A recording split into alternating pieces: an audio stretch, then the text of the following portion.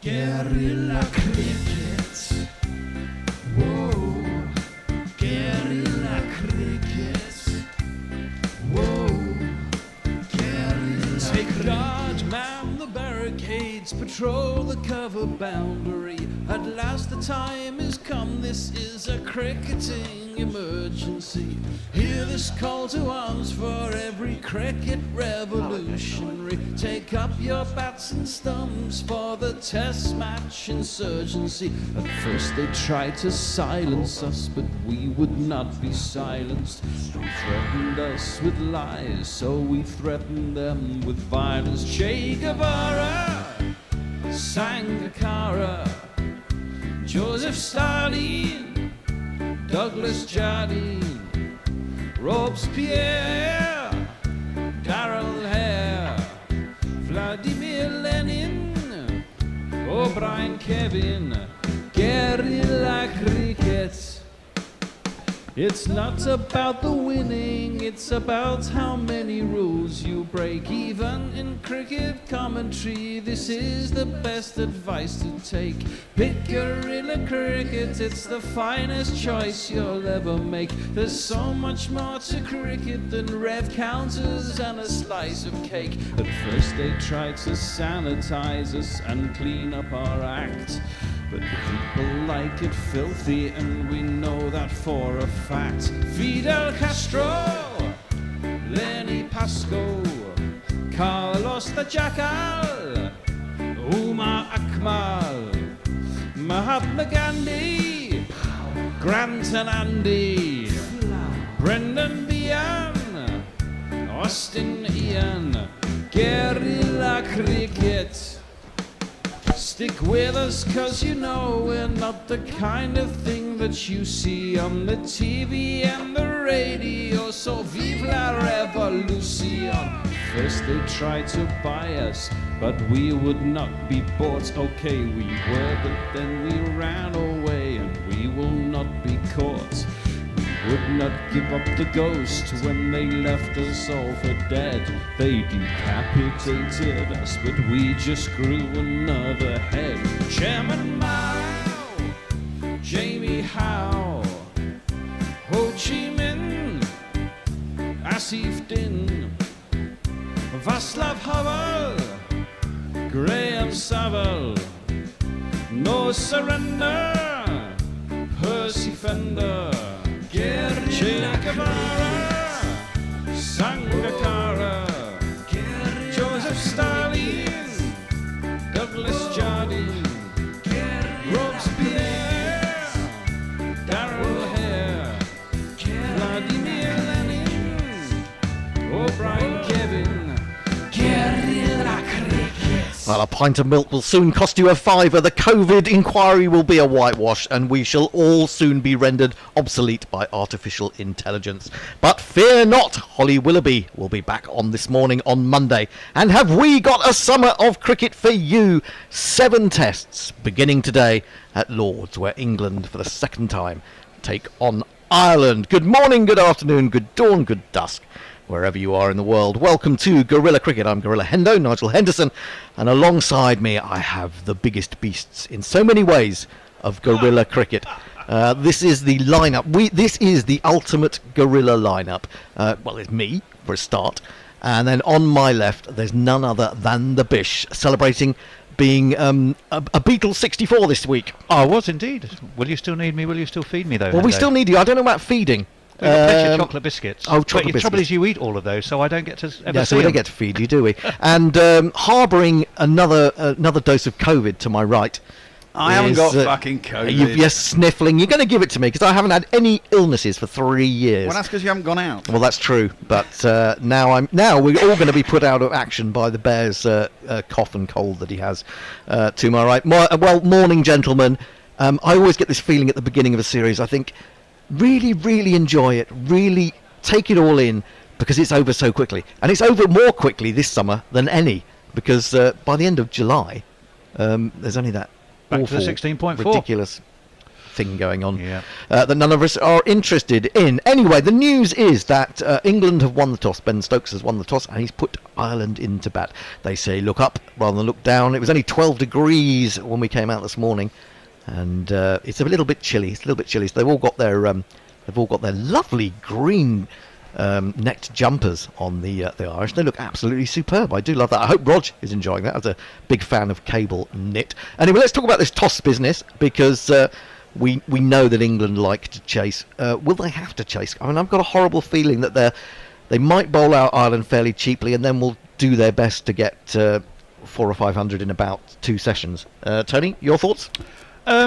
I'm not surprised. We were saying earlier when we were chatting about it, weren't we? I was saying if England win the toss, I'm sure they will bowl. I had a feeling Ireland might have selected to bat, only because I think their batting is their forte. Interestingly, Ben Stokes, out of now 7 opportunities, has chosen to field 4 times from his 7 toss wins. Compare that to any captain of fairly recent past, like Ricky Ponting as a percentage. I mean, Ricky Ponting, I think, about 11% of all these tests as captain he ever did that. I mean, he only did it 3 times, won 2 and lost 1 of them in his entire captaincy career. Ben Stokes has already done it about 60% of his time. Do you think if this was the Ashes already, do you think that he would have put Australia in here? Yes. Yeah, I do. I think he'd have looked up and done it. You see, it was traditionally, it was thought as if you, I mean, when he came in and we'd lost 17 out of 18 or 17 on the trot or something, traditionally it was seen as quite defensive to bowl first because you were in the game, right?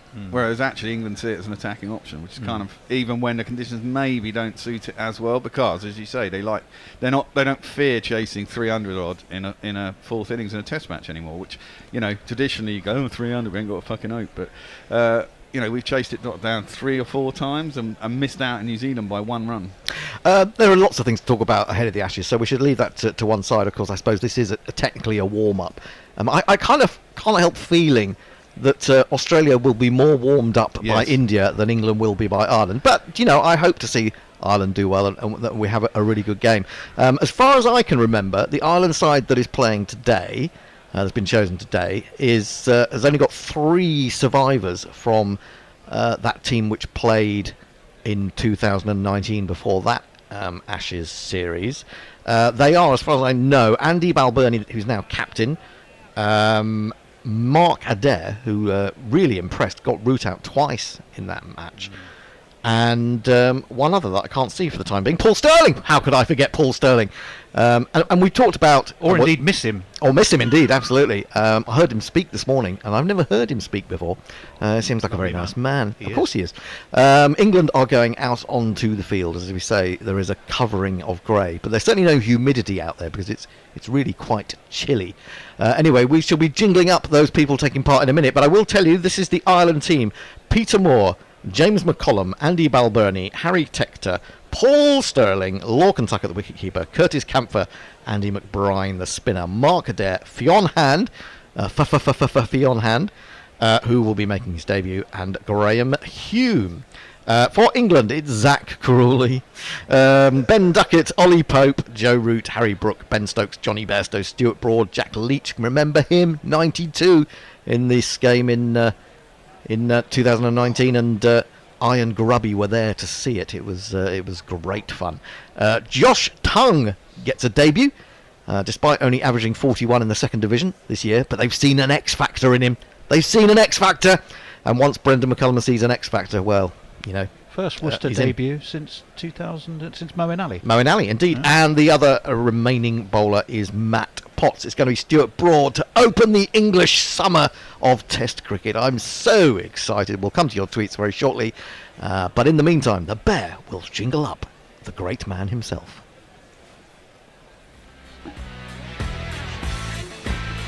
Sweep the leg, Broady. Got the best headband around.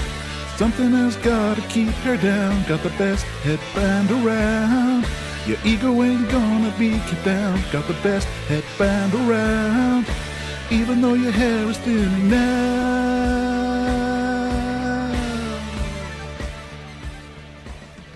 Opening up is Peter.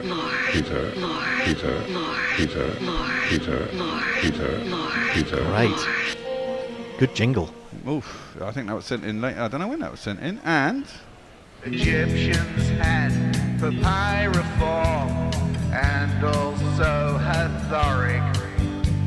The Greeks Corinthian, Ionic and Doric.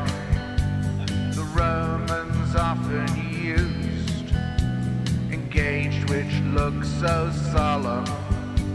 The Irish like to build with a green painted McCollum. It is indeed James McCollum facing the first ball of the English summer, and he gets into line as Broad propels from the pavilion end and defends a straight ball into the mid-wicket area. Not only have the Irish got those beautiful, wonderful cable knit sweaters on, England are adorned in such attire as well, because as you said, it's a bit cold. Now, they were promising me, Elizabeth Rossini on the London weather was promising me great weather for this test. 23 degrees. 23 degrees. Well, it's nowhere near that at the moment. I think the cloud's going to clear in the It's going afternoon. to be burnt off. It's going to burn off.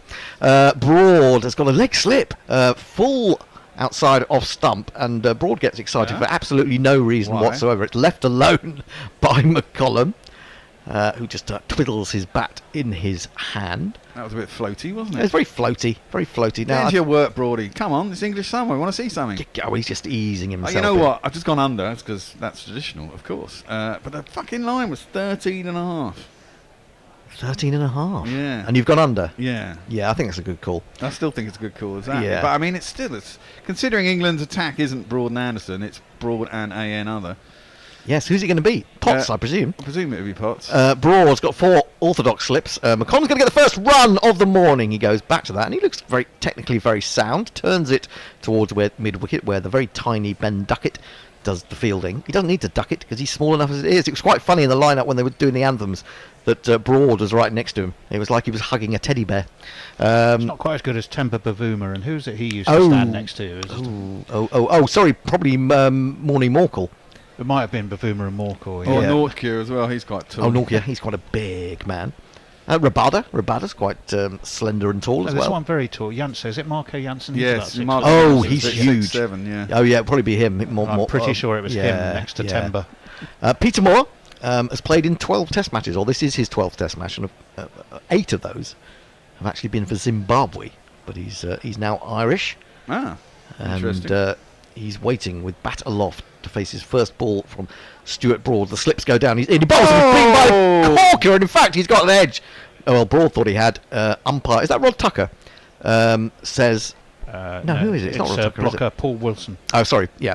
Not Gary. Not given. And Moore escapes. And, of course, the ball was taken by Johnny Bairstow, who's been added back to this England lineup. Poor old Ben Folkes. It is it's a harsh call, but probably with your batting resources in an English side, I don't think he hit that. I think it may have got his flap of his trousers. I'd like to see the old Ultra Snicker. Edge on that one. Yeah, absolutely. It was a corking delivery that was going up the hill. I have to think to myself, it's coming in from the pavilion end. He's in, bowls, and this one swings away. Bairstow tumbles to his right in front of first slip to take, and there is no run. Ireland won without loss. I'm using Tony's notes because I haven't had time. You printed them out as well. I printed them out. The whole point is they're supposed to be a digital age now, Hendo. Yeah, but this is what I've explained, that when you try to look at them on your phone, one, I can't see them if I use the same glasses that I'm watching the TV on, as someone rings the bell downstairs. There's somebody at the door, as we used to say in the old sofa days. Left alone, too wide of the off stump this time by Broad. He's not going up the hill, he's going down the hill, isn't it, if it's coming into you, if you're bowling from the pavilion end. That is the end of the over, and I'm just chomping at the bit to find out who's going to be the first tweeter of the summer. Well, I've started on YouTube, actually. A few hellos. Alan Turfmore, happy man, back in the Premier League for his Burnley boys. Hello to you. Dom Diego de Silly Pants is welcoming us back. Anthony Bush, great to see you guys again. Ian H, here we go. Yes, we do. So let me leap over onto our Twitter feed as well. A lot of people liking the fact, saying we're back. We're back. Kiwi, Warren says good morning all. Hello. Great to see you. Messy Jez, we're back. Yes, we are. Mark Kerwin, banging, he says. I don't know if that's what he's doing or he's just referring generally to the fact that Good luck to him, we yes. have returned. Matthew Cullen, have missed your dulcet tones these last few months. We've missed you too, Matthew. OMG says just ideal. I've serious abandonment issues after these gorilla-free months. I'm counting down the seconds. First ball of the morning for Matthew Potts. We'll jingle him up in a minute. Bowls to McCollum. He clips this one. Oh, he wants a single, and he almost sells Peter Moore short there. Moore had started to go for the run, and then McCollum has decided no, and he had to put on the brakes. This is the bowler. I've heard from Potts that the kettles are filthy black. You know he might do. Let's bring him into the attack. Now, as we're looking, the pitch, if you're looking at the pavilion, it's off centre. It's to the right, slightly. As Potts is in, bowls, and McCullum waits for this one and plays it very nicely towards square leg, where Josh Tongue, the first cap for him today, gets his first touch of a Test match ball and does the fielding. 2 for no wicket. McCollum 2 more yet to score. What I was going to go on to say about the notes is not only is it I struggle to see it on a phone or an iPad, but also with that sort of I don't know what it is, a battery saving operation. It turns itself off every couple of minutes, and you're just about to go and say some incredible fact, and you realise it's gone. And so that's why I have to have them in paper form. I have a similar problem with my memory. Oh, well, yeah. I'm we about know to that. say We something, know and then that. I go, what was I about to say? That's all right. I have that, and I'm a good deal younger than you. But do not talk about being old, because David Brooke gets very annoyed about our ageism. Yeah. Lord. Potts is in to Moore. Moore, oh, he plays that with beautiful wrists, and he's flicked it past Tongue on this occasion, all the way out to the boundary in front of the grandstand. It's the first 4 of the summer. It's Nissan She. It's Nissan She. And I've been thwarted. I've been trying to get to see some live cricket. I haven't seen any live cricket for nearly 4 years now because of COVID.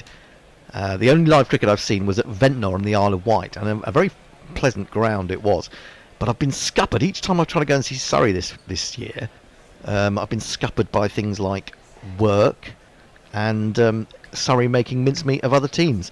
Potts again into Moore. The slips go down and he drives. He plays that very pleasantly indeed. He just opened the face and guided it away. It's not going to go all the way. Stokes with his dodgy knee is going to chase after it, and they decide not to go for a third, even though the ball was in the air for some time. Probably could have got there. But Moore moves to 6 and Ireland moved to 8 for no wicket. Now I should ask the Bear, the GPL, is it open? It is indeed. And how much is it worth? Oh, it's quite a lot, actually. Ooh. I was Do checking tell. it the other day. I think it's about 135 quid. £135. Why wouldn't you take part? Because you can put down £1 and win £135. And in fact, if more people take part, of course, that 3 people are already in. 3 people already in. Oh, Oscar Mack, Alan Reynolds, and Oscar Mack. brilliant. This one just squares more up a little bit from Potts. It looks nicely paced, this wicket, for batting, I have to say. Defended, although sometimes we see that the ball doesn't start to move until a little bit of the shine has come off. But, we won't see Ben Stokes with ball in hand, I don't think, today. Brendan McCullum has said he will bowl at some point in the summer, but we wait to see when that will be. Maybe when they need him most in an Ashes test. In comes Potts again, bowls, better ball outside the line of off stump, kept a little bit low, but he played it well enough. That is the end of the second over. Cost Potts 7 runs. Ireland are 8 for none. Tony. Yes, Matthew Cullen, good morning, Gorillas. It's so good to be back. It is Matthew. Mog.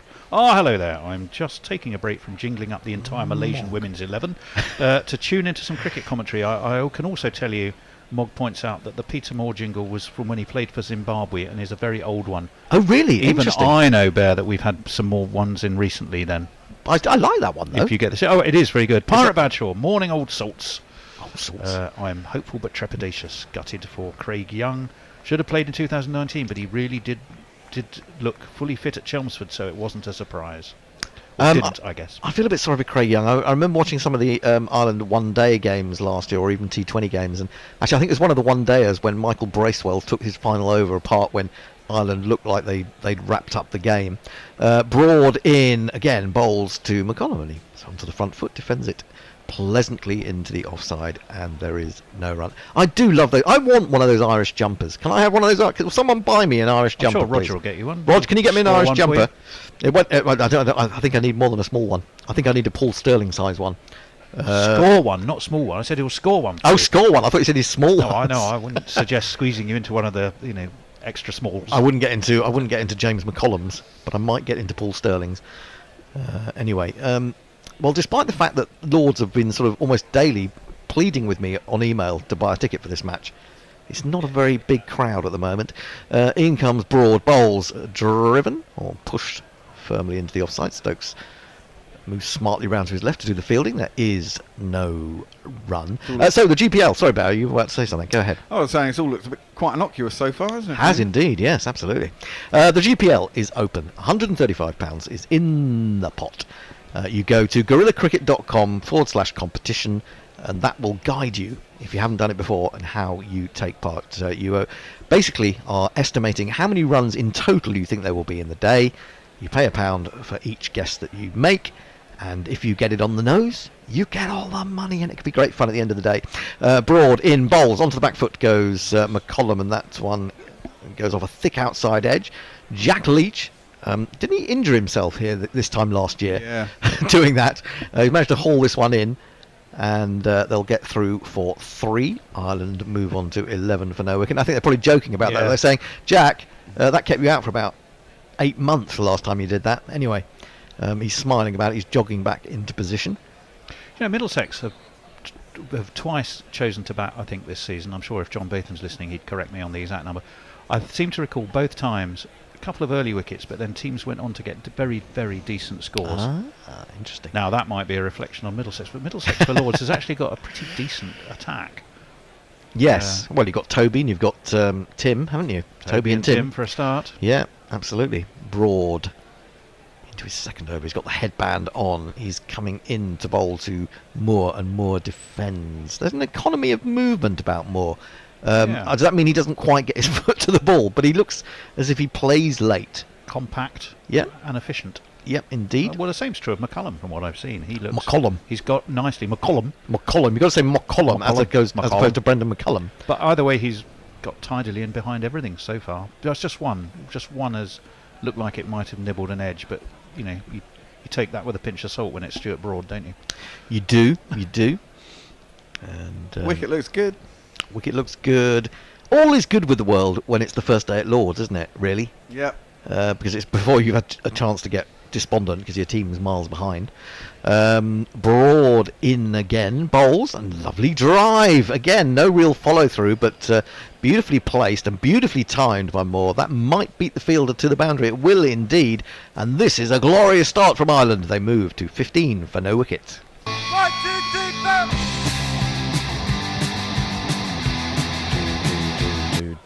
Now, Moore didn't score many runs in those tests that he's played so far.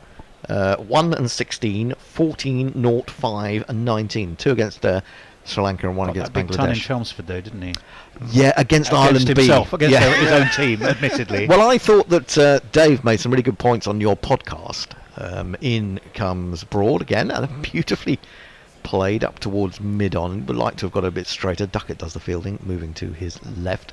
We'll come back to the point in a minute, but let's get through some more tweets. Absolutely. Martin White is doffing his cap in the shape of Cumberbatch. Oh, yes. He's doing it, but he's saying, "Hi, Spangley, hi. Thank goodness you're back. We can now say it's summer." That's very kind. Leah, hello, Leah. Damn, I've had a couple of horrible months, slowly getting back on the horse, and delighted to have you back with some real cricket. We're delighted to be here. Does Gorilla Hendo need one of Messi Jez's bionic eyes? Certainly do. Just ideal. Is this the most Irish-friendly English bowling attack? Soft launch? Question Soft mark. launch. I like that Soft idea. launch. Yes. The jumpers are not available for sale, says Pirate Badshaw. Oh, Cricket. that's- Sadly, Oh. though the jersey is from Macron's website, not the Not French the French president. president. No. There you go. Hang on, surely they're missing out on an opportunity there for merchandise. In comes Potts to start a new over. He's bowling to McCollum.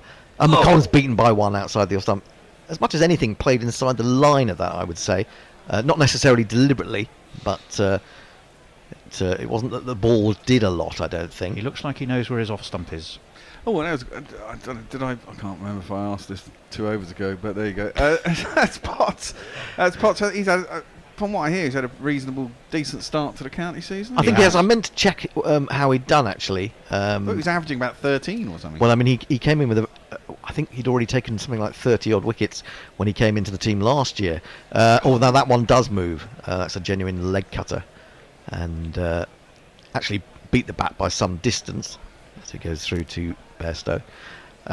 Yeah, I mean, I was kind of thinking that Matt Potts, despite impressing whenever he's played for England pretty much, might actually struggle this summer to get a game. But there is this one.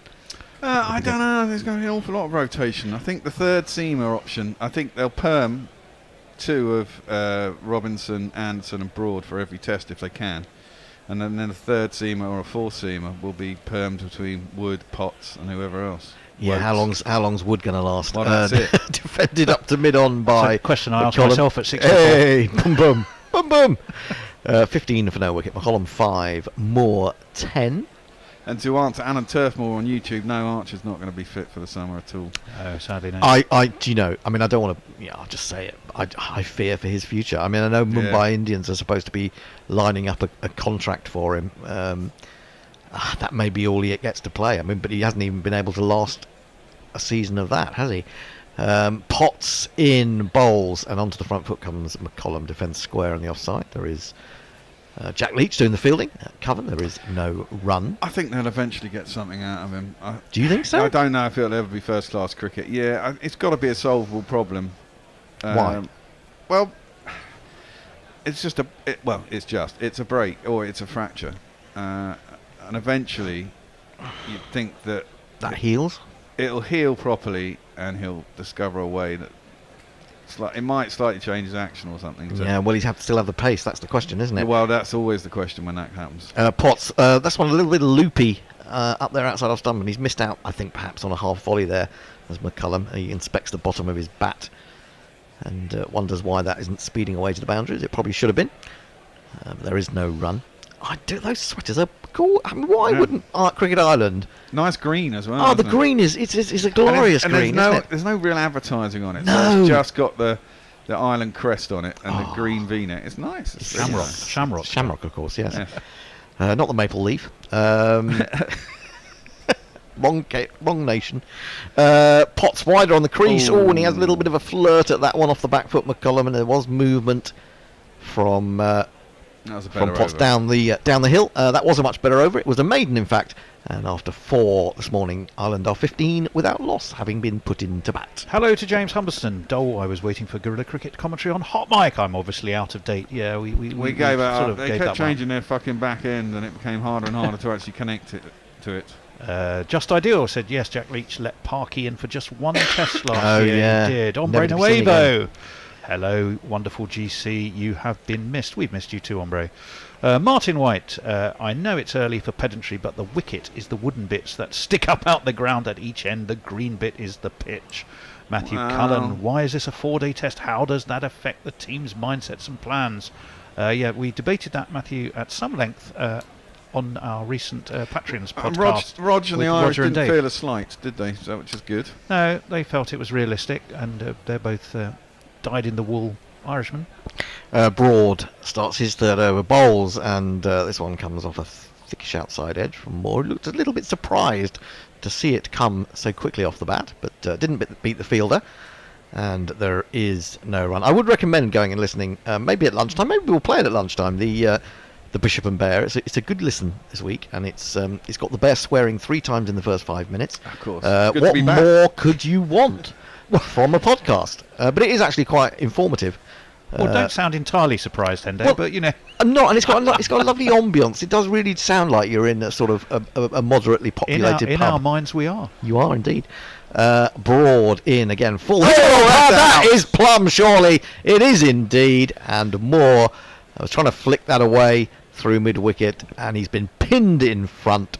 and Ireland are 15 for 1. There is no point, I can tell you now, In reviewing that. And he's just been told that by his partner. Off he goes. I won't look back, 'cause by the time that I do, you'll be gone. And there you go. See, I missed out. 13.5 was tight by the bookies. 15. Oh yes, you weren't far away. I mean, yes, you can see there he plants his foot a bit too early, doesn't he? More, and he can't really move it, and he plays across that, trying to flick it away. And did it just come back just a slight fraction towards him? I'd like to see a replay, or did it just kind of go on and across him? But when I saw that angle, which is kind of over Broad's right shoulder, it just looked like it might have nipped back a wee bit. Well, it would have been nipping back with the again. slope, wouldn't it? Maybe that's what fooled him. The slope, as they talk, the 1.3 Tim Merters. 1.3 Tim Merters. How many Toby Roland Jones? I haven't measured it in Roland Jones's. How many Mark Janssens? Oh, well, probably not many. Who's in next then? Well, it will be none other than the Irish captain, I presume. Balbirnie, wasn't it? Indeed. Yeah, that's right. That's who I was missing in the top order. There we go. Here comes Andrew Balbirnie. He's a total hero. Here comes Andrew Balbirnie. He's the sweetest bat I know. Can you tell me the rest of the batting order? Who comes in after this?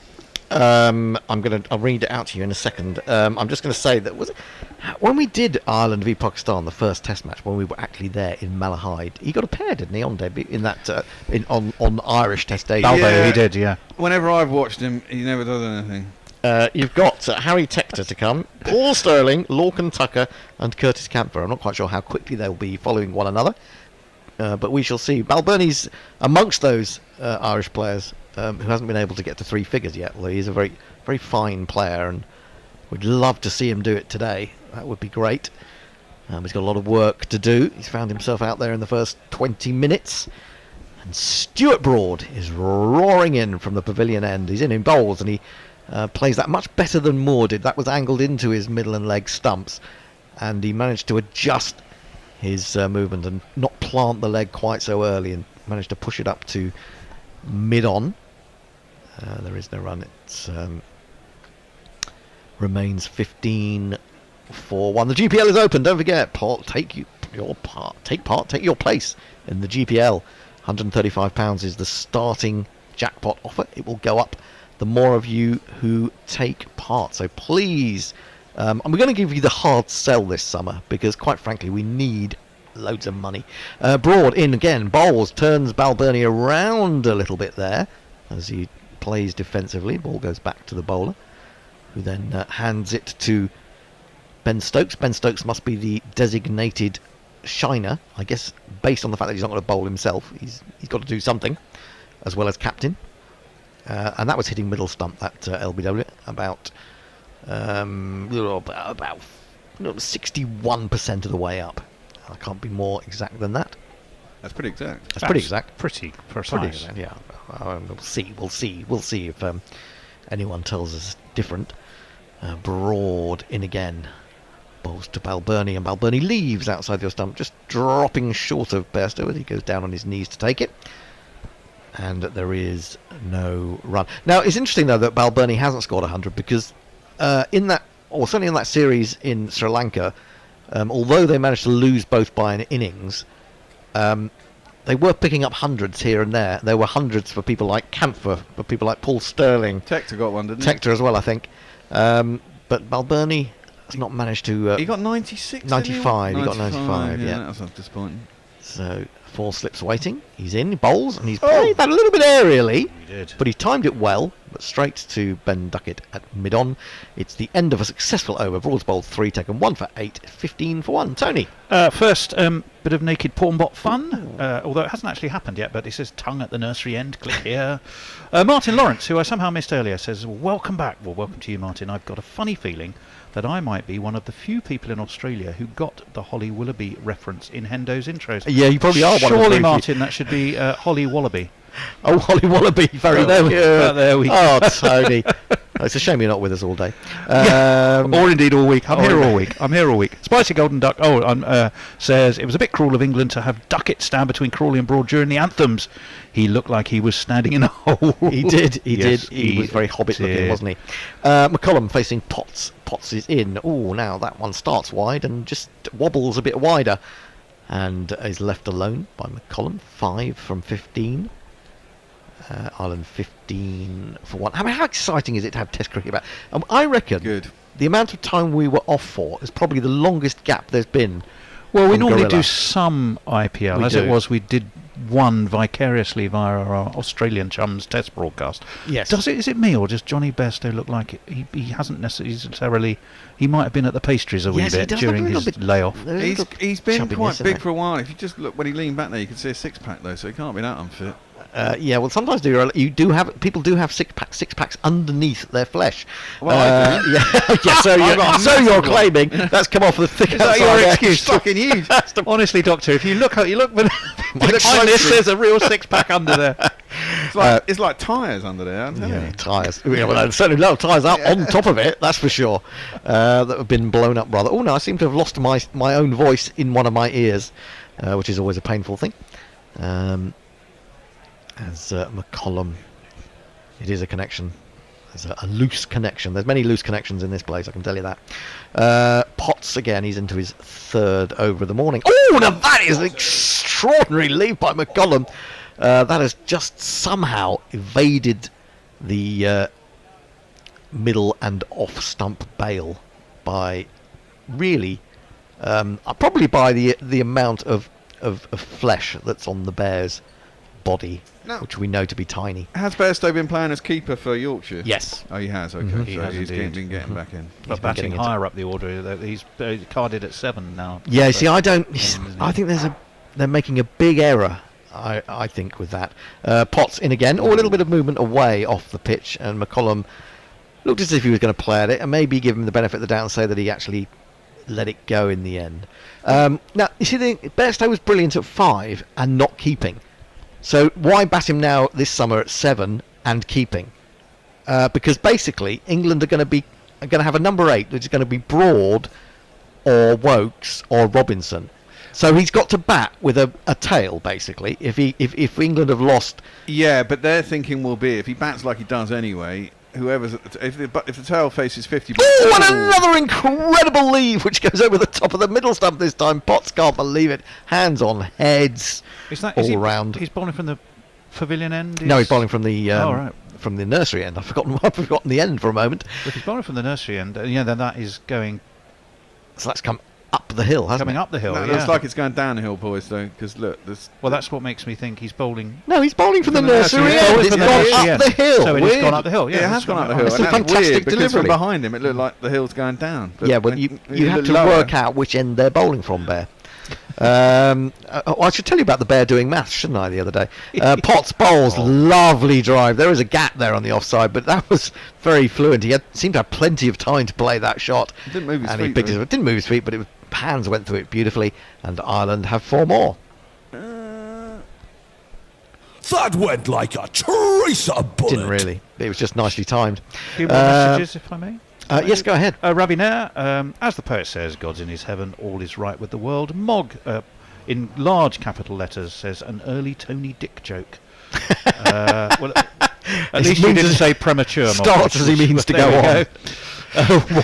Warren says, I'll volunteer to help dig him up for Gorilla Hendo, the Irish Olympian who forced to compete in Britain, who smuggled in an Irish flag. And there is a picture of him from Warren.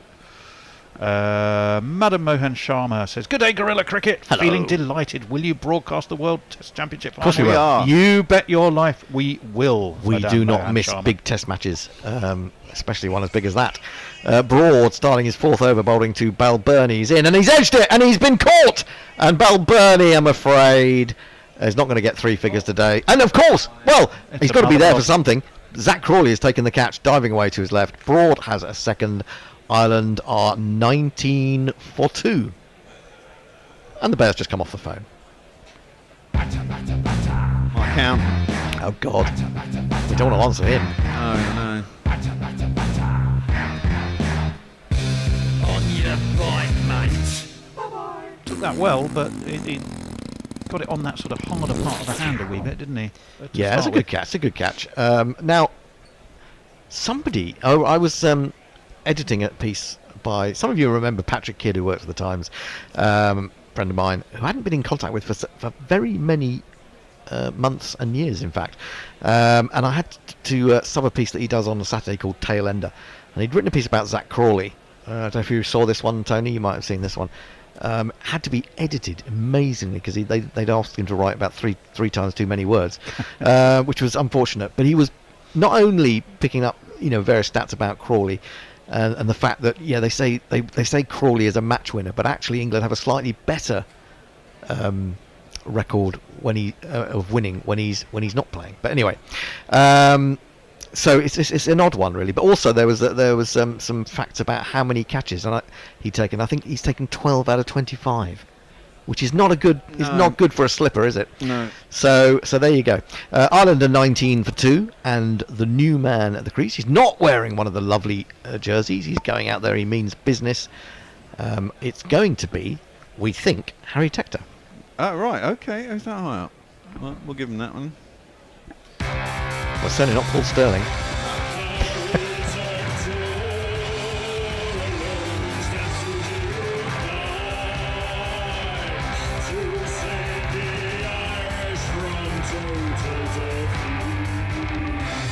And he's so confident, he's not worried about wearing number 13 on his back.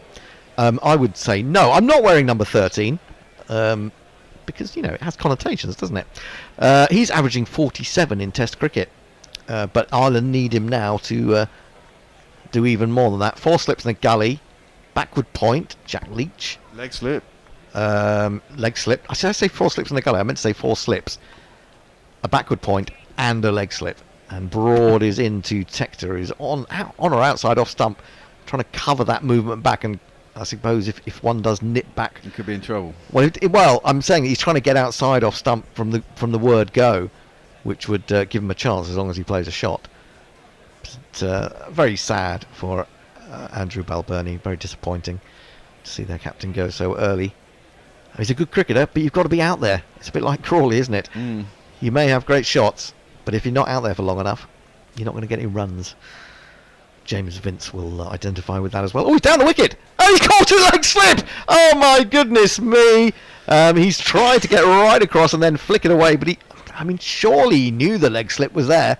But the catch has been taken. Broad already has 3. Oh, dear. And Ireland are 19 for 3. It's on a hat-trick, isn't he, Broady? Oh, he is? No. No, it's McCullum, wasn't it? Yeah. That'll bring his average down. Well, he was trying to do a bit of Stokey Cullen ball there by coming down the wicket and getting outside off stump, and then he flicked it.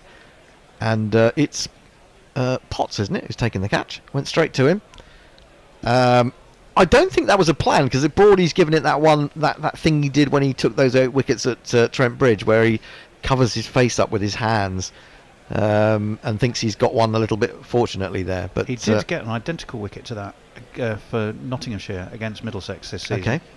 Leg side strangle. I think it might have been Eskenazi from memory, and it was almost identical to that. It's Andy Ward.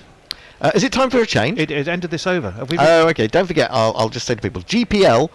And if you want to become a Patreon, go to patreon.com/Guerrilla Cricket. We really need your support. We have lost over the years a few patrons. Maybe they've died or something like that. But we do need some sort of We need some support. We need re-bigging up, don't we, really? Exactly, especially as the dollar is losing strength against the pound. There you go. All the more reason to go to patreon.com/Guerrilla Cricket. And of course, remember, I was going to tell you about this. I pointed out to the Bear the other day that this is the 10th summer of Guerrilla Cricket broadcasting, and he went, nah, it's 9th. Well, it's not. It's the 10th, including 2014. I did say we're starting our 10th year, but it's actually our 9th summer. No, it's our 10th summer. Well, because 2014, it's 2023. It's the start of our 10th summer, but it's the 9th series in the summer. Pirate Badshaw, that wouldn't have been given in Essex, by the way, is what he says Maybe. there. The Bear fiddling with hot mics back. Click here. Okay, we'll do that.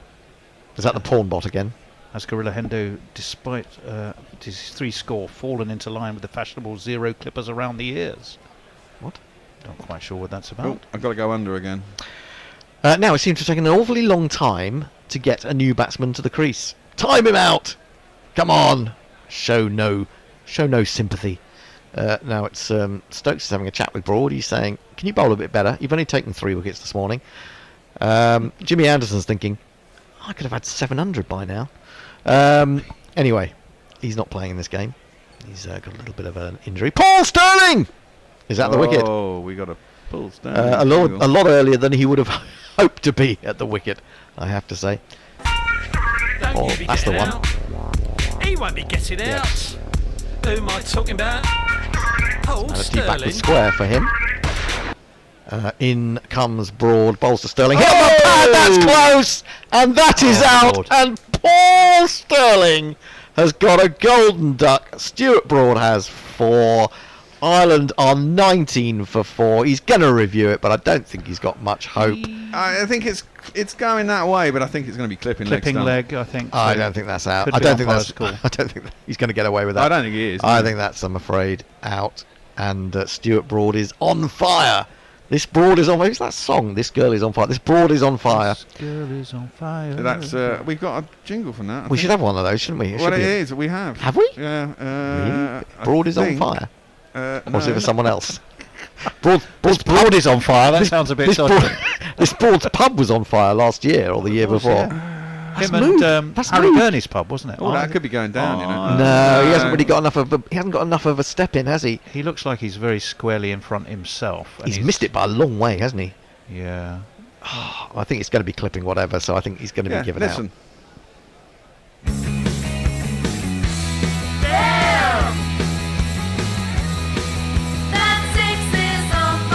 It's not the same song. It's not the same No, song, you're is it? thinking of a different song. It's a different song.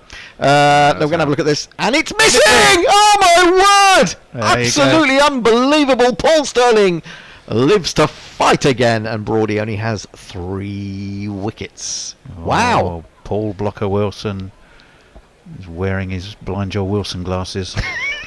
Well, it looked out. It looked out. It looked out. We can go one back. So it's not all disastrous for Ireland. It's only 19 for 3. Sky haven't updated that yet. There are sort of all sorts of weird things going on with the Sky computer. It's malfunctioning. It was expecting Paul Sterling to be on his way back to the pavilion. Get your front foot forward, Sterlo. Come on.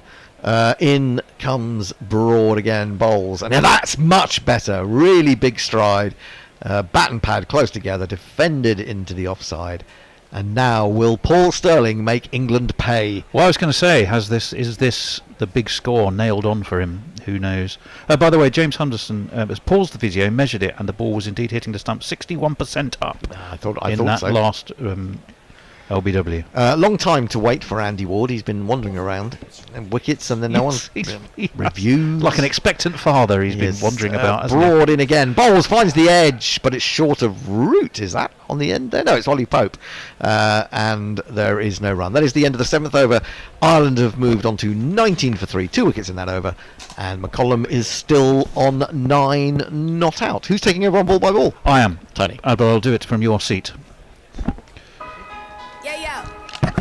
Yep. You owe us all right.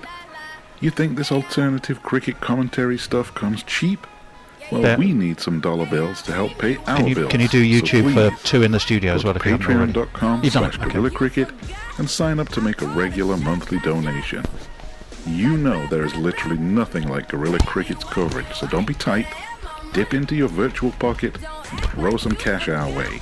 See, Rihanna knows. Patreon.com/Gorilla Cricket. Well, my goodness, it's all been happening here. England won the toss. They put Ireland in. And Ireland are 19 for 3. It could have been 4. We were all convinced that Paul Sterling had been trapped LBW that would have put Broad on hat-trick, but he wasn't. I'll tell you one thing that factored into that. Paul Sterling missed that by an absolute mile, which possibly shows that it did move more than we thought. Certainly moved more than he thought. Yep, indeed. Well, it's going to be Harry Potts. Anyway, in he Harry comes. Potter. Harry Potter. It's Harry Potter. I nearly called him Harry Potter. Anyway, it's defended into the offside by McCullum. There is no run. The first messy chortle of the summer was emanating Hello. from the Perth weather cave. How are you, Messrs? I'm cold but well. Cold It but is- well. I'm it is delighted to hear that. officially the first day of winter in Perth. Ah, well, And you might want to ask Andy if he can put me on the screen for YouTube. I think you are. you are. We can see you. Oh, I know Only the not on bear. the Click second on. one. Yeah, Yeah, you I need know to it, click. I Yeah, know you know it, what yeah. you're doing. Yeah. Potts in again, left outside of his off stump. Perhaps a little bit of a hint of a dabble from McCullum, who does look splendid in that. I Irish like knitwear. those jerseys, yeah. The only thing I would say is they're maybe a bit too cream, but I do like the big red green V, the big red green V. I like the cream. It's a bit too cream for me. Too much cream for this time of the morning. Too much cream. Messrs, I can tell you, by the way, James Moosh 14 minutes ago, and I hadn't got to much YouTube since the first over. I'm sorry to tell you, Potts in. Moves Yep, away. got it. Johnny Bairstow skips in front of first slip, which will tell you that McCullum was happy to leave it and wasn't going to trouble the stumps on that occasion. Well, Potts. I did have a bit of a delayed entry here, and I was kind of glad of it because if I'd come in the over before, I would have ridiculed the leg slip, and then he immediately took a catch. I don't know if that was maybe a plan for Tector. Well, I think possibly for Tector, but also, as I say, Broad had consistently used one against Middlesex when bowling for Nottinghamshire, which makes me think it's a plan for the Ashes that he's continuing for to Lords, test, maybe. and certainly for Lords. This one's left again outside of the off stump by McCullum, and there is no run. But yeah, probably trying to be neutral, but good job Sterling wasn't out really. I mean, it's been difficult enough for Ireland from here, but if they lost another frontline batsman, in the first 8 overs, it's it would have really been- hard to see them making a game It of would it. have been very tough indeed. He's been on fire for Durham, played 30 wickets at 21. As Matthew Potts, that one had to be defended on his off stump by McCullum in bat, possibly a little bit away from his pad, but he laid something on it. It's the end of the over, and we will hand over to first time this summer. I'm very excited to see you, and I'm loving that top. Andy, it's over to you. Oh no, it's not over to you. I beg your pardon. No, It's Messrs, exactly, isn't it? yeah. I was so taken by your shirt that I forgot it was Messrs. I thought Draws you the liked my eye, doesn't jumper. it? Oh, you're I'm looking excited fine as to well. be back, I've got to say, Tony. I would say, of course, that if Ireland can make 85, they're in a winning position historically for this contest.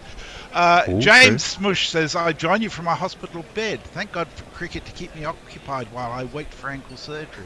I hope that goes well, James. Oh, take me back to just my ideal. hospital radio days. Ivan Brackenbury. Broad. Worked off his legs by Sterling. He'll be off and running. He's turned that away around the corner. That'll be off down the hill, and it'll be off down the hill for one of these. Now my innings going, great guns, I hit the ball, 4 runs, I hit the ball and it went for 4 runs. Yeah, that's the risk and reward of the leg stump. If the leg slip, rather, if you go a bit too far looking for it, it's easy pickings. It is indeed. He hot-footed it, of course, did Paul Sterling, from playing for the Birmingham Bears, missed the first day at Chelmsford, and then went down there and made himself a ton. Well, that So he comes in with a bit of neck, doesn't he? sounded like a bit of a classic village, somehow first-class match. Yeah, it was an interesting mix of not necessarily On-field first-team neck. choices. Were played off his legs again, past the square leg umpire. Will probably will he come back for 2? No, he'll just settle for a single. So Sterling moves on to 5. He could have been a first baller, but it wasn't. It was reviewed and ultimately was proven to be missing by quite a bit, which was, relatively quite a bit, Andy. So No, it was. I thought it was only missed by a fraction, didn't it? Well, like I said, we were all utterly sure, so the amount it missed by was a surprisingly bigger amount than we thought it would be. Let's put it And that more way than then. your expectation. Yes, that's probably the best way of saying it. 24 for 3.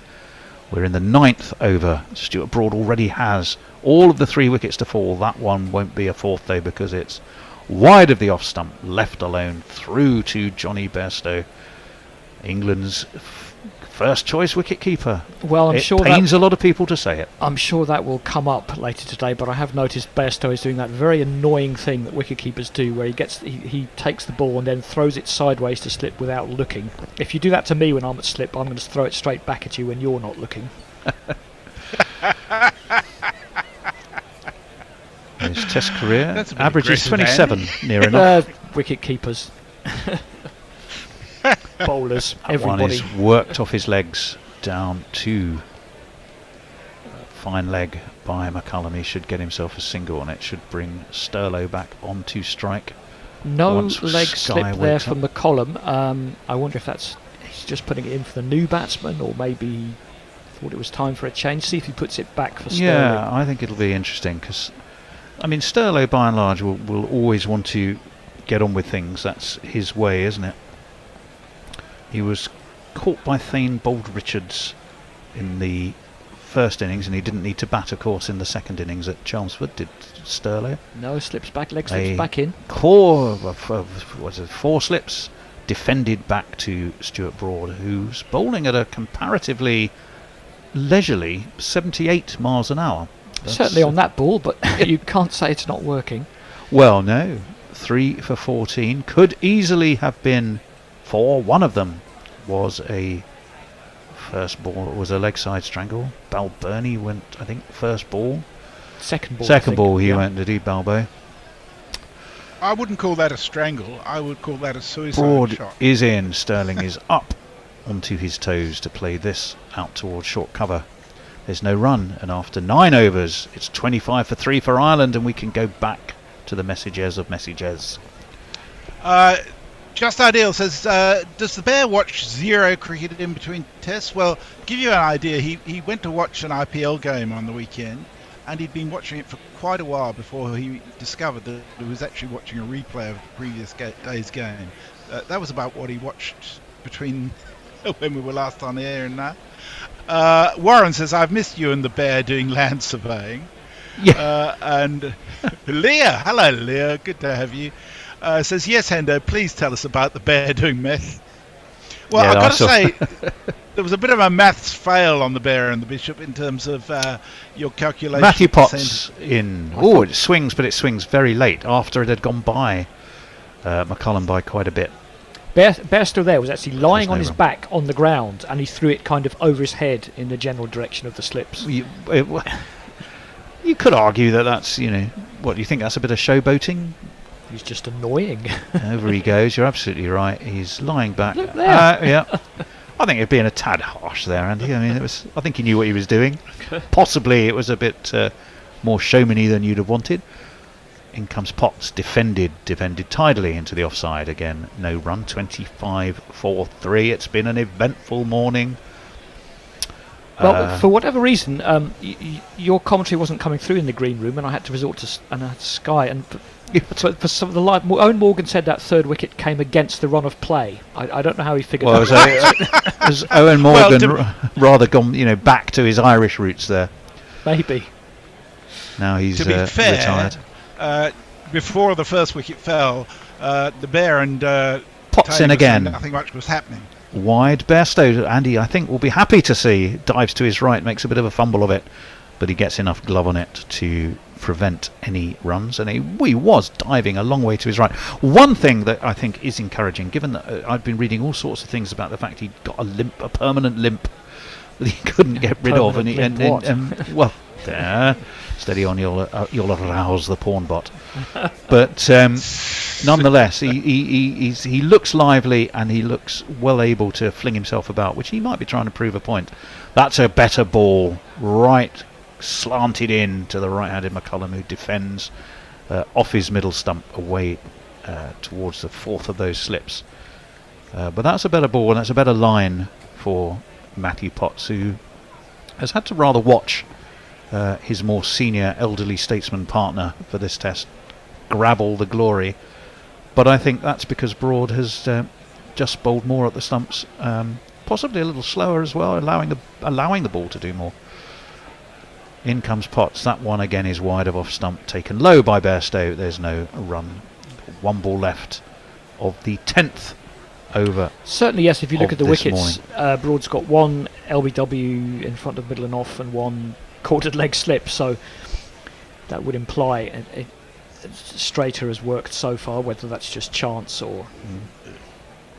I mean, the other thing was we look at McCullum, Andy, is he made 100. Yes, he did. Made 100 not out in that weird second innings where I think Essex, aka Essex plus mainly Ireland bowlers. Yeah.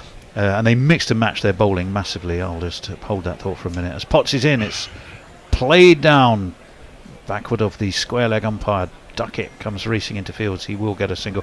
He got 100 not out, but he knocked it off in only 134 balls. Yeah, so they were clearly. How much credence can you really give to that game? Probably not a huge amount. 26 for 3, 10 overs complete. Back to Messers. Pirate Badshaw is blaming us. He says, "You lads are really bad luck for Balburney." What is that? What is that? Now the third Test duck for him that you've broadcast. So hang on. It's not Sky then. It's us, is it? That's a little bit. We harsh. only do them against England, and maybe England are a bit too good for him. Well, no, we did them against Pakistan. Don't forget. Well, they're too good for him as well. Well. Yeah. The light roller says, "Hello, Possums. Real cricket. Hooray. Wonderful to hear the dulcet tones again." Oh, Sky is showing us the England opening bowlers. Good work, Sky. Bowlers. The opening. Oh, Lord. How? Here, big moment. Right. Big moment. Where's the pawn bot? Because where's the jingle, more like? The tongue is out. Josh he was Tongue. picked a few days ago, so we should have a jingle in here. We do. We absolutely do. But where, oh where is it? I know because with the bear. I know because I listened to it in bed. If I'm right, it was one. There we are. I'll have to do it after Sky Caption Rider wasn't there because he's had a golfing In accident. he comes. Oh, and he nearly tickles, gets a fish of McCullum as he has a little dabble outside of off stump. New player, new jingle. Run. Do you know that Josh Tongue is only the third ever Josh Tongue. Wow. Let's get together and lick 'em right.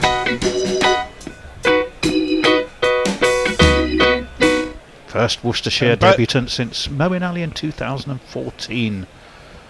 And both the other Joshes are still playing Test cricket as well, if you can think of who those other two are. That one again, good, accurate. And there's that extra bounce, and that's the extra bounce that I think got Brendan McCullum quite excited, who says he's definitely got something about. He's a big, strong lad and a rough diamond. Josh Hazelwood and Josh Inglis? Well, there's two, yeah. Josh Inglis hasn't played a Test. Oh, okay. He was in the squad, yeah. Yeah, there's a West Indian. No, I don't know that one. West Indian, Josh. Ooh, I can't think. Joshua De Silva. Oh, De Silva, of course. Of course. Tongue in and really forces McCullum to hurry up. Noticeably sharper than I think either Broad or You mean Potts he's bowling have been. more than 78 miles an hour? That was only 81, but that shows that Stuart Broad has been letting the conditions do the work, shall we say. Smart move. Yeah, very much so. He's got nice action too. A little bit square on perhaps, but that could potentially help the ball to move either way for Josh Tongue. Didn't you... we'll come on to after this ball. And she's going to be bowling to McCullum. He's got 3 slips. Again, that's speared in at off stump, and he's got the leg slip there. No run, so that's 4 probing, accurate deliveries from Josh Tongue. So good, confident start from him. Didn't you say you thought Sam Cooke would be a more sensible choice? And I've heard people who agree. I did say that, but the proof will be in the pudding. Yeah, say. To a degree. I mean, no, they don't. They say the proof of the pudding is in the eating, Tony. Well, people do say that, but it's wrong. Sorry. Okay, left alone outside of off stump. Fumbled by Bairstow. Bairstow fumble watch for all you Surrey stroke Ben Folkes fans.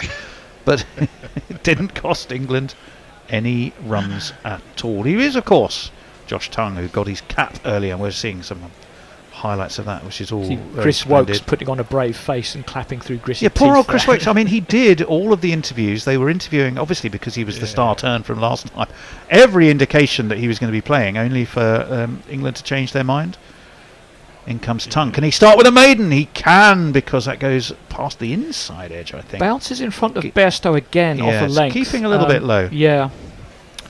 But it means it's a maiden to start youngish, 25 years old Redditch. And he is from played for England under-19s, did very well for the England Lions in Sri Lanka, but it means it's the end of the over and we can go back to Messers, and it's a maiden for Josh Tongue to start with.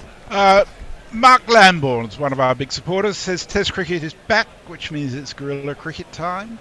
Warren says, loving the Paul Sterling remix, Mog, to which Mog says, I can't claim credit for that one. So I think that was meant with Ben. Colin Soda says, I hope Sky have got a load of repeat games ready for this finishing after day 2. Don't be so pessimistic. Alex Green says, good morning, you beautiful lot. Thank you. Ooh, Alex, this is good interesting. morning to you too. Well, Hornbelt says there's no such thing as too much cream, Andy. Of course. Anyway, got a change here. We have a very interesting change of bowling. He took some wickets for Somerset earlier on at Lords this season, although helped by some mediocre batting, I've got to point out. But it's going to be this man. Coming up, here's a face that I know. It's Jack Leach. Now coming up is Jack Leach. On Jack Leach. I think that's kind of appropriate. He's kind of a Chris Rea of a bowler. He's just sort of there. Well, he's taken quite a few wickets in the championship. Talk about damn with faint praise. That's what I was intended. But none of them particularly cheaply. But I suppose you'd sort of expect that. Nice call, Andy. Well, for all your... I read you on WhatsApp, Tony, and I think Middlesex are losing every single game under the sun. They're not doing that badly. Well, no, in the county championship, they've got a couple of wins. Swept! First ball by Sterlo, who says, if you're going to toss it up there for me, I'm going to swing you away back at a square for one of these. Oh, that was a bad ball. It was a shocker. There's not one boy for me, I must have 2 or 3, I need 4. Oh, he's just got a finger on that backward square. Did he? Well, I think so. It certainly flew past him, but I'd like... He might have done a bit better. That's a with good that. spot, Andy, because I must admit I didn't see that. 5 fours so far. No 6s as yet, of course, as this one is a full toss and guided really by Sterling out towards mid-wicket. Matthew Pottsfields, and they should have taken a single, I would imagine. They did. Yes. But when I was looking at those tables, I then couldn't really glean any more information because I was laughing so hard at Yorkshire being bottom of Division 2. Yeah, that's... Let's have a look for Jack Leach. We've got a ring of 3 on the offside, backward point cover. I'll be straight with you. I didn't even realise they were in Division 2. I know your attentions tend to be on the shorter format. No, it's Andy. not on anything really. Slip and a leg slip for Leach, defended with a big high elbow away to that man at cover by McCullum, and there is no run. 11 off 41 for him. He's been as careful and as watchful as he can be. The edge has been beaten a couple of times, but he's still there.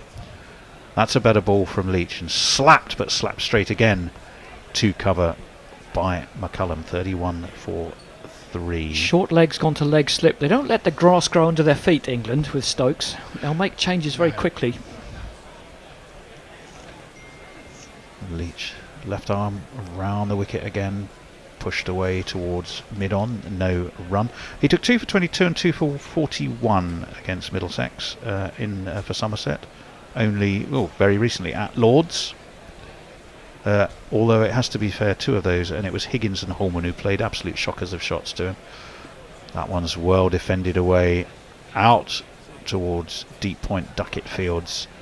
They'll take a single, it would have bring Sterling back, but it's the end of the over, so it's 32 for 3. 12 overs are gone, and back to Messers. Okay, Leah says, stop complaining, Messers. Your first day of winter is about as cold or warm as our first day of summer here in Hanover. Warren says, messy, oi. I think it might be a different message. Mog says, having recently been in hospital, I sympathise with all ward-bound listeners. He says, warm-bound listeners obviously isn't Andy. Yeah, I've never heard that one before. No. Pornbot says, aggressive slippering by Get It Quietly. Click here. Kiwi Callie says, a quick wave hello and good night from New Zealand. Hello, Kiwi Callie. Hello, Kiwi Callie. What a joy. Josh Tongue's going to continue. The man who got Steve Smith out this summer, and he nearly gets through between bat and pad of McCullum, who just prodded the bat down in time. Wasn't, though, Andy, the most convincing of defences, was it? No, it's a bit of a late prod on that one. 32 for 3. This has been a splendid start by Josh Tongue, who's decided that relentless accuracy is the name of the game, although he's got a couple to bounce reasonably well. There is some uneven bounce. He's also had a couple go through a bounce in front of Bairstow on a length. In he comes to McCullum. That one goes the other way, so he's speared one in, and that one moves away from McCullum's right hand. Again, not taken too cleanly. I've got it there because I took it with me because it was easier. Do you need it? I can't remember who's on next. We're having a change at the end of this over, are we? Then I think I'm socialising. All right, well, I'll just give you this. Well, you could just swap over to the shirt. I'll do that. That's going to be the easy way. Let's do it that way.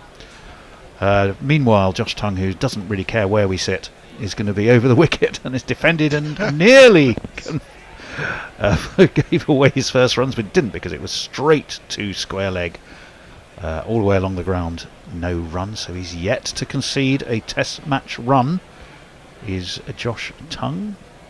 James McCullum, he's played 5 out of 6 of Ireland's tests. Averages 15 in his 5 tests so far. Against Sri Lanka in Gaul. So I'll just wait and let you know. This one is driven to backward point and uppish, but on the bounce. So it still means it was fielded by Jack Leach. And he's still yet to concede a run. I was telling you about McCullum, I beg his pardon.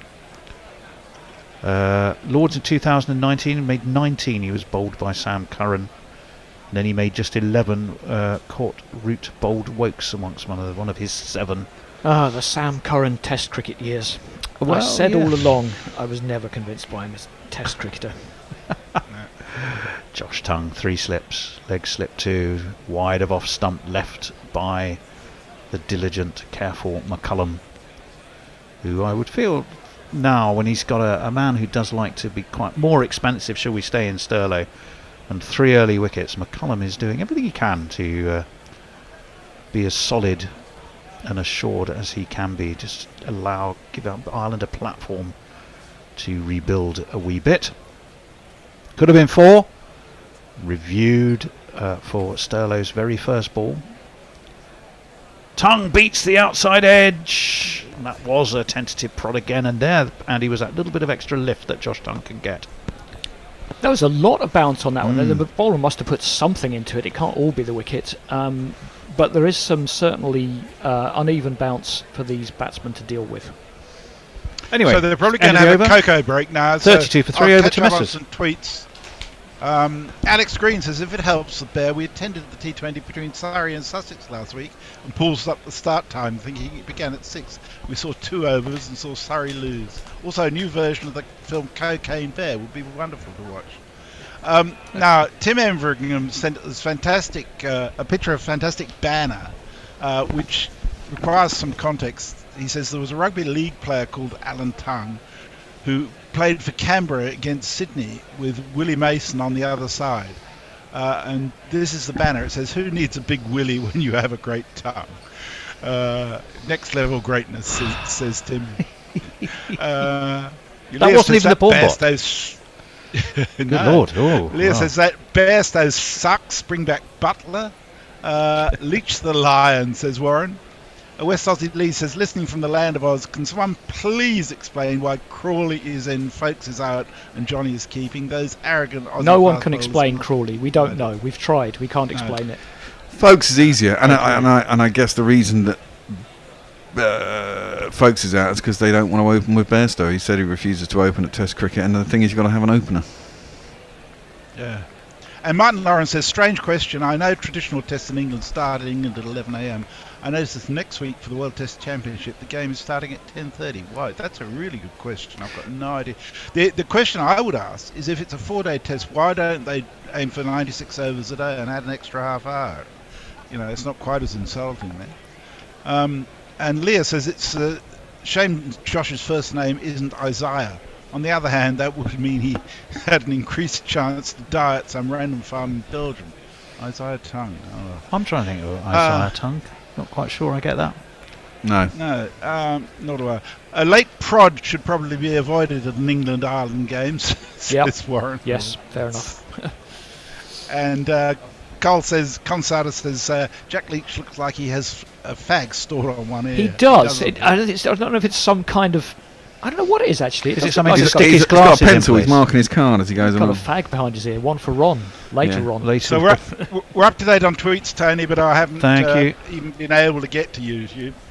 Alex Green says try. See you in a bit. Oh, try Gorilla Cricket. He's advising people. So if you are trying it, welcome indeed. Trying is the first step to failure. I think someone needs to be telling you all about the GPL if you've just arrived, I think. Was it still open? It is still open. It's open till lunchtime. Lunchtime. We've had 5 entries so far. Let me refresh that, see if any more have added in. Oh, no, we've had more than that. GorillaCricket.com We've had quite a lot of entries. /competitions. Competition. 12 entries, ranging from 282 to 330. All a bit ambitious, I think. You reckon? Well, no, if I didn't get out early, England might ratchet the run rate up a bit. If I don't get out today, they'll probably just keep dragging it out at 2.5 and over. England won't. England won't, no. No. Well, that's it. So England can catch the runs up to get you to 282, somewhere over 282 for the day. And then hopefully rack up 400 and maybe bowl them out early Saturday. And we all get a day and a half off, which is a bit of a shame. It's a 4 day, isn't it? It's 4 days off, yeah. So you get the last day off anyway. Ben Stokes wants all those people in blue to get out of the way in front of the sight screen. I think they're kids. No, they're stewards or something, aren't they?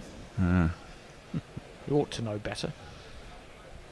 It's amazing around the world stewards don't know any better. Oh, minimum wage, I'm sure. Yes. Leach is going to continue. He has just the one normal slip. 5 men in the ring and a couple of 3.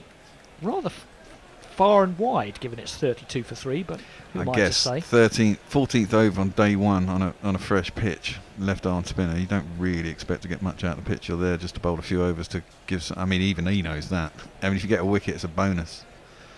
Down the track comes Sterling, defends it, Leach scrambles after it, gets a hand on it, does enough to prevent the run. Well, where's the other bowlers then? Stokes, I guess. Stokes, and he doesn't want to challenge his knee in the 14th over on day one. Doesn't want to bowl, but that's fine apparently. Yeah, we said this in a podcast, and it's something that really annoys me. Back foot that time Sterling, and he puts it in the gap between backward point and cover point. He goes out to deep point. Everyone else in the world, when they get injured, we know what the injury is, right? It's dodgy elbow, it's something, he's got a fractured elbow, he's got a stress fracture in the back, his hammy's gone, whatever it is. With Stokes, his knee's dodgy. What's dodgy about his knee? Because if it's something like cartilage, you can have an operation, you can sort it out, right? If it's something that has to be managed, let us know. I mean, why? I don't understand. Well, leg slips back in for McCollum. That one is punched out to point. Broad loses his hat just so he can show off his headband a bit more. And Fielder's back away on the leg side. Leach is in again, a bit more control in this over. Onto middle stump and an odd looking shot from McCollum, but he got in behind it and played it back down the wicket. You kind of get the sense they want to get on top of Leachy, don't they? Sterling probably does, not sure about McCollum. Going to complete this over now. Ambles in, back foot again, punched into the offside with no particular weight, and that's the end of the over. 33 for 3. Well, as promised, I'm going to pop over onto YouTube. Ian H says, here we go. Oh, yes, I've suffered gorilla separation anxiety. Great to see you back. Terry Sullivan wants to know, just wondering, fellows, what your diet recommendations are. Now, to be fair, Andy, I think he probably sent that message when you weren't sat there. It might have been it might have been Hendo Bear and I who were on YouTube at the time, shall we say. Pokey Bumfinger is with us as ever. Steve Kelk, hi to you. Some familiar and friendly names that we're glad to see. Davy Pat, yippee, summer has arrived. Davy, now that's a new name to me, so hello to you, Davy. So that's not everybody on YouTube, but that's a little flavouring Tongue to continue. His fastest ball so far clocked in at 88 miles an hour, which is not bad. That's onto the leg stump, and it takes the inside half of the bat down to long leg for a single. Duckett, who's been busy in the field so far. Tends to be England's designated boundary rider. Yeah. For a short man, with probably not the greatest throw. Although it seems Well, I was alright. wondering, they got Jack Leach at backward point. I mean, don't you normally put your best fielder there? Or is he the best fielder they have? Well, maybe he's a secret cat. Yeah, that one you say, hide your arm. I've done that before. Yeah. Hide your arm until you can get a run out. I think people know about Jack Leach by now. That is pulled by McCollum. It's one of his first aggressive shots. Duckett is round again to deep square. They should pick up 2. But yeah, who's an outstanding fielder in this side? You're scratching your head a little bit. Well, Stokes in the England is. side. Yeah, but Stokes can hardly walk. Yeah. But he does put himself out in the boundary. He did in Pakistan, I seem to remember. Yeah, Root's not a great fielder. Yeah, Crawley's not I'm a sure great fielder. they're all right, but there's no Jonty Rhodes, if you like. Or Derek Randall. Mm. Oh, we're seeing Chris Wokes there. Who seems putting on a brave face, considering... Has to hang around for 4 days, but I guess he gets paid. So. Does he get paid? Yeah, I presume so. Better if he's got to carry drinks out all day in that demeaning way. Then I should hope he does get paid. Deep square and a long leg. I wonder what's coming up. The double bluff. Don't start me off. Well, in that it's only a single It's bluff. only a single yeah, bluff. yeah. Now, have I Tongue heard is you? in 3 slips. The length, and it cuts McCollum in half like a knife through butter, and that's the one that's the quicker 187. It's risen, it's moved in. They're a bit of asking each other. I don't think it did hit anything. It just went straight through him. And Bairstow actually did pretty well to catch that high down the leg side. They have reviewed. I suppose you got 3 reviews, but I went under 35.5. Fucking hell. So it's no good anyway. Well, I don't think Tongue looks particularly enthused that he thinks he's got his maiden test wicket, does he? Looked really enthused, but 3 reviews and they figure it's worth a go. He's still got 3, you see. It's amazing that hasn't been cut down to 2. But it's 3 for the whole innings. It used to be 2 for 80 overs. That's right. What was the original logic for why they upped it to 3? I think because they weren't doing it, they weren't resetting them every 80 overs. No, it was. It was also to do. No, I don't know. It could be far away. It was also to do with the fact that you had home umpires. Yes, that's true. I think that was. No, he's he's missed it by a mile. It's probably hit his back pocket, isn't it? Yeah. There you go. Absolutely correct. Nailed that one. Flicked his back pocket, and England have burned a review. That was a cracking delivery, though. Yes, Quite like it. I've never heard of this guy before he was in the squad. He's all right. Well, I looked him up. I saw the name and I hadn't heard of him either. And I thought, oh, okay, if he's taking a bunch of wickets in Division 1, then great. But he's taking not very many wickets in Division 2, so it's a bit of a strange one. He bowled, don't laugh, he bowled allegedly a very fiery spell at Crawley in the nets.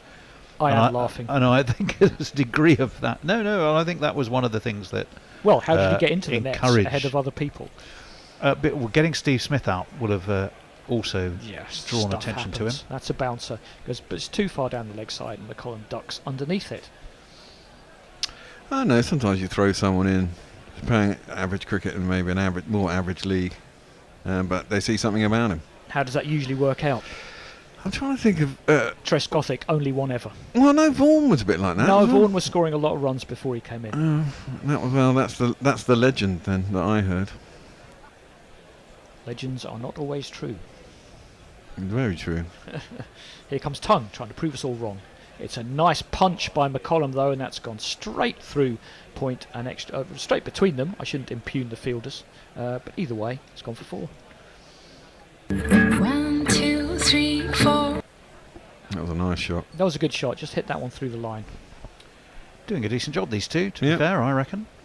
Well, 19 for 3 at one point. Could have been 9 for 4. Could have been 19 for 4, missed by a coat of paint.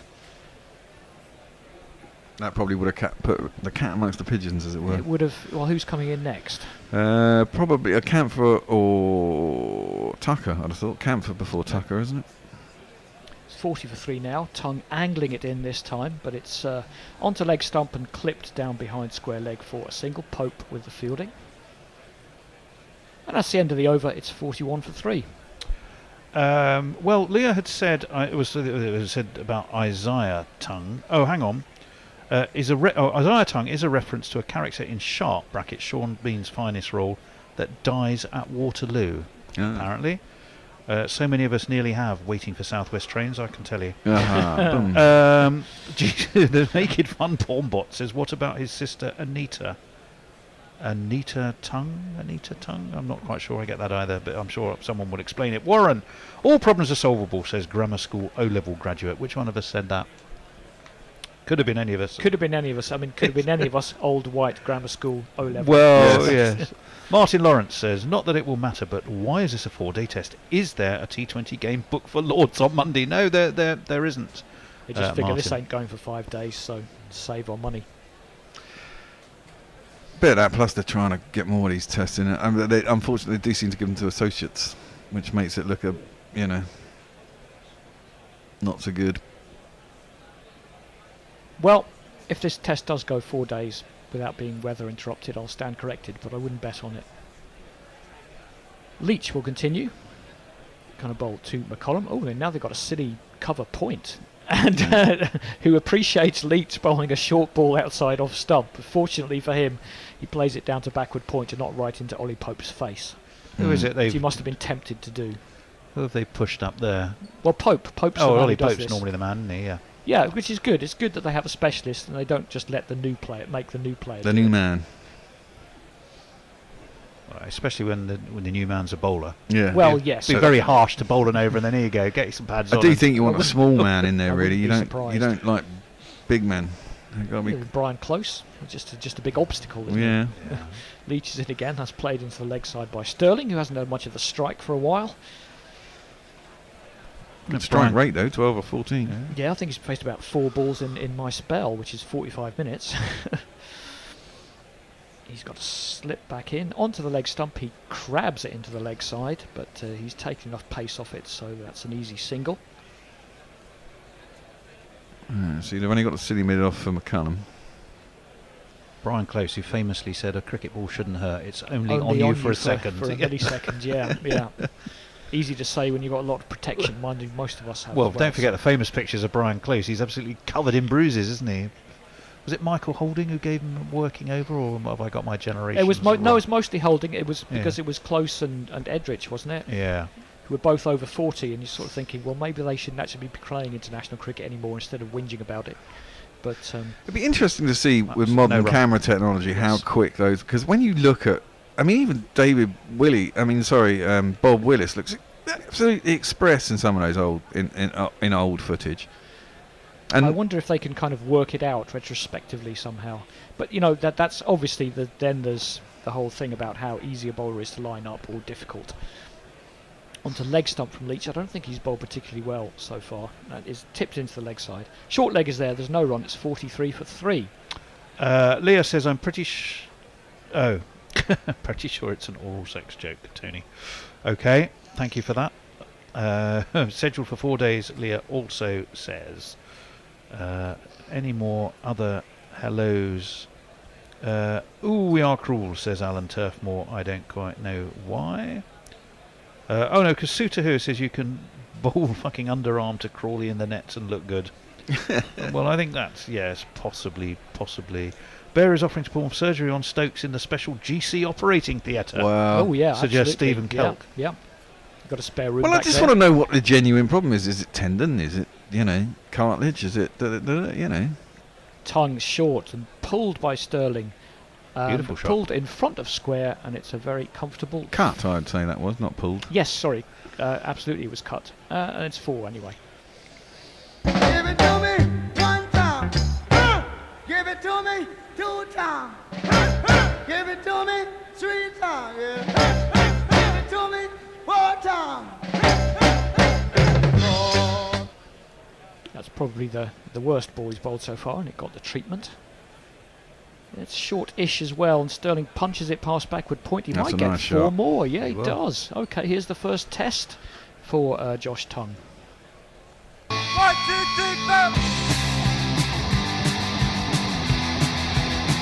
He's in total control there, loads of time. Just timing.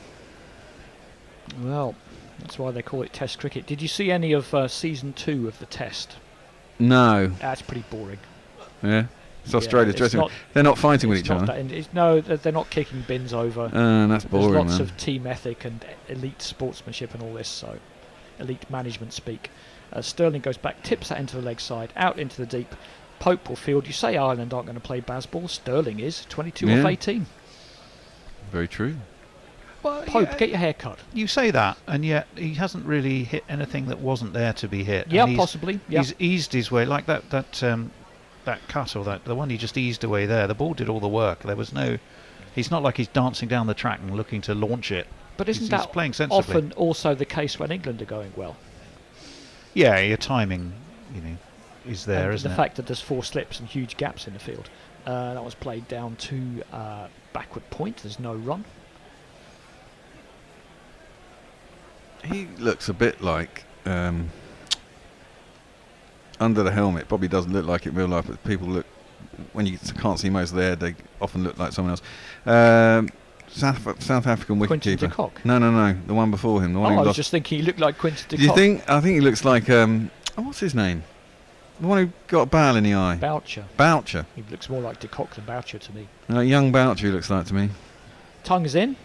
It's wide and left alone. Again, loops into the gloves of Bairstow.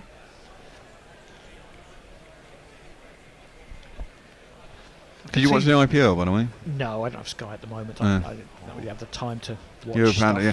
The reason I asked is you're probably about the only person who's actually taken any interest in. I was You and Bumble. I was keeping an eye on it and seeing what was happening. Quite a dramatic finish. Yes.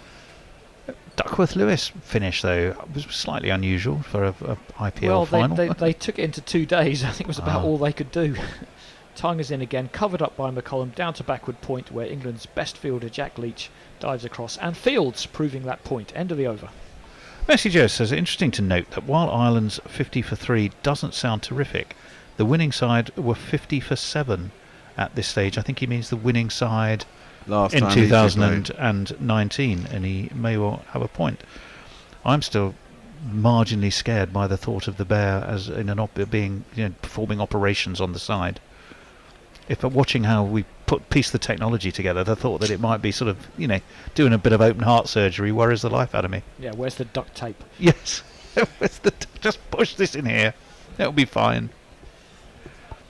We always find the cheap solutions because we have to. Well, we've got a human heart, but yeah, try this pig's one. England's overrate 12. You think Test cricket doesn't help itself sometimes. Leach, even, and that's it with a spinner bowling 4 or 5 overs. Leach is in, covered up back to him for no run. Surely they'll give Broad another little spell before lunch, won't they?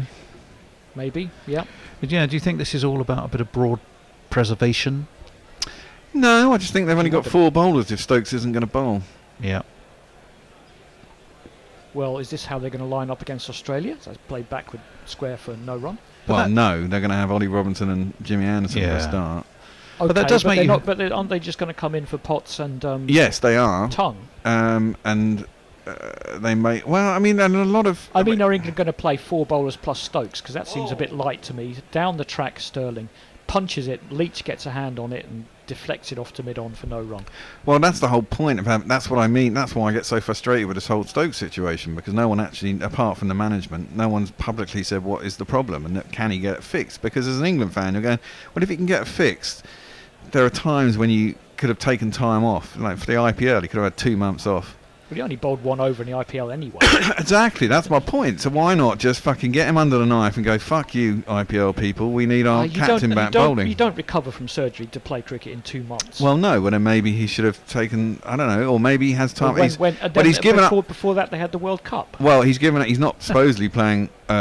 So maybe he can do it after this summer then, because supposedly he's not playing. Well, then you got the ODI. Well, yeah, but he's not playing he ODI says that, anymore. but Yeah, well, because exactly. he's Captain Amazing, he's going to try and come back and do it, isn't he? Of course he is, but he can have his operation before then. Well, again, do you have time? Surely not. I'd have thought so. Modern surgery. If it was cartilage, for example, I'd say you would.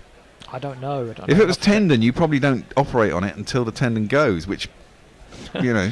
Well, See, obviously you don't. 'Cause unlike yourself, Bear, I don't pronounce so authoritatively on things I don't know about. well, man, you got to have an opinion. That's a fundamental guerrilla qualification.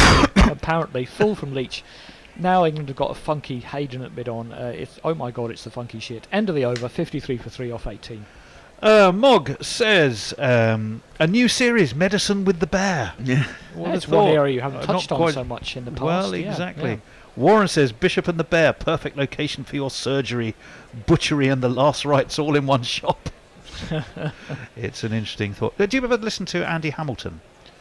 I have to be really quick. Anyway, he tells a story, allegedly true, about a surgeon who was about to retire. And for years and years and years, he'd go to the same locker every morning and he'd take out a little black book and he'd read that little black book.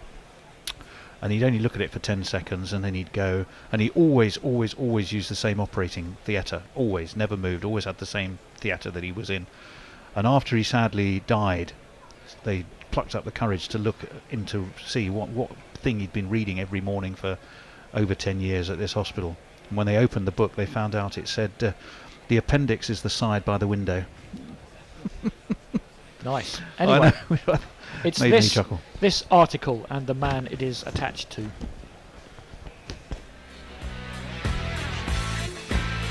Sweep the leg, Brody. Got the best headband around. Something has gotta keep her down. Got the best headband around.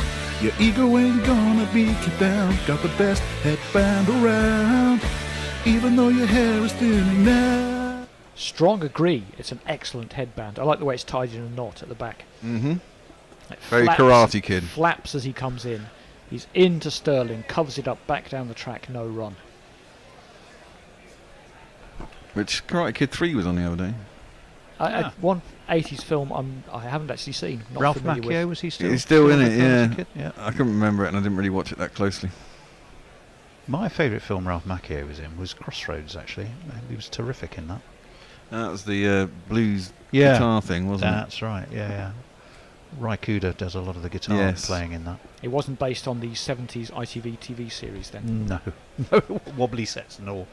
Broad is in. Sterling covers that one back into the offside. A bit of a fumble by the fielder. There's no run. it? He still looks very young now, no? He's about 60. The thought that Noel Gordon might have sold her soul to the devil to Well, the chance to play to maybe be famous in soap operas is a bit far-fetched probably, but who knows? Devil says, "Oh, I thought you would have been a bit higher there, but okay." Yes.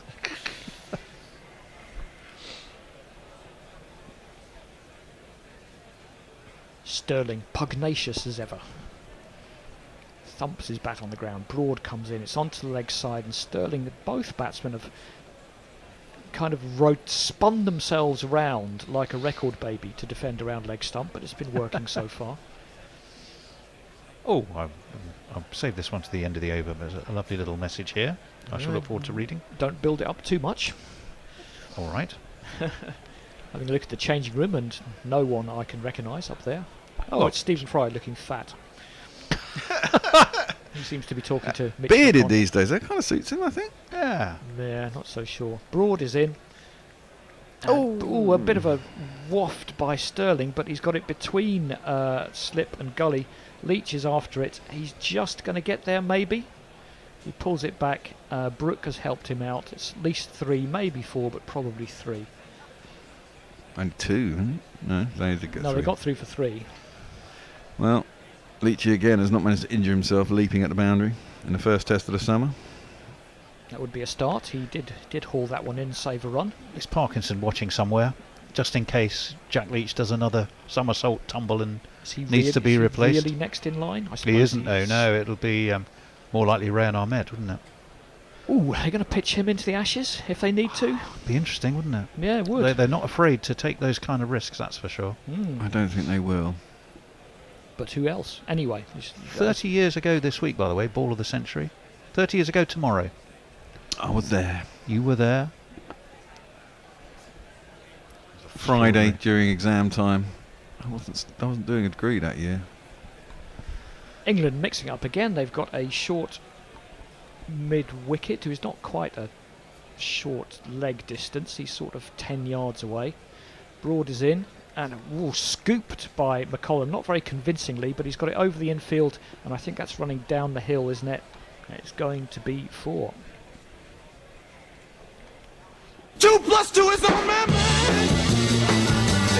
is on man. A little bit of acceleration going on here by Ireland. Yeah, Yeah, they're going McCollum's starting nicely. to pick up a few shots. That was short from broad, and it wasn't super convincing, but he got enough on it. Wide open space, isn't there? Yeah. They got short mid wickets, so you only got to really get it over the top of him. Morgie's saying he'd definitely watch our The Bear Does Surgery, or the Bishop and Bear Do Surgery. X-rated. They used to do them in pubs, don't forget. They used to. That's where they used to perform. With meat Not cleavers. necessarily a good with thing, people though. watching. Do they charge entry? Probably. Well, there's a dogfight going on under the table. Left alone by McCollum, there's no run. End of the over, 60 for 3. Time for change. It is. Let me do some quick messages, because then I have to run. Dan Keevy, lucky I can confirm Gorilla Cricket is stillborn free. You don't need commentary that exposes your grossness. Choose the gorillas instead. Fantastic. This is the one I was very happy to hear. Ombre Nueva, Mr. and Mrs. Ombre would like to send special thanks to Gorilla Cricket Radio for pulling the strings to arrange a test and be on air to be the backdrop of our 10-year anniversary. Ah, Cheers, congratulations. We are very, very happy anniversary to you both. Ahoy. With that, not Fred appearing, I'm going to disappear and love you and leave you. Yeah, and Messi's going to join back up with us. Fred is going to slip into that little chair over there, and we're going to carry on. I presume it's not drinks break time. Yeah, that's worked. Sorry? It was a dot. I've missed my first ball already. It was a dot, so Fred tells me. All right, Messi, how's life in Perth? I guess it's getting hot there. No, it's getting cold there now, isn't it? Getting cold. I got the heater pumping out hot air as much as possible. Okay, pumping that carbon into the atmosphere, love it. Down the track comes Sterlo, slams it back past Leachy, inside mid-off, who is the skipper, and Fred is called into action immediately for a boundary as he stares blankly at the screen. 1 2 4 4 2 1. My name is Lakhan. My name is Lakhan. Nice shot by Sterlo, quick to get down the track. All right, Bear, how you doing? I'm all right, mate. How are you? Yeah, it's been a while. It has been a while. We've had the internal IPL, 74 games, and I was so hoping that it would end up being rained off and they'd have to share the title after all that shit. I can't believe I've missed that again. Yeah, Leach. Well, it wasn't. Down the track again. Ooh, nearly beaten in the air, Sterlo. Didn't know where that went. Got an inside edge, fortunately, that goes out to the man on the 45, and there'll be no run. It's not that fortunate because he was 6 yards down the track. But Yeah, there's only Bairstow behind the stump. Well, you never know. Might pick up a stumping. Ball's not really turning. I mean, well, if it's it rebounds predictable, off his isn't it? pads, maybe. Yeah, I suppose could get a catch at short leg. But I don't. Sorry, sitting mid off. But I don't think he's in, is he? Not for Sterlo. Mid wicket's coming in though. Trying to tempt him to slap it over the leg side. What's your position on having mid wickets for slow left arm bowlers? I don't think you've ever mentioned it. I think they should always be there. Oh, right. Multiple mid wickets, isn't it? Occasionally. You should have 9 mid wickets. If that's your line, why not? That one is defended this time by Sterlo. Gets right forward. Defends it back to the bowler. There ain't no run. I have to break it to you, Bear, that you can judge how much of a life I've got. I watched almost every IPL game. Oof. What time do they start over there? About 8 at night? 10 p.m. So 10 p.m. till 2 a.m. Oh my word. That's clipped round the corner. There's no run. I mean, I fall asleep almost daily at about 12:45 on the sofa and wake up at 3 these days. It's really actually quite annoying. Well, I generally don't go to bed before 2:30, so that's fine. Well, I don't because I wake up at 3. 1:30 my time. That's defended back down the track and there's no run. And that will be the end of the 20th over. Messi, over to you. Don Keevy says, luckily I can confirm, and this is to someone who tweeted elsewhere, oh yuck, Michael Vaughan, I miss being Vaughan free as Gorilla Cricket used to have it. And Dan Keevy says, luckily I can confirm Gorilla Cricket is still Vaughan free. You don't need commentary that exposes you to grossness. Choose the gorillas instead. And Artificial says, are they back? I'm only a DAB radio to hand, but I'll have to swing virtually by Sydenham soon. Well, we look forward to you joining us, Artie, although you probably can't hear us yet. Indeed. Sorry, we back? We are indeed. 64 for 3. Broady is bowling. 3 for 21 he has. Oh, and beats the outside edge of McCullum's bat. He's 24 off 70. Sterling's 30 off 32. Run rate's up over 3, 64 for 3. England need another wicket, and then you turn to their session. If it goes like this, it's pretty even, wouldn't you say, Fred? Well, I don't know about pretty even. I think Ireland will be sort of probably breathing a sigh of relief that it didn't get any worse after that third wing. I mean, Sterling, he didn't really have a reprieve. He was given out, but it was missing his leg stump. It was missing, so it's not really technically a reprieve. Yep. Well, it would have. It's funny, isn't it? That's played up to mid on. There's no run. In the old days, if you consider the old days, it's a reprieve because. Well, yes. If the conditions for the game were different, then it would have been different. Yes, it's true. But they have memories of being rolled over on this ground for not very many. Yep. And 64 for 3 is not a great position to be in, but I don't know. Well, they've got that powerhouse middle order, haven't they? I mean, they've got the boys, Sterlo, Camphor, Lorcan Tucker, and Harry Tector, who's out now. But, I mean, those guys have all scored hundreds recently. That's clipped nicely. In very different conditions. Very different conditions, but as I was saying earlier, it's just the fact you get 100 in a test match. It's got to give you some confidence. Oh, absolutely. So, It's true. I mean, and I think one of the reasons... Well, I mean, they haven't won a test match yet. How many have they played? It's less than 10, is it? I think this is 7th test match, right. But I think almost all teams, their first test victories have been at home. And I know England's wasn't. It was in Australia. But possibly everybody else. It's very hard to win away at the best of times. That's defended. And if they don't play any home test matches, that very really true. minimises their chances of winning a test match. If they played 3 games against Zimbabwe in Ireland, you'd think they'd have a very good chance of winning at least one of them. Yeah, I guess they could do what Afghanistan do. I mean, what they have done. I mean, they're playing their ODIs at Chelmsford, aren't they? So, have an English ground nominated, and they get used to it. A lot of them play in England anyway. Afghanistan's very different from Ireland, being a terrorist yes, state. Obviously. Oh, it's not that different, actually. Well, it's been a while. Broad in. Full driven at tempted McCullum there. Unfortunately, either way, if you're a batsman, you think, should I hit that for 4? As a bowler, you think, just missed it. You think that's a sort of a floaty ball from Broad outside the off stump, but that's about as quick as he bowls nowadays, isn't it? It is. It would have been driven on the up. It wasn't close to the pitch of the ball, and it was well away from his body. Exactly. And the bowler will be thinking he should have got an edge, and the batsman will be thinking I should have hit it for 4. Precisely.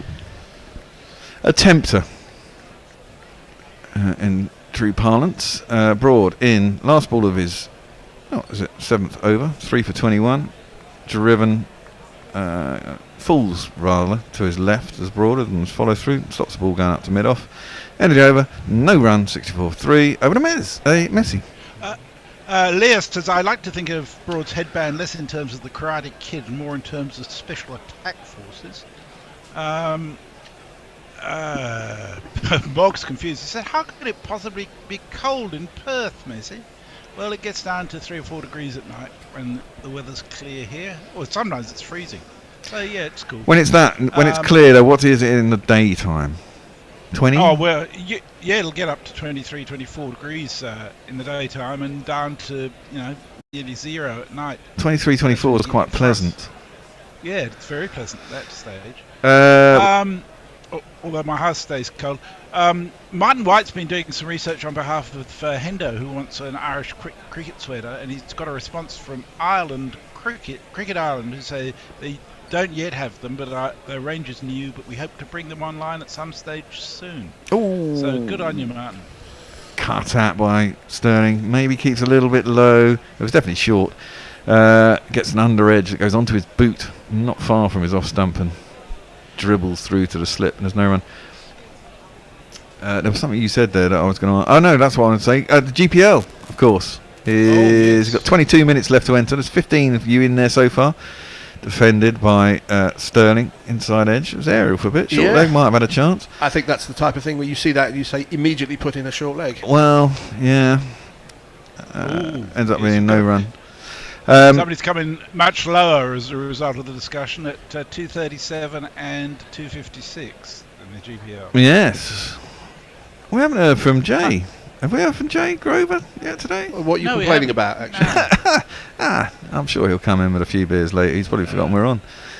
143 quid. That's a lot in the GPL pot. It is. Oh, now that's got to be out. One way or the other. That's either LBW or it's caught. He's gone across his stumps. He's gone to sweep it. He looks like he's been hit in front of the stumps if he hasn't got a little top edge that's then gone onto his pad and looped over his head. He's been caught by Bairstow. And there you go.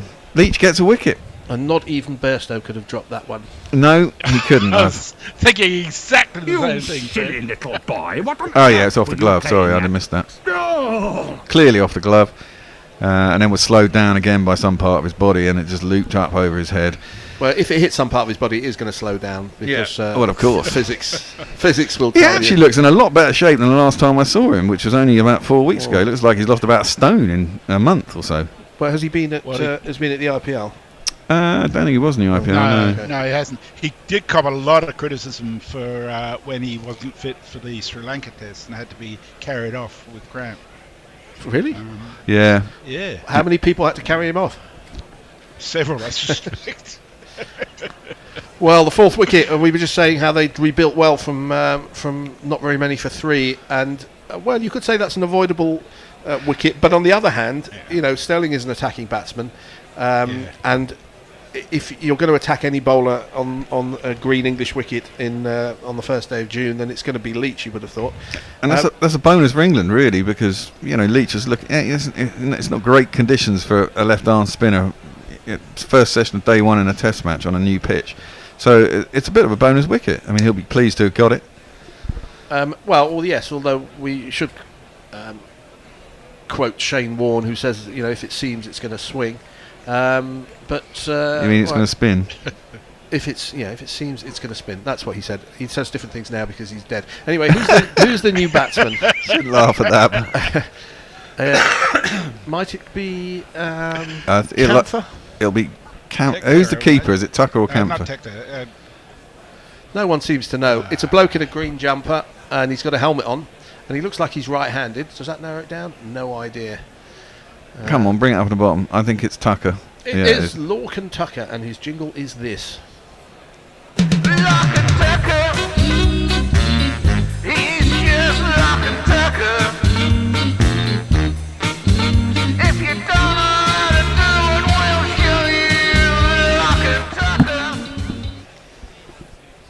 And his first ball, he gets forward, defends up to mid-off, and there's no run. I mean, Leachy is bowling basically flat darts, really. That's what he does. Well, when there's something there, he's learned to give it a little bit more air at times, but certainly this is all just flat stuff, which is basically what I'd bowl if I was out there, because there's nothing else that's going to really happen. Would you be back from the IPL yet? I'd certainly be in the IPL.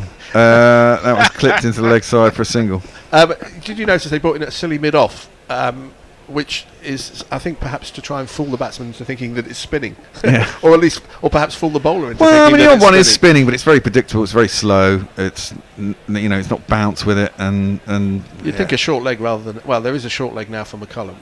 That's a little bit short and a little bit wide, and a little bit missed out by McCullum as he cuts it into the deck out to cover, and ain't no run. Better go under for full next wicket now. Messi. Warren says, does Messi watch the IPL hanging upside down in his weather cave? Well, from your point of view, I'm already upside down, Warren, so I don't need to. And, bang the gong and he will come. Jay Grover says, morning all. Morning, Jay. And complaining about the double bluff. Never change, gorillas. We never will, Jay. We never will. And Brian Barish is with us. He says, g'day and tomorrow, my good cricket friends. It's great to have proper GC cricket in my ears again. None of this bumper sticker nonsense with the same four brands sucking up franchises. Here, this will be here. a fun summer to listen to and to be part of. Yeah, the next 8 tests in 8 weeks. How good does it get, eh? Well, I don't know. I'd prefer if they were spread out a bit more, to be honest, because it's a bit intense. Yeah. Well, we've got a change of bowling. I think he wasn't bowling the last over, and it's this chap. Ton love, Josh Ton. Let's get together and lick 'em right. Bear, there's a tweet from Matt Searle saying, maybe me, but I can't buy GPL tickets today.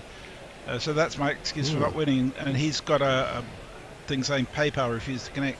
That's not the message I got. I did have a problem with PayPal on the GPL though, so I don't know if it was at my end. First ball is short, and it hits Tucker and goes down to long leg, or fine leg for us. No, it's been given as a single. Has it? Well, it says Tucker won. But surely no, but he's on strike now. So. Oh right, okay. So yeah, of course he hit the first ball. So that was off McCullum, yeah. So they get a bye, leg bye, I presume. 66 for 4. Tucker going to face his second ball. Tung's gone for 17 in his 4 overs. Had 2 maidens to start off, so he actually went for 17 in 2 overs. Well, that's not how figures work. But yes, I see your point. I mean, anybody on debut, it's going to feel nervous. And I thought he bowled all right. It's going to be tricky. I mean, you would think if an English bowler had to choose how to make a Test debut, it would be, at Lords early in the seasons against Ireland, rather than in the heat of an away Ashes in Australia at Perth or something like that. Yeah, definitely. Well, we've got a physio on the pitch, so maybe McCullum got a little bit of a knock on his bicep, I think, and wants the physio to give him a cold spray. We haven't seen a replay of it. It hit him on the side of the head, maybe the neck or the shoulder, or. Oh, I thought it hit him on. I thought it was the shoulder. lower arm. Yeah, I thought it was on the side of the bicep or around the shoulder. Warren says, stones and glass houses come to mind hearing gorillas talking about Sterling's physique. Well, I mean, it's a matter of how. Yeah, but we're not playing international cricket. Well, no. Do, yeah. I mean, the Bears obviously playing in the IPL. Yeah, but I don't have to be fit to play in the IPL. You just hide me on the boundary. Yeah, it seems to hit. Maybe it's on the back. He ducked into it. It was sort of near the shoulder, I think. It may have glanced into his neck or something. I suppose makes sense to have a look at it. But we only just saw that from. Look, there's plenty of people in the IPL that go 8, 9 and over as their average. I'm sure. I think I can manage that. You might go for 28. I might do. Yeah. But shit, there are bowlers who've gone for worse than that. But honestly, Bear, if you think you could go for 8 and over in the IPL, how shit is the IPL? Well, there's a bunch of sloggers, mate. Yeah. I'll get hit for a 6 and a 4 in 1 over. Managed to get a few dots. I mean, that's one thing you discover from watching. You watch someone like Shubman Gill. He's not a slogger by any means. He's exquisite to watch. He really is. In any form of cricket. Well, Tung's in again. Bowls short again at McCullum, who ducks underneath that one. Goes through to the keeper and there's no run. There's a bit of bounce there for Tung. I quite like he hits the deck reasonably hard. He's tall. He looks pretty strong. I'm trying to remember if I've actually seen him in the flesh, and I had a look at a game that he might have played last year that I was at, but he didn't. So I don't think I have ever seen him. I have ever seen him. Let's put it that way. So he's as new to me as he is presumably to almost everybody else watching. He's in again. Bowls short again. It's a bit tentative there. McCullum been prodding it down. There's no slips in though, so there's definitely going to be short stuff. Although if they got the difficulty here. If you actually do the, I'm going to say here, Andy, the bluff and bowl it full, and he tentatively prods at it and gets an edge through second slip, you ain't got anyone there to catch it. Yeah, but if you set a field for short balls and he does bowl the short ball, that is a double bluff. Only if you had to slip in. Or it's no bluff at all. I don't know, well, exactly. It's either odds or evens, isn't it? Could be a triple bluff. It's binary. Yes. That one's short but down the legs. And McCullum has no need to play at that one. It goes through the bare stone, there ain't no run. 66 for 4. Almost exactly 3 and over. I don't think the run rate will be of major concern for Ireland one way or the other.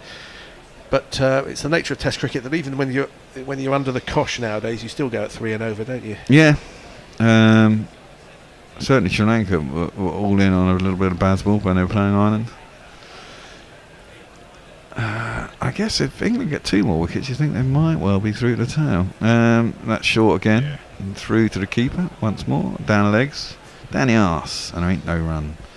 Baseball or no baseball. Solid breeze at Lords. It's quite breezy out today. But, and even though it was cloudy, it wasn't the least bit humid.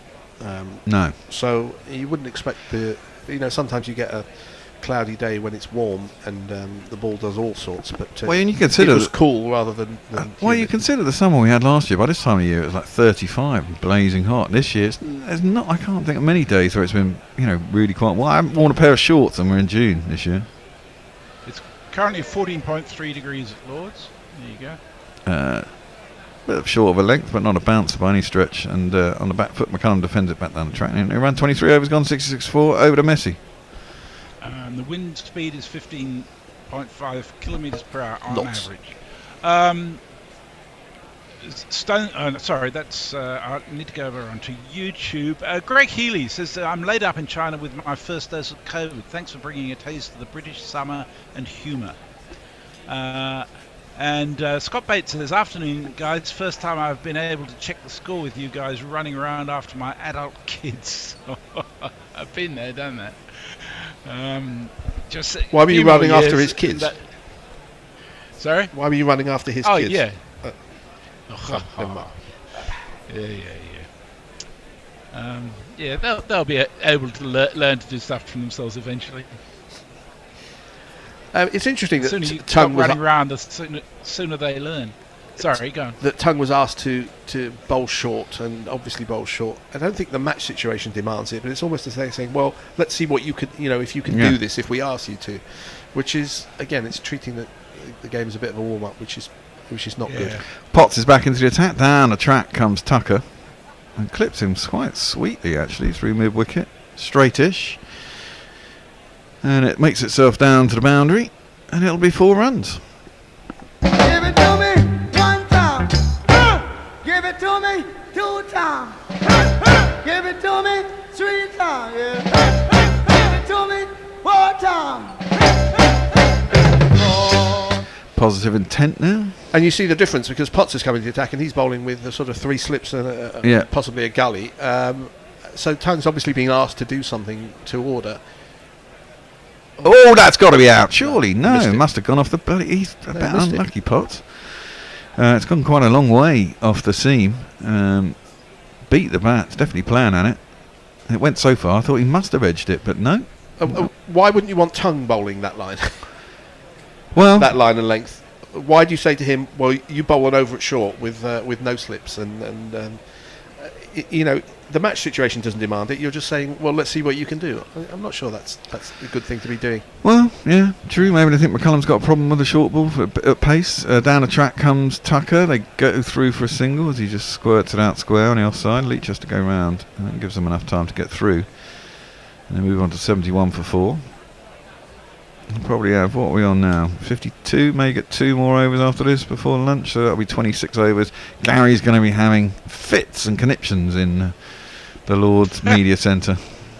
Yep, you can probably feel it shaking if you're sitting in the Compton or Edrich. As McCullum faces up. That one nips back a little bit. I always think Potts is a little bit of an unlucky bowler. After he started off really well, and then he carried on bowling, I thought, really well when he played for England. And his wicket tally slowly went down. But it was almost like this morning he bowled a couple of absolute crackers that just went over the top of the stumps. Beat the batsman all ends up. But another point, I'm going to labour this Tung point. You want him to get his first wicket, don't you? Why wouldn't you give him the best option you could by having him bowl full and straight? That I don't know. Attempted drive by McCullum, quite expensive. Gets the outside half of the bat, but goes along the ground out to cover, and there's no run. Maybe they'll just try it for an over or 2 and then go back to something else.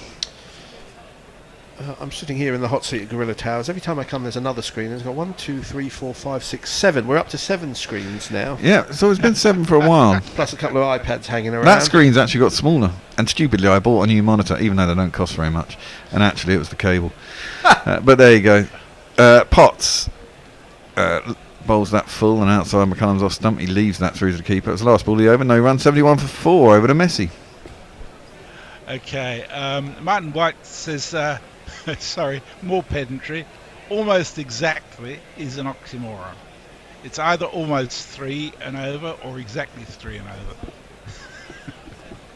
I don't think oxymoron is quite the right description. Slightly under now. It's 2.96. Is that Spain? Why are we flying a Spain flag? That's the MCC. Oh flag. right, yeah, it's the egg and bacon. Sorry. They'd be horrified at the thought. MCC is older than most countries in the world. Possibly not Spain. How old are flags? How old are national flags? I have no idea. That's something for you, our listeners, to work on during the lunch interval. Tongue short, pulled. There's a square leg. There's a backward square leg. There's someone out in the deep at mid wicket. There's a long leg, and it's missed time through all of them for a single. Don't understand this. Well, they always relate to war, don't they, Fred? I mean, Well, yeah, banners were- but I mean, if you read sort of about medieval wars and things, they sort of flew under colours of sort of regions and lords and things like that. So, but national. Well, yeah, I guess it goes. Yeah, well, I guess as fiefdoms, converge, yeah, merged into countries bigger.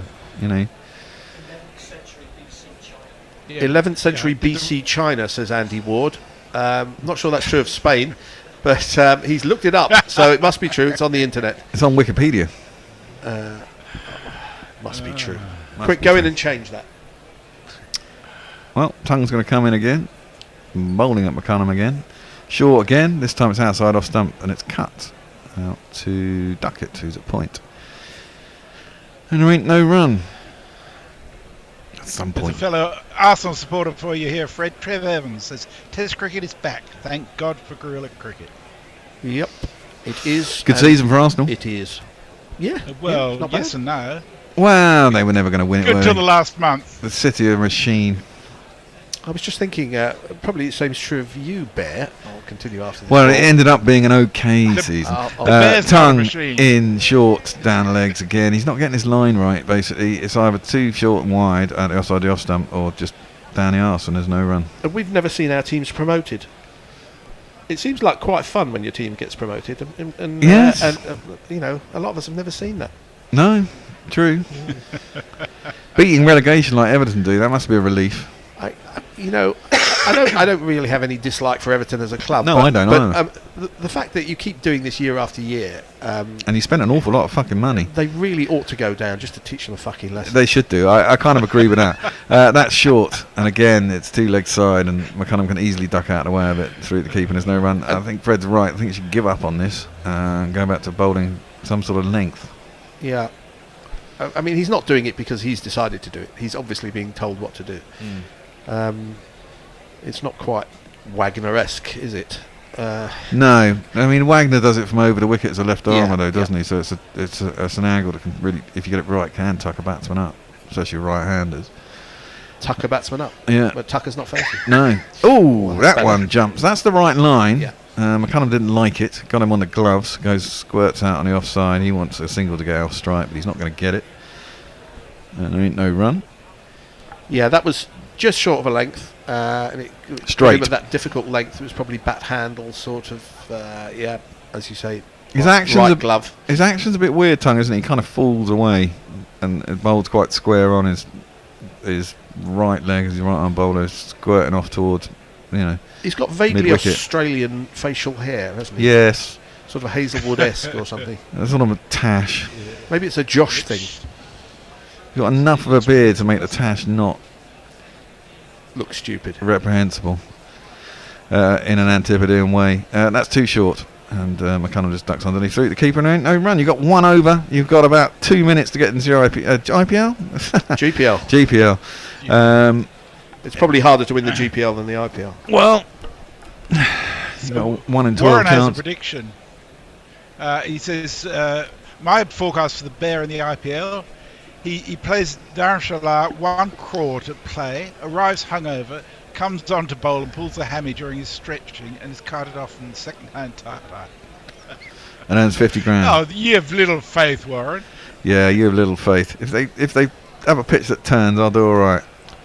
Yes, lots of crore for the Bear.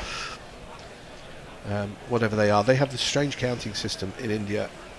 I think it's 100,000 is the sort of the big unit, isn't it? That's the craw, yeah. I have to look it up every year. Same here. It's really annoying. It's not an easy system to. And they put the commas in the wrong places in the numbers. When Well, they have a long number. they think we do too. To be fair, they probably had the numbers first, didn't they? Didn't the India somewhere in what's now India? Didn't they invent zero? Wasn't it Mesopotamia or somewhere around there? I thought. Persian, something like that. 4 slips now for Potts. Last over before lunch. Yep. Yeah. Tucker is going to face up to the first ball. Potts is going to come in. He's down a track. Works into the leg side. There is no mid wicket. He's been set a little deep. Happy to get off strike. And he gets off strike. Gets himself a single. 8 off 8. There's somebody in the Ireland dressing room gratefully taking off his pads and his protective equipment now, knowing that he can't come into bat before lunch. And of course, the wicket there, it'll be lunch. Yep. I think the Ireland sweater, as Hendo was saying earlier, is good. The England looks like tennis jumpers, don't they? Yeah. It's because you need the colours around the neck. The V. Yeah. I'm sure of Katie. I met Katie. Oh, how is Katie? Katie's fine. Years. She's lecturing rich students at expensive private schools. I've realised actually she make quite a good living out of it. As that's defended back down the track and there's no run. In what subject? Of course, Latin. Oh, it could be Latin or fashion. Latin and maybe ancient Greek. She's one of the most foremost people probably in the language left in the country. Yeah, I suppose. Well, I wouldn't know. Never bothered to learn it myself. Yeah, she invited. I said, let's go out to town and meet up. That's slapped out to a vacant cover. And it'll be 4 runs from McCullum. He's batted well.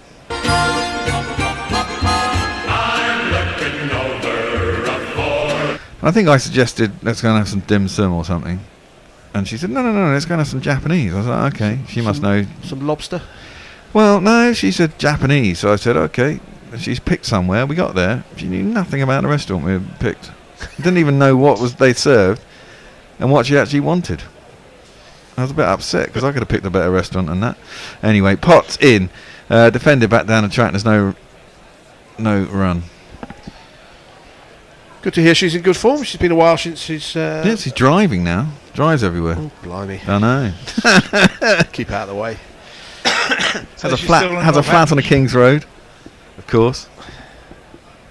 Who's that in the crowd? Looks familiar. It's not Phil Simmons, is it?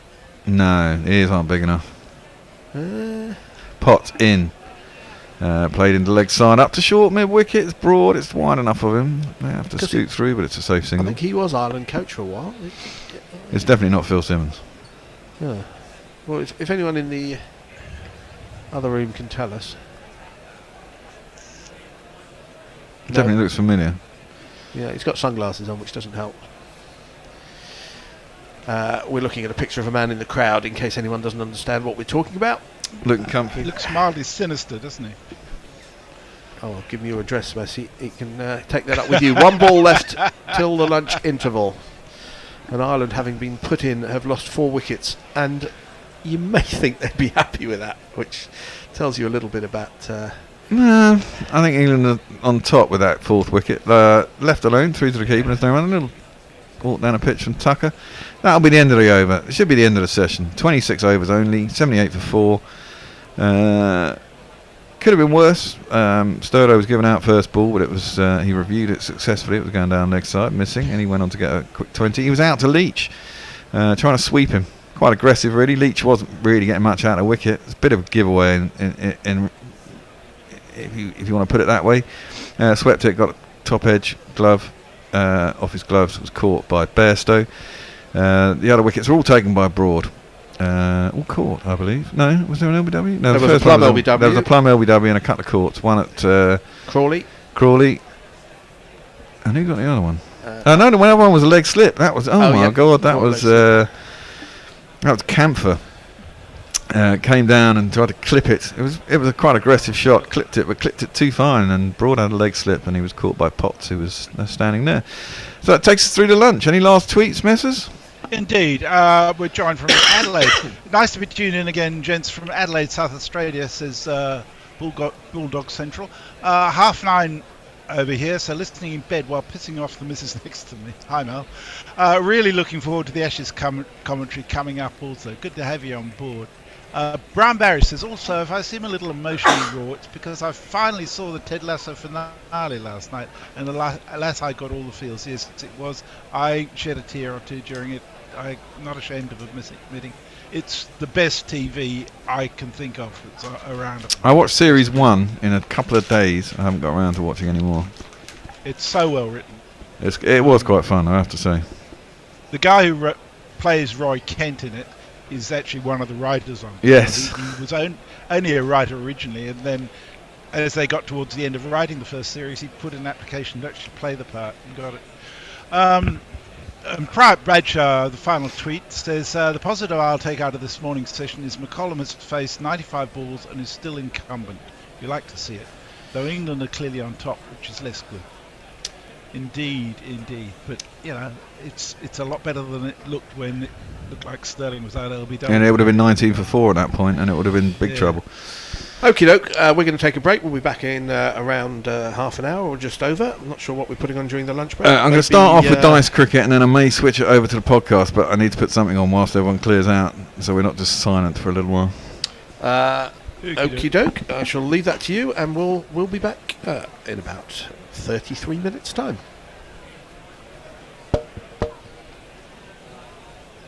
Absolutely outrageous from the match referee, and quite right that that should be called a no ball. Over the line! Huh? I'm sorry, Smokey. You were over the line. That's a foul. Valentine had the element of surprise and then blew Was it. that the ICC? Right. As you've now requested, you'll get it. No, I ain't saying he's a fat bugger, but Arjuna ain't skipping out on no cheeseburger. Put a muzzler on a good length. Arjuna Ranatunga's gonna go and get it. Durban Oak says what happened there was Durban Oak says we all know what's going to happen. Hendo will win because he'll get upset if he doesn't. Well, I mean, if you've got to win somehow, haven't you? Look, occasionally I forget to play a jingle. It doesn't mean the ball doesn't count, mate.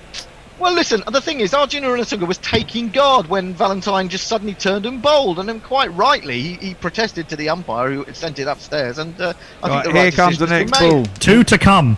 Alf Valentine then into Arjuna Ranatunga, and it's going to be 3 runs this time as he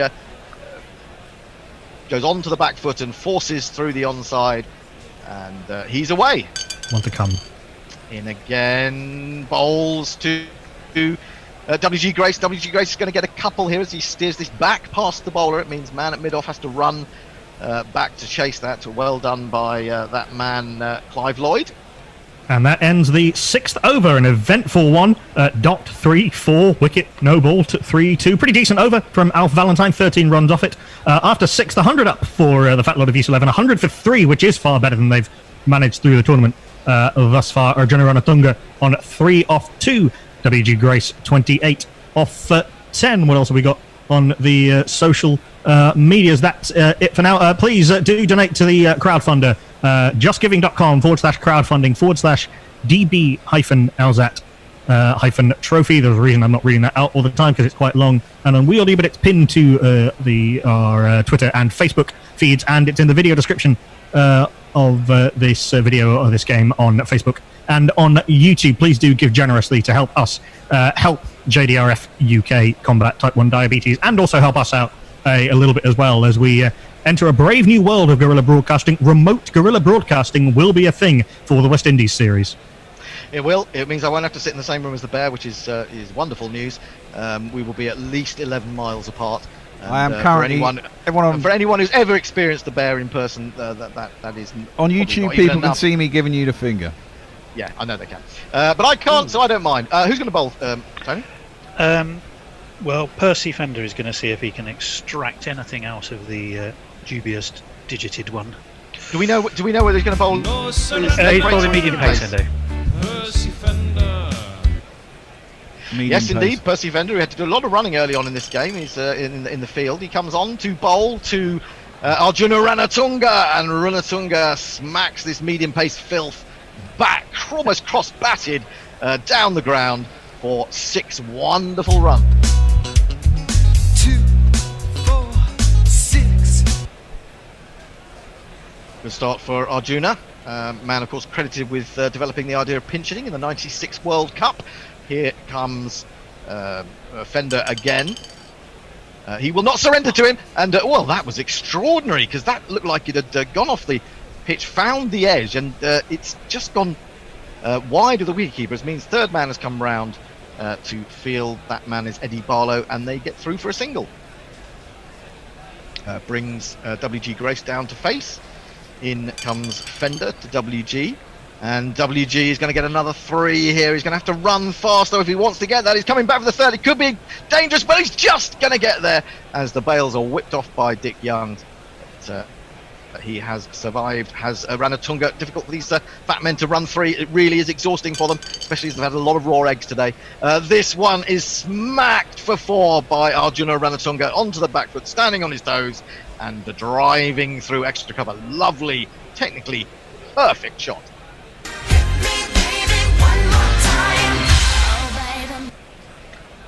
In comes Fender again. He drops this one a little bit short. He goes back, he swivels, he smashes it. It's gone high, it's gone long. It's cleared the boundary. It's 20 rows back. 6 more runs for Arjuna Ranatunga. One to come. Fender then, final ball of the over. He bowls, and there's going to be 2 more for Ranatunga. He's going to have to get those legs pumping. He does to get back for that second one, as that was sent away through mid-wicket. And that is the end of the over, and the score is... After 7 overs having been put into bat, the Fat Lot of Use 11 in this Dick Will Abroad Alzat Trophy final are 122 for 3. WG Grace is 31 off 11. Arjuna Ranatunga scoring much faster, 22 off 7. That pair of 6s in that over means that was the best over of the innings for the Fat Lot of Use 11, 22 runs off it. Well, I did say Percy Fender was a little bit tired. He had to do a lot of work in the field early on, and maybe that's taken it out of him as a man of his... dotage. Anyway, who's going to be bowling? Is it going to be Alf Valentine? Before we come to that, Valentine 1 for 12 in the last over, should have been 3, so he will continue the attack. Yeah, just before we come to Alf's second over, the 8th over the innings, Jeff Perkins says, just remote broadcasting mean Hendo has to buy his own beer? Sounds like a win for the Bear. Very much so. I'm going to be a little bit worried about the lack of pastries, I do have to say. That could be tricky. I mean, I need at least 2 pan of chocolates to get going in the morning, so that could be... Just Eat can deliver them for you, Hendo. Oh, can they just... What? It's hardly worth it for two croissants, is it? Well, for a whole day's cricket, you're going to need more than that. Yeah, true. That's very true. Anyway, it's Alf Valentine bowling to WG Grace, and in he comes, left arm round the wicket. He bowls to WG. WG just dismisses him. He stood there, waited for it. It was floated up, and he drove it back over his head, and it's a couple of bounces and 4 runs.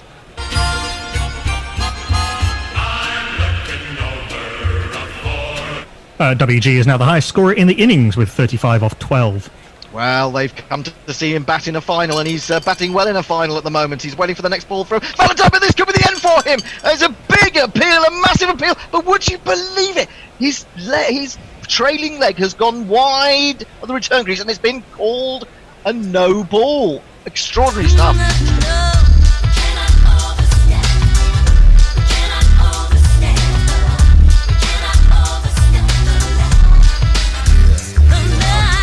No need for the firing squad because it was a back foot no ball, but still.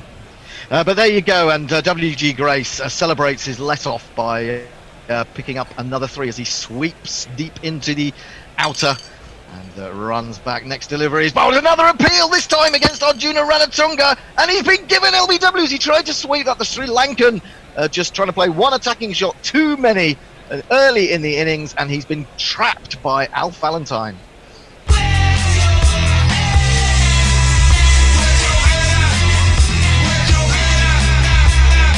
Yeah, Arjuna not learning from the non-turning demon left arm spin exploits of Dwayne Leverrock. Alf Valentine doing much the same thing. The Ranganahara special, and the former Sri Lankan captain is gone for 22 off 8, 1 4 and 2 6s. Ends what has not been an especially good tournament for the wily Sri Lanka, but that brings a real crowd pleaser to the middle. Indeed, it does. It's at 130 at 130 for 4 halfway through the 8th over. I'm going to say damn it, but it is going to be Summit. Summit. Yes, Dad. I've got something to say. Sit back. You got a minute and a half. We got pinged for copyright on YouTube for this. Skillful way. Yeah, we did. And Facebook. You beat the other players to the lunch buffet. Oh, Dad. Oh, Dad. For the first time this series you ran it. The cheese board's now ours, so let's scram it. But please don't take pomegranate. I've one thing to say, and that's damn it, Sammit. There's Irish stew. belly's no longer like granite. The corset's not working, let's can it. Your moves are approaching Titanic. I've one thing to say, and that's damn it. Sammy, there's birth on croup. Andy Flower thinks that you're a joker, and you need to share the stone or two. But your diet plan is mediocre. So S-A-M-I-T, let's try a poo-a-oo. Oh, this jingle's nicer than Ravi Bopo. Oh, Dad. Now I'm full up and I'm so glad. Oh, Dad. That I could kick you in the gonads. Oh, Dad. Tom Curson on YouTube says, "This is amazing." And I was just watching the Facebook Live subtitles through that jingle, and it talked about Summit ramming the cheese board. Well, has been known, but actually on his way out, he's never batted with WG Grace before, and he's very honoured, and he has walked up to him and he has presented him with one of his bounties. And I think that will be useful for WG Grace because his blood sugar was getting a little bit low, and I think he'll be very happy to have had the beautiful coconut flavoured snack. It's giving him a bounty to forestall a mutiny. Here comes the ball. Oh, very good indeed. In bowls to Samit. Samit off the mark straight away, steering this one very cleverly to the right, or to the left rather, should I say, of the man at backward point. They'll get back for a second. To the other right. In comes Alf Valentine again, bowls this one flatter, but Patel sees it, swings it away over mid-wicket, and he will pick up 4 runs. 1, 2, 3, 4. One to come. Valentine in to Patel again, and Patel is looking in good form. He's being inspired by the great man at the other end, and off the final delivery, he keeps the strike by picking up a 3rd. Yeah, moving himself to 9 off 3. WG Grace 38 off 13 after 8 overs having been put into bat. The Fat Lord of Use 11, 139 for 4, haven't really got away from the making a spectacle of themselves 11 in this tournament. Maybe we're seeing the pitch just slowing down towards the final as we saw during the last 50 over World Cup, but remains to be seen. We yet to get into the real power pack of Botham, Cornwall and Leverock that have done so much damage for the Fat Lot of Use 11. Who is going to bowl the 9th over, Tony? Percy Fender is going to have a blow, and we're going to go for an all. Lucky him. We're going to go for the slow left arm lamb chop fueled bowling of David Steele. Right, well, it's slow left arm orthodox from both ends at the moment. More respect because he can play. It's David Steele. It's David Steele. I prefer some cold cuts on a day like today than lamb chops. Yeah, it could be. I also feel the like barbecue's quite good though. Yeah. All right then. Well, it's a slow left arm reunion out there, really, isn't it? Sam Patel, slow left armour, of course, and now David Steele coming into the attack, bowling to Patel. Patel, very cautious, showing respect to his fellow SLA man. These fat fingers from a left arm spinner too, you know. Yeah, but there's, and it's 4 runs. 4 runs this time for WG Grace. Had a look at David Steele, thought you can't bowl, and has smeared him over mid-wicket for another 4. There's not one boy for me, I must have 2 or 3, I need 4. I do think that the Fat Lot of Use 11 as once more WG Grace leans into this one, hits it straight back over his head, 2-3 bounces, and that races into the pavilion. Note, by the way, how Hendo didn't try and get that one re-rolled as he was. I noticed that. WG Grace is now on 46, and the Fat Lot of Use 11 are now on 148. So milestones ahoy! Well, I did want to say, of course, that David Steele did actually handily offer up a few lean cuts before the game, and that really wasn't enough for our boys, and they were a bit disappointed not to have had a bit more gristle. But there you go. WG Grace is waiting, and in comes David Steele, and he drives this one. Didn't get all of it. It's maybe just turned a little bit, caught a little bit of an outside edge, but they are going to be able to run back for a 3rd. That takes WG onto 49. And the Fat Lot of Use 11 past 150, 151 for 4. Well, you're never safe against this spectacle difficult 11 as we saw in the semi-final. In What was comes that? David Steele, bowls to, I'm not sure who he's bowling to, Samit Patel. Samit Patel has lofted that. He's really got hold of it, timed it beautifully. It's gone way up in the air, it's gone way long, and it's brought him 6 runs.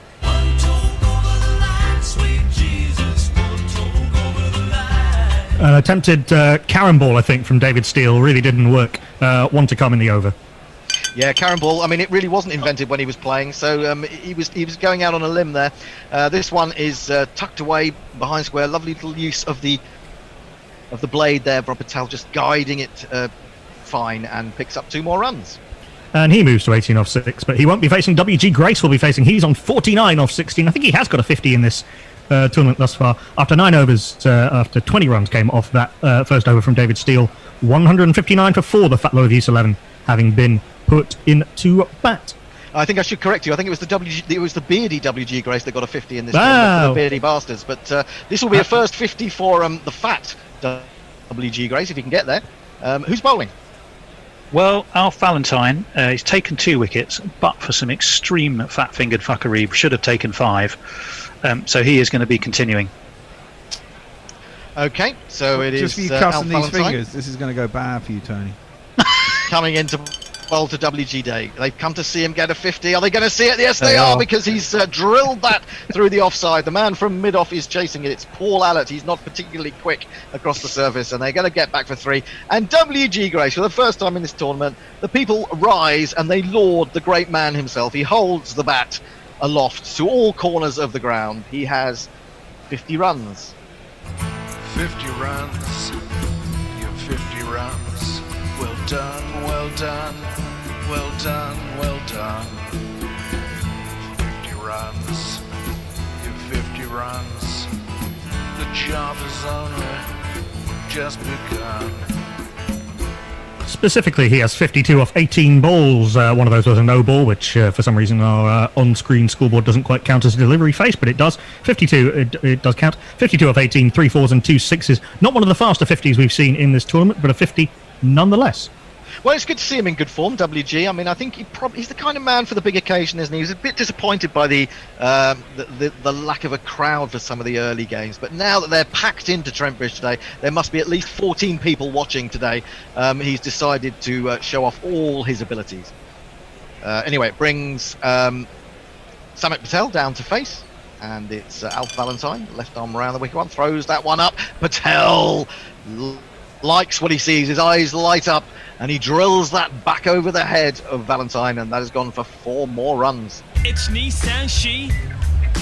It's Nissan she. Valentine in again, bowls to Patel, and Patel goes down on his front leg, sweeps this away quite fine. They're going to run back for 3. And score moves on. Patel looking in decent nick. Brings WG Grace back down to face. In comes Valentine. Bowls to WG Grace, who has... Well, that is an extraordinary shot. He's just swiveled that. There was nothing wrong with the delivery, but he's got such an eye that he's managed to smear that. It's barely gone above 10 feet off the ground, but it's gone all the way to mid-wicket for a colossal one of these.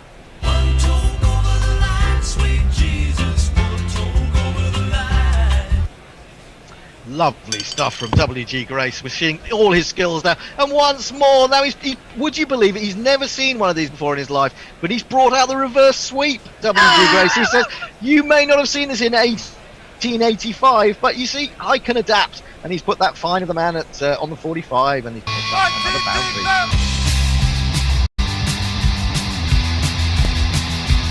Well, had WG been born 130 years later, there's no doubt he would have been dill scooping. One to come. Absolutely. Anyway, wait for the next delivery from Valentine, who is in to WG Grace. And this is another 4. Oh, now there it is. There is the ramp shot. He's lifted that one up. That's a very clever shot. He went down as if he was going to sweep it. And when it was straighter, he just opened the face and jabbed it away.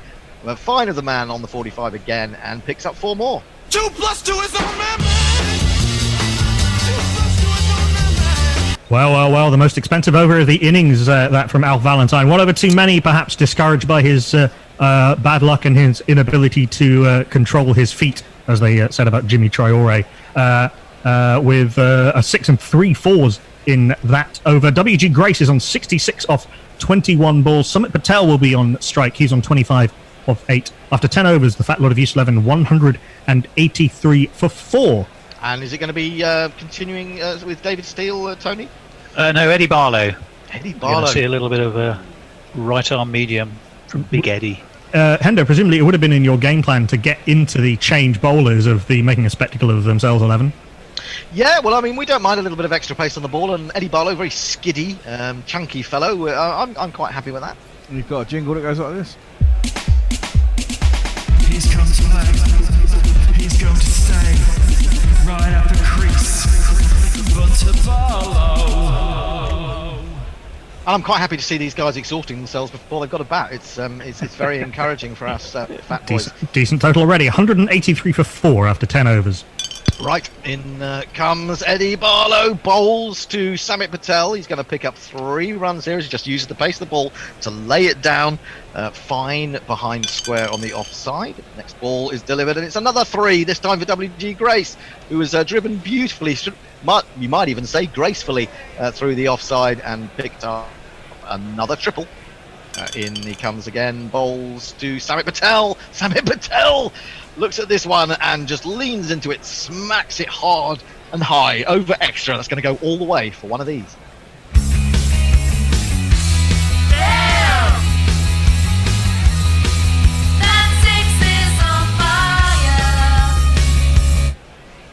So not a great start for Eddie Barlow. He's in again, no bowls to Patel, and Patel this time goes back. It was slightly offline, down the leg side. He's going to flick it cleverly away towards deep backward square for yet another 3.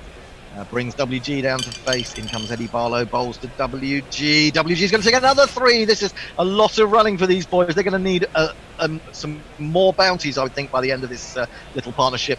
They picked up 3 more now down behind backward points on the offside. Yeah, 1 to come. Samit Patel, oh, now there's a big appeal here from Eddie Barlow. He's got that straight, has he? Oh, well, no, it's brilliant work from Dick Young behind the stumps, who's just grabbed that one-handed, whipped the bails off, and Samit Patel had just stepped outside his crease. What on earth is going on there? But he's broken a very, very awkward partnership for the bespectacled 11. Now you're gone.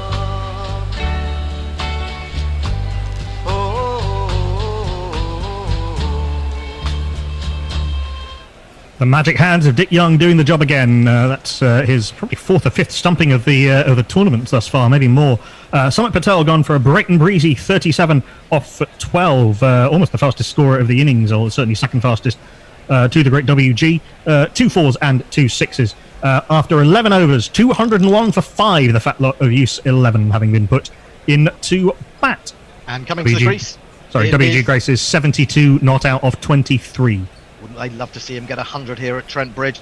Anyway, coming to the crease is post-1984 Sir Ian Terry Botham. He's going to face Devon Malcolm. That's right. In Alpha Blow. Be fair. Beefy has got boring.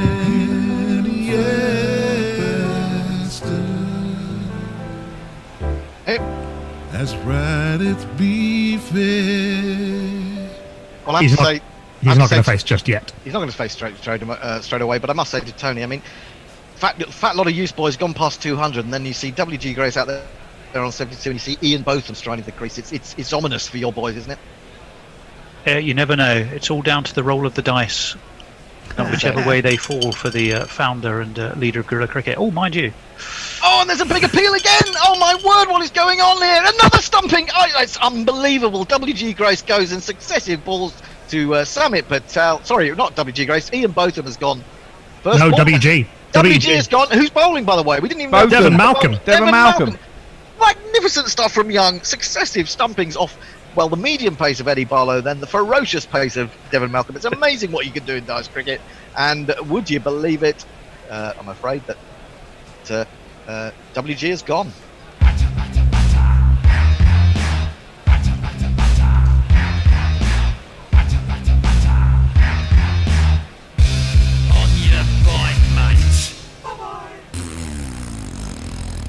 Oh, extraordinary. Well, you don't get a wicket for 71 runs, then 2 come along in 2 balls. Amazingly, that is Dick Young's second stumping off Devon Malcolm in this tournament. WG goes for a fantastic 72 off 24 balls, scoring at exactly 18 runs and over, 5 fours and 3 sixes, 201 for 6 after 11.1 overs. But now we're into the part of your batting order, Hendo, that's done the real damage.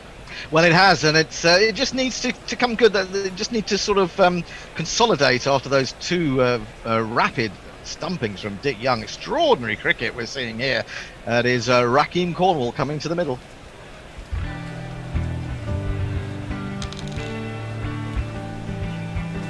Today is gonna be the day that you get on your new diet. By now you just somehow got a really fat. I don't believe that anybody weighs as much as you do now. 'Cause after all, you're Rakeem Cornwall. I, for one, hope we'll get very used to that jingle over the course of this series. Yes, indeed. He's going to be facing Devon Malcolm. Malcolm to Cornwall. It's going to be Devon to Cornwall. It's what they all wanted, and immediately Rakeem Cornwall proves the superior county by smacking that away for 4 runs square on the offside.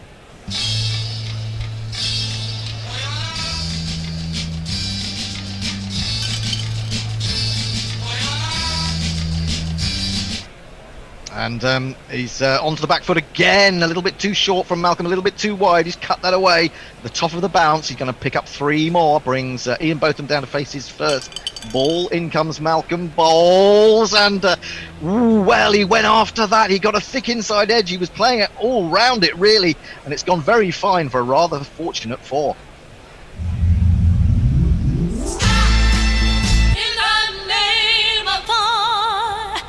Both players underway, even if in rather dubious circumstances. In comes Malcolm again, bowls to Botham, and it's another appeal, and that's been given as a no ball. Would you believe it? Tony can't. He shakes his head. Devon, you've overstepped again, and Botham survived.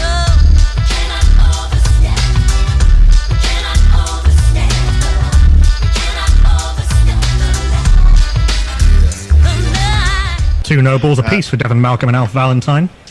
Well, there you go. It Shoddy really bowling, does I pay have to to get your feet in the right place as a batsman and a bowler. In comes Malcolm again, bowls to Botham, who's going to take a single this time as he just eases that into the offside on the front foot and brings Rakeem Cornwall down to face. Is it just 1 ball to go? Yeah. 1 to come, yes. 1 to come. So Malcolm in bowls, and there's another appeal against Rakeem Cornwall. Surely not. Devon will not have had his revenge, will he? No, he's not. He's done it again. He's overstepped for the 2nd time in this over. Extraordinary stuff.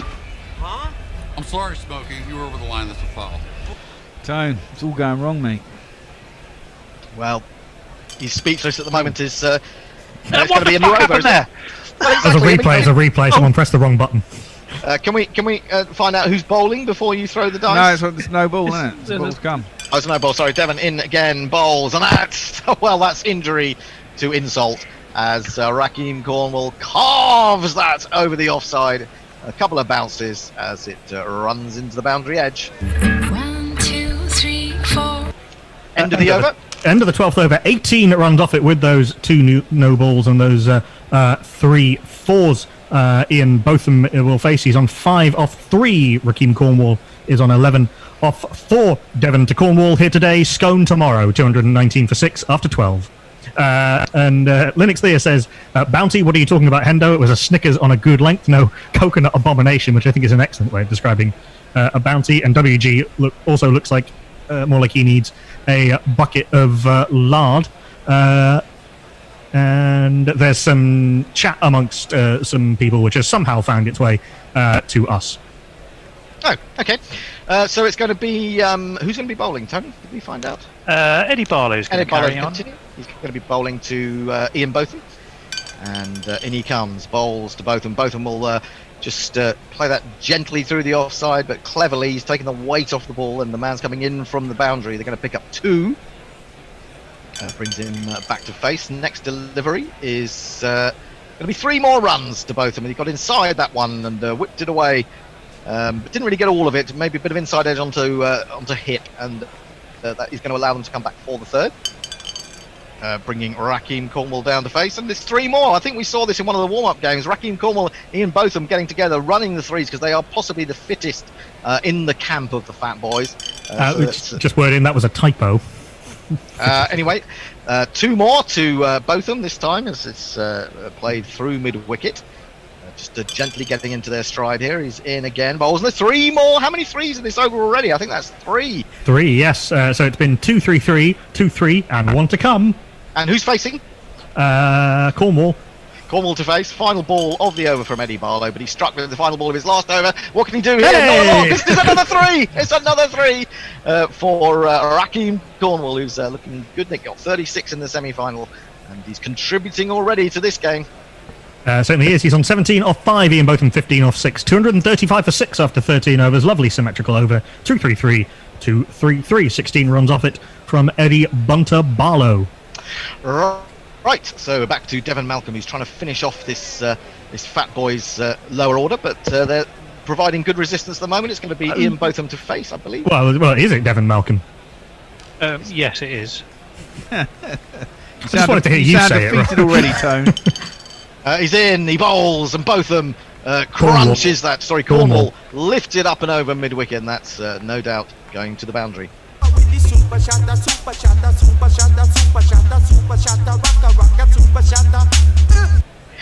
Hefted by the great man, the big man. It was like an enormous crane in operation there. In he comes again, bowls, and once more it's smashed back over his head. You've got to have a good eye to be able to see a ball of that pace and then smack it straight for 6. Lovely work from who was that? Ian Botham? Cornwall. Ronald Cornwall again. Great stuff from the man. Devon is beating up Cornwall. No, the other way around. We've had that pair. We've had Yeah, that I know. Shut up. Bowls. Shut up. Bowls.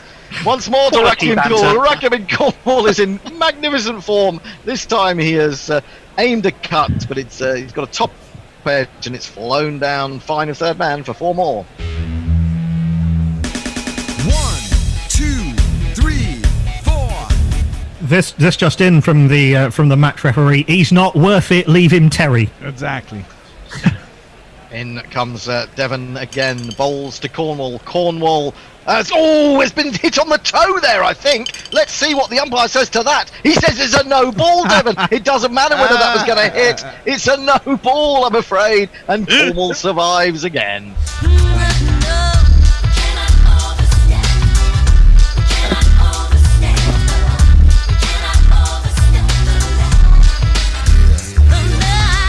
And Devon Malcolm's 4th no ball in 31 actual deliveries brings up the 250 for 6. And I see Tony tearing out what remains of his hair. He can't believe it. He can't believe the number of potential wickets that have gone begging. There trying to find out.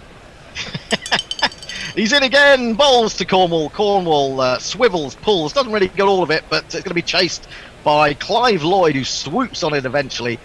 Returns it to the wicketkeeper, but they've got through for another 3. 50 partnership up, 52 off 18 balls, 5 4s and 1 6. Ian Botham waits for the next delivery. He's going to get 3 more. They do love their 3s, these two. This time he's swiveled it through a squarer on the onside, and they pick up a 3rd. 1 to come. Cornwall waits for Malcolm, and this time he'll just take the 2 as he dabs that very skillfully, very artfully down towards third man. That is the end of the over, and it will be Botham to face, I believe. Yes, indeed it will. He'll face on 18 off 8. Raheem Cornwall 36 off 12 with the 4 4s and 1 6. Again, going at exactly 18 runs and over. 23 off that from Devon Malcolm, not helping himself by putting his feet where they should not ought to be. 258 for 6, and in the age-old battle, Cornwall is beating Devon. Therefore, jam first, apparently. Oh, apparently so. Okay. Well, I've just turned down some jam on my toast, but there you go. I will obviously have that in the tea break. In comes, who is it going to be, Tony, now? Continuing Eddie Barlow again, or are you running out of ideas? No, absolutely not. Al Valentine is rhythmically in Calypso style. Al Valentine coming back into dancing to the bowl. crease. Yeah. So returning to spin after that little period of pace or medium pace.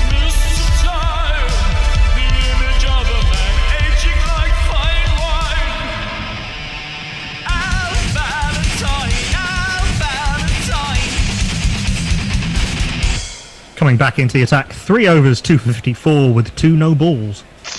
Well, that has been the Achilles heel, hasn't it, for the bespectacled boys today? But it's going to be Valentine bowling to Botham. It's coming left arm around the wicket, couple of strides in, bowls. Botham smack that one. He leant into it.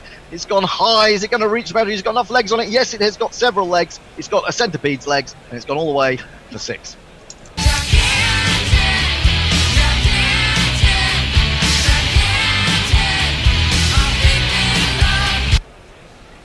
Well, not a great start for Valentine on his return. Botham leaning into that one. He comes in again, bowls, and this time he goes back. He dropped it shorter this time. He dropped it wider.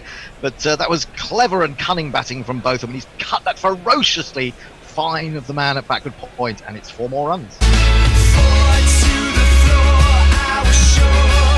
It's amazing how this particular era of Botham has performed in this tournament. He waits for the next delivery. There's an appeal this time. What's it going to be? Is it going to be another no ball? No, he's going to be given an LBW. And Valentine struck Botham just as he was looking really good, really strong. Has got to go.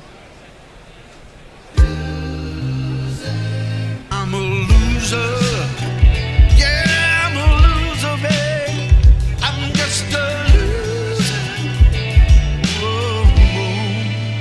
Well, after those 2 wickets and 2 balls, a partnership of 67 for the 7th wicket between Ian Botham and Rakeem Cornwall. They've enjoyed batting together and frankly running a lot together through the course of this tournament. 28 off 11, Ian Botham made 2 4s, 1 6 and many 2s. Alf Valentine now has 3 for 64 after 14.3 overs, 268 for 7. Well, coming to the wicket is the left-handed Ian Austin, uncomplicated Lancastrian. You can't say that about many of them, but he certainly was. And he, of course, got 80 against the naughty boy. No, sorry, wait, it was against how the fuck did they play for England 11 that he really looked at his best. And he's coming out to John. We're back. We are indeed. Now, I'm going to mark everything this summer. So we've marked the first 4 of the morning, the first test match of the English summer. I'm having the first beer.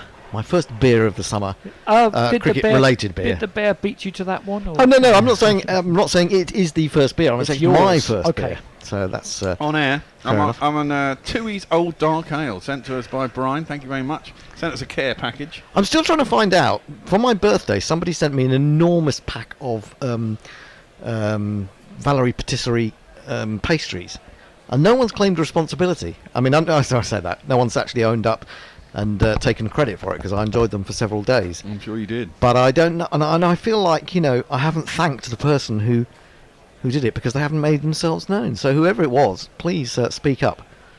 And, well, I'll say thank you. But that's the true spirit. Is my mic on? That's that's the true spirit of giving, when you don't actually say take who the credit. you were and take the credit. No, Yeah, absolutely. that's But correct, as the recipient, you feel like you want to, pay homage to these generous people. I don't know. Got trouble with the press the bottom home button. Trouble with the iPad.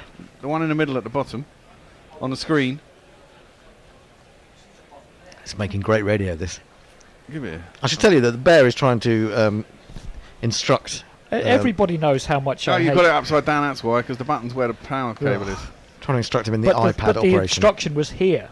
Yeah, well, it's because it's an iPad. It turns yeah, itself around. of course it turns itself around. No, in the middle of the screen. In the middle of the screen, on the bottom. That's the one. Anyway, away from all this exciting technical information that's going on in the Gorilla Cricket studio, the England team are emerging from the pavilion, and the sun is out. The sun has burst through, not only in southeast London where we are, but also in northwest London where they are. So that's jolly good news. Pretty good news, I guess, for the Irish batsmen. That maybe the ball won't move quite as much. There hasn't been significant movement, certainly not in the air, but there has been a fair bit of movement off the pitch from time to time. And we resume for the second session of the day with Ireland on 78 for 4. Stuart Broad has taken 3 of those wickets. Thought he had a 4th when he thought that Well, Paul Sterling was given out LBW first ball, but on review proved to be going down the leg side, and he stayed for a little while and entertained us. It would have been, from a gorilla perspective, to lose Paul Sterling first ball would have been an absolute tragedy. I do actually have to point out, from my betting account perspective, it would have been the right thing to happen. Funny you should say that. Because actually they went on and the wicket didn't fall under the amount of runs that I had. I think James McCullum has batted very nicely. He has. 29 not out at lunch. Played a couple of really dashing drives through the covers. And seemed to play the ball very late, which is always a good thing. Didn't play in the first Ireland Test, of course, which we covered in Malahide, but has played in every Test match since. And he's going to be facing up to Stuart Broad first thing after the break. Broad with figures of 3 for 21 from 7 overs. Let's jingle him. Sweep the leg, Brody. Got the best headband around. Something has gotta keep her down. Got the best headband around. Your ego ain't gonna be kept down. Got the best headband around. Even though your hair is thinning now. Egyptians had papyriform and also Hathoric. The Greeks Corinthian, Ionic and Doric. He's in to bowl the first ball after lunch, and on to the front foot comes McCullum and covers up in defence. So solemn, the Irish like to build with a green painted McCullum. We're just looking at the wickets this morning. Andrew Balbirnie went without scoring, and then a strangle almost of Tector coming in, trying to advance down the wicket, flickered off his legs and forgot there was a leg slip there. Anyway, here comes Broad again. 3 slips now. No leg slip, and this is turned away off his hip by McCullum. Down to Ben Duckett at deep backward square. And they take the first run after the lunch break. McCullum goes to 30. Tucker is on 8. And Ireland are 79 for 4. Andy, you are chomping at the bit with something. Did you have Warren's forecast for the Bear in the IPL before? No, I don't know. Oh, we were laughing at that, weren't we? We were sitting here and listening to the Bear saying that he reckoned he could well, go. What Warren reckons would happen is the Bear plays Dharamsala 1 crore to play, arrives hungover, comes on to bowl, pulls a hammy during the stretching, we did have that, and is carted off in a second-hand tartar. That's fine. You want to give me the crawl? No, you had to give them the crawl. Give them. Oh yeah, yeah. Broad into Tucker, and he advances down the wicket. Ball is dug into the pitch a little bit by Broad, so it just rises a little bit, but he plays it comfortably enough into the onside. Again, no run. Well, that was Pirate Badshaw's positive from the morning session, that McCullum's faced 95 balls and was still incumbent. Yeah, I'm even impressed. I mean, I think the ball's coming on nicely for the batsman. I mean, there is a bit of movement, but it's also you're getting value for your shots. And I think that England have had a little bit of a rethink at lunch. And for McCullum, when he faced those first 2 balls of this session, they've now got a ring of 3 on the offside, taken out one of the slips. Leg slip is back in for Tucker, and he's in, and he turns it away well past that man, once more bringing Duckett into the action. And he takes his first run after lunch. He goes to 980 for 4. Armchair Cricket Podcast. Tell us what a lac and a crore are. Unfortunately, all the dots are in the wrong place, so I can't figure it out. I can't get round Indian currency at all. I've tried. A lakh is really like 10 grand basically, and a crore is like 100 grand. So yeah, but then when you start bringing in, no, it says here 100 lakh make a crore, so that's not right. It's too complicated. Maybe a lakh's a grand then. Yeah, but everyone thinks they know, and if I put that question out on the WhatsApp group, everyone writes in, but they write in with a different answer. Yeah, everyone knows everything on that WhatsApp. Well, that's group, true. Don't worry about it. That's true. Broad in again, bowls onto the front foot. McCullum plays that right underneath his eyes, and the ball runs to extra cover, and there is no run. Except why county cricket wouldn't let Netherlands players play in the World Cup. Nobody knew that one. what was that about? The English counties not releasing yes, for the players for the qualifiers, World yeah, Cup, and I yeah. put that in the group, and it's deafening silence of people commenting on that. Yeah, just get ignored if no one knows anything or has any No, idea if that they something is detrimental to county cricket, that's when it know. Oh, gets is that what you? ignored. Is that Yeah. the point? Oh, now a Yes. big swinging delivery and a big swinging shot from McCullum, who liked the idea. His eyes lit up, but he made no contact. Is that It went Broadie's new through delivery? Oh, that could be the new away swinger, couldn't it? It Well, wasn't very he's effective. 38, and he's just discovered how to bowl an away swinger. No, he's always bowled an away swinger, but he's got a new away swinger. No, it's just like Shane Warne. Well, it's interesting to hear a quick bowler say that they've got a new ball as opposed to a spinner. I think. It's just more obviously bullshit. Yes. Yeah, but we like obvious I think bullshit. Broad was just explaining it to Root. Just there, he said, "No, it's different. It's different because it goes like this." He said, "What we started? It starts a yard outside off stump and goes further away." Yes. Root says, "Great. Glad I'm not captain you anymore." 80 for 4 at the end of the first over after lunch. McCullum 30, Tucker 9. Pirate Badshaw had a chatbot knock up a comedy sketch. I will have a look at that later. It's probably better than She-Hulk. Okay. Did you see this thing in the writers' strike in Hollywood? One of their demands is that they never use AI to replace them, like ever. That's going to happen more. Do a better job now. Things like that are going to. I mean, they are just. Eat your lunch. I mean, they're just going to make films based on AI, aren't they? I mean, it's as simple as that. Might as well, most of them. Well, yeah, true. I haven't seen a good film for a long time. Jack Leach is going to continue after lunch.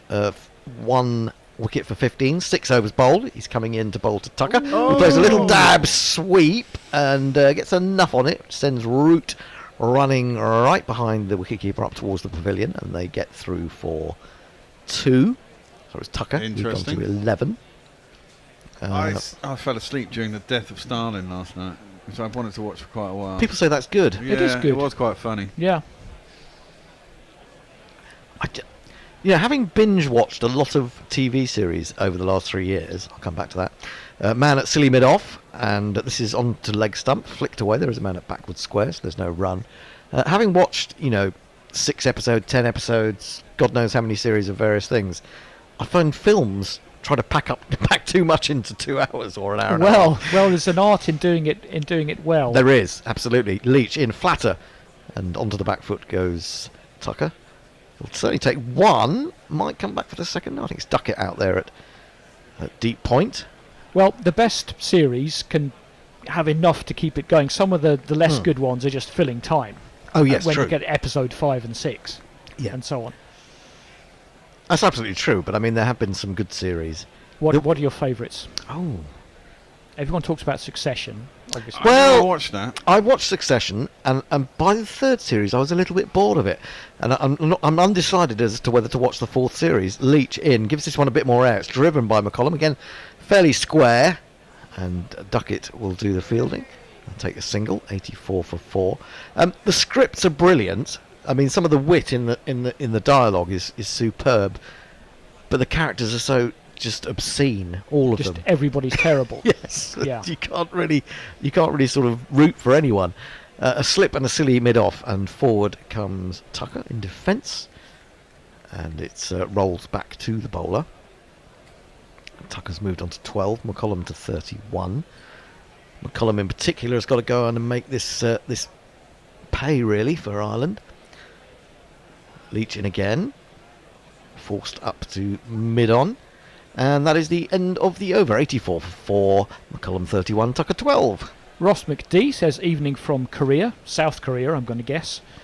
He says Brooke needs 191 runs in 3 innings to take the sole record for fastest to 1,000 runs.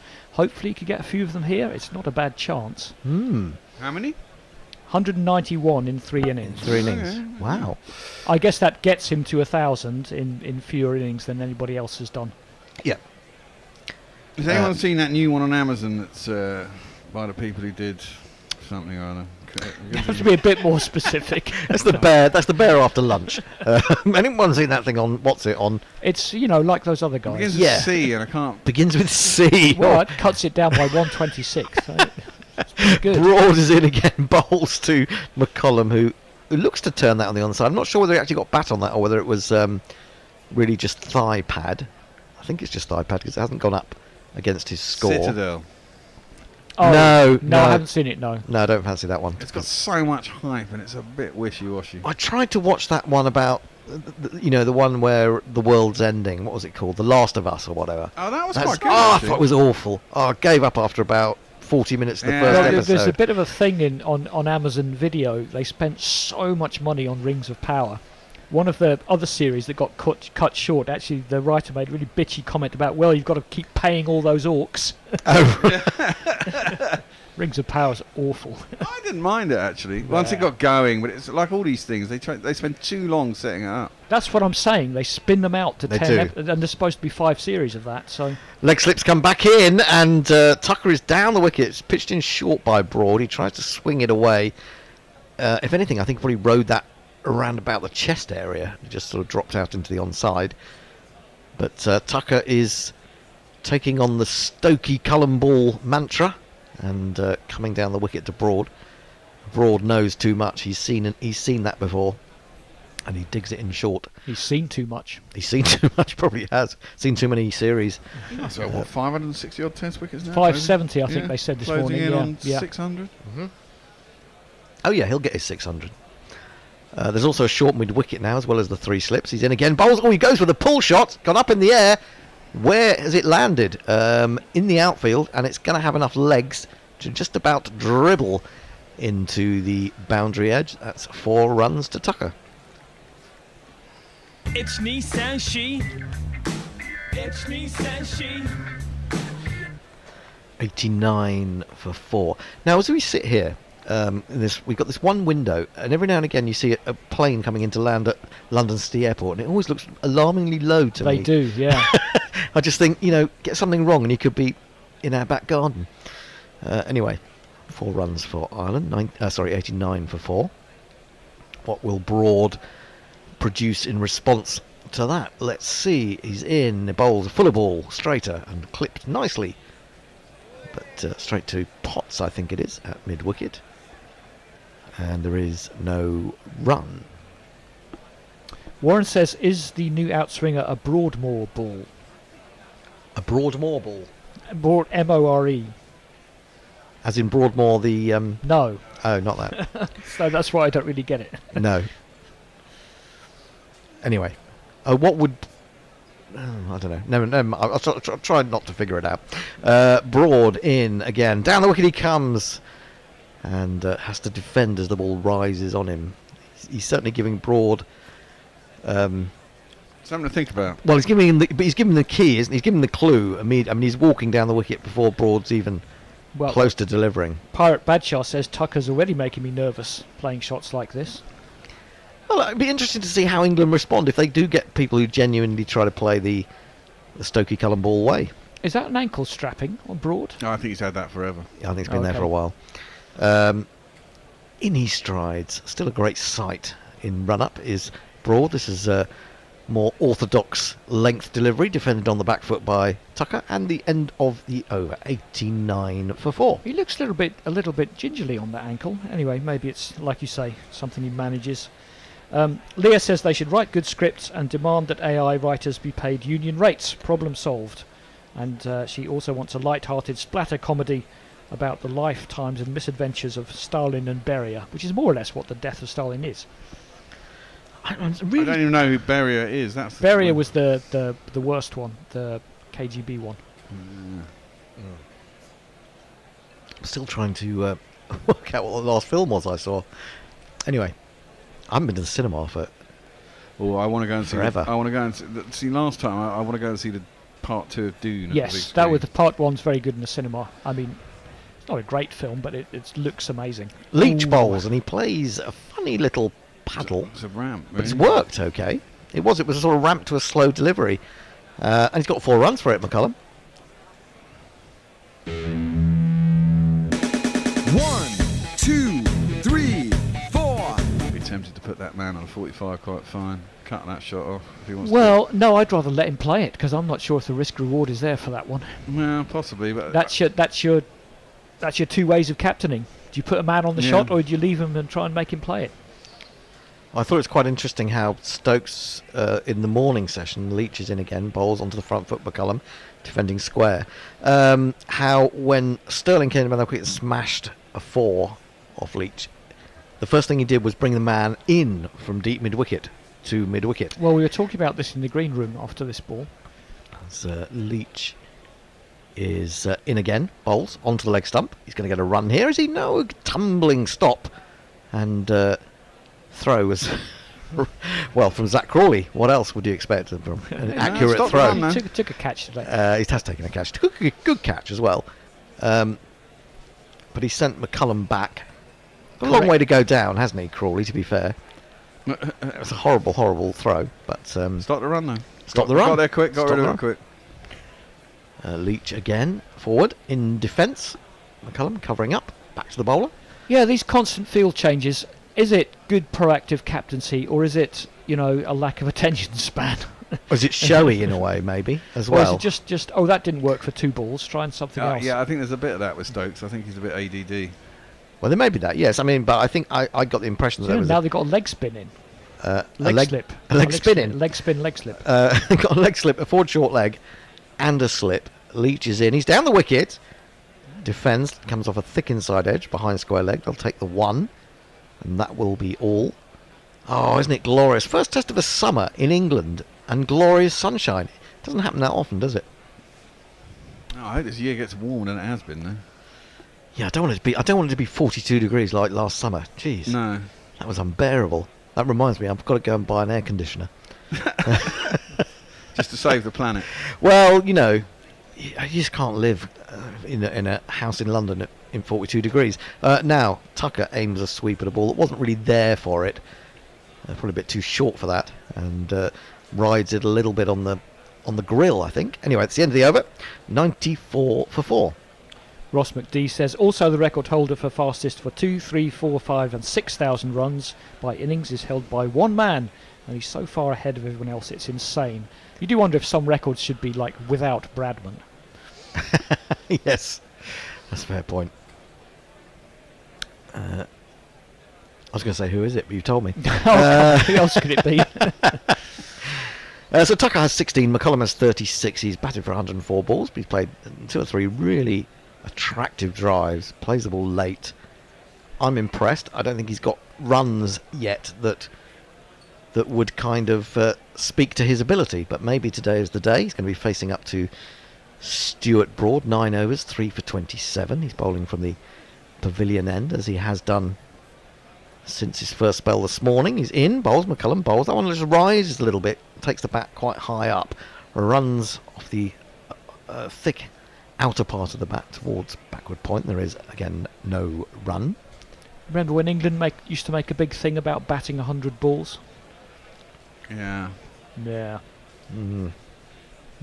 Did they? Yes. Or when they were all Burns and Sibley and who was the other guy? God. Yeah, exactly.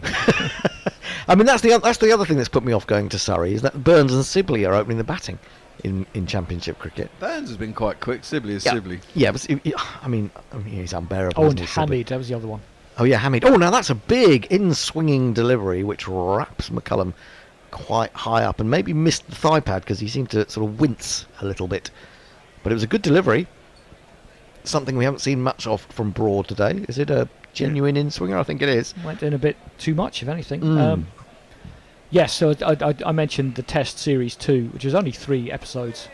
And a lot of it is that series where England in Australia and Hamid's batting 3 and he just looked like a total walking wicket. He looks like someone's mate you pulled in to play in the 3rd team.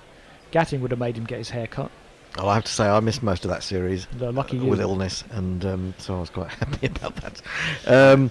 Broad in again, down the leg side. I'm not sure whether the bat was on that one, but it's gone very fine indeed, and it's going to bring 4 runs. Is it going to be signalled as leg byes? The umpire, standing edge, is just waiting for confirmation from his square leg colleague, and is now going to give it as 4 leg byes.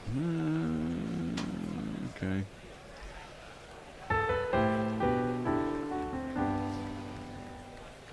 Four. 98 for 4. 6 extras now, all leg byes. So we haven't had any overstepping so far by the England bowlers. Run rate a healthy 3.21.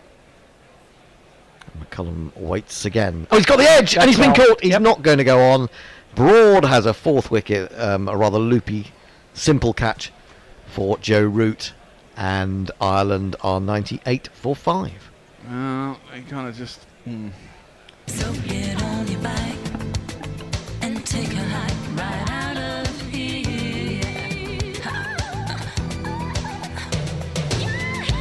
Your history, no good for me.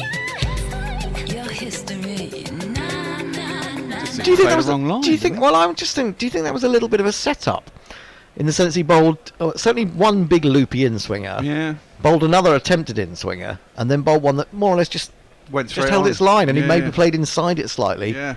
And got the edge. So, if so, well done, Stuart Broad. Well, he'll certainly say so, I'm sure. Josie Oak said, "Good afternoon, we're doomed," although he did say that before that wicket.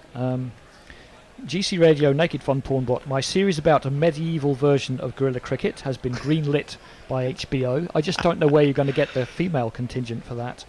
And Mog, I don't know where Mog is, but he said, "Holy crap, I've just discovered they're showing this test on TV here." Oh, wow. Well, get on it. And listen to us, though, obviously, but, watch it. I mean, I can never really... I've never been one of those people who thinks I'd rather just listen to it on the radio than watch it. If I'm going to listen to it on the radio, I'll still watch it, if that makes sense. Yes, absolutely, yeah. Watching is a better experience than listening. Yes, I have to agree. That's in my Even mind. Even though we are radio, yes. TV on, yeah. 98 for 5. New batsman should be Craig Campher, shouldn't it? Is it Craig? Curtis Campher? Curtis, sorry, yes. He has a jingle. If I can find him. He's here somewhere.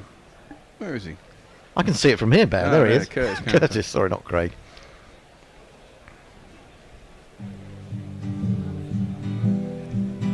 Now who's this coming on? Camphor waited. In South Africa he wasn't rated. In Ireland he is venerated. He worked hard so Camphor rated toil. He's rated now. I mean, I was thinking this when I was watching Devon Conway in the final of the IPL the other day. Another one of those wasn't rated in South Africa, went to New Zealand to make his name. He's become an incredibly good batsman. Broad then will bowl to Campher. Oh, there is another of those big loopy in-swingers. And he gets this one much more accurate. And so he's ended up playing that on middle and off. But I think that would suggest that that's what Broad's trying to do. Just to fill them with big swingers. And then the ball that holds its line. And he may be going for the same sort of thing. Basically. Yeah. But I mean, if it just sort of sails off down the leg side, it doesn't really help. But that was a much more accurate one. He's in again. He bowls. This one does go straight on. It leaps on Bairstow. We're doing a Bairstow fumble watch, and that was a fumble by the new old England wicketkeeper. I'm not sure where it rebounded to. Somewhere like square leg. I don't think they took a run though. Score remains 98 for 5. Looks to me as if we will see England back tonight. Well, I think Ireland's best chance of getting around 200 from here would be to be positive, I think. Yes. They've got batsmen to do it, in Tucker and Campher. Leah corrects me, of course. Berrier was ahead of the NKVD. But that's what... Yes, the KGB wasn't even formed at that point, but obviously they were the equivalent at the time. You guys know a lot about Russian history. Well, Pirate Badshaw says, if that umpire hadn't given that as a leg bye, it would have been McCollum's highest score, feck, double feck. Still, I liked seeing an Ireland opener batting into a second session. Yeah, he batted well. it's a shame, you can always get a good ball, and you can always be out-thought by a man who's got 570 test wickets. Yeah. But I thought he batted really confidently and competently, really. Anyway, Jack Leach will continue, so spin at one end, pace at the other. And Farong says BST is Bangladesh Standard Time. We're going to lodge a complaint. Where is Farong now? Has he moved? He made it out of... He made it out of Bangladesh. Let us know. I think was he in he was Malaysia? In Thailand, wasn't he? Thailand, yeah. So Leach, 8 overs, 1 for 24, just flicking the ball between his hands, and he's just got the one close fielder for Tucker, who goes back and waits for this, has plenty of time to turn it into the onside. Tongue will move round to his left and do the fielding at square leg. 99 for 5. Tucker moves to 17. Brings Camper down to face his first delivery from the spinner. And the run rate's still healthy, as you say. I mean, they are being positive. Tucker is certainly a man who's not afraid to come down the wicket. Just wonder, you've got Fee on hand coming in at 8. And he is down as an all-rounder, but I'm not sure what his batting record is like. But he is also on debut. So it's going to be a tricky time for him. Tucker may be their main hope of getting up towards 200. Leach in, bowls onto the front foot, comes Camper and defends to extra cover. Camper? Camper or Camphor? Camphor. Camphor.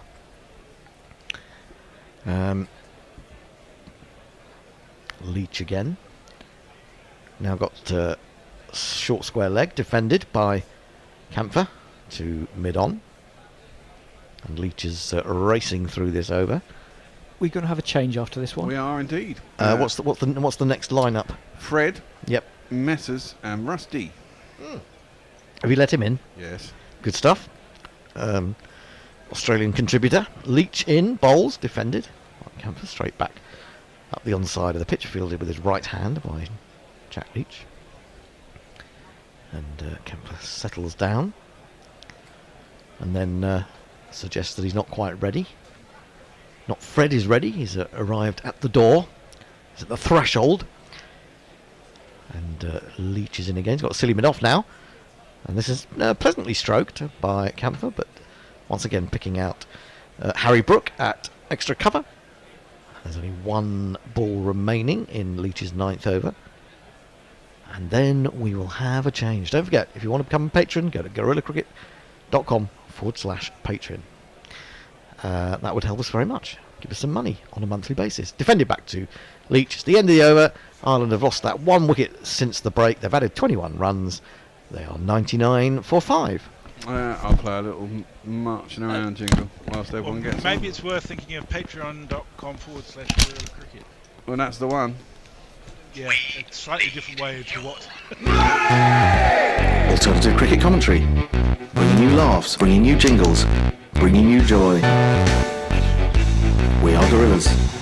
We need your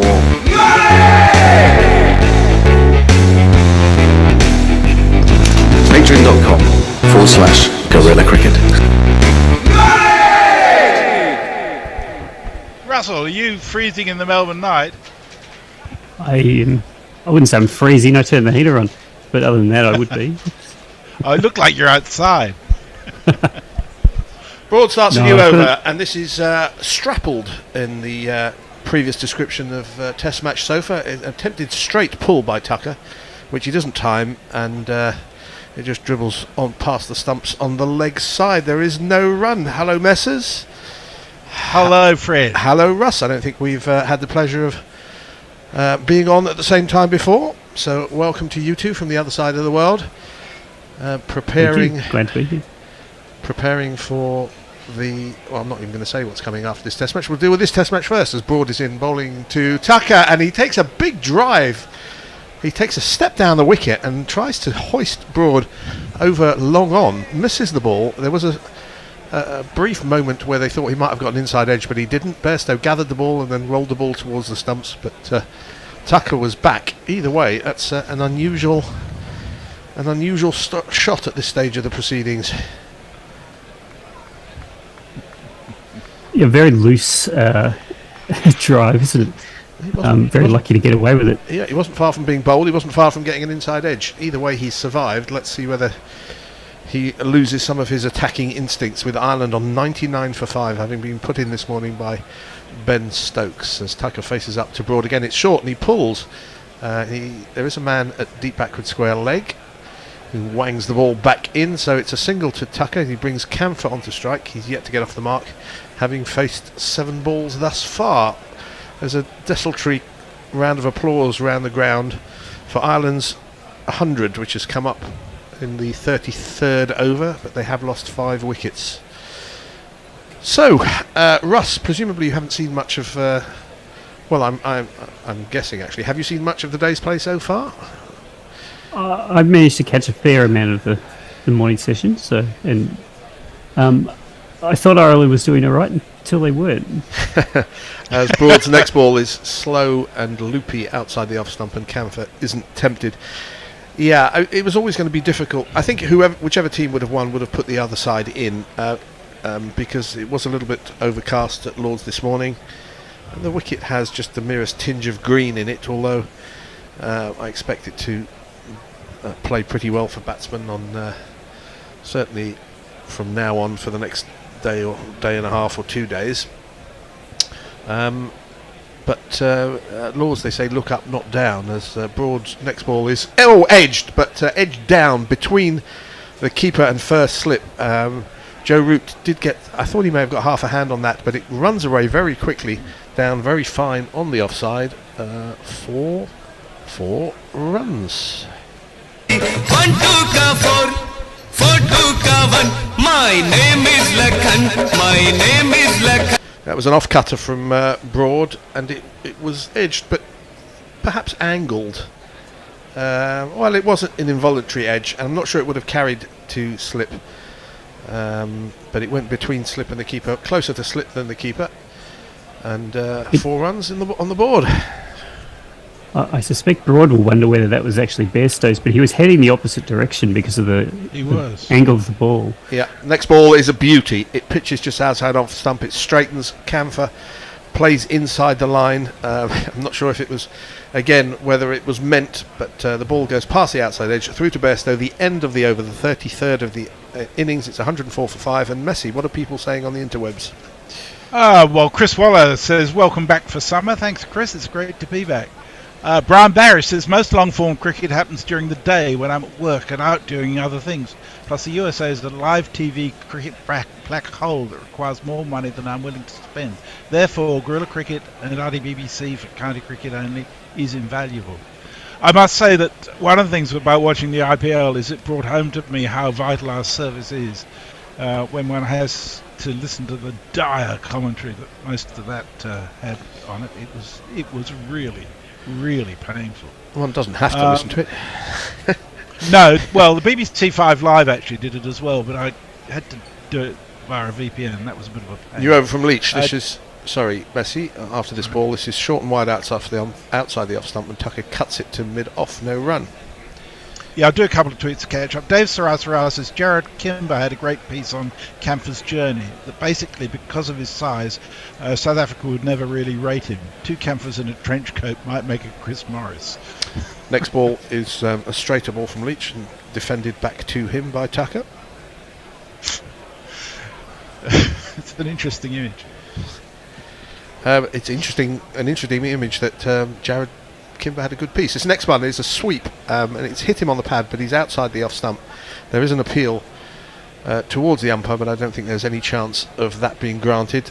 Apart from anything else, he was well down the wicket as well, and I'm pretty sure he got outside the off stump, so that's not going to be overturned, and there's no sign of Stokes going for the review, and he's timed out, and he didn't show any interest at all. I think that's a little unfair, speaking on Jared's side on this. I think he writes quite a lot of interesting stuff.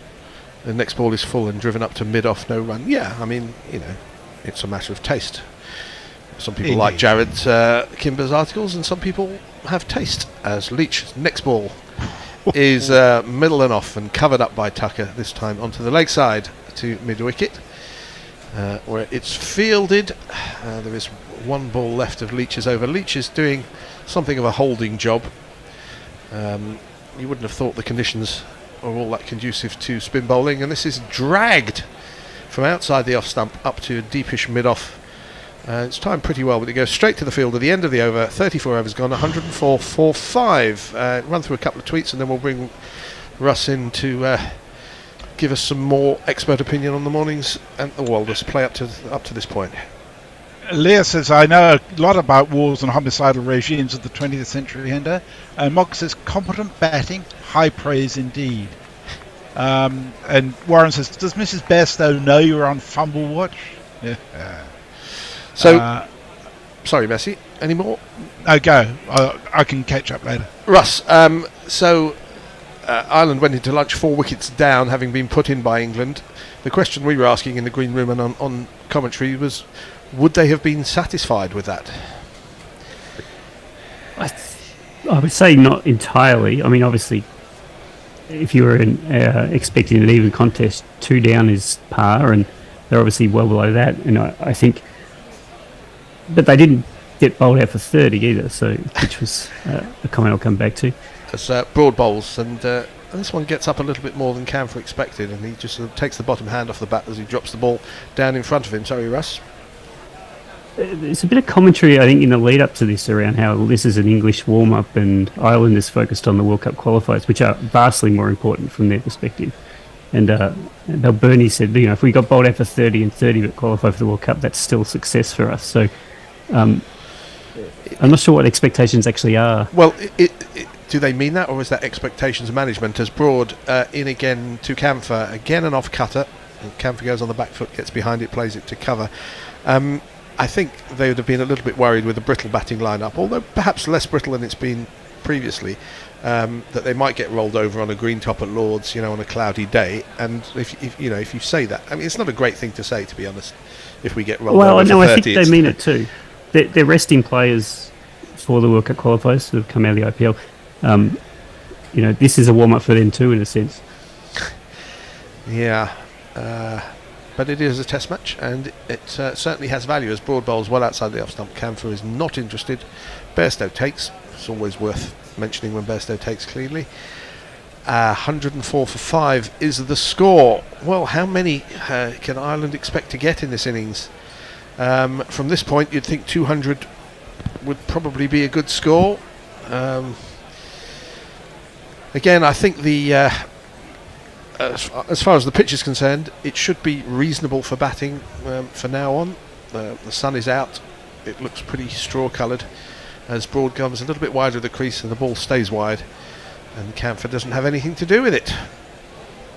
Yeah, this is a good pitch for Broad, I think, though. He's getting exactly the kind of movement he likes, where it's just enough to get the edge but not too much. And he's obviously taken most of the wickets so far as well. He has 4 for 32. He's in his 12th over, and commentators often get things wrong, even us unpaid pundits. I'd written off Broad as a test match bowler probably 3 or 4 years ago, but he's still going strong, as this is an in-swinger going down the leg stump, and Broad does a celebra appeal, and he can't believe that's been given not out, but it wasn't going to hit, well, probably another 2 stumps on the leg side. He may force his captain into a review, but I'm pretty sure that that's going down leg side, and if they had a good keeper, he would probably tell them that, but they've got Bairstow, so they're going for the review. Let's see what happens. I may be completely wrong, it's happened before.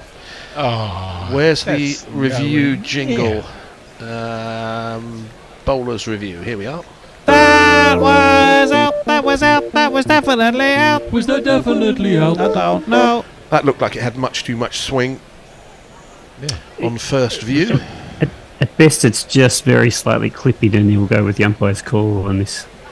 I'd have thought it's a lovely delivery, but it was it swung, a bit too swung good. late-ish, but I'm pretty sure that's done too much. I don't think he got an edge on it. He's about, well, 1.5 foot outside the crease line.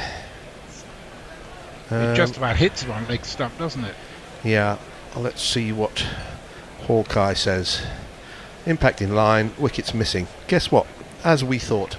Probably a bit closer than I thought. I thought that was at least another stump going down the leg side, but England have lost the review, and Broad bullied his captain into reviewing that, and it didn't work. He's now shaking his head. He doesn't believe the technology. Well, he's got about 400 million people in India who agree with him. It was never going to be out, was it? I'm not sure how he thinks he can see it properly when he's in his follow-through and looking at the pitch. Yeah, but when you do it 1,000 times a year, you do get a feel for whether things are out or not. Well, most people do. Broad doesn't.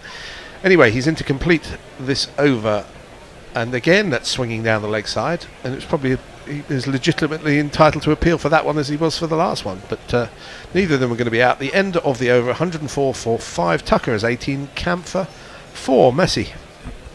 Mog says, what? How could it possibly be cold in Melbourne? Yeah.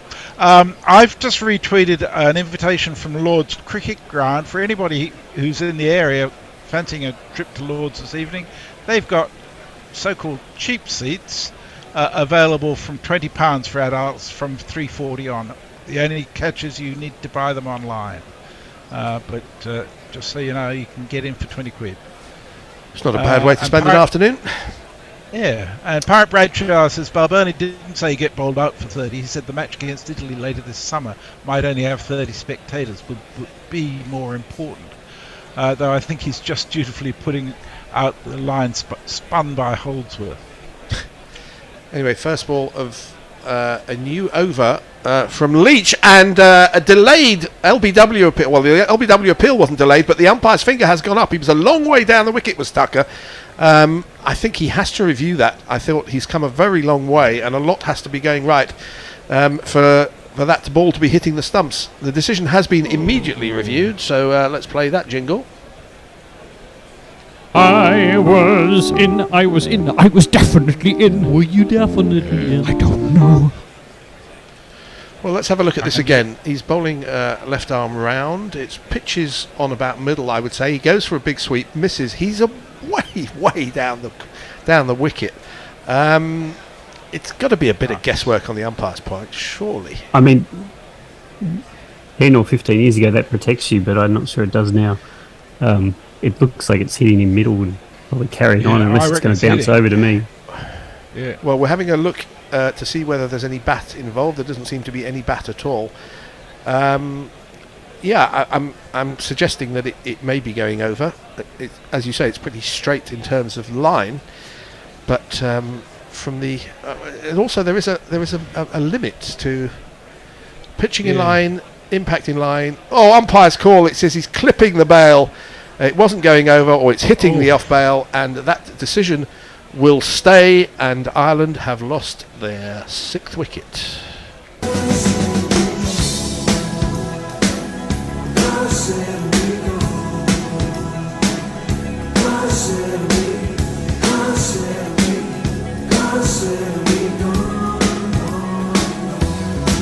Yes, Tucker, LBW to Leach for 18. I'm not going to say he was unlucky, because the umpire thought it was straight and it was going to hit, and the Hawkeye suggested it was straight and it was going to hit. But as you say, a while back those would never have been given because he was a long way down. Didn't they used to take into account how far down you were as far as the Hawkeye was concerned? I think there's a... Yeah, how far sort is it? of. I think it was over I don't know, some 3.5 meters or something was. Yeah, but that doesn't mean the umpire can't give it. It just means that Hawkeye refuses to make a prediction if you're that far down. So I didn't see any measurement of that. We don't know. So he obviously wasn't far enough for that to be a consideration. Either way, the 6th wicket is down, and we are into the Irish tail. As number 8 batsman comes out, and I'm going to admit that I don't recognise him. I'm going to have to wait till his name comes up on the screen, or he turns around and we can see the name on the back of his shirt. It is Andy McBride, and he's got a jingle, and it goes like this.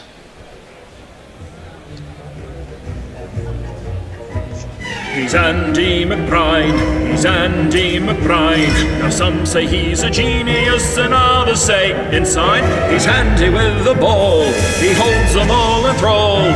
He's Andy McBride, Brine.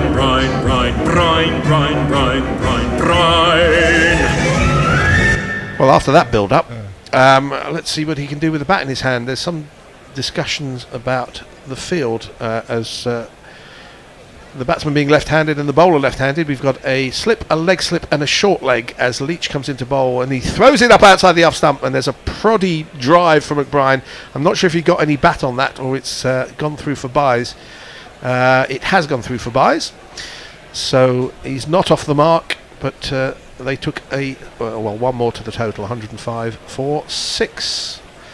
A lot of I'd shuffling. love to have seen his back foot on that one. It looked like he was dragging out of the crease when it went through Bairstow's hands. It's a pretty safe thing to do if you're a batsman with Bairstow behind you. Because he has to do two things. He has to actually catch the ball, and he has to destroy the wicket. I'm not sure he's capable of either. The right-handed batsman on strike now is Leach bowls on leg stump and defended into the leg side. The bowler himself fields. Is this the first left-hander of the innings? I think it might be. Let's have a look at this. He had a drive at that, and it's gone through what they call in ice hockey through the 5-hole, which is between the keeper's legs. It's Camphor faces up to Leach again, short and wide outside the off stump. That's a bit of a gift, and he's cut this out. There is a sweeper out there who is Duckett, who nobody seems to like because they send him far away from everybody else most of the time. It's a single to Camphor. He has 5. We're looking again at that LBW decision. Hey, it's a legitimate appeal. It's legitimate for the umpire to give him out, but the batsman will feel slightly unlucky. I mean, it's just one of those things. You get a long way down, you play the sweep shot, you miss it, and you think, oh, that must be going over. But Hawkeye suggested it was clipping the bail. Leach bowls again, and this is nurdled by McBride off a thickish outside edge down through 2.5 slips. The slip has to run back towards the third man boundary, and there is enough time for them to take 3 runs. So I'm having to reset my expectations, having last watched Australia's matches in India, where every sweep shot that was missed was coming through at 2 inches above the ground. Yeah, some Indian pitches in recent years have been interesting. Yeah. And whilst the game has gone on, they've been quite exciting, but the games haven't lasted all that long. As the right-handed Camphor back on strike. What is camphor? There used to be a thing like keeping out moths or something. Messi, you're an old person, you might remember this.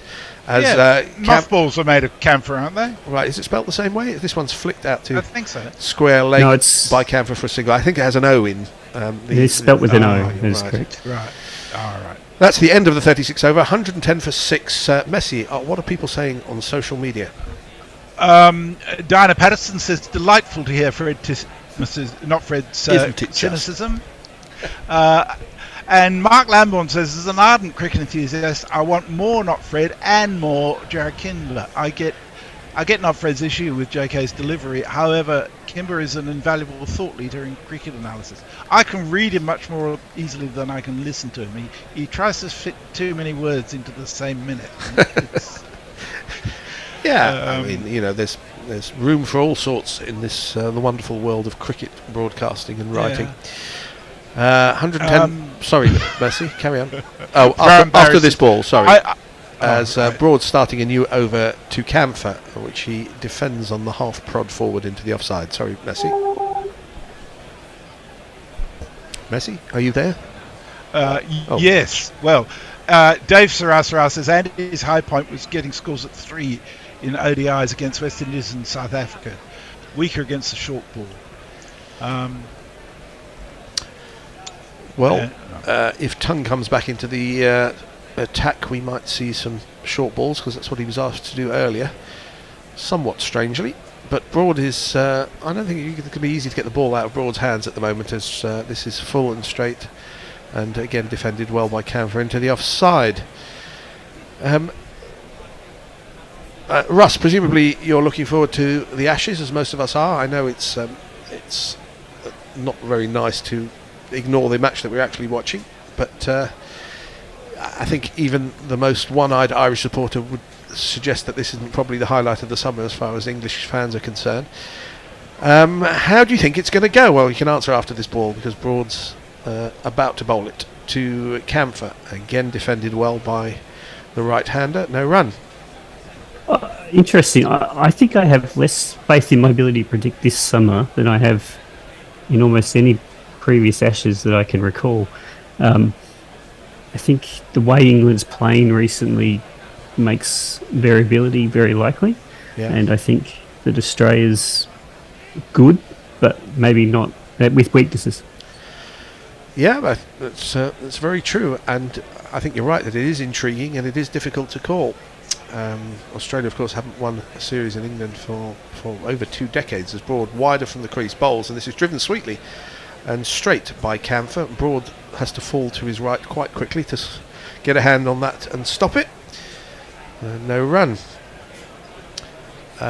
Yes, but I'm going to go back on myself and say we shouldn't be talking about the Ashes. We're in the middle of a test match here, and we should be concentrating on this test match. Well, I will yourself on the wrist. Yeah. Respond to the commentator from earlier if I've got time between this Dick's ball. Which I don't know if I will or not. Just hold off for a second as Broad has started his run up. Headband flapping in the breeze behind him, and he bowls. And again, Camphor angles us into the offside, thinks of a single. There probably was one there, but they didn't take one. The exact quote from Balbirnie was, the Ashes is their most important thing. I'd imagine they'll be looking at this as a glorified warm-up. If we get bowled out for 30 in both innings against England but qualify for both World Cups, that's a win. That's our most successful summer ever. I hope that doesn't happen, but World Cups are where we get our most publicity on the world stage and back home, particularly for a tournament in India and what that brings. So that's the context of this match, I guess, from the Irish perspective. Which is a shame, frankly. It is a shame, but it's the nature of how the ICC asked them to play. This is full and wide and driven sweetly by Camphor. He didn't necessarily get his foot all the way out there, but the bat caught the ball absolutely spack on, and it runs away to extra cover for 4 runs.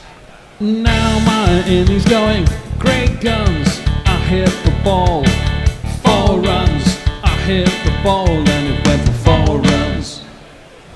But I suppose in the same way as before Ashes series, a lot of weight is put on the comments of various people involved with the with the nations and with the teams, with the management and with the pundits. I haven't heard Glenn McGrath suggest that Australia are going to win 5-0 yet, but I'm sure it's only just a matter of time before that happens. I'm sure he has. Let's be honest. We'd be disappointed if he didn't, would we? Yes, absolutely. That was. We're seeing a replay of that shot. It was really a very nice shot indeed. It was wide and full, and he didn't miss out. Again, front foot not going towards the ball, but it's where the bat hits the ball that's important. So that was the last ball of Broad's over. Sorry, Messi, I didn't take that into account, and Leach is ready to start his new over. And he'll be bowling to McBride, who just nudges forward and pushes into the offside. No run. Are there any tweets we can see if we can get them through between deliveries? Brian Barry says, I got into some Irish tale when I was in college. I ended up marrying a nice southern woman. Jared Kimber has just tweeted ? Because he was tagged in the previous. Obviously doesn't know what's going on. Right, lucky he can't hear. This one from Leach goes past the outside edge. Maybe McBride played inside it, or maybe he was beaten. I think he was beaten. Played down the wrong line rather than beaten by turn, as Leach is in again to McBride, pitches up much wider, does get a little bit of turn, but it's sweetly hit between the extra cover and the cover fielder and down to the boundary for 4 runs. Hit me, baby, one more time. Oh, baby. Yeah, it was a good shot. The offer was there and he took it. Let's just say, in case Jared has tuned in, that we all love Jared Kimber, and we admire his works in every sphere. Leach in again to McBride. Again, prods forwards and defends. Leah tells us Camphor is German for camphor. There you go. And Dr. Zeus says mothballs made of camphor flavoured naphthalene, I think. Oh, this is that a drop, or did he hit that into the ground? Either way, he's got a. I think he may have balled that into Root's chest, or was it on the fall? It's a bit hard to tell. Either way, it got to Root very quickly. It's hit him on the chest and bounced out of his midriff and onto the ground. I think that's a drop, as Leach bowls again, and this is Fuller and defended by McBride. The end of the over. Was that a drop? I don't know. Nobody seemed particularly bothered about it. There were no heads on hands from the bowler or other fielders. But let's have a look at the slow motion. Yeah, that is a drop. It got to him very quickly. He sort of tried to bring his hands up to his chest. It hit him in the chest and then bounced pretty quickly onto the ground from that. Yeah, it would have been out, but isn't. End of the over. Messi. Dr. Suso says, greetings from the US. Great to listen to guerrilla cricket again after a long wait. Another great baseball cricket I'm looking forward to enjoying with you guys at the microphone. Can't find Pokey Bungfinger on YouTube though. Oh, he was there earlier. Well, maybe he's searching for something quite different. We are going to have a change of bowling, and it is England's newbie into the attack. And if I can find his jingle, I will play it. Tongue love, Josh Tongue.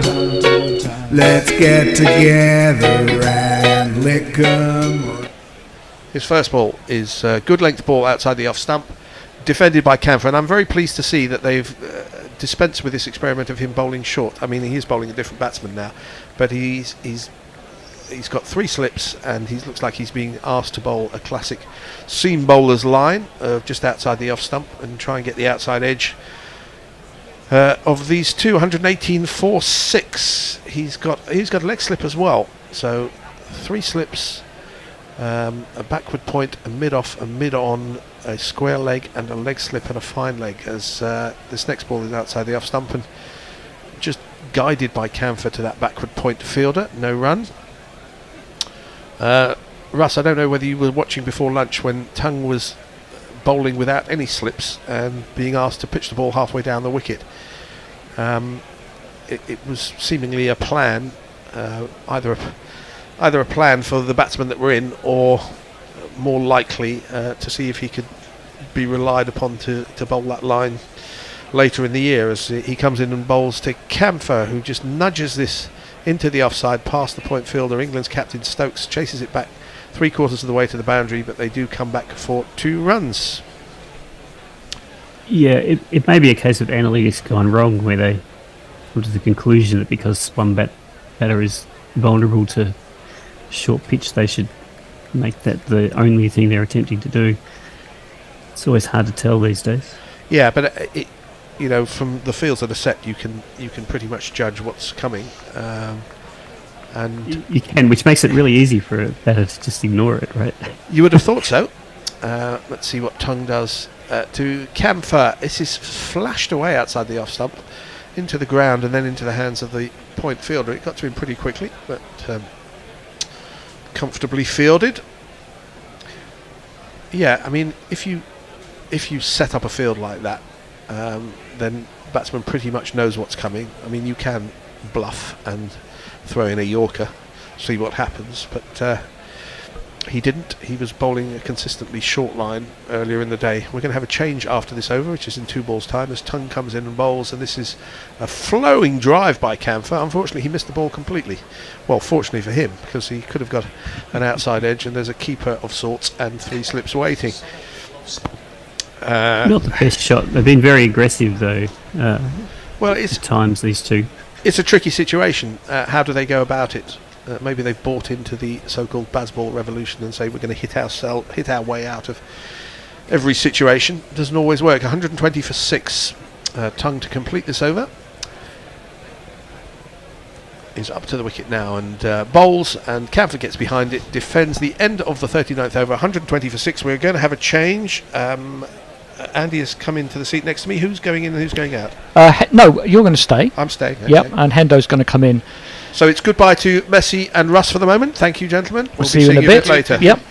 Can you tell Hendo we're up to date on tweets, and there's a furious discussion on YouTube going on about why POMs are called limeys by the Americans. Which, Well, that was limes on the ships to prevent you from scurvy. That's what we were taught at school, so it's probably wrong. Yeah, although limes were not as good as either lemons or oranges for that, apparently. They were sort of only about 30% as efficient for preventing scurvy.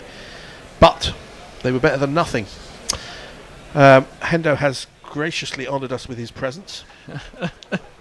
The bear has come in and flicked around with a couple of computers. Who's on ball by ball? That's going to be me. We've been working people. Exactly. We've been working on our tongue puns in the green room. So, do you know? Does he have a partner, or is he tongue free and single? Oh dear. Did you see that one coming? I don't know, but we're going to get a tongue lashing from our Twitter. That was my one, tongue lashing. I was going to say that if he took about 5 wickets today, We got a very good one if he's caught in the cordon that's next to the wicketkeeper. Well, I just did that one. Though. Oh, you've done that already, have you? Oh, bloody hell. It's been wasted. Oh, dear. I thought you wasted it off air, but you've already got it in. Now, where are we up to on... We're up to date, apparently. According to very good messages. news. Okay, thanks. But I don't know when he said that. He's on different time zone. He's like yeah, we're up 14 to hours date ahead 12 of us or hours something. ago, yes. I presume we're having a drink now. I will, thanks. No, thanks for offering. Yeah, exactly. I saw you drinking your... Oh, you've got it there. Your lemonade. I presume it's lemonade. Could be vodka in there, I suppose. It is lemonade. You don't drink, do you, really, Fred? I drink a little bit. Drink a bit of very cider much. from time to time, don't you? Yeah. Because I'm usually driving, to be fair. Treat yourself to a sort of alcohol-free lager once in a while. No, I don't like the taste of No, lager. well, apparently there's some new ones, aren't there? That are out. They're supposed to be quite nice now. But I don't like the taste of lager. Oh, you don't? In that case, There's no point simulating the taste of something you don't like. Fair point. Fair point. With you on that. I expect England are alcohol-free. I mean, it's day one. Get down to day three, they might have a few vodkas in the drinks being brought out. But it's day one for the moment. And first day of the season, set an example. I do remember when I was quite young, I think Glenn Turner, the New Zealand batsman who played county cricket for a long time for Worcestershire. Superb batsman. Got his 100th 100 first-class 100 in a county game. And somebody came out with a glass of champagne on a tray Oh, how for wonderful. him to drink. Oh, that was very nice. That is very nice, yeah, absolutely. Glenn Turner, I mean, he got a really big 100 against somebody, didn't he? He was As opposed to a small 100. A baby 100. He got a 100 that's hardly worth mentioning. No, he did. He was a superb batsman, Glenn Turner. He was. He seemed to have not played all as much as he should have done for New Zealand. I don't know whether there was issues involved, but he played county cricket for 20 years, I would have thought. Yeah. Very successful. That was great. I mean, those days, I mean, he harked back, but it was really great when he had overseas players that stayed with you for a whole summer. Oh, well, or more than one. For a decade. For a in some decade, cases. absolutely. And that was, when they talk about people learning from top quality overseas players, you don't learn from them if they've flown in for 2 games and one not T20, really. do you? I don't think so. Change your bowling. It's going to be this chap. I've heard from pots that the kettles are filthy black. You know he might do. Let's bring him into the attack. The leg slips back in for England's attention span challenged management team. Probably be out again a couple of balls. That one goes through to Bairstow for no run. Yeah, I thought Potts bowled quite well this morning without taking a wicket. He bowled a couple of really good balls that moved off the seam. I think he's an impressive bowler, and actually, you might get more action this summer than I sort of. Well, thought. he's squad player rather than a first 11. Yes. You would think. Yes. Not a bad guy to have in home conditions anyway. McBride faces up, Potts is right arm round. He slices that over/through slip and gully. He's got 4 either way. I'm not sure how much control there was in that. Very little.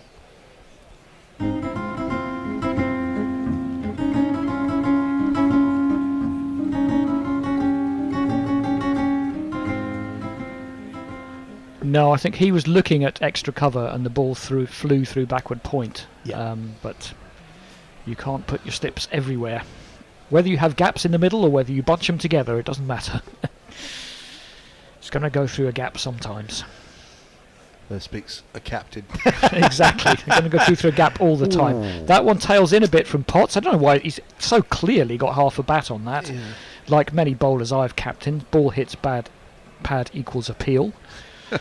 I do remember sweeping to deep backward square leg and being given out LBW. On one occasion. Might have been pad first. No, it definitely wasn't pad first. Hendo, you don't strike me as the type to bear a grudge after 40 A years. 30-year-old decision in a friendly game. Well, the funny thing was, it was kind of my mentor really from years before. No, was that my was to be fair, that was thigh pad first, but it was all very high. That one's in a very similar area, but Potts is getting a bit of bounce and it's clearly going above the stumps. Nonetheless, McBride is struggling to line it up properly. Potts to the box there, I think. Do you really? I mean, surely you bear a grudge about some decisions in your cricketing career. Everyone does, don't they? Not many Not I bear a can grudge, think but of, but it's not that I was on 99 and given out very often. So. Oh right, okay, fair enough. I was the one who engendered the grudges rather than... Yes. Potts is in again. Same kind of thing, but McBride that time shovels it round the corner. It beats leg slip, but they've also got a long leg. I don't know. They don't really do traditional fields, these guys, but hey, it's worked for them so far. We will see if it works against Australia and India, but I think it will be fun finding out. To be fair, if you have got a leg slip in and you're expecting, maybe an in-swinger to be turned around there, it makes sense to have a long leg behind them. I suppose so, yeah, behind as the long leg as they're slip. not in line with each other. Another captain's bane. Not just a captain's bane, but if you're the person in the second layer of attack and you know you've got a bloke right in front of you, it's really, really irritating. Yes. Now, McBride is on strike. Again, is he though? No, it's Camphor. Yes, it must be. Camphor's right-handed. He punches that one out into the covers. I'm right and Sky Sports is wrong, as usual. They're just very slow sometimes to change it around. They put up a graphic about the England bowlers earlier on. I mean, we knocked the BBC. Bowlers? Did they really? Bowlers. Oh, the Yes. bowlers. Classic. I hope someone took a screenshot of that. Yep, that wasn't on our mutual ex-colleague's watch. Probably not. Back to Or maybe that's the new woke way of spelling it for some reason. Could be, yeah. I mean, they've changed batsmen, haven't they? What's the angriest you've been on a cricket field?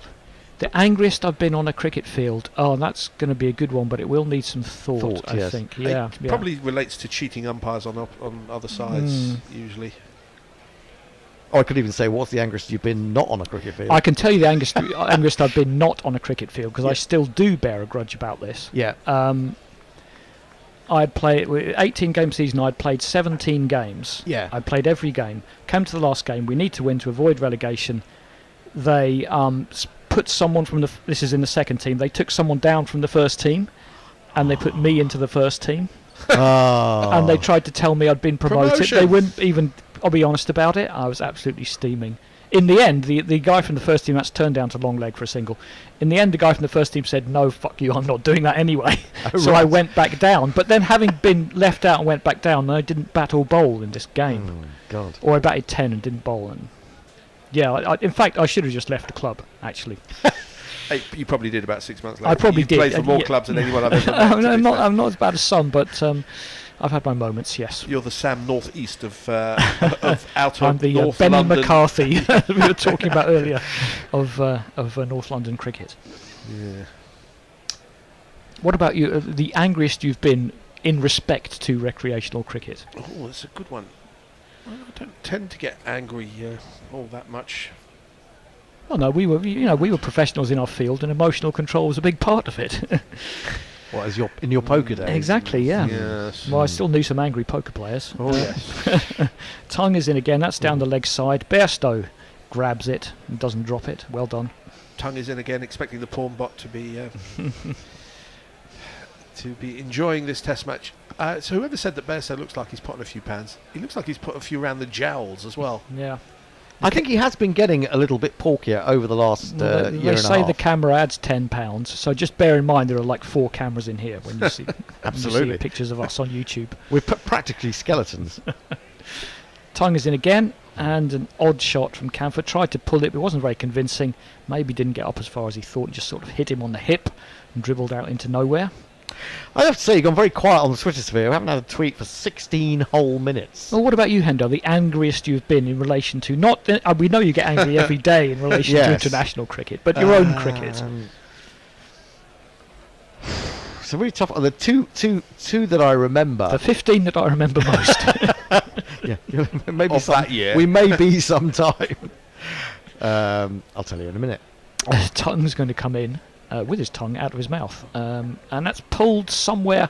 He's got most of a bat on it, Camphor, and it's beaten square leg, and it's going to go for 4.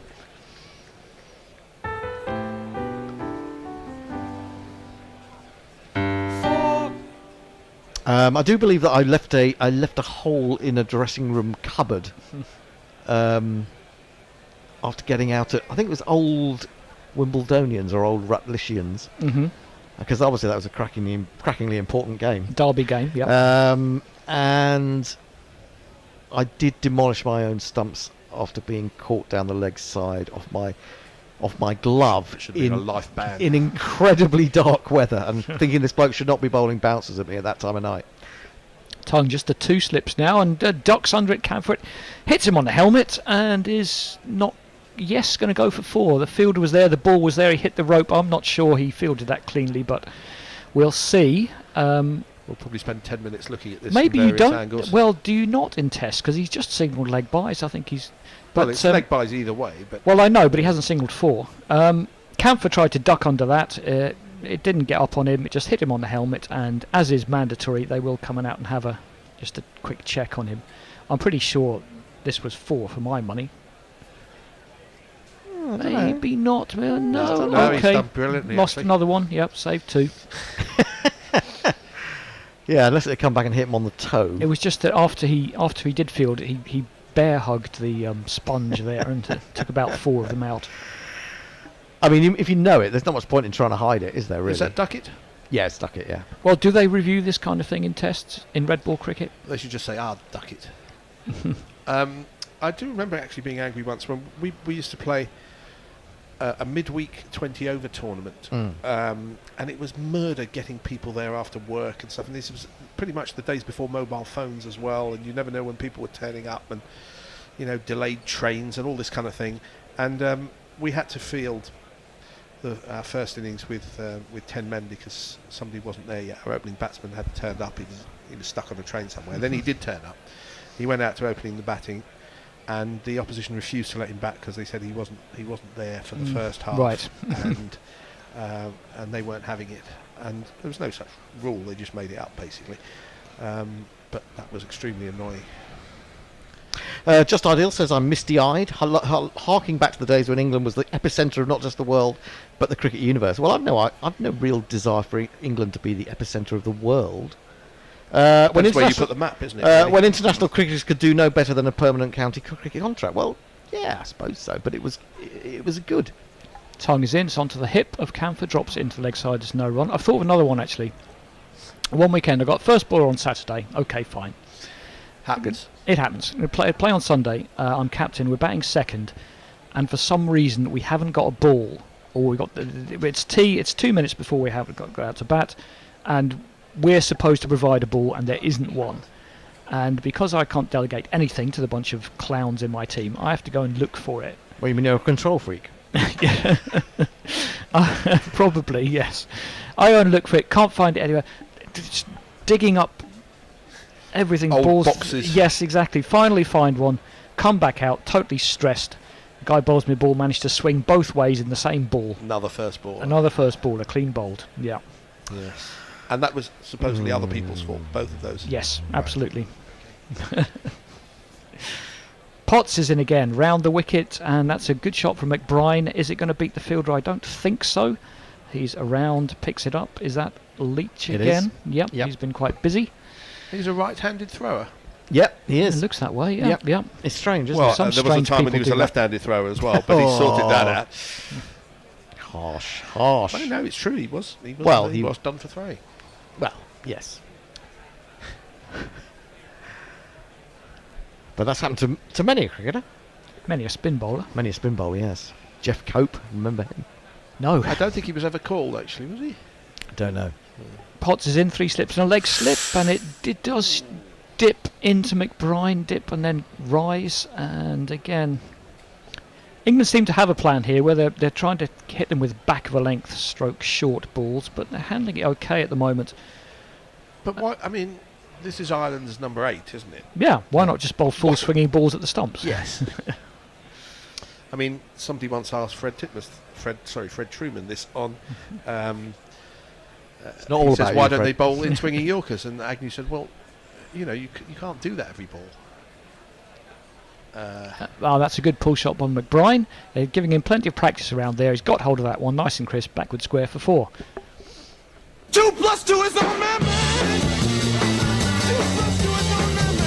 So Agnew followed up with, well, if you could do it every ball, why didn't you do it every ball? Yeah. And Truman thought for a second and said, well, you've got to have variety. I've always thought that people say that about Yorkers, especially in the white ball game these days. And someone gets hit, full toss goes for 6, and they say, "Why don't you just bowl Yorkers?" Well, they're trying to bowl Yorkers. Potts, that's left low and outside off stump. Well, that's what happened in the last over of the IPL final. I think they need 11 to win, and Mohit Sharma bowled 4 perfect Yorkers. They got 1 run off them. Yeah. He tried to bowl 2 more when they went for 6 and 4. Yeah, I mean, his last ball was terrible, wasn't His it? last ball was he would be disappointed with in football speak. Yes. Well, it was a full toss down the first. leg I mean, side. the 6 from Jadeja was tremendous, actually. Jadeja managed to get underneath one for 6. The batsman has the choice of being anywhere in about 2 yards of Yes. where he meets the ball. So, Yeah. the bowler doesn't know where that's going to be. Potts is in. Hopefully he knows where the ball's going to be. Not really, because it was full down the leg side. But the batsman missed it and there's no run. John Atherton says, I think this is in regards to the argument about it going to be 20 quid after tea if you want to go and fill up some of the empty seats at Lord's. He says, why not free after tea? There are loads of empty seats. Absolutely right. Maybe not free, maybe £5. But, I think it's You might get 60 overs. You're right. It just seems unnecessarily penny pinching from the MCC, I presume it is, unless it's the ECB who has control of these things. Well, the MCC don't get all the money from a Lord's Test, do they? Surely Don't not. know. I did see, sorry Andy, The top of off, and that's played back down on the leg side for no run. that there were more overs scheduled for each day of this 4-day game. Oh, are they? I think there's more. I What, think there's 98 per day? Oh, really? Good, Okay. England's still bowling at 12.5 an hour, so... Well, yeah, so you come in after tea, you could get sort of You 50 could- overs. It's not bad value, that at all. I used to do that with a friend of mine. We used to go up to Nottingham the day before we had tickets and then go to Trent Bridge at about lunchtime and pick up an afternoon ticket from a Yeah. tout. And you'd get some pretty good, I think 2 sessions, you'd get quite good deals. Absolutely. 138 for 6, Ireland. Camphor and McBride have both in the high teens. They must have put on 25-30. Helped, I think, by England's bowling, which unusually they haven't changed their plan. Perhaps they should. They like to change their field positions, but not so much their bowling plans. It's another short one down the arse. Bairstow picks it up, hurls it in the direction of first slip without looking.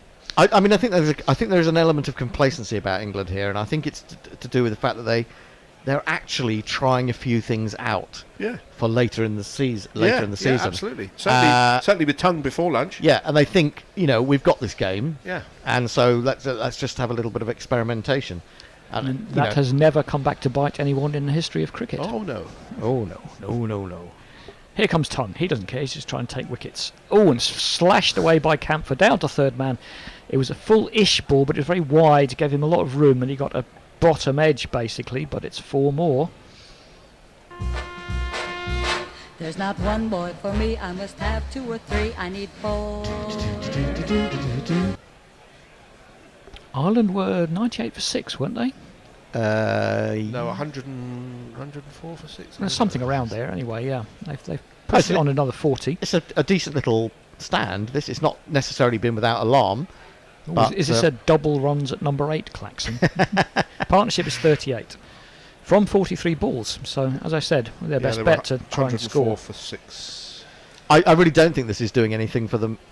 Their long-term bowling ambitions, these younger players like Potts and Tongue, but I do think it has the look of Someone's playing experimentation his about it. debut, shouldn't you just let him bowl? Yes.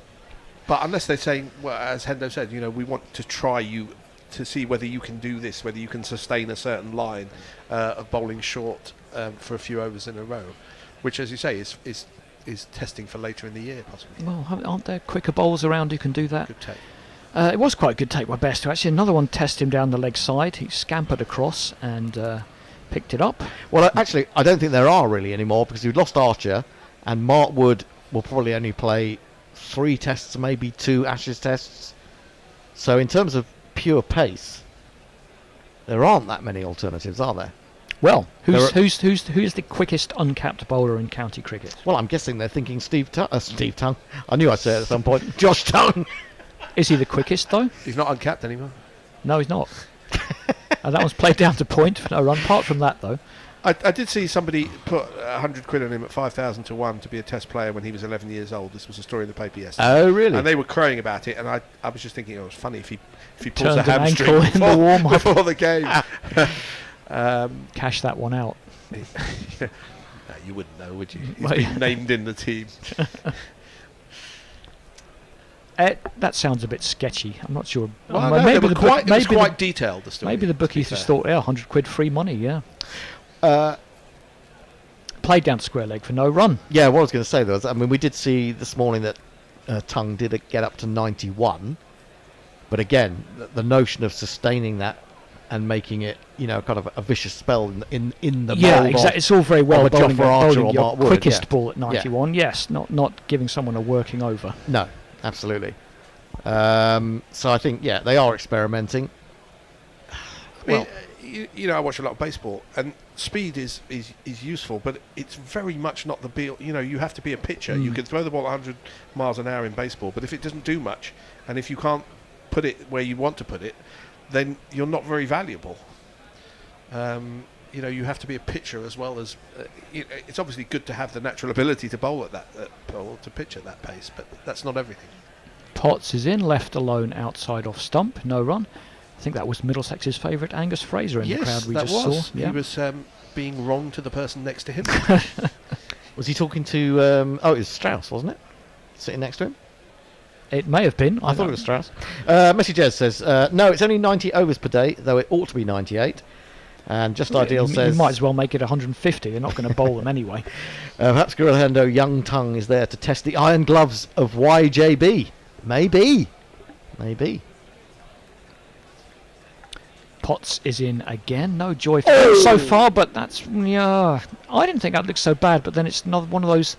Doesn't quite look right. It just got up a bit. It was a round off stump. It was probably too high. They're still having a chat about it. I think he's got an edge on it personally. That might be it. Yes. Are England going to burn their last review? They're being rather blasé with their reviews today, aren't they? No, he's doing it. He's just well. This is another example of England's complacency. Yes. In for a penny. You're going to get someone. That was definitely out. Was that definitely out? I don't know. I'm going to say, Hendo, what you were saying earlier about England trying stuff rather than just bowling them out was a little bit dismissive of Ireland, as if to say, well, if they were just bowling straight, then they would have knocked them over by now. But they're trying stuff, so it doesn't look a bad pitch for batting on at the moment. It's a decent pitch for batting on, I think. I do think that. I don't think there is an inside edge there, actually. No, it looks high. It's too high, definitely. It may be clipping at best. Yeah, he's almost on his tiptoes, and it's hit the top of the flap at the top of his left pad. I do think that there's been, this whole thing is a 4-day thing. I know it may not be insulting to Rog and whatever, but it is slightly insulting. It is. It absolutely is. But then I thought it's insulting to the sport of Test cricket. Yeah, but I thought it was also quite entertaining that basically... it's umpire's call on that one, but anyway. Just clipped, yeah. Just clipped. England will be furious they've retained their review. No, they can. No, they'll be pleased. They can burn it again now. Yeah. Abroad's going yes. But I did think it was entertaining when various members of the Ireland team were saying about Josh Little. Well, it's not a pinnacle game. Fuck them. I thought that was. Honestly, just for saying that, they should take Test cricket away from them. That was a fantastic retort. They haven't played a home test for. 5 they're years. not playing this year. It will be at least 6 years before they play a home test, and they're talking about. I mean, honestly, use it or lose it. You've got test status. Play games at home. Oh, we're going to lose money. Well, I'm sorry. You're supposed to play Test cricket. Oh, is that an edge? Yes, I think it is best. I was throwing it up in the air. It was an edge. England all happy. They got the wicket anyway. They kept their review, and that one is caught behind. And imagine if they'd lost that review and then it hadn't been given, but it was. And also. So that's a bit of a stretch. Imagine. I'm trying to imagine it. I'm not making sense of it, sorry. It was a good length ball with a little bit of movement. Yeah. Funnily enough. I'm saying if that previous one had gone over the stumps, and then if that one hadn't been given. Oh, and they didn't have a review. And they didn't left. have a review. Oh, yes. Oh, yes. They'd have been furious in that completely hypothetical situation. Exactly. Well, McBride's gone for 19 off 23, which is, I think that's okay in that situation. That's actually 38 because runs at number 8 count double. So that's not too bad. Let me just say that I'm very disappointed with your tweeting in the last sort of 25 minutes. Are you not refreshing it or something? Post-lunch lull. I am refreshing it, yes. No, certainly there are one or two coming through, but nothing very much. Technology. Well, I was having problems. I was just trying to create the Uber app because I've now been left in the lurch by Tony's having to go home because his cat's in a very bad state. That I've got no transport to get home, so I was having to sort of download the Uber, and having all sorts of trouble with it. Of course. It's very difficult downloading. Even the bear was having trouble with it. So there you go.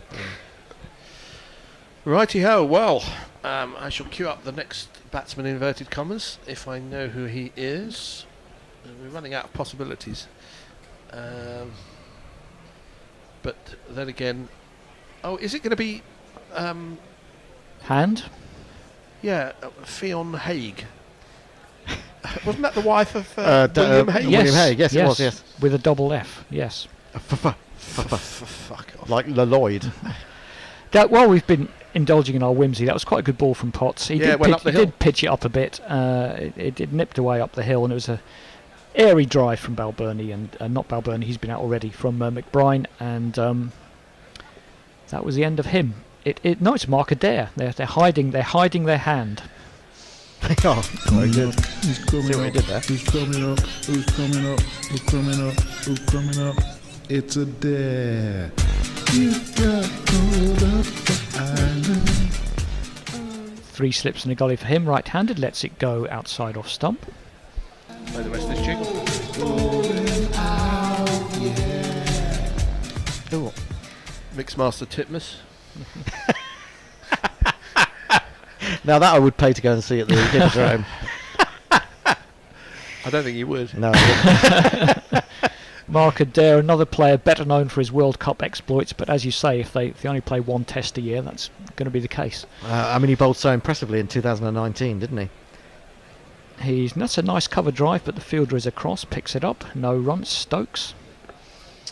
Pirate Badshaw says Bazball essentially undermines the notion of 5 days anyway, so why bother moaning about it? Yeah, fair point. Also, can you not call it Bazball? Can you call it Stokey Cullen Ball? I'm trying to get. I've been on to the cricketer about this. I've said because David Gower said they needed a better name than Bazball, so I offered them the Guerrilla Cricket version, which is Stokey Cullen Ball. Gets all 3 men involved: Stoke, Key, Cullen, and Ball. Rolls off the tongue. Yeah. Potts is in, covered up by Adair. Into the leg side is no run. We are going to have a change in a moment. The Bears coming in, the rest of us are going out. Messers and Russ will be back from Australia, and that will be happening imminently. Matthew Cohen says, I read a very interesting paper on the depolymerization of polycarbonates using an organic superbase called DBU 1.8 Dyer's Bicycle 5.4.0 Undeck 7 ENE. With you on in the background. Ask for tweets and you will get tweets. There you go. You know what? I started my university career doing polymer science and technology. The Bear does polymer science and technology, but he doesn't do math. He doesn't do the math. No, he does. He doesn't do the math. He can't count between 2014 and 2023. Wow. Who's due in now then? It's me. It's Russ, and it's Messi. All right, I'm going. Bye. Bye. See ya. So another one bites the dust. 142 for 7. England's going to be back before the end of the day, and hopefully quite soon. Josh Tongue with a tash, which I don't like the tash, but he has the beard, which kind of saves it. Kind of way. And it's a little bit pirate, isn't it? Yeah, it is a little bit pirate, but it does kind of save it. I don't like tashes without. Oh, look, there's a top edge. Around the wicket is Tongue into Camphor. He manages glove high on the bat. Bairstow jumps to try and catch it, but it goes over him and down. Very, very fine for 4 runs. It's Nissan She. It's Nissan She. Well, at least someone new has got a wicket. It being Potts rather than the old boys of Broad and Leach. Kind of makes up for a little bit. Tongue is coming in around the wicket once more, short, reasonably pacey. Camphor has nothing to do with that. It goes through to the keeper. What time is it over in Oz now? Just after midnight, so not quite early by my standards. So it's all right. What are you doing? What's your day job, And Ross? it's just gone 10 o'clock here. What's your day job, Ross? I work in transport planning, so standard 9 to 5 stuff. Okay, 9 to 5. Oof. What's the weather like in Melbourne at the moment? So, you had an earthquake the other day, didn't you? Jesus. Tongue round the wicket into the pads this time. Camphor turns it to. Well, he's almost square leg, but he's got a helmet on. I presume it's Ollie Pope. He's good 12, 15 yards back from the bat.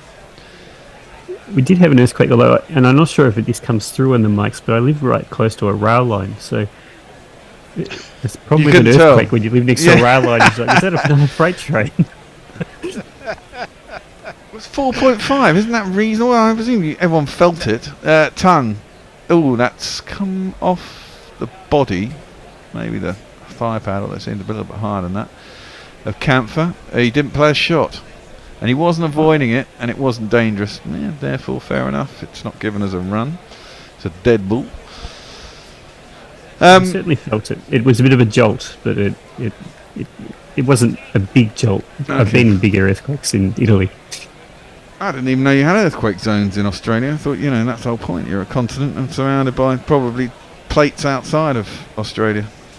But there you go. It's 120 years since the last level 4 earthquake in Melbourne, so it's been a while. Within 100k. We had one 2 years ago that was 5 point something, about 150 k's away. So. Oh, okay. That is pulled again. I don't like this. I don't know if Tongue is being told this or he wants to do this. I mean, Fred presumed that he was being told to do this. I'm not sure this line really works.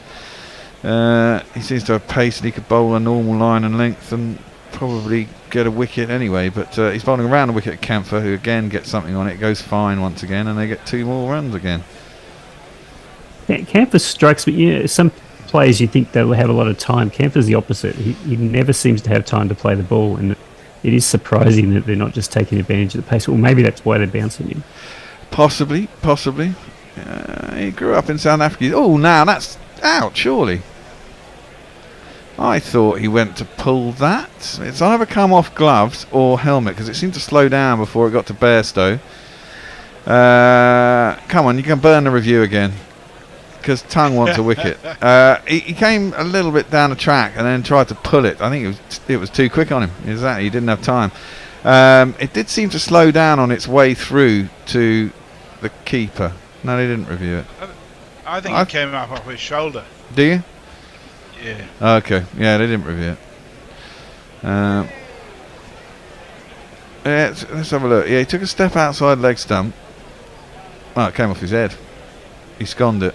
That's just what slowed it down. Didn't get anywhere near it with the bat. It's pretty ugly cricket all round, really. Yeah. It wasn't that far from the bat, to be fair, but it was definitely the helmet that slowed it down. And then ended the 45th over, 148 for 7. You got any tweets there, Messrs? Yeah, Just Ideal says, "Dear Gorilla Hendo, can't you just fill the post-lunch lull with a rant about the travesty that is numbers on the back of Test cricketers?" We can have a rant about politics in our own country if we want. Sure, Hendo could go off on that. Yeah, well, that's the never-ending rant. Yeah. Matthew Cullen says, "The bear did polymer science. Brilliant. I've just started a PhD in chemical recycling of mixed plastics in Bath." Don't ask me anything about it. Oh, that's got to be Ed, surely. No? Ah, dear, stretching for one that was obviously going away from him, further outside his off stump. And once again, I got fooled, and he didn't get anything on it. It's caught by Bairstow. That's the 4th time today, Bear. Yeah, well, you get those ones that I haven't watched much cricket, and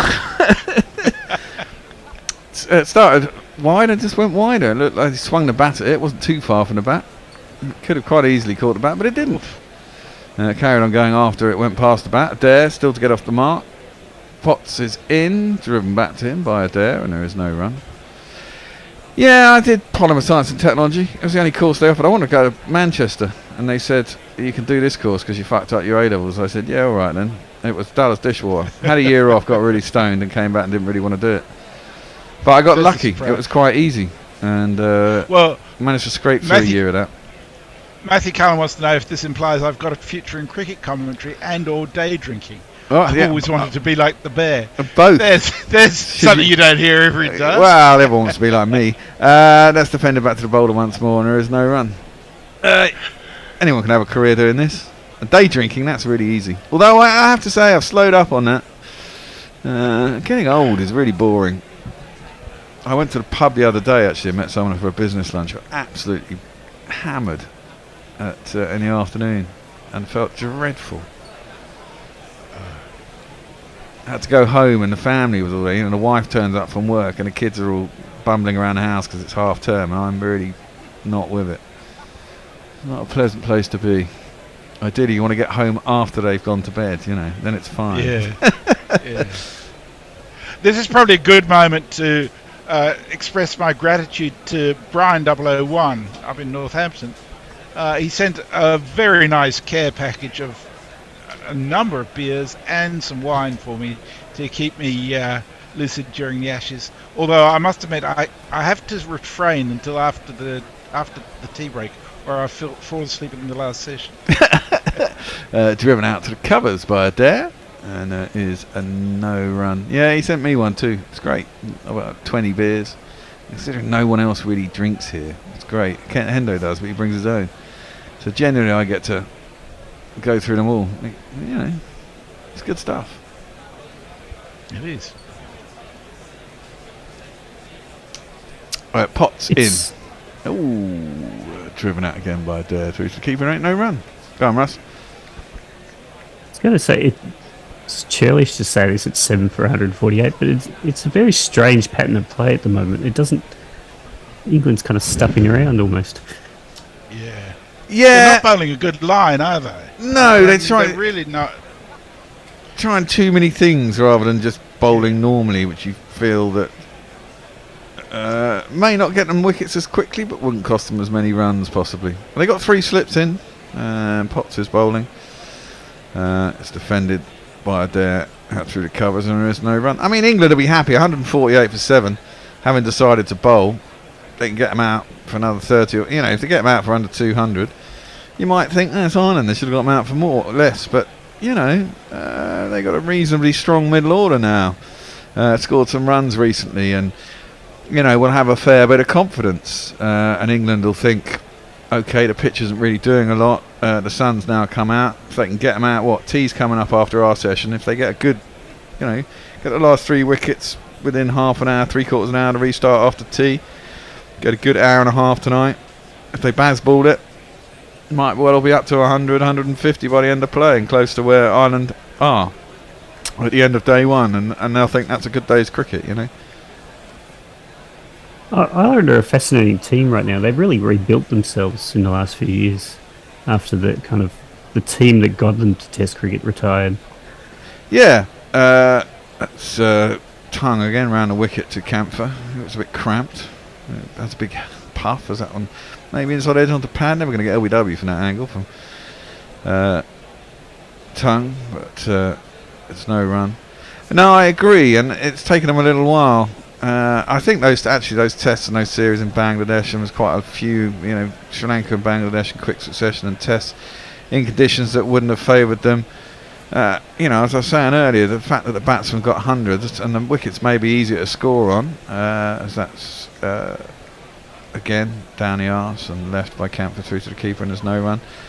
There'll be somewhat alien conditions to a lot of them, and against a lot of spin, which they may not have played that much decent spin in the longer form of the game, and it'll give them a lot of confidence that 3 or 4 of them have got tons, even though in losing causes, and they did all right. I mean, their bowling attack was never going to stand up, you'd think, over there.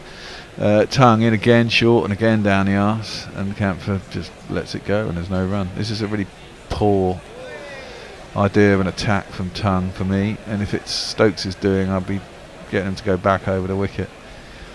Just try and bowl a bit. Sri Lanka made a lot of hay against Ireland, but Ireland are these players, because they're kind of newish to the side. They're also actually new to a lot of first class and Test cricket. Yeah. So it takes a while to learn how to pace an innings to work through the problems. Exactly that. Defended back down the track, and there's no run, and to play in all these conditions. I mean, I guess the one thing in the positive for them is actually they've probably got quite a small pool of players, so they have to play all formats of the game as well, and they're always going everywhere that Ireland goes. Virtually all the players go, and there's a few old hands knocking about still who'll bring on the young ones, and etc, etc. And obviously, you've got a few people like Camphor and people like that who've maybe not played international somewhere else, and they've got Irish ancestry and they've come across. It's never a bad thing. That's pulled down to long leg, where Crawley is. He jams his knee into the turf. That's a little hobble off. You have to bear in mind there's been no first-class cricket in Ireland since COVID either. Yeah. And they've still got something going on, because Roger was saying on a podcast he went and saw some game near him not that long ago. Yeah, they've got the white ball stuff going. Okay. Why the way Test cricket going? You just play a bunch of white ball stuff and then go and play some red ball shit. They did fairly well in Pakistan too, in the circumstances. Yeah, exactly.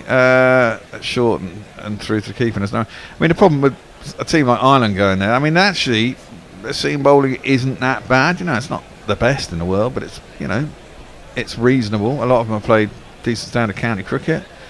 Adair's a good bowler. You know, Josh Little obviously played in the IPL, got picked up. It's not playing here, but you know, there's good first class bowlers, and but the problem is going to Sri Lanka and places like that, you've got to have good spinners, and you need 2 or 3 of them, and they certainly haven't got that. So you know, that was always going to be a problem for them.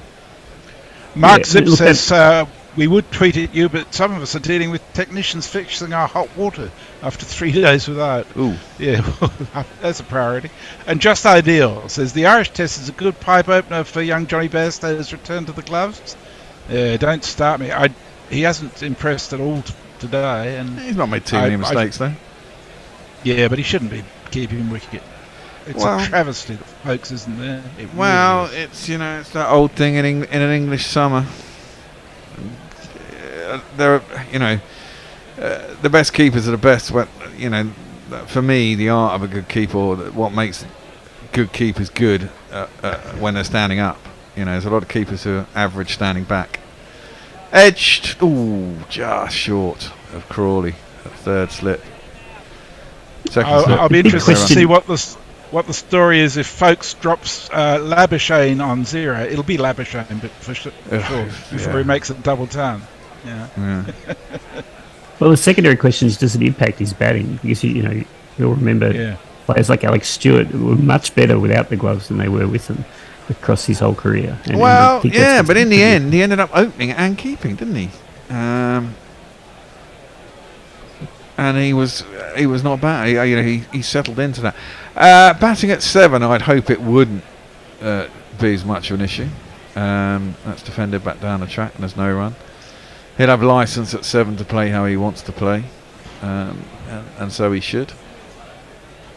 It's mentally exhausting though to keep, and it's a rare player that can be out there for a long time and come in, even with that rest. Yeah, but I think if you're are you a keeper batsman at 7? You're just basically a keeper, but you just happen to be good at batting. I mean, it didn't, Gilchrist. Where did Gilchrist come in? That's through the keeper, and there's no run. 6 and 7 usually. Yeah. Gilchrist came at 7, but he probably would have averaged 70 if he wasn't. Maybe not that much, but he was a bit of a special player. Yeah, but I mean, Bairstow has that ability with the bat. He's not as good a keeper as probably as Gilchrist, but he's certainly adequate for an English summer, which is why you kind of have to feel a little bit sorry for Folks. And if they could reorder the order with Bairstow coming back, that's too far down the legs from Brody, and tickled round by Camphor. He's playing all right. Gets himself 4 more runs. 1, 2, 3, 4. Balance of this English side is a little strange to me though. Like, is Leach going to bat 9? He's already bowled a lot of overs for the first day of a Test match. Not having Stokes able to bowl does make this attack look thin. It's not obviously going to hurt them against Ireland, but interesting to see how England manage it across the summer if Stokes can't bowl. Well, funny enough, Gary's we don't get him through enough overs actually kind of suits that, doesn't it? You don't. But Australia will face the same problem, won't they? As that's defended and go square on the offside. I mean, they generally go in with 3 seamers and Lyon will, if they don't get early wickets, Lyon will have to bowl early if it's a day 1 pitch. And as I was saying in the green room to the guys, essentially, you picked up a couple of wickets that are kind of bonus wickets. you know as a spinner that wicket's really not going to offer you something. But if your other bowlers are doing a job and people want to take a chance against you, and you bowl reasonably well enough, someone's going to make mistakes against you. Well, at least you hope so, and you pick up a couple of cheapish wickets, which is what has happened. That's clipped up to mid-on, and there's no run. One of the problems with the balance Australia has England Cameron side, Green. Sorry, Ben. yeah, absolutely, and the fact that you're carrying Stokes basically because he can't bowl, and he's only half a batter at the moment, in my view. Yeah, but he's also the skipper. He's the skipper. Oh, who's yeah, I propelled get them that, to all these, victories. Yeah. I'm sure. I come back again to the thing that annoys me most about this thing about Stokes is we don't actually, he's got a dodgy knee. What's the dodginess? That's all I want to know. What is it that makes his knee bad? Because then we can all go, oh well, that's not solvable, or is it solvable? In which case, how do you solve it? We just I was interested. He said he'd play today as long as he could still walk. Yes. And I thought, well, that's a new standard of fitness required of Test players, isn't it? They manage it as that's played out to a wide mid-wicket, and there is no run. Tongue's at least come back over the wicket, which I prefer. Adair yet to get off the mark, to be honest. 0 off 11. He looks solid in that 0, though. Yeah. Getting in behind the ball. He's not a bad bat. Going to hit. He looks less twitchy than Camphor is, that's for sure. It's too leg sidey. I do think that Tongue kind of falls away a little bit in his delivery stride. That one is clipped nicely. And I think Adair gets himself off the mark with a double there. That's deep square leg. If he's got sort of an RSI type thing in his knee, then you can understand why they say they're managing it. But as I said, if he's got something wrong with his cartilage that they could scrape away or something like that, it's keyhole surgery these days, scraping away and dealing with that kind of thing. Through to the keeper and there's no run. Might need a little bit of time off, but they could have found time if that was the case. What's the recovery time on that? I don't know. But if it was 6 weeks, say, for example, they could have given him 6 weeks off, found 6 weeks off in the last period of time. Said he's injured for the IPL, for example. And then it would allow him to come back and bowl or something like that. I don't know. I mean, I don't know what the answers are. I've got a strong suspicion if he's really required in the Ashes, he'll put himself through the pain to do it. But he'll try to avoid it if he can. Short again. And Ducks doesn't really get up that time, and it goes through to Bairstow. There's no run. 155 for 7 after 48.4. The Irish. Leah says, what score do England fans start to worry here? At this rate, none. I wouldn't really be worried if I were England. The pitch is not doing a huge amount. Yeah. No, it's really settled back in after that first session where Broad was getting a bit of movement. Yeah, exactly. I'll do a bit with a new ball, but the sun's out now. Left alone, through to the keeper, and there's no run. I mean, Crawley's bound to be out for fuck all. Question is, does Duckett get out for fuck all? I'm a bit worried that Duckett has kind of booked himself a place, but I do worry against the Aussie attack for Duckett. Maybe he'll prove me wrong.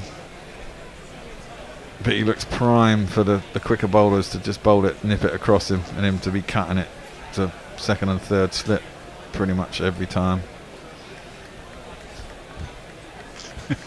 You're sounding a bit Hender-like there. Well, that's cut. Too short, too wide. And Adair cuts him out towards the point boundary. It's chased down by that man Duckett. They'll get back for 2. And that'll end the 49th over. 157 for 7. So Chris Acquire says, thank the Lord, or more likely the bear, you're back. Sadly, I was working this morning, but now I'm back too. Sitting in the weak Essex sunshine, enjoying your renewed ramblings and rumblings. Wonderful combo. And one thing I should mention is, if you have missed some of today's play, we are going to be doing guerrilla roundup after every day's play during the test matches this year. It'd probably be on air about an hour and a half after the end of play. We spent 15-20 minutes summarising the day, talking about the important issues and the fuck-ups and the best tweet of the day. And we'll have that up on our YouTube channel as quickly as possible after the day's play. Left alone outside the off stump, there's no run. Is that one of those things where I'm going to have to fucking say it's you again and you're going to be getting in touch with me every day again? No, I checked it yesterday. I've still got the access. Oh yeah, you can change it. You can actually you can put you in as one of the people to receive a message. You know, probably. You can once you're in there, you can probably change that in the settings. You know. I'm in as Gorilla Cricket anyhow. So, oh, okay, cool. Yeah. Rightio. Broad is going to continue. He's bowling to Camphor, who gets forward and defends.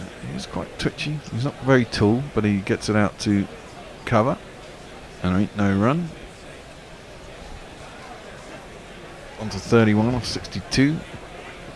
Dare 4 off 16. Broad has 4 for 40. Pick of the bowlers. Probably as you'd expect, most experienced. Leach has a couple. And Potts finally got one. Tongue yet to take a wicket. He hasn't bowled within his own half of in the other half of the pitch for about 10 overs. So. Very true. Broad. Left alone by Camphor, through to the keeper, and there ain't no run. So who's left to bat then after a dare? I don't even know who's in the bloody hutch for these guys, to be honest. Let's have a look. Hand and Hume is the last two on the scorecard. Okay. Fee on Hand I've seen before, and I think, therefore, I've got to get Graham Hume. Have I got a jingle for him? Need to check that. Yes, excellent. As Broad comes in, oh, that's the in swinger. Picked by Camphor though, clips it sweetly out to the man in a deep. Ollie poke out deep mid wicket. That'll be a single. It all feels like everyone's going through the motions here, waiting for tea, which will probably be 1 or 2 overs after this. Yeah, well, they said the Lord's teas are worth waiting for. Well, yeah.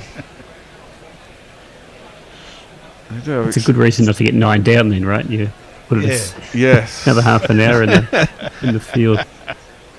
You come back in, everyone's eating all the sausage rolls. Yeah. It's actually good cake they have at Lord's, even in the media room. That's defended by a dare, back down the track. And no run. There is a joy as a bowler to get into tea having just rolled the opposition, knowing that you can actually eat as much as you want. And that was the one thing on a Saturday game when you know bowl or bat, it's a 50 over game or whatever, and you get put in the field, you think, oh, I've got to do that. But as a bowler, you know the chances are you might have to go in. We're going to lose if I'm going in because I'm going in 10 or 11, and I get to put my feet up and just stuff my face full of tea. It's a joyous feeling. Ooh, driven outside half of the bat. Not sure he meant it to go there, but he's got enough of it down to the vacant third man area. It'll be 4 runs.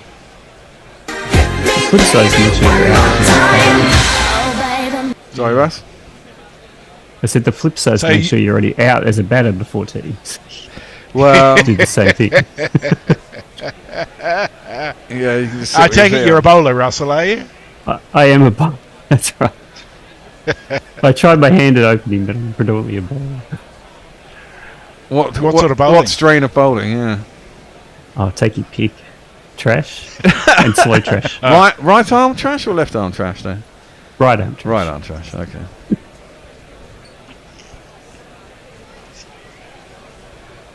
Alright, Tongue is going to continue.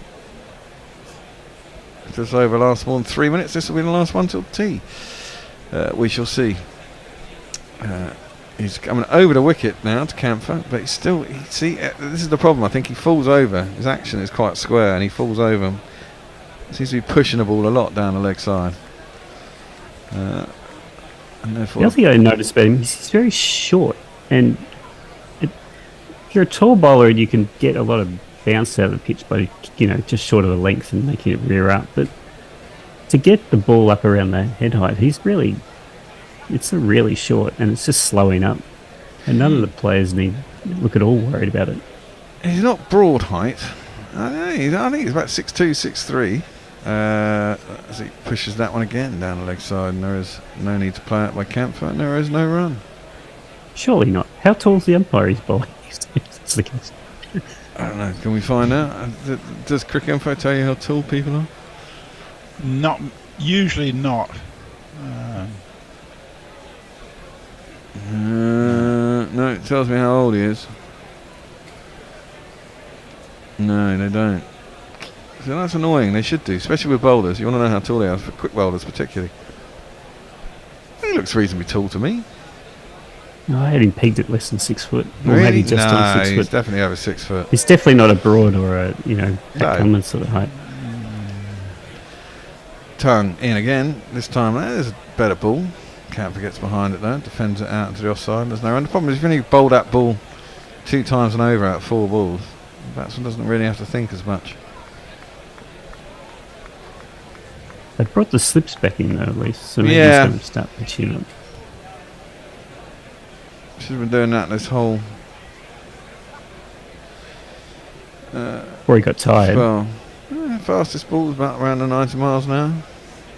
Ooh, attempted pull from a ball that really wasn't there to pull. It was shortish and wide outside the offside. Better have been trying to force that through the offside somewhere, but Camphor was trying to pull it. Could have quite easily toe-ended that through to the keeper, but he didn't, and there is no run. He's 6'4". Well, there you go. That's not exactly short. My broad's only that's not short at all. 6'5". Now I don't want to know who the umpire is at that end. He's so tall. He's taller than Tone. It's a South African, I think. Well, South is always tall.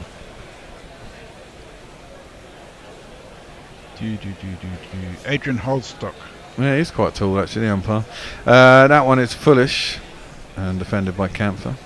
Out to the offside, and there is no run. Now, according to my computer screens, T has ticked over, and there's 1 ball to go. So Camphor will be quite happy to get off. 32, he's faced 69 deliveries. He's doing alright, and A score rests pretty much in his hands, you'd have thought. With some backup from Adair. It's an ugly 32, but it's... It's not been particularly pretty, it has to be said. That's defended out into the covers, and there is no run. As our clock's running ahead of Lords, I think he's just knocked the bails off, isn't he? And they're going to wander off. Yeah, umpire's taking the ball, and that's going to be T. That's not a bad session for Ireland. Not bad at all. They get 84 runs. Lost 3 3 wickets? Yeah, they lost 4 before lunch, didn't they? England have also been really reasonably happy, 162 for 7. It's not been easy to take wickets. The wicket's not offering a huge amount, and they've relied a lot on Broad and his experience. Potts has only taken 1, Leach has taken a couple. Only 4 runs, 3 wickets, as you said, over 8-13. Slightly, no, it's the same as the first session, which is pretty shite, really, considering Leach has probably bowled about 10 or 12 overs in the match already as well. But England in the ascendancy, you'd have to say, and England will certainly be wanting to bat before the end of the day. They'll be trying to get Ireland out for under 200, one would have thought. A break is always good. You can get the batsman to have a bit of time off. They've got to come out, reset, and hopefully you can pick one up early after tea, and then you're deep into the tail. Pick the other 2 up. Any last tweets? Leah says, YJB will probably drop loose bus change on 0. But Marnus will then dislocate several joints while twitching in celebration of the fact and retire hurt. And she said they should really just give Stokes that Robocrop full body conversion treatment they gave Anderson after that change of fluids after every series, and I have a full service before the Ashes. And Matthew Cullen says, Jesus, listen to the Bear talk. You'd think we'd just lost the Ashes 5-0. It hasn't started yet. A bit of hope, please. What are you on about? I'm hopeful. No. I do worry about the top order. I think they'll bazball it, and I think they'll get runs. I think it'll be an exciting series. I think this bus change is one of the luckiest batsmen I know, and at some point it's got to change. It seems to get dropped an awful lot.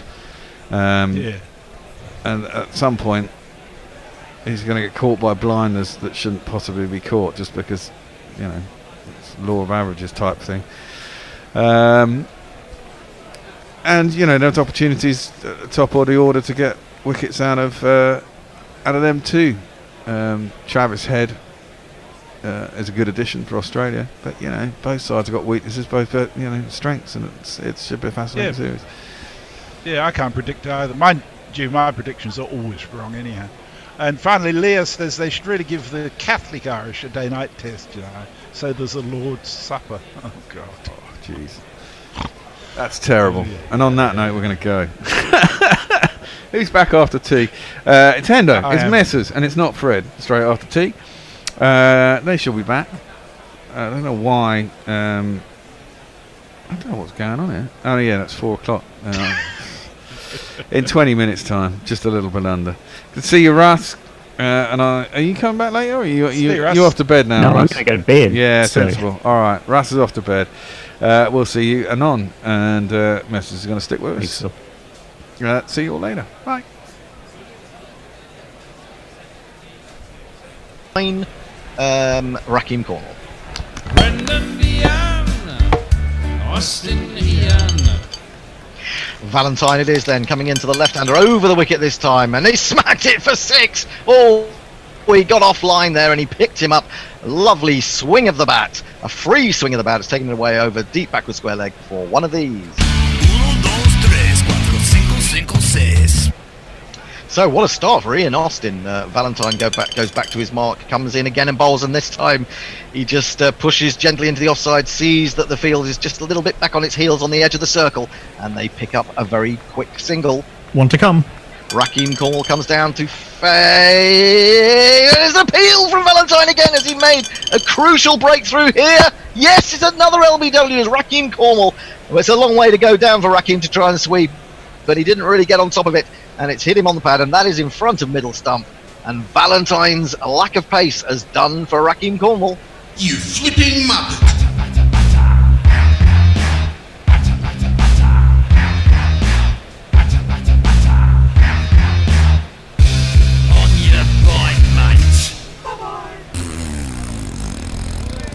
Been very much feast or famine for the fat lot of use middle order.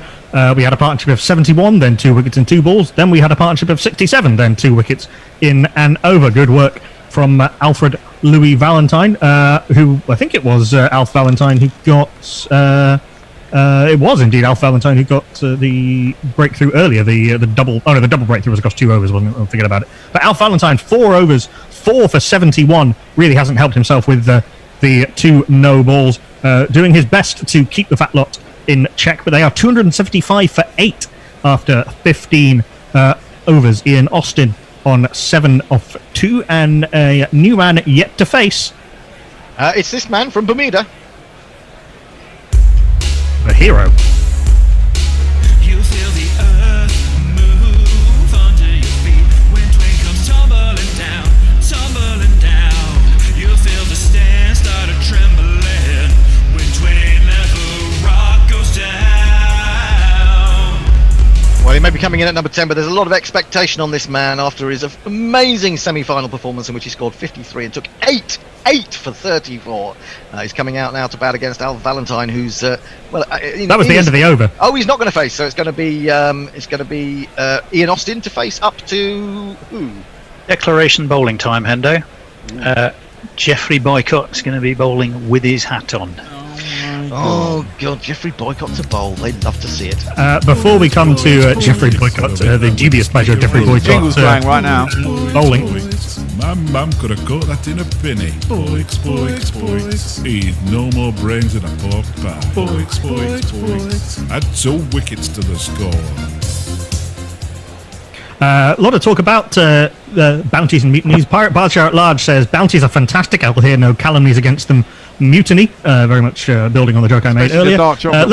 Linux Lear says, you know what became of the mutinies of the bounty, don't you? Pirate Barshire says, I'll take the gallows. And then, apparently they settled a small uninhabited island now known as the Pitcairn Islands and did very unpleasant things to the native children. Oh yes, I've read a book about that. Yes, many years ago. Yeah, it's a curious case, that I'm afraid to say. There are a couple of books about it that are quite interesting. Captain Bligh went on to be onto the Route of the Ashes story in the end, wasn't he? Or was it a relation of Captain Bligh? Different Captain Bligh. Different Bligh. Ivo Bligh, yes, who had some stumps burned in his dishonour. Diana Patterson says, here is that dubious plague of no balls again. Yes, there have been a number of them. There have been, I think, 6 in the innings thus far. Yeah, there have been.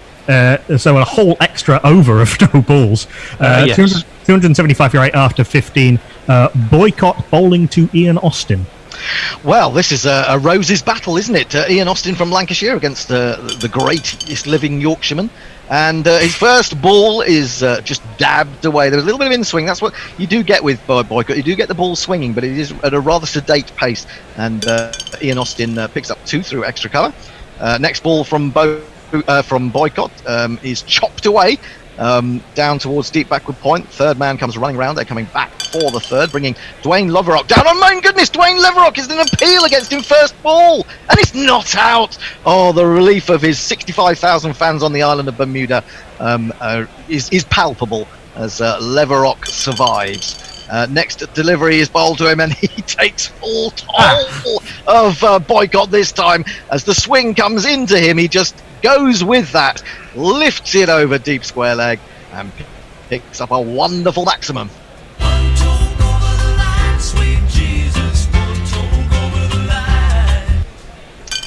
Boycott in again, and I can't see what's happening to the dice, but he's going to get a single this time. Is Dwayne Leverock picks up 1 behind square on the onside.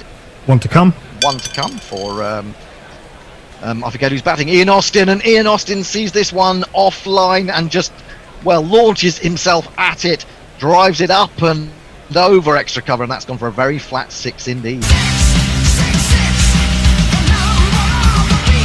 Oh, it started so well for Jeffrey Boycott. 5 runs only off the first 3 balls of the over, but then 6-1-6. Dwayne Leverock is on 7 off 3. Ian Austin 18 off 5. 16 overs gone, having been put into bat. The Flat Will of Use 11, 293 for 8. Right, well, it's going to be Dwayne Leverock to face, and it's going to be who bowling, Tony? Alf's going to carry on. Alf's continuing well. He has performed manfully today. He's coming in left arm over the wicket, round the wicket to Dwayne Leverock. He's in, he bowls, and the big men, they love their running, and they're trying to lose a couple of stone each during this tournament, and they're going to come back for the third. It's not very fat of them, is it? Not very fat of them at all. And there's going to be 3 more this time as Ian Austin clobbers that away on the onside through square there. Didn't really get all of it. A little bit of a shank, but it's 3 more healthy runs. Is that the 300 up? 299 for 8. 299 for 8, and it's ended on its end. The dice has ended on its end. Dead ball. Dead ball. In again, bowls, smacked by Leverock. This time back over his head. 4 more runs. There's not one boy for me, I must have 2 or 3, I need 4. And I do believe that's only the second 300 of the tournament. Yeah, both by you. Actually, the 4th. The 4th? Actually, the 4th. Oh. The Ginger Dread Man and the One Test Wonders both made 300 in their group game. But yes, for the second time, you have passed 300. Okay, so Valentine continues bowling to Leverock, and Leverock is going to pick up another 3. They're going to be exhausted, these poor fat boys. They come back as that way goes away through mid-wicket, and it brings Ian Austin, the left-hander, down to face Valentine, back over the wicket to the left-hander, and he's going to be 3 more as he chops that fine. A lot of chopping going on out there, but David Steele's not involved in it, and they've picked up another 3. 1 to come in this over of lumberjackery. And this is going to be 4 this time. That was Dwayne Leverock this time, smearing it away rather agriculturally over mid-wicket, and it's gone to the boundary. 1, 2, 3, 4. Well, that collection of good running and mighty smiting, 334, 334, 20 runs off that over, 313 for 8 after 17 overs. Leverock is 21 off 7. Ian Austin is 24 off 7. And it's going to be Ian Austin to face up to Clive Lloyd, captain. Clive He's Lloyd, had enough. He's seen enough. Too little, too late, but he's bringing himself on. So Boycott's cap didn't do the work.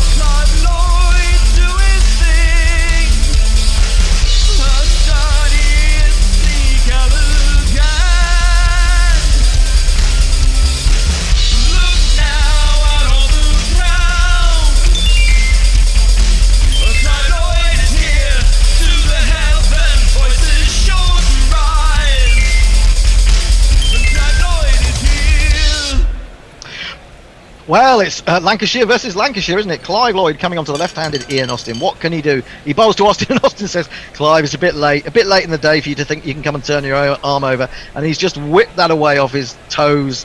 It's gone way up in the stands. 6 runs for Ian Austin.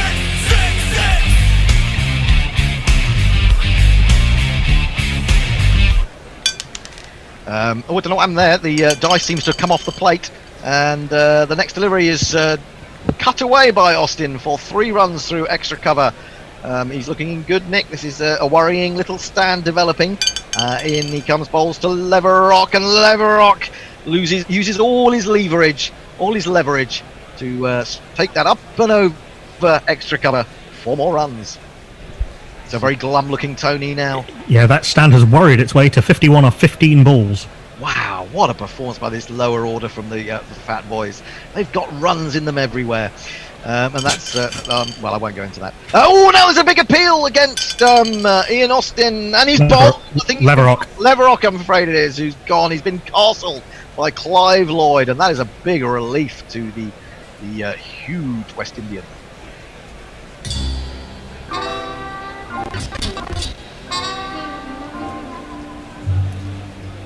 Willow, weep for me. Willow, weep for me. Bend your branches. Antigua and Barbuda does for Bermuda. 25 off 9 balls, 3 fours and 1 6 by Dwayne Leverock, bowled by Clive Lloyd. 326 for 9 off 17.4 overs. The record score in this tournament, which the Fat Lot put on against the How the Fuckers, is 334. So records, what a time that would be to break that record in the final. Yeah, and can it be this man to do it? It's going to be the man all the way from Euroa in Victoria. We know him well as the man known as Merv Hughes. Mr. Hughes, thanks for joining us. Can you tell me what you think of Mike Atherton? Arsewine. Eddie Hemmings? Arsewine. Martin Moxon? Who? Ian Botham. Fucking arsewine. Devon Malcolm. Pretty good bloke, actually. Yeah, he's a big fan of Devon Malcolm, is Merv. He made 18 in the semi-final. Very useful runs at number 11. Can he support Ian Austin as they look for that record score? It's going to be Merv Hughes facing up to Clive Lloyd. And yes, he swings the bat in again. Very agricultural fashion, but the ball has run away. It's going to be chased by Eddie Barlow. He's going to slide. He's going to fling it back to Alf Valentine, and they've come through for 3. Want to come. Final ball of the over, then in he comes, bowls to Austin, and Austin has got an edge on that as he aimed a drive. It's flown away down to third man. They're going to come back for a third. Austin will keep the strike, and that has made them level, I think, in terms of scores. Is that right? No, 332 for 9. Oh. Too short of the record after 18 overs. That record came off 18.1 overs. So scoring a little bit slower than on that occasion. Ian Austin will keep strike. He's 36 off 10. Merv Hughes is 3 off 1. A decent over-ish from Clive Lloyd. 1 for 19 off it. Jeff Perkins informs us that Captain Bligh also had a mutiny when he was governor of New South Wales. North Stang Gangwankade says today in cricketing history, Lord's 1963. Ted Dexter's England and Frank Worrell's West Indies go hammer and tongs at each other in a dramatic test.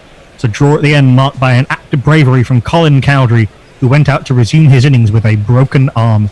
England was 7 runs away from a win with 1 wicket left. I have a story about that game. For that game, Britain briefly didn't have nuclear defences because all of the screens in Mission Control were tuned to the test match. Ooh. Well, I think you've got to get your priorities right, haven't you? I mean, that's absolutely right. And good for them. So it's going to be Valentine to continue, Tony? Yes, it is, Hendo. Yep. Valentine going to be bowling to Ian Austin. Left arm over the wicket. He bowls to Austin, and Austin has cut him again. He's been playing these crossbat shots extremely well. It's got away between backward point and cover, and it's 4 more runs.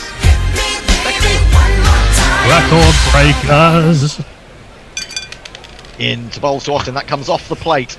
And so we go back to bowl again. In comes Alf Valentine. Bowls. And Austin whips that away over mid-wicket. He played it with the turn.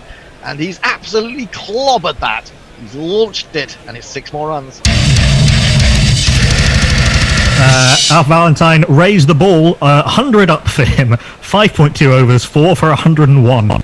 Wow! Interesting stuff. He's bowled quite well, but a couple of no balls have let him down. He's in again to bowl to Austin. He bowls, and there's going to be no declaration here as he's once more offered up too much for Ian Austin, and he swung that away over mid-wicket. It's 6 more, would you believe? And 50. You imagine there were a number of things that were too much for Ian Austin. Anyway, welcome. Abstinence may be one of them. Welcome back to Guerrilla Cricket Live. And it's live, as Martin Tyler always says on the Sky football commentary. But we don't have an advert to go to after that.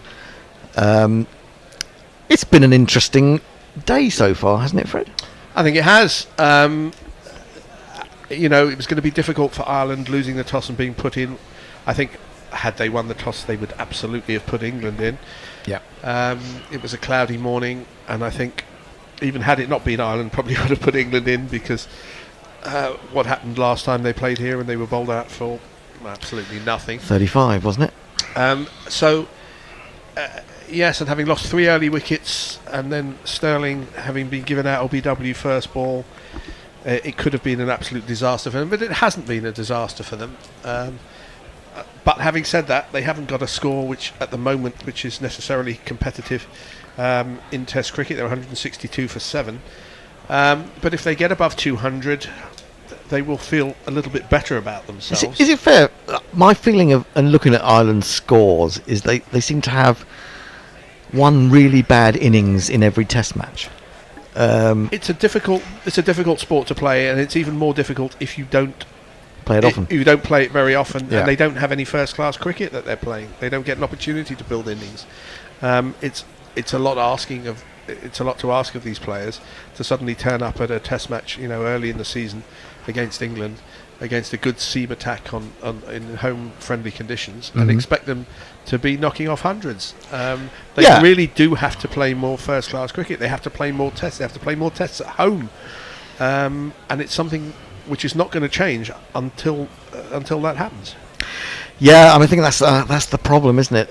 They do have a first-class setup, but it's only got 4 teams, hasn't it? And so you kind of get fed up with playing each other, and you're not going to necessarily be playing against the best. You only improve by playing against players better than you, really. Oh, that's messages in the background. They haven't played any first-class cricket since COVID either.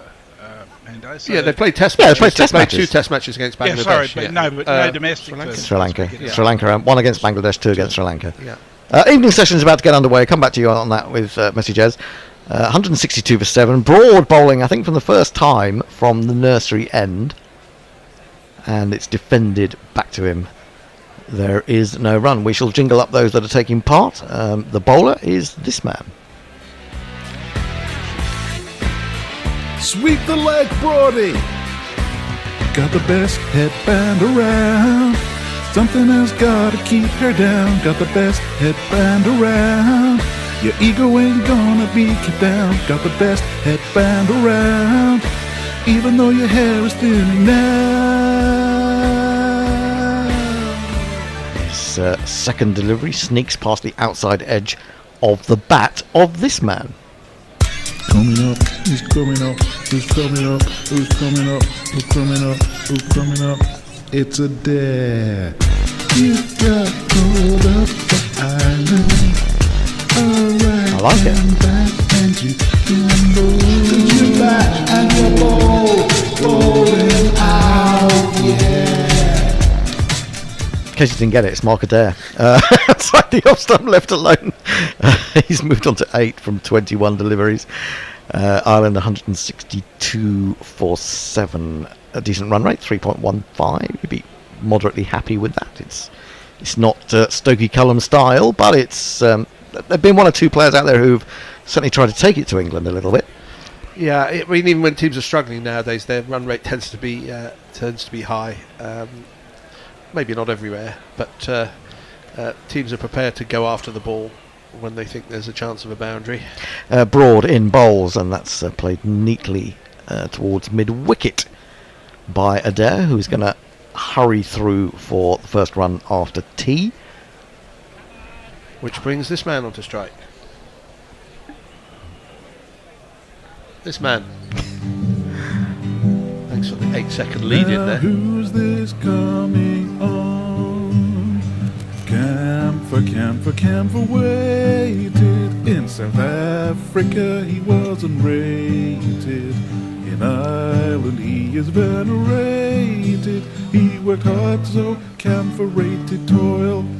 I do like the venerated bit in there. To get, I mean, it's not an obvious like the rhyme. rest? No, I do like the rest. I do like the rest, but I like the venerated as a rhyme for rated.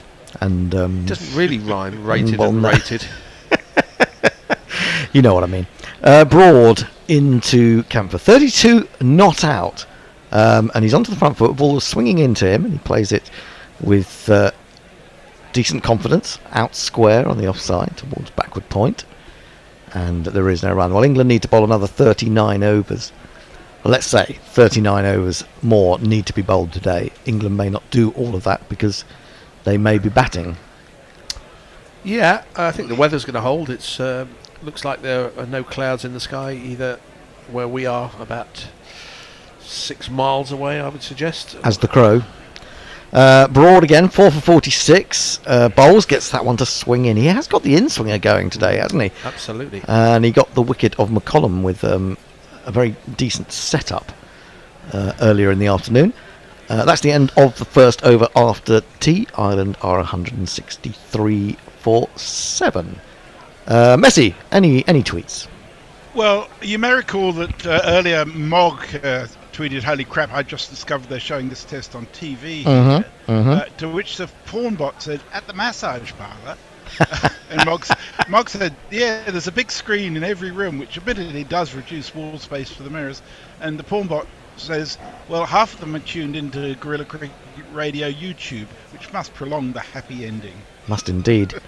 Well, we just, funnily enough, we had to have another ball there, which was defended once more to backward point. Oh. Seems like a repeat, but it was because there was a huge overstepping by Stuart Broad of the previous delivery, so there was a no ball that had to be added to that over, and it does finally finish at 164 for 7. What happens if an umpire calls tee or calls play or something before they've called a no ball? Don't know. Because sometimes it takes a while before they... the message gets through to them. Well, I mean that obviously, I think that must have come from the third umpire, mustn't it? That they all notification. Do. Well, that's true. These days they do. Yeah. Does that mean that the standing umpire just doesn't bother to call no ball, even if it is a no ball? I think he in can televised if matches? he sees it. Yeah. It's because they stand so far back from the stumps in Test cricket, isn't it? The actual umpires. And you go to a sort of club game and you find the umpires standing directly behind the stumps or within a foot of them. Yeah. But in Test cricket or even first class cricket, they stand a long way back. I don't know if that gives them a better view of balls landing on the line of the stumps. Maybe it does. Anyway, Jack Leach will continue. 12 overs, 2 for 34.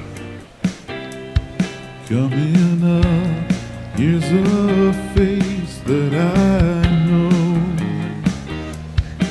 It's Jack Leach. Now coming up is Jack Leach. On Jack Leach. And in the spirit of the ADHD man known as Ben Stokes, who is captain of England, what he has done is he's swapped Broad to the nursery end and Leach to the pavilion end, both for the first time today. He's got a slip and a leg slip, goes back to this one, does Adair, defends it gently up the onside of the pitch to Leach, who's now technically trying to turn it up the hill, but there's been very little turn for him, and when there has been, or when they played for the turn, there hasn't been in that. They've got themselves into trouble. Adair down the ground, drives, and really well stopped by Potts at mid-wicket. I think he was trying to play straighter than that and dragged it a little bit, but Potts got in its way. I want to see where that bounced, how far in front of Potts. Yes, we were waiting to see if the cameraman was going to pick it up. Leach in again, slower ball, but still with plenty of time to go onto the back foot and defend to the bowler. What do you think of this England bowling attack in terms of its three bowlers and three seamers and Leach? Well, as you said, I think you said in the green room, it's not sustainable for the Ashes. I wouldn't have thought. Then why do it for this game? Well, I suppose the long-term thinking is that Ben Stokes will do some bowling in the Ashes, but we don't have any sort of specific date on when he might be ready to bowl again, which is a little bit of a worry. Leach onto the leg stump. Adair will take a single as he just eases this into, again towards Potts at mid-wicket. Yeah, Messi, what were you going to say? McCullum at lunchtime in the interview they showed said that he hoped he would, but clearly it doesn't have any great expectation that he will. Well, I mean, I think the injury has to be worse than we think in a sense, because he didn't, even as a batsman, he didn't play more than 2 games in the IPL, did he? Oh, now LBW shout from Leach, which doesn't get answered in the affirmative, and Leach tends to think that was possibly going down the leg stump. England still do have 1 review, but they don't waste it on that one. 165 for 7. Very rarely you see a bowler making the going down leg motion as he's appealing. Well, there are 2. Leach is one. Moeen Ali is another one. Moeen Ali rarely appeals for something he doesn't think is absolutely plumb. That's fair enough. I mean, well, it's great to see, actually, from bowlers. If you use that tactically wisely, and you know the umpires true, knows that you don't appeal frivolously, then you're more likely to get one when you need one. It's a bit of the sort of Gilchrist walking myth, isn't it? Which we don't know whether that was a myth or not, but it could have been. Broad will continue, 16 overs, 4 for 47, looking for another 5 for. How many fivers has he got in Test cricket? He's in, bowls to Adair, who's now moved into double figures. He defends this one square on the offside, and there is no run. How many fivers, anyone? Someone tell me how many fivers Broad's got. Just have a look. He has 19. 19 fifers. Yeah, it's not as many as I'd have thought. What is it? Anderson's got 30 plus, hasn't he? 31, 32 maybe? You look at old bowlers and wonder at their figures. Yeah, true. Titch Freeman.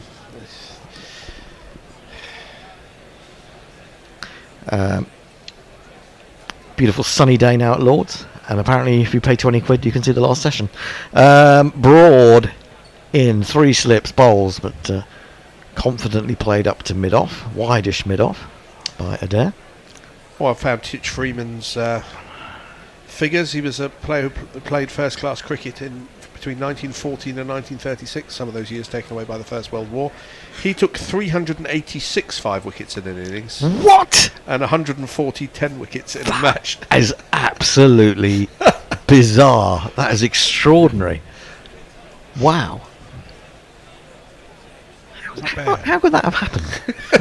I just can't work it out. There are scorebooks. You can go back and look. God.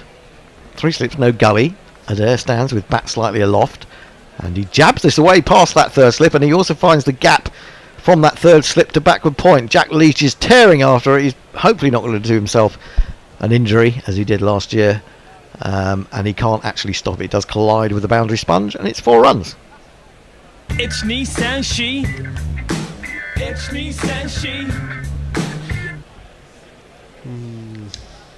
That's actually quite nicely played, actually. I think it was deliberate. May have been a bit caustic in saying that it was a thick outside edge. I think he played it deliberately. It's quite interesting. If you've taken 386 fifers in an innings, how many matches do you think he played in his career, first-class matches? 1,400? 592. That's an astonishing... That is incredible. Astonishing. I mean, obviously you get 2 chances of fifers in a single game, but that is remarkable. And those would have been 3-day games at that point? Yeah. I imagine. They've separated the slips, so 2 slips and a gully now, fairly fine gully. Backward point, cover, mid-off, mid-on, long leg. And Broad is into his 17th over. He's coming into Adair on 14. Still looking fresh. Broad, he's in, bowls. He goes back to this one. He's thinking about a single. Camphor has come a little way down in response, but is sent back. I do remember in the Test match sofa days tweeting in, and there was some rain about, and I said I'm going to talk us through all of Titch Freeman's first-class wickets one by one. I'm not sure it lasted very long because there were 3,776 first-class wickets. Oh, that's astonishing, isn't it? What did he bowl? Leg breaks. Leggies. He probably bowled loads of overs. Imagine how many overs in a day he got through. I'll tell you how many balls he bowled. You can work it out. Broad. And again, he's bowled him. He's bowled him, and he's got a fiver. He's got his 20th fiver. It wasn't an unconfident shot from Adair, so he might be a bit surprised to turn around and found that it's clipped his off bail. But that it has done, and Ireland have lost their 8th wicket, and Broad has 5 for 51. So get on your bike and take a hike right out of here.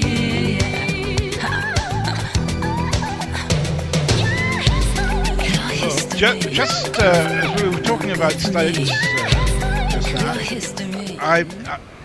sorry, is that finished? Yeah, it has done now, yeah. Yeah. I was just checking. Yeah, he did bat twice in the IPL. He made 8 and 7.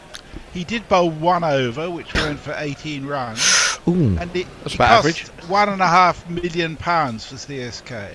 That's a lot of money pissed up against the wall, isn't it? Yeah, it's even more money than pissed up against the wall than was the Joe Root, really. Well, Joe Root, they got cheap, didn't they? They got him cheap, yeah. They got him relatively cheap. I mean, I think they should have opened with Root. Yeah, the CSK really didn't know what they were doing in terms of team selection. Well, Andy's just popped in to say that if he was injured, then CSK wouldn't have had to pay. Surely there must be some sort of insurance for that, isn't there? I would have thought so. Yeah. I think we should adopt Titch Freeman going back to him because he was born in Lewisham, which is there you go. Not too far. Not too far from here. He should be the patron saint. Patron saint of gorilla gorillas. cricket. Well, unfortunately, that's already been taken by Percy Fender. Ah, right. Okay. So it's tricky, isn't it? Unless we want to vote Percy Fender out. Of the Gorilla Cricket Big Brother. I mean, house. he's had 10 years, Percy Fender, effectively. Do we have to get Sherwood to find a new rhyme? Percy Fender, yeah. So, or for Titch Freeman, Yes. Yeah. What rhymes with Freeman? Seaman. Oh God. Oh, funny you should come on that straight away. The Arsenal goalkeeper. It's not. I keep thinking that Fionn Hand is 2 F's, but it's not. It's 2 N's. Fionn Hand. He's not married to William Hague. No. And this is his jingle. The speed of this hand won't beat many eyes. That's quite nice, that. Well, it's nice and short. It's nice and short, but quite pleasant. Broad in bowls to Fionn Hand, who's on debut, and he reaches right forward, gets his left foot alongside the ball, defends it to cover. And that is the end of the 17th over from Broad, who'll be very happy that he's taken 5 for 51. He raises his sun hat in the air to the applause of the crowd, and Ireland are 169 for 8. Messers. Warren says the ECB doesn't have the $6 million in 1970s money necessary to rebuild Root. But Messi Jez has a robotic eye going cheap. Sorry, I missed that last one. What did you say? He says, but Messi Jez has a robotic eye going cheap. I've got new eyes in both of them now, so I don't even need glasses. You've got new eyes in both of your what? Well, I've got multifocal lenses implanted in my eyes. Have you? When they took the cataracts out. You really are bionic, aren't you? Oh, absolutely. That's extraordinary. We can rebuild him. What about your knees? Have you anything done to your knees? I still can't tell if someone's had LBW. My knee's fucked. So's mine. My right knee is completely fucked. You two and Mushrafe Mortaza. Indeed. Yes. We do have a change of bowling. Jack Leach is coming out of the attack after 1 over from the pavilion end. He said, no, I don't fancy that skip. And Matthew Potts is coming back into the Heard attack. from Potts that the kettles are filthy black. You know he might do. Let's bring him into the Bonded Campher, who's a busy little cricketer, and he's busily tucked that away on the onside, and he's busily run through for 1. 170 for 8. We did question, I think, at 104 for 6 or so, that whether Ireland were going to get to 150. Well, they've gone past that. 200 will be their next target. 200. Yeah, targets always end in 0, don't they? They do. You don't say our next target is 196. No. Yeah. Unless it's to avoid the follow-on. 203. Yeah. Like I said this morning about the ball, the LBW, that was hitting 61% of the stump up. Yeah, but I mean the ball, the diameter of the ball is quite wide, so that's true. It's probably from about 57 to 63%. Yeah, plenty of leeway there. If you're going to be really exact. Potts in, bowls to Hand. Hand wants a run as he pushes firmly up to mid-on, but he won't get it. He looks a burly chap. He is burly, isn't he? Burly. As they say up north. Potts looks a bit like Lawrence Booth. Hair's not curly enough, though, is it? No, but the face, and the slightly puzzled expression, as if he's got no idea what's going on. Well, I hope he's got an idea what's going on. Well, I've heard different reports. We were supposed to be interviewing Lawrence Booth about Wisden, but unfortunately that doesn't seem to have occurred. Onto the back foot goes Fionn, and he'll get a single as he pushes into the offside. Are you asking him to tell you all about it? What is this Wisden thing? What is this big yellow Is it book? new? Yeah, I'm we sure were you could supposed get to the be. assistant editor. He'd be quite keen. Well, the assistant editor was offering him up as a sort of Really? sacrifice, yeah, but he hasn't to been try able- and get the editor's job. Well, I don't know, but on the basis that my Wisden that I was promised has never arrived, I think that might have Mine arrived through the post. gone by the by, as it were. Potts in bowls, tucked away off his hip by Camphor, and they'll take a single. I found 2 or 3 mistakes in last year, so I didn't get a thank you. Do they own up to their mistakes? They did say, "Oh, thank you very much." No, but Tell did us. they put them in the next issue and say this should have said? No, they were. I can't remember what the mistake Was it someone's fourth initial? No, that they got wrong. It was in the records. It was somewhere in the records. Ah. Not good. I expect better from them. And they went back and they checked that this had been like that for like 15 years, so no one had spotted it. Well, I told you about the time that I went to the Melbourne, the MCG Museum. Potts is in, bowls onto the back foot, goes hand, defends with the angle up to mid-on, and discovered that they had the bat with which Graham Gooch had scored his 3-3-3 against India. It was the wrong... And they had it down as 3-0-3. And I had to speak to the curator. I said, "Excuse me, sir, I believe..." He made 3-3-3 He and 1-2-3 in the second innings. Indeed, and I don't know whether they believed me. I think maybe they thought I was having a laugh. But I hope that's been You changed. don't get thanked for pointing out people's mistakes. Funny that. Potts bowls and drives off the back foot. They put a man... what are they doing? They're They not decided taking singles, They that's don't want what him it to have a is. single. Or they do want him to have a single, but he doesn't take it anyway. That's the end of the over. Messi. Leah says, well, watching the game at an unlicensed massage parlour is probably less illegal than doing it the way I do it here in Germany. I really don't want to know, Leah. Pirate Badshaw says, Ireland have now surpassed England's first innings of 165 versus South Africa at Lord's last year. for what it's worth. And Dave Wood says, my single 5 for in 27 years seems even poorer. Well, Dave, you've got one more 5 for the most of us. Well, many of us have, I can assure you. Messi, I don't think we've ever talked about your cricket career. Have you ever did you have Career a long is and... too generous a term for it. did you play regularly for any extended period of time? No. No. Well, I played other than at school. Oh, okay. High score? Oh, I don't even remember. I was happy for It's a team game, hit a Hendo. boundary, you know. Did you ever get 50? Yeah. I don't think I ever got 50. No. I think I might have got 37 or something like that. you know. Oh, right. I was pretty shit, and I was a leg spinner, and a leg spinner at school is just doomed most of the time. Leach bowls. Leach has now said after one over from the pavilion end that he'd rather go back to having the slope in his Send favour. me back. And he's gone to the nursery end. He's taken over from whoever was there, Broad, who's just taken a wicket. This is all very odd. It's got a slip, nothing else. Close. It's Camphor batting. He goes back, tries to force, making room for himself, really. Hurried onto him a little bit, perhaps. And so he didn't quite have the time that he thought he had. Leach again. He's into his 14th over now. He's come down the wicket. He's been bowled. He's swung across the line quite horribly, having not got to the pitch of the ball. And Camphor has gone for 33. Ireland 172 for 9.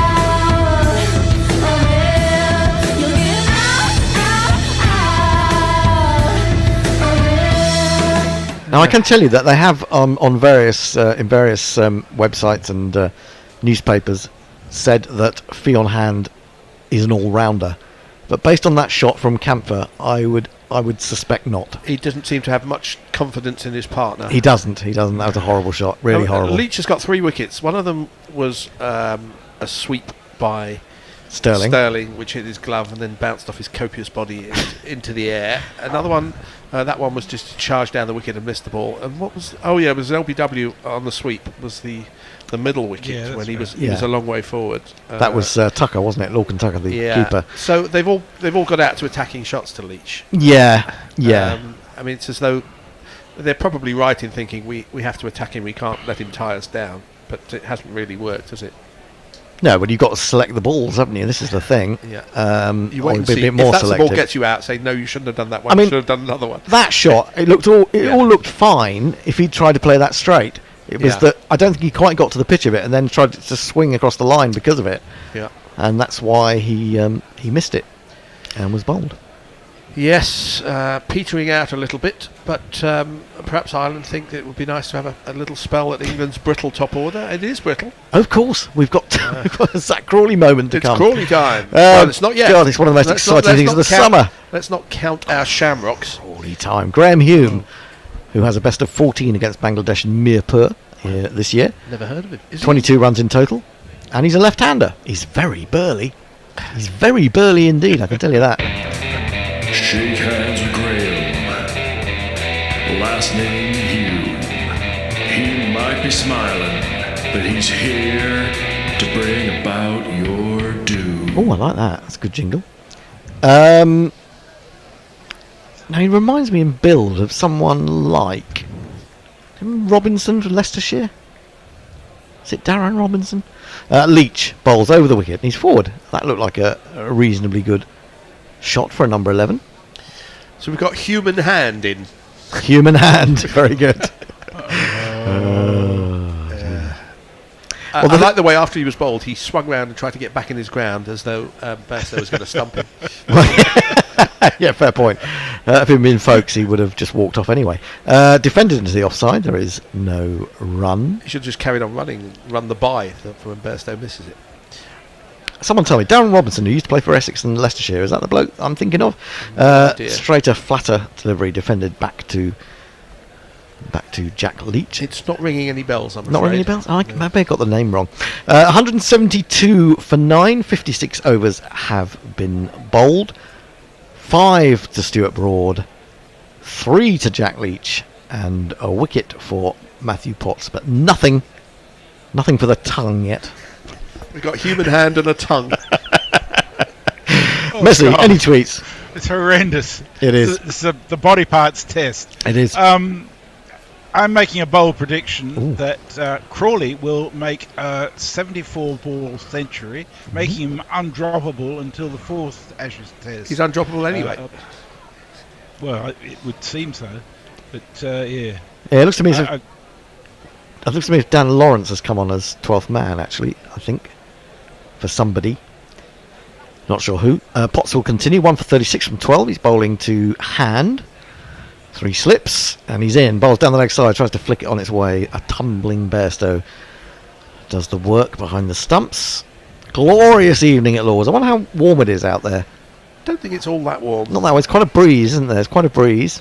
If you find yourself under a cover in a concrete stand, it can be a bit nippy about the extremities.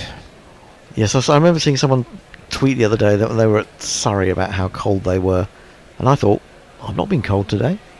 But it's because you never left your house. Big open expanse of the oval. It's a bit different. Yeah, I haven't left my house in 4 years. Potts is in again, bowls. Oh, that's gone between bat and padders. He went onto the back foot.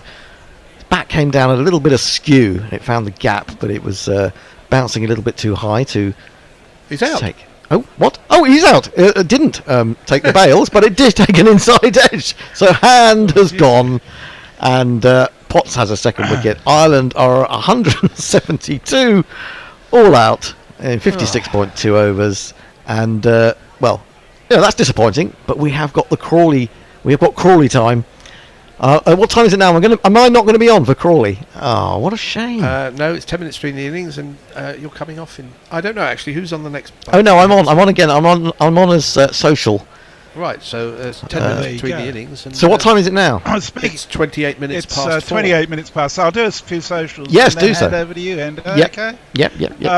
Leah says in 1918 the 5 cricketers of the year were schoolboys, so I imagine Freeman getting a lot of those fifers by bullying young kids. No, there was no first-class cricket, so he didn't take any first-class wickets. The reason they were schoolboys is because it was during the war, and the only cricket that was being played was schoolboy cricket. Yeah, good point. Pirate Badshaw says that shot was about as far from necessary as you can get. Yeah, it wasn't a beautiful... I presume you're talking about the Camphor one, yeah. Yes. Leah says the highlight of my cricket career is the fact that I have as many test tons as Tim Payne, Shane Warne and Mike Brearley. On the other hand, I have fewer ducks than Jimmy. Yeah, fair point. Mayank's with us. Hello. Says, hello, thank God the IPL nonsense is done and Test cricket is back. Let the summer begin. And Leah says, no, we've had that. Warren says, the only person that drops Crawley is first slip. Yeah, very good point, yes. And Spicy Golden Ducks here. It says, good afternoon, Grillers. I've just seen Hume come to the crease. It's nice to see Ireland feeding up the next Sterling. Yeah, well, he's not. No, I mean, it's pure muscle. So Ireland in the end lost their last 3 wickets for 3 runs. Broad 5 for 51, Potts 2 for 36, and 3 wickets also for Jack Leach, the only England bowler who remained wicketless. Sadly, was Josh Tongue, although he was asked to play a role that might not have necessarily been in his best interests of bowling short to one or two of them earlier, and I think that wasn't it wasn't unfair to him. It was a little bit unfair, and I think it said something about England using this as a practice match rather than anything else, which is a bit disappointing and a bit complacent. And maybe if they lose a couple of wickets tonight, or maybe more, then they'll have got their due deserts. Really, that's my feeling about it. The bear is arriving. He's brought beer. I've run out of beer, chaps. What am I going to do? And Dave is here as well. Oh, David. So who's on ball by ball? It's the bear, isn't it? Initially, no, it's Dave. Dave and I are going to do the Gorilla Roundup after the close of the break. Oh, that'll be fun. Yep. We'll look forward to that. So I'll catch you later, and I'm back for the last session. Okay. Ciao. And we'll say hello to Dave. All right, Dave. Hey. How you doing? How's Greece today? Hot? It is pretty fucking hot. Yeah. Ireland to be very happy not to be playing in Athens. Ah, right. Okay. Yeah. Is that likely to happen in the near future? Hopefully not. Hopefully not. It's amazing. Yeah. We have Irishmen in Athens. We have South Africans in Vienna. We have Englishmen in Australia. It's incredible the diversity of the guerrilla cricket make-up these days. It's great. Taking over the globe. Taking over the globe. Indeed. It'd be nice to. Now, Dave, I was listening to the podcast that you were on, the Bishop and Bear, a little bit of it last night, and you were talking about the middle order of Ireland. The hard-working middle order that didn't quite fire, did it? No, it didn't quite fire. I mean, yeah, it was always a danger of that when we bigged it up, but yeah, I don't know. It's like they're doing pretty well. They're working pretty hard, but it just didn't quite come together today. I mean, Camphor played pretty well, actually. Yeah, I thought until that last. Let's not forget, he's a part of that. Quite a hard-working, gritty cricketer. I missed Tector and Balburney. They both nicked off. I told you about Birdie. Whenever I see him, he does fuck all. Yeah, but the Tector one was a funny one because he was only his second ball and he decided that he was going to come down the wicket to Broad, which I suppose he's trying to bring a little bit of Bazball back on England, and he flicked sort of rather effortlessly this shot down the leg sides. It almost seemed to set off for a run, but seemed to have failed to notice that England had posted a leg slip precisely for that, and it was a very easy catch for Potts, I think it was. Yeah, so it was an unusual dismissal. Yeah, perhaps we found the chink in the Harry Tector armour because he seems to be scoring runs like nobody's business at the moment. So, well, in ODI cricket, Yeah, I mean, I watched him in ODI cricket. He's been fantastic, hasn't he? He's really... Yeah, he's really special. I mean, Ireland seem to have a little thing about white balls and red balls. Yeah. Can't quite put it together, but... Now, you might have seen more of it. I mean, I haven't seen in fact, I don't think I've seen anything of him before today. I thought McCollum batted really well. I know he ended up in the mid-30s or late 30s, but I thought he played a couple of crashing drives. And he ate time as well. Yeah, he did quite... obviously, he got a century in that Essex game. So you're going to feel pretty good after that. But in Sri Lanka, I watched him bat, and he just got a bit stuck. I don't know whether it's the heat, maybe. It was all that fielding, because Sri Lanka obviously batted a long time in both tests. But he just seemed to get very stuck in the crease, as in not moving forward, not moving back, even to seamers. So it's good to see that it looked a bit more positive. He's getting a few drives away, obviously. He looked like a proper batsman. I mean, I shouldn't be surprised, but he did look like a proper batsman. He looked like a proper batsman. On the basis that he's played 5 tests and hasn't really done anything in those tests. He looked better than that, is what I would say. Yeah, he looked pretty. Yeah, he plays the ball very late. He seems to play the ball very late. Yeah, a lot of nice technique. I mean, that's the thing. If he was playing the ball, kind of not getting his feet moving. I mean, I suppose that's the thing, is that he's playing it very late, but maybe just not transferring his weight. Well, maybe in the subcontinent, he probably hasn't faced a lot of spinners, has he? No. I mean, it's a different game trying to score runs off spinners. In those conditions, very sort of slow pitches and whatever. Yeah, absolutely. I mean, he made a favourable impression. Moore didn't do too badly, but then got him. It was a bit of a lazy shot across the line. Yeah. You got to cross a bit, and then you got to get a bit of bat on it. I mean, everybody wants to play this off stump line, but I mean, you got to get batting it to do it. Yeah, absolutely. And you've got someone like Brody coming in at you, and he's seen it all before. Yeah. So seen them come, seen them go. Yeah, Balbirnie, I suppose, is the big disappointment. As you say, we don't seem to ever see him get runs, which is he's got a lot of potential. He got 95. I want to say in Sri Lanka. I mean, hopefully he gets more than that at some point in the next few tests or whenever he plays those test matches. But he suddenly seemed to. He's obviously had a huge amount of potential. For years we've all known he was going to do something special. We haven't seen that yet in the way that we've seen it with Tector, but at least in Australia in the T20 World Cup, he played some cracking innings. So we just kind of haven't seen it, or at least just seen more test matches. Yeah, that's the difficult thing, isn't it? I mean, just watching that innings today, I just got a feeling that there's a real potential ready to burst out of that team. The team that we've just seen. And I know they've been bowled out for 172, but I think they looked a lot better than that. They looked like they should have got 250, really. That's the thing. Go on. Oh, and I just think they've just got to keep playing. They've played quite a lot of cricket as a team recently, haven't they? They've been to Sri Lanka, they've been to Bangladesh, they're playing one-day internationals. They've got to keep playing as a unit more and more often, and then I think you get the team camaraderie, and you can afford to fail because you know that there's more games around the corner, and therefore you can progress. If you don't play enough as a team, then it's very difficult to get that whole thing on the flow, isn't it? And actually get some form and feel that you're a unit. I can't remember who said it. I think it was either Brathwaite or Craig Brathwaite or Bavuma. But either way, it's a good opinion, so I'm just going to steal it for myself. It's that the fewer test matches you play, the less chance you can do a brand of cricket, or you can do something different. So it's all good being England and having baseball, but that's because you have so many test matches that you can do stuff, try stuff out. And whereas if you're playing one test match a year, you're playing 3 test matches maybe, you're less likely to come down the wicket. But that didn't stop Harry Tector. So you've really got to have conviction. That really does sort of sort out how much conviction he's really got. Conviction. I don't know, maybe Tector's got some ideas about 3 years time, 4 years time maybe.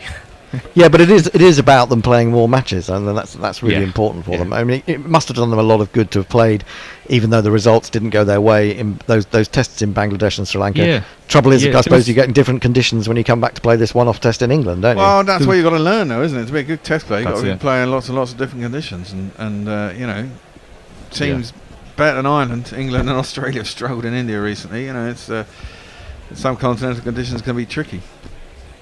That's it. That's cricket for you. It's a completely different game. Where are you going? We lost someone, have we? You can't sit there. Just unplug it and put it over here because the camera thing Has you? I can't have. They've only got one camera. Yeah. Well, that brings us back again to the other thing we talked about in the thing in the podcast. I mean, how much money that the ICC? I didn't realise, and how much little they give away.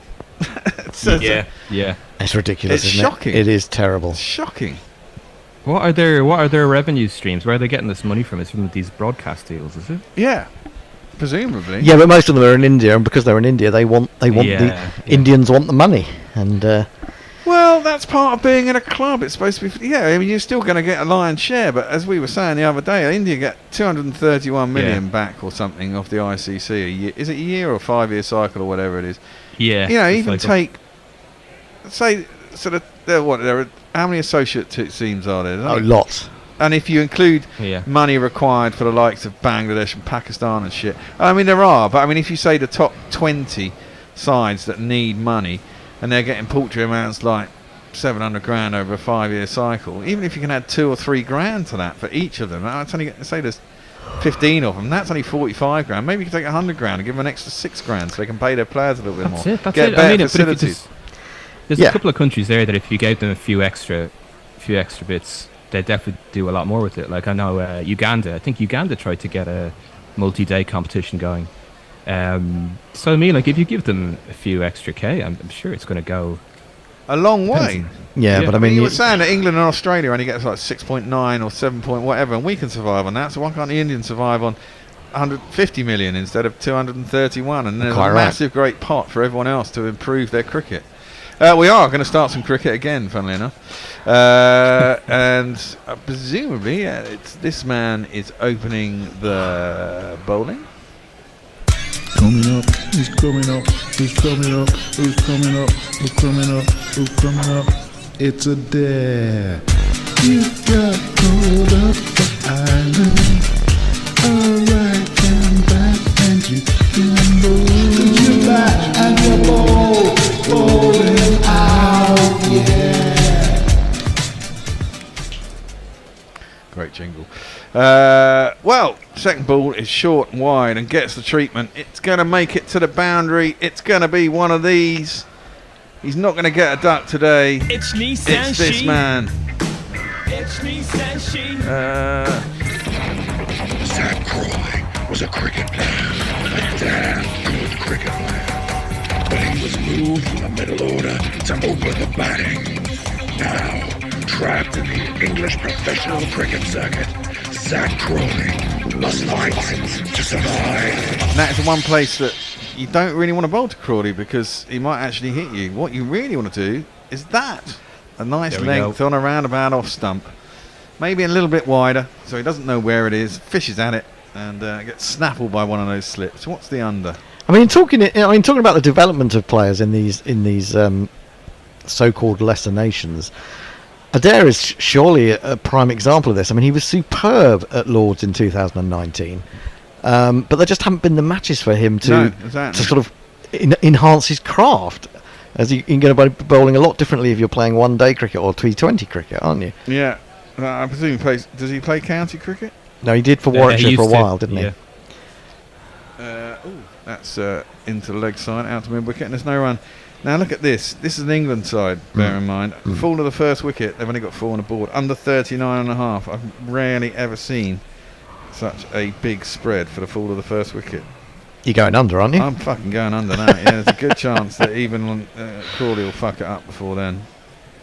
So how are you receiving this on visually, Dave? Have you got this on the stream that we're sending out? Yeah, I got it. All right. I'm not going to lie, it looks... Well, no, I don't think it's a stream. I think it's Adair looking a little bit ginger, but it doesn't look like the ball is going through. It doesn't look like he's zipping it anyway. No, especially with that 4 ball. But that's defended out in the offside and there is no run. What is the feed like today? It's pretty good. Yeah, we've upped our output speed and we've signed a new contract with BT, so we've got even more upload. So I'm hoping it might be a little bit Bingo better. bango. And on that basis, you can help us out by going to patreon.com/Gorilla Cricket and contribute, which will help us with all those sort of technological requirements. Yes. Adair comes in again. Ooh, and Crawley defence square on the offside, and there is no run. Now, Crawley has scored some runs occasionally in the county championship, hasn't he? He got a ton, didn't he, early on? Got a ton this year. And then he got a 90 odd or an 80. Yeah, otherwise, he's And not got very many at all. Apart from that, fuck all. Yeah, I mean, there've been failures. I watched him in the second innings of Kent's game against Surrey, and I thought he looked really poor technically. And he survived. They lost 3 quick wickets at the end of that day, and he survived. He was 31 out overnight, and I think he added one more run the next morning, when really they needed him to go on and get a big score. And he's just not consistent enough with his shot making. I think that's the problem. Did you read Ramprakash in the Guardian? Oh, well, I know. I didn't read it, but I know that he was saying he's been given far too many chances. He said he's been fine, and he's technically deficient, basically. He is technically. There's no. You know, some of those shots he plays beautifully. Sometimes it just goes horribly wrong, and his right hand comes through, and he's not playing the ball straight. Right at the other end is, after this ball, I guess it's a swing in. It doesn't look particularly quick. It's this man. Shake hands with Graham. Last name Hugh. He might be smiling, but he's here to bring about your doom. Oh, he's had 3 matches, 1 wicket, an average of 124. Not great. Where were those matches? Were those in the subcontinent, though? Well, the match. Yeah, there was one very long day I watched a lot of. I think it might have been day 3 or 4 in the second test in Sri Lanka, and he bowled a lot, which was fair play to him. He kept it down a bit, but he was exhausted and he wasn't getting anything off that pitch. That wasn't surprising at all. That swung in again. It seems to be quite slow. It says 81 miles an hour, but it looks slower than that. And Crawley, Duckett almost seems to be playing it a little bit early. We should have a jingle for Duckett, actually, because it's quite a good one.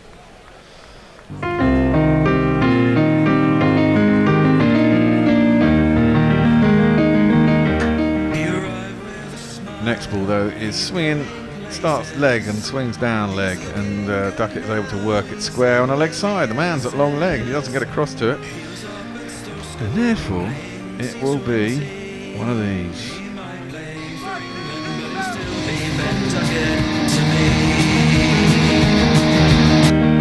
And mash up.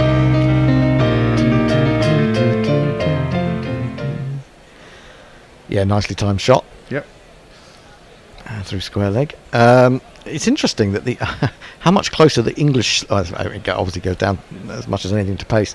How much closer the Irish slips are than England's. God, yeah, they are quite close, aren't they? Yeah, you don't want to miss together. anything, do you? No, you don't. Exactly. That's defended by Duckett up to mid-off, and there is no run. I mean, they really are crowded round, aren't they? Yeah, very close together as well. They're very close together, yeah. You probably have 3 slips cover the same space as those 4. Yeah, they got 4 slips. Sterling in there, is he? A 4th slip's coming in even a bit closer. Get him in, pack him in. Sterling's a little bit wide at first slip there, maybe. I could tell you, Hume got Shaki 3 out of 6. Oh right. Between the Chelmsford series and away in Sri Lanka, so. Okay. Yeah. He did okay. He did okay. Bit of in swing. It's pretty predictable, out of hand. That one was 76 miles an hour. That feels more like his natural pace to me. That's just defended by Duckett into the leg side. There's no run. Yep. Is that Sterling at first slip? I think it is. It is Sterling. Yeah, it looks like it. Balbirnie at second. McBride is at 4th. I'm not sure who that is at 3rd slip. Adair, I think. Adair, okay. By the looks of it. Hume rolls across Duckett. He might feel he missed out about there. I'm sure it was wide, but he could only punt it out to cover. Ends the second over. Only 4 off it. Well, I would bring you some tweets, but it's all gone a little bit quiet on the. Whenever you turn up on tweets, yeah. everyone decides not to tweet in. It's funny that, isn't it? Yeah. it's almost as if they don't want to hear me. Yeah. Although Leah says, "Bear, corruption ain't cheap." I presume that's talking about the fact India. that money is not flowing into the associate nations' coffers. But yeah, I thought if we mentioned India, I thought we'd get lots of tweets in, people telling us shit. Yeah, surely there'll be a few irate Indians who will get in touch. Yeah. No, everybody agrees with this. It's extraordinary. What are the thoughts of the cable knit jumpers? I think everybody's love them. pretty Oh, they're great. They are great. That's on the pads. Sell them, make some money. Well, someone asked them, didn't they? I'll come back to that. Yeah, go on. Let's click down to long leg for a second. Yeah, we mentioned it, and then Martin White, who's very occasionally a gorilla when he's in the vicinity, he asked Cricket Ireland directly because they've been tweeting out about replica shirts, and they said they hope to have them on sale, before too long. Lovely cable net. I love the green around. The green is and just the fact that they've got no glorious. advertising on them, they've just got the four-leaf clover. It's Yeah. good. That's If I was still playing cricket, I'd want to wear one. Yeah. Yeah, they're pretty good, the cable knits. I think, there was a few questions over the last few months about getting your hand on Irish merchandise, and I think they've heeded the call. Oh, good. Well, they should do. Yeah. Fine. Shit, we've got Redbubble. That one is cut by Duckett quite nicely and nicely timed, but he hit backward point. He's a little bit deeper and behind square, and there's no run. That's one of his favourite shots. You imagine that the Aussies will have two men behind square. Oh, absolutely. They'll have a gully, and they might even have two backward points. Yeah. That's what I'm guessing. It's a bit on the short side, isn't it? You'd want to get it a bit fuller to duck it, maybe. Yeah. Well, you do, but people... Well, I suppose as well, because he's so short, that one's too wide. It's tempting, but I love the way he winks, doesn't he, after every ball. Is that wide? It was actually given as a wide. Fuck me. Who winks? The batsman? Yeah, Duckett. He always winks. He winks at I've Crawley. noticed that. Really? Yeah, Gives him a little wink. Gives it a little wink. It's kind of weird. I've always thought he was a bit of a winker. Yeah, it was a genuine wide, actually. Oh, yeah. That was a Harmison in the Ashes 2006 type wide, almost. Yeah, it was a Harmy. Yep. Yeah, don't waste the Duke's ball. No, that's clipped into the leg side nicely. Beats Good mid shot. wicket. Good timing. I think it's going to race away. No, it's going to be pulled out. Not Oh, quite. nearly. Good attempt. Who's that? I can't see who it is. He dives. He managed to get a hand on it, but he couldn't get full enough hand to drag it back. Just palmed it further around the boundary, and it hits the sponge and is 4 runs.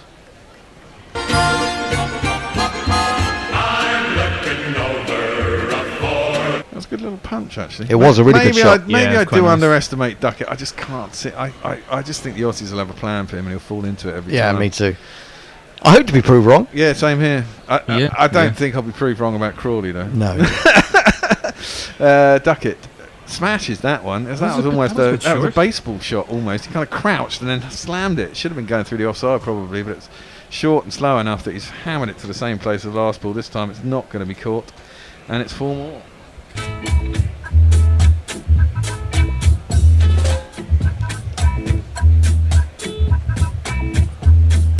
I mean, it's obviously early days yet, but this doesn't look like the Markadere of 4 years ago. No. No. Well, this is it. I think you want to be pushing it a little bit fuller, trying to get to nibble, don't you? Yeah, but he's quicker than this, isn't he? Or he was quicker than this. He did seem to be. He's over the wicket now. No, round it. Round it, sorry, yeah. And Duckett mistimes one into the ground. It just drills out the offside and there's no run.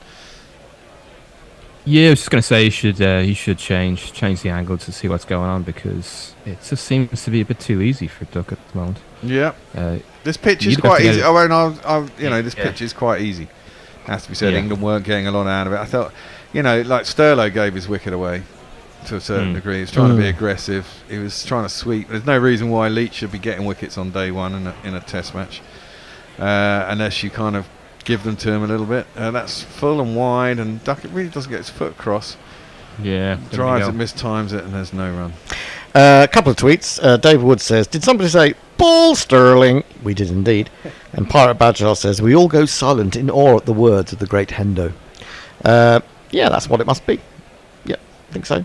Fair enough. Apart from that, absolutely bugger all. Oh, one more's just come through. Leah says, "This ends tomorrow. I'm calling it now."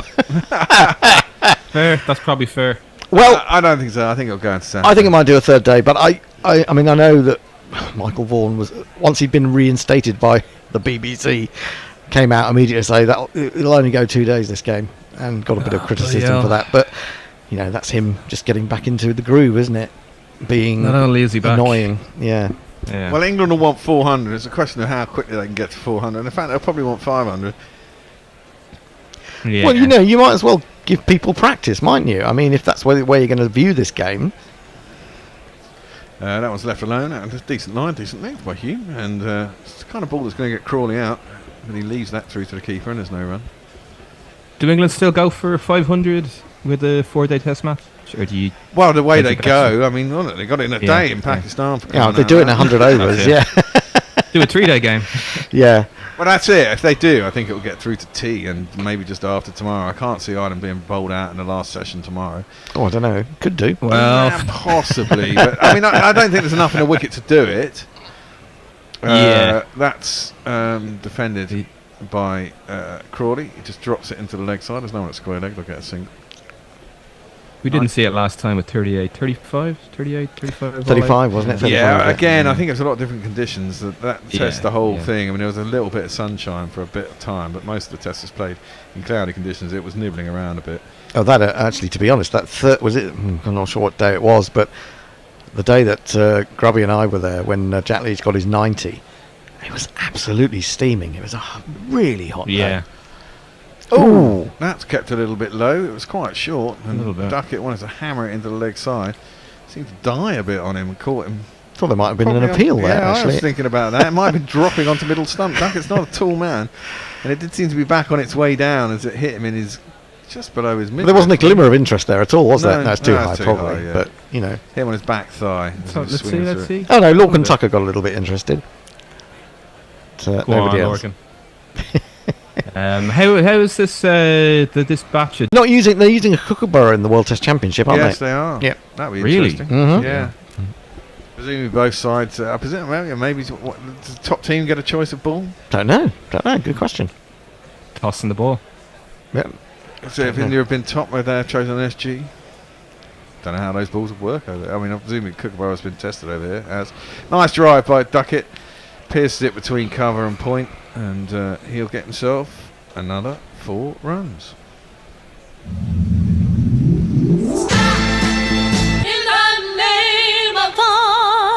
Hume looks like a very chunky Peter Siddle. He looks. I'll tell you who he looks a bit like. He looks a bit like Connor Burns, the politician from Belfast. Connor Burns. Oh, I can't think who that is. He was accused of. I think he's a gay dude, and he got accused of fiddling with people in. In what's that private club that we went to with Dan? Groucho? Not the Groucho. No, the one that we went to with Dan right at the beginning of Sofa Days. Oh, I don't know. I don't think I went.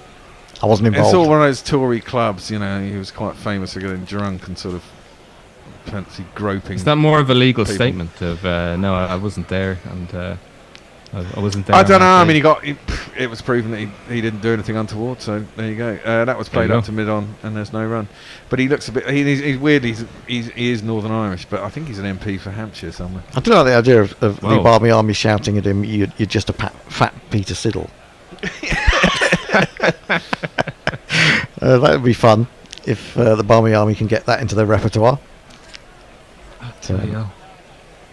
He's got a long way to go to be as effective as Peter Siddle. Well, he's still getting wickets, isn't he? Everywhere, still getting wickets. Who's he playing for now? I forget. Oh, he's a good bowler. Is it Essex? He's Is it Essex he's playing for? Fucker, isn't he? I bet he bowls at sort of about 80, 78, 80 now. Yep.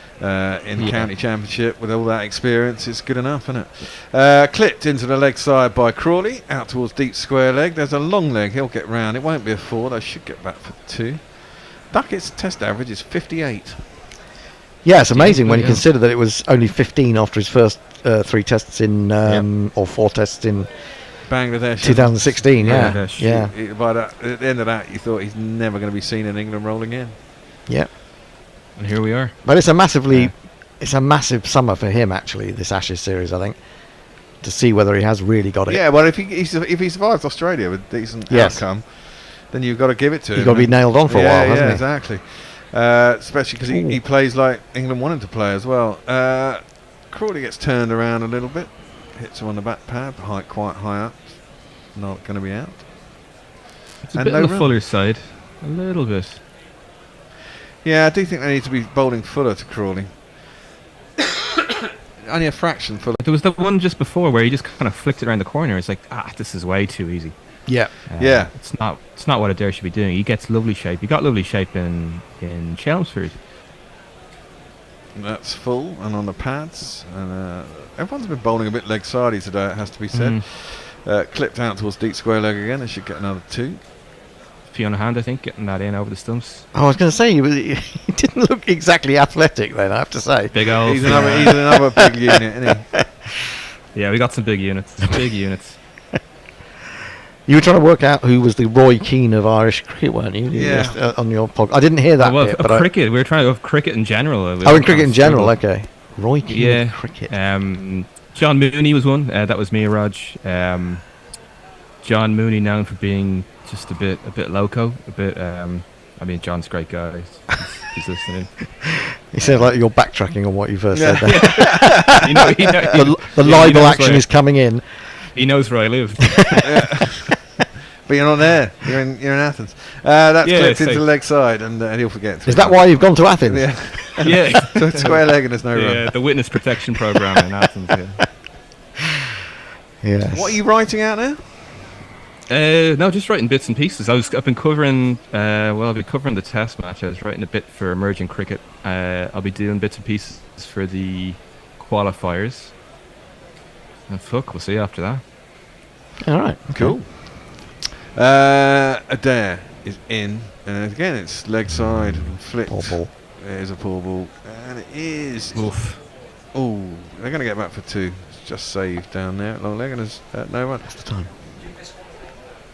What time is it now? It's 59. Well, do this over, and there's only one ball to go. You come in. Yeah, well, you can give him my beer anyway. Of course. Thank you very much. I said I wasn't going to drink much today, but I think I'm on my 4th bottle already. Is man with drinking beer on the top of a heavy cold? Yeah, well, see, this It should be whiskey though, shouldn't it be whiskey or brandy? I'm at the end of the cold. I don't really have a cold anymore. I think I've it's just got a bit all of the mucus. same at the end, really. I think.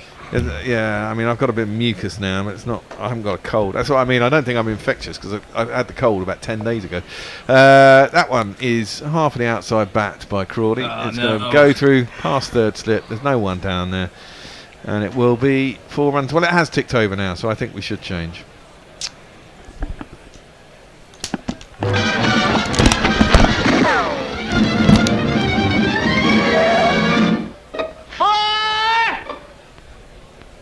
And you were going to do a bit of ball by ball?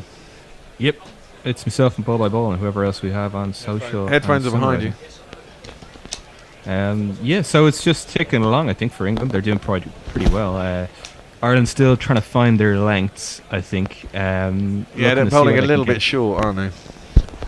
Yeah, I think if they're going to get anything, I think you just have to err. You have to get something out of it. You don't have that many runs to play with, yes, but you just have to go for it. Because I think if you don't get that one wicket, if you don't get Crawley's not getting a duck, you're not getting that. You're not doing your job right. Yeah. He's 16 off 15. It's not what you want from Crawley. Well, exactly. I thought under 39.5 was a very safe bet. I was going to a say, wicket for England. So we've got Hume continuing over the wicket, and it's played on the front foot by Duckett, who plays it quite well. I think he's not having any trouble. He's not coming down the wicket, from what I can tell. Playing it quite well. Yeah. Little. Hume's not the quickest, is he? He's not going to trouble anyone for pace. He bowls a decent enough line and stuff. He does. He's a nibbly bowler. He did quite well in the ODI series against Bangladesh. I mean, he was probably very happy to be bowling there and not bowling in Sri Lanka anymore. But he was getting it to hoop. He got it to look like I've just missed a frame possibly, but he's appealed. Yeah, it looked like he pitched outside leg, but it is moving around. Yeah, there are a few hands on heads. I don't think they're going to review. Yeah, probably pitched outside leg. It did nibble back, might be a little bit high. The DRS time has run out. It's always a bit disconcerting when you review and it's whatever, like it's a mile outside leg or something. You think, oh fuck, who balls that? Go on, let's have a look. No. It did nibble. It certainly straightened. A bit on the high side, maybe. Possibly looked closer than one or two of England's reviews. Probably a bit high. The thing is, Duckett's quite short. You always think it's probably hitting the stumps. Hume in again. Gets that little bit of shape, but this time Duckett turns around the corner and there's a bit of work to be done at square leg. That's a good bit of fielding. It's cut off quite well. Comes in and they have run for 3, I think. Yep, they have. Yeah, Hume. Yeah, there's been a few. He's getting that shape in, but perhaps should also be looking at maybe a little bit of protection on that leg side because there's been a few. Here we go. So we got an inside edge. Yeah. Yeah, so that was obviously very good about Bernie not to review.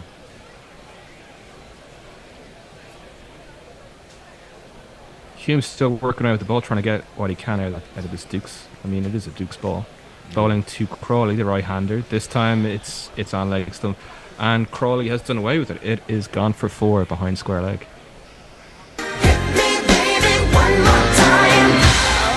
Now that is one place you really can't bowl to Crawley. Well, he plays that shot well. It's bold, bowling to 4 slips at the moment. I'll give them that. Yeah. Yeah. Got to back your bowler. But no, I wouldn't. Yeah.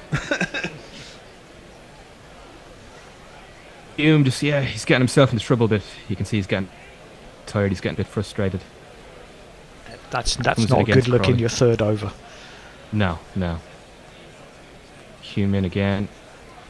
Nice delivery, outside, just outside off. Just kind of went in, didn't shape away as you'd expect. But that is exactly where you want Crawley playing. You want him playing just on that off stump, maybe even going a bit wider, and getting Crawley thinking of big drives. But you definitely don't want to be bowling on his pads. Oh, I've been beaten by the bookies again. Thought 39.5 was quite safe. Beaten by Zach Crawley. How humiliating. Hey, I know. It's dreadful. The 20 off 17. Hume bustles in. This time, a bit of bat from Crawley. Crawley has a bit of a drive, but it goes straight to point from what I can see. England going at over 6 and over, nearly 7. Yeah, this is not what you want. Pirate Badshaw says, we all go silent in awe at the words of the great Hendo Moai. I don't know what is that an Easter Island statue? Something like that. Leah says this ends tomorrow, calling it now. I think it's in play. Messi just says Siddle's at Somerset. Peter Siddle, I guess. Farong has been distracted by the Rocket Festival and drunk people. He says, wow, Ireland are playing against a fellow Minnow nation. Good for cricket. Double world champions. Thanks, Farong. Oval pitch for WTC final. Won't have a blade of grass or whatever the BCCI request. That'll be interesting to see, actually. Need more rum and brain cells. Cheers. Yeah, have a good one. Warren says, what trumps in Stokey Colin Ball, gearing up for the Ashes or the win? I think they'll try and achieve both. Well, that's like the kind of thing you hear in management committee. Yes, which one do we want to prioritise? We'll prioritise both. That's not how prioritising works. Some radical thinking from Andy Balbirnie. He's brought on Fionn Hand. He's got 3 first-class matches and made his Test debut. I think his mother's here in the stand to see him bowl. We're all pretty excited to see what Fionn Hand does. See if it's anything like his bowling in the T20 World Cup to Ben Stokes. He'd be pretty happy to have a Dukes ball in hand. Yeah. Comes in over the wicket to duck it. That's not bad. That's not bad to start off. Is the regional cricket in Ireland, is that first class? It's not, is it? We've a competition with we have Cricket Leinster, we have the 2 districts up north, northwest and northern, and then Munster. I think Munster have played some. I'm not sure actually if they played. But when it says he's only played 3 first class games, I guess it doesn't include that. No, it includes the first class game he played in Essex, apparently. Oh, blimey! It even includes that one. Yeah. And this is his third. Yes, sorry. So Duckett has driven that quite handsomely. Oh no, he hasn't. He's cut that actually. He's cut that nicely. It was a bit short and a bit wide. It's not. That's not what Hand would have wanted to be doing, at least based on what we saw. That's it. I'd have liked to hear a bit of Max Bygraves there. You need hands. Yeah, obviously you've never done hospital radio. No.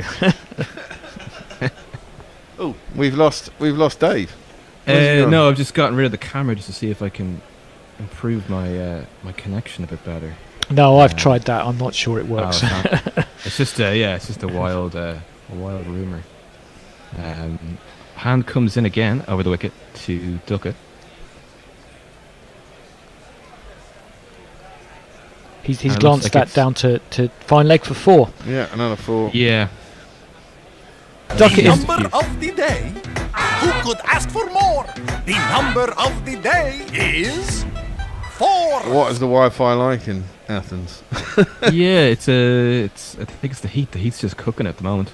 I can imagine that doesn't do the CPUs and computers any good whatsoever. They all get clunky. Yeah.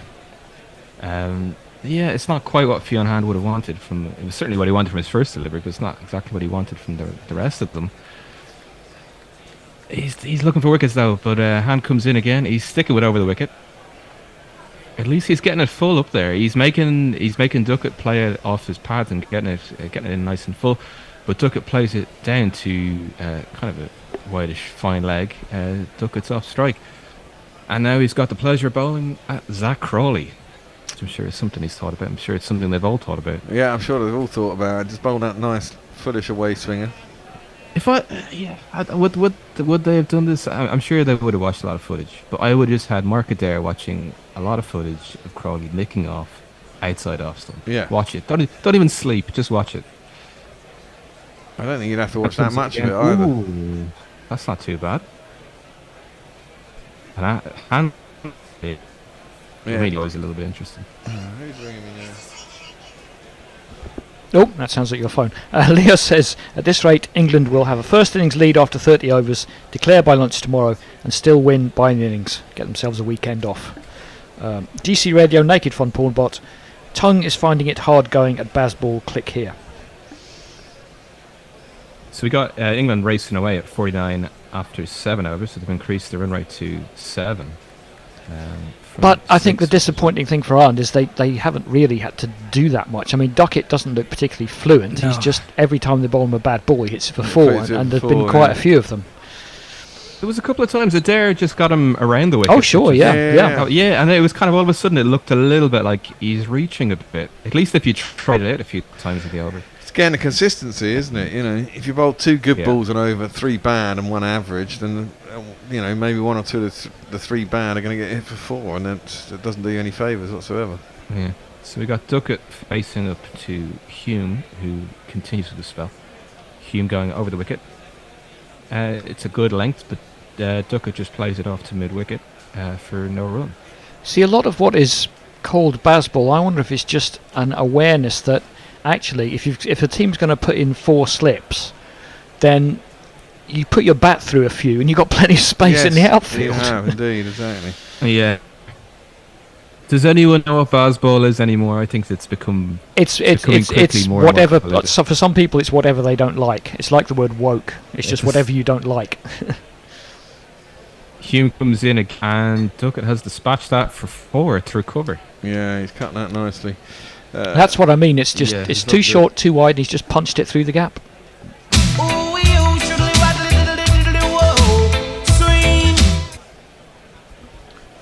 You're right. I mean, I think that Test. It was funny that Sri Lankans said that after they played your boys. They said playing Test cricket now. It's funny, isn't it? You have T20, so now we can play Test like ODIs basically. And it's true because there's so many places you can hit the single. You can easily go at 6 and over if you think about it. Yeah. So we got Hume, and he sticks with bowling over the wicket to Duckett. Duckett this time plays it behind square on the offside, and gets a single, bringing Crawley onto strike. So now, worryingly, you've got 2 batters going at quite a rate of knots. Andy Balbirnie is making a figure of 3 with his fingers. I don't know if that's 3 beers, 3 slips, 3 shots as soon as I get off the field. 10 shots. No beers for me, says Andy Balbirnie. So Crawley's facing, and this time we got Hume bowling. Well, he's bowling, of course, over the wicket to the right-handed Crawley, who's 20 off 19. We've Duckett, who's 33 off 26. Hume in again. That's Pulls it nicely outside off. It's a little bit on the shorter side. I'd go on for. Yeah, but that's about the right line for Crawley. Maybe a little bit fuller. Yeah. Well, look, 4th stump's not a bad line to bowl anyway. No, I think. True. But Crawley. I'd even just try one maybe at the end of the over, just a little bit wider, just to see if he takes the bait. Yes. He will take the bait. That's for the Australians. I'm sure the Australian bowling group are listening in, jotting down their plans.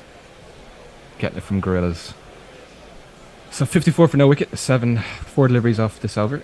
Human again, that is nicely full, and Crawley defends it out into the offside, and it is cleared up by Hume again. Well, don't forget Australia have the World Test Championship to distract them first. They've got to play India first next week. And do they have 5 days, 6 days in between? I think that and they've the got first 6 test? for that one. Yeah, they got a reserve day. They got reserve day for that one, and then it's not long. That's mad. It is a bit, Insane. but they're trying to squeeze it all in before the end of July.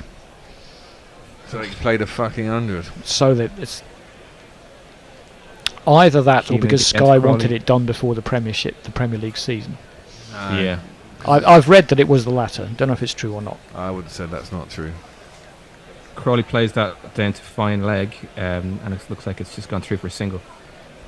No, I mean they've tried to clear the August period for the 100 for the last 2 years, so I can't see why it would be any different this year. Is there going to be 100? Yeah, there is. Well, gonna be there is 100. this year, no But- doubt about that. They're not going to cancel it. Next year's another matter. Yes. I mean, we predicted, didn't we, that it would turn into a T20 competition. How do you mean? You And mean, is you that- mean, is you mean that they lose set? the blast? Yeah, there probably will. It'll probably be some revamped blast. I just want less teams. I still don't understand why you can't have just 2 divisions. And then some sort of Yeah, finals there you thing. go. Just play it in a month. The problem with the blast is they play it over a longer period of time, and it's in blocks. You just block something off. If you're going to play it like someone else plays their competitions. Make it slightly different. Have 2 divisions. Doesn't really matter as long as it's over in a period of time. 55 for no wicket after 8 overs. We've got hand in again, and this has been driven through the offside by Crawley. That's a very nice delivery. At least he tried it. He shoved it up Yeah.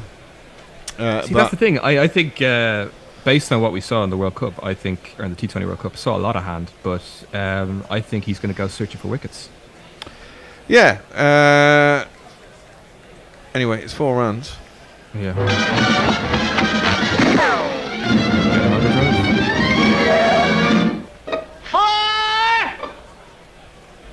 I think we're maybe starting to make out that Crawley's a bit worse than he is. I mean, he's not going to nick that off too often. It's just a big wide half volley. Yeah, exactly.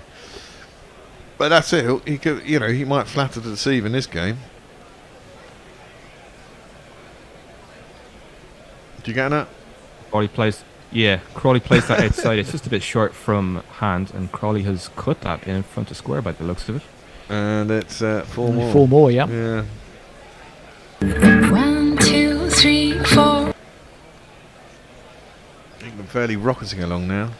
Yeah, it's given hand something to think about. You can definitely see on his face that he's wondering a bit. I mean, he was very excited by those first few deliveries, or at least the ones that were nice and full, that were cutting through ducket. But now, all of a sudden, it's had a rude awakening to Test cricket. Well, now he gets to bowl again.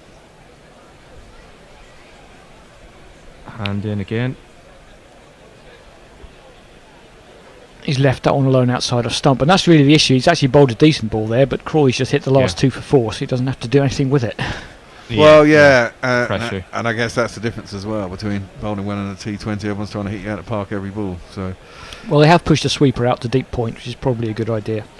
Yeah. hit it to deep extra cover now. But Hand in again. Hits it across. Got a bit about that, and that is swept up by mid-wicket, who gets it into Tucker. Balburney there on shot, and he will have a good bit to think about what he's going to do. He's going to have to swap his bowlers around. How many overs now do we have left in the session? quite a few. It's only Jesus. Well, they're probably just going to go through to 6:30 or whenever they're allowed to. Minimum because- overs 22. It says here, which they're never going to get in an hour and 10 minutes.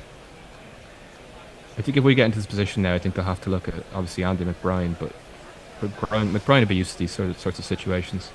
Few on hand, in again to Crawley, and that's been hit out to cover for no run.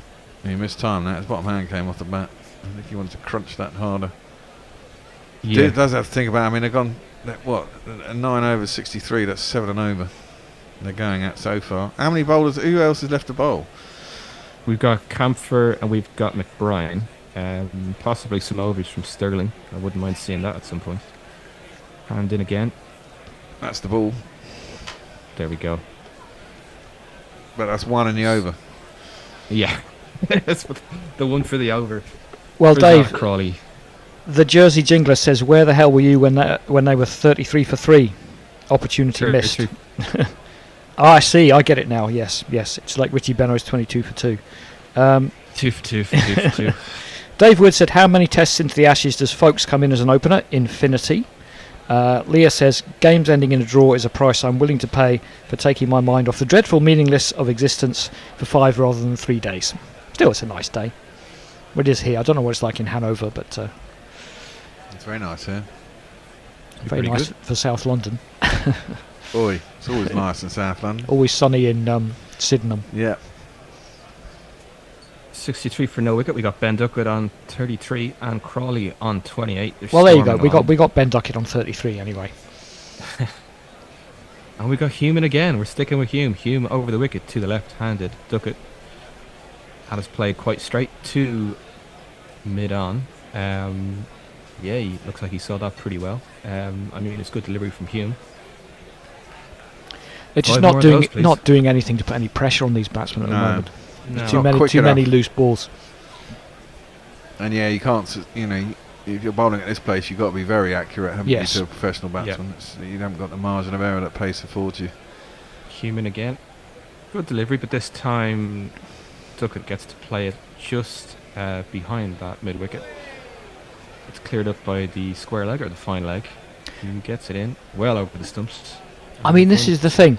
People talk about people say 80-mile-an-hour bowlers can play Test cricket. Look at Vernon Philander, look at Jimmy Anderson, look at Abbas, Pakistan. Mhm. But they're Yeah. extremely Abbas. skillful bowlers. Yes. Yeah, you've got to be very, very good. Yes. You've got to be able to land it in the same spot, have plans, drag the batsman, have confidence. It's in your almost fielders like as well. bowling. It's almost like bowling spin in a way. Yeah, to a certain degree, yeah. Yeah.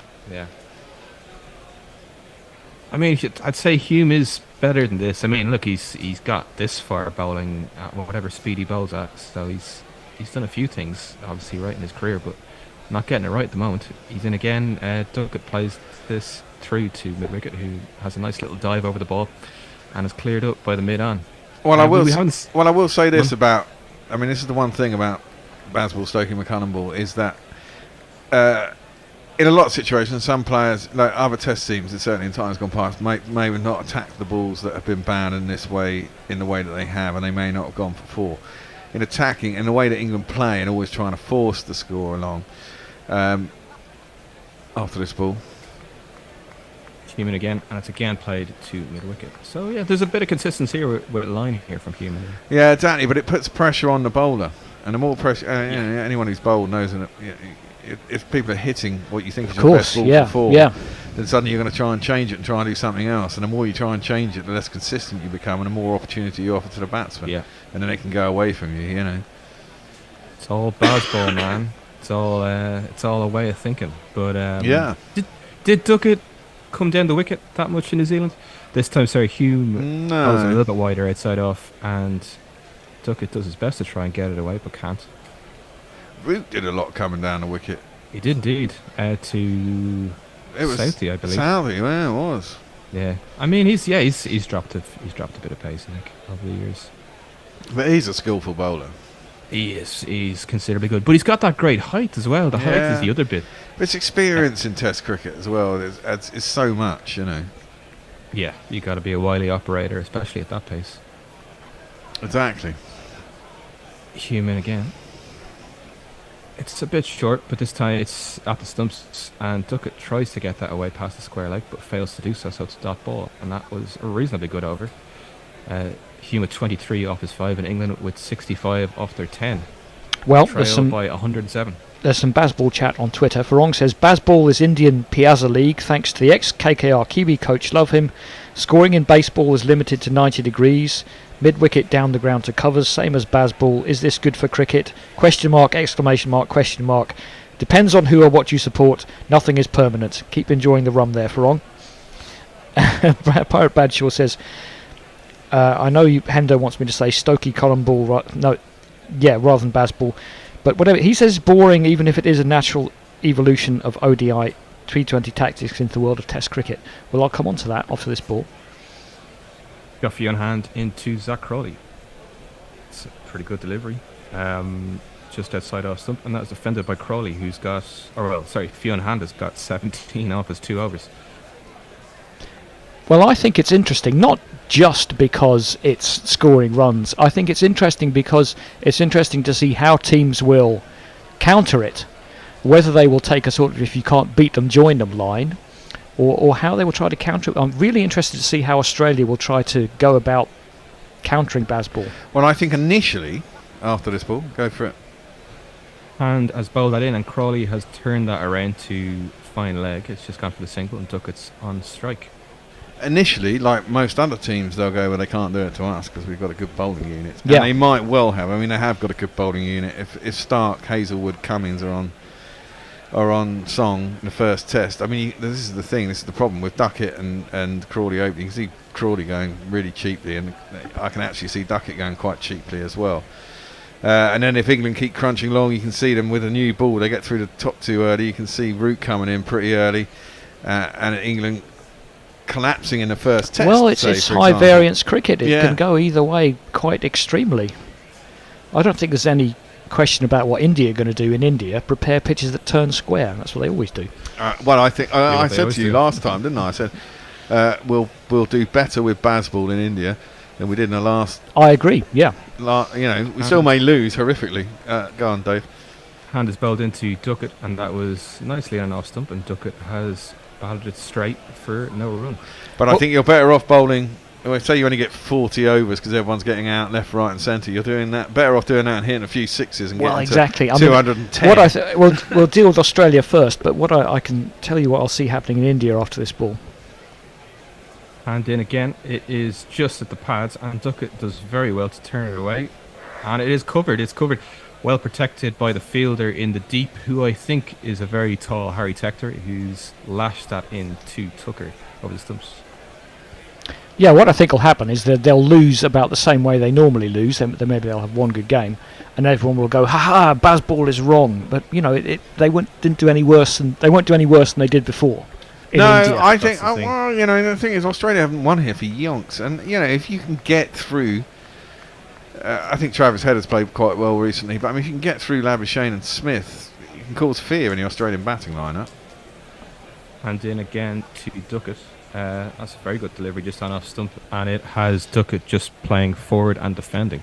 I mean, Quaj has got an average of something like 13 or 15. He does, but he's hitting them pretty well at the moment. That's what they say every time. That's what they said last time he came to England. It's just like it's all well and good saying that, and that's great, but you've got to prove it. And maybe he will this time. Maybe he's more settled. That's it. Hand in again to Duckett. This is a good deal shorter, and Duckett has pulled that. But it is stopped by that man Tector, I believe, out in the deep, who lashes it in again, and that's just out for a single. But he hit that pretty well. Yeah, he did. That's the end of the over. Over to you. Well, Parrot Badger says, if Bazball continues, I'd like to see all restrictions on bowlers removed, paving way for a return to bodyline. Well, careful what you wish for. Or maybe you want to go back to the West Indies of the 80s, bowling 5 balls out of 6 out of reach over people's heads. I don't. Maybe you do. Warren says, is the World Test Championship final always to be played in England? Well, yeah, it's a fair point. I think it is. Is that some deal we made? I don't know. It kind of irritates me. It does, because I would like to see, like, if England played Australia, it'd be funny to see England and Australia have to play in India. That'd be awesome. That would be awesome. It'd be fucking hilarious, wouldn't it? 2 teams completely out of water, fish out of water, having to play in a surface. But the serious answer to that question is don't know. But 2 out of 2 I think so it far. is. I think it is, because it's always played in the Northern Hemisphere summer. Unless they change the cycle of it. Maybe we've pulled a fast one there. Perfidious Albion. Human again. Bowls it in, and that's just left outside the off stump, I believe. Maybe because it's supposed to be played at the home of cricket, even though this year it's being played at the Oval, so that doesn't make sense either. The Oval's the least home of cricket. Yeah, it should. I think it should be played everywhere. It should play it in Sri Lanka. It should play it in. Agree. Yeah. Mount Maunganui, do it. Dharamshala, what an amazing place that would be to play it. I don't think they should play it anywhere where we have to do overnight tests. Well, we don't have to do it. I mean, we don't have to do it unless England get in it. Yeah, that's true. Human again. He got barrel around his legs there. Nearly. Yeah, Hume just there targeting the leg stump at Duckett. Duckett kind of got quite a bit across onto his off stump. Just showed his stumps for a little bit, but I mean, it just went through to lurking Tucker. Do they have a spinner? We got Andy McBride, who will bowl a few overs. We got Harry Tector, who will bowl a little bit of off spin. And we've got Paul Sterling, who perhaps will grace us with his leggies and offies. Offies and leggies. He looks like he's lost about a stone and a half since I last saw him. Yeah, he does binge sessions, according to Raj. Trains with them. Human again, and that is nicely outside off stump. Duckett had a little bit of a flirt, but luckily didn't get anything on it to it, and it went through to Tucker. He's trying to run that down the third man. That's a good way of getting Duckett out. I think the Aussies will get that one. That's what I fear for Duckett. Yeah, if you bowled out, I don't know why you say the Aussies work batsmen out like none of the other countries do. No. But I mean, Duckett's quite easy to work out actually because he likes dabbing it down the third man. He's been doing okay, nonetheless. Yeah, well, exactly. But I think at that slightly extra pace and a slightly wilier bowler, which the Aussies are, than a lot of bowling attacks, then he'll struggle. He won't get away with as much. Human again with a similar delivery, similar line, but this time a bit shorter, gets a bit more bounce. So Duckett ends up trying to kind of elbow it out to the leg side, but only gets it to mid wicket for no run. Hopefully, he proves me wrong. Yeah, I mean, we all saw like Phil Hughes, like the way he batted, and and then he came to Test cricket and he was useless. He was pretty good for one Test match. He was pretty amazing in South Africa, and then everybody found him out, obviously.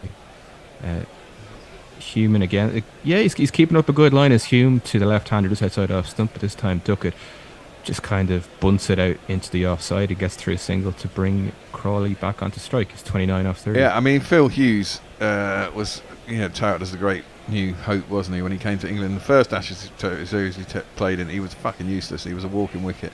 Yeah. And then 2-3 years later when he came back, they said, he's changed, and it was still the same.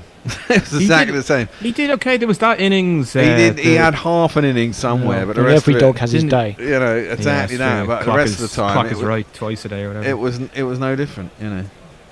Human against the right-hander. It's a nice delivery. It's just on off stump, but it's a little bit on the short side. But Crawley just bats it away to cover. Where'd you change? Hendo is coming in with I've got Tony and Andy, but that can't be right because Tony's not here. But Hendo's supposed to be doing ball by ball, so this... Well, Fred could come in if he wants to. Yeah.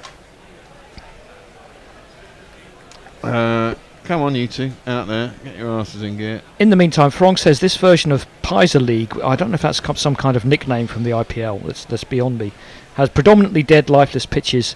Nice to watch 200-plus scores if you're not bowling, except luck now. To counteract Bazball, pitches with a bit of life and bounce will succeed. McCullum, smart man, he knows England has pitches that lack bounce. I don't know, I think my best bet against Bazball would probably be turning pitches, and India don't lack those. Batchel says yes, actually it would be a reasonable corrective to the unfair advantages batters currently have over bowlers. Green room, your time is up, come on in, green room. There seems to be no movement in it. I'll go for a slash anyway. I'll hold the fort. By which I mean finish my beer and watch adverts. Oi! If you contributed to us on Patreon, we could get fantastic communications between studio and green room. We could have automatic radios and all sorts of things. Or at least you could keep upgrading some of our equipment. Hendo wants me to... Alright, just a minute. Oh, so it's alright for me to use it then?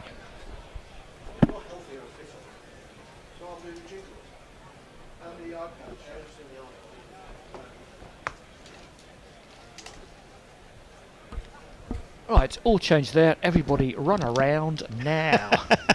But didn't miss anything because they're brushing the pitch and all having a drink, I think. England are 70 for naught.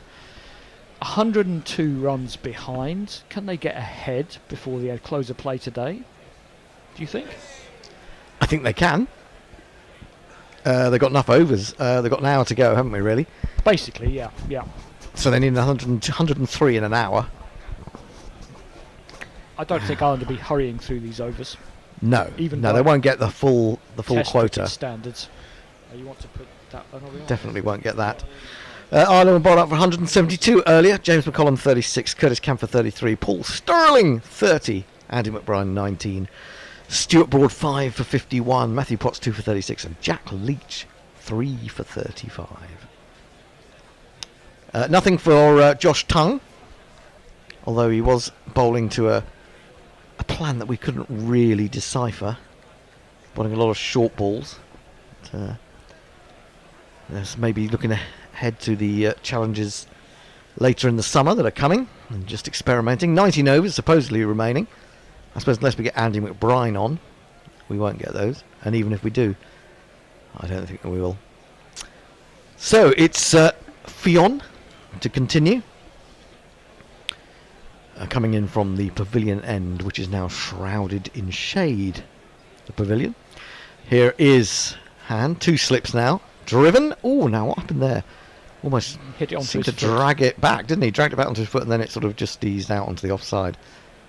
Played a few shots like that, Duckett. I think that's another way they might get him in the Ashes. Is played on. How many ways can they get him? many. Let me count the ways. Indeed. So 12 overs bowled by Ireland, and England have moved to 70 without loss. Yeah, we've had about an hour since tea, 12 overs. Hand in again, bowls, little chop, backward to square, favoured by Duckett. He's going to get 1. He's going to get more than 1 because there's no one at third man. I'm guessing that the fielder, who is Hume, has ambled round from deep point. Duckett moves into the 40s, 41 for him. Now, it's always a bit of a risk to start talking about baseball because it has taken over the show at times. But Fred, you were telling us about some of the things they've done in baseball to sort of speed the game up after this ball. Hand in, bowls. Oh, has he dragged it on? He should have. No, it's gone nowhere. It's gone absolutely nowhere. It stopped dead. He should be out-handled the ball. He just picked it up. His drive, he's closing the face all the time on his drives, isn't he?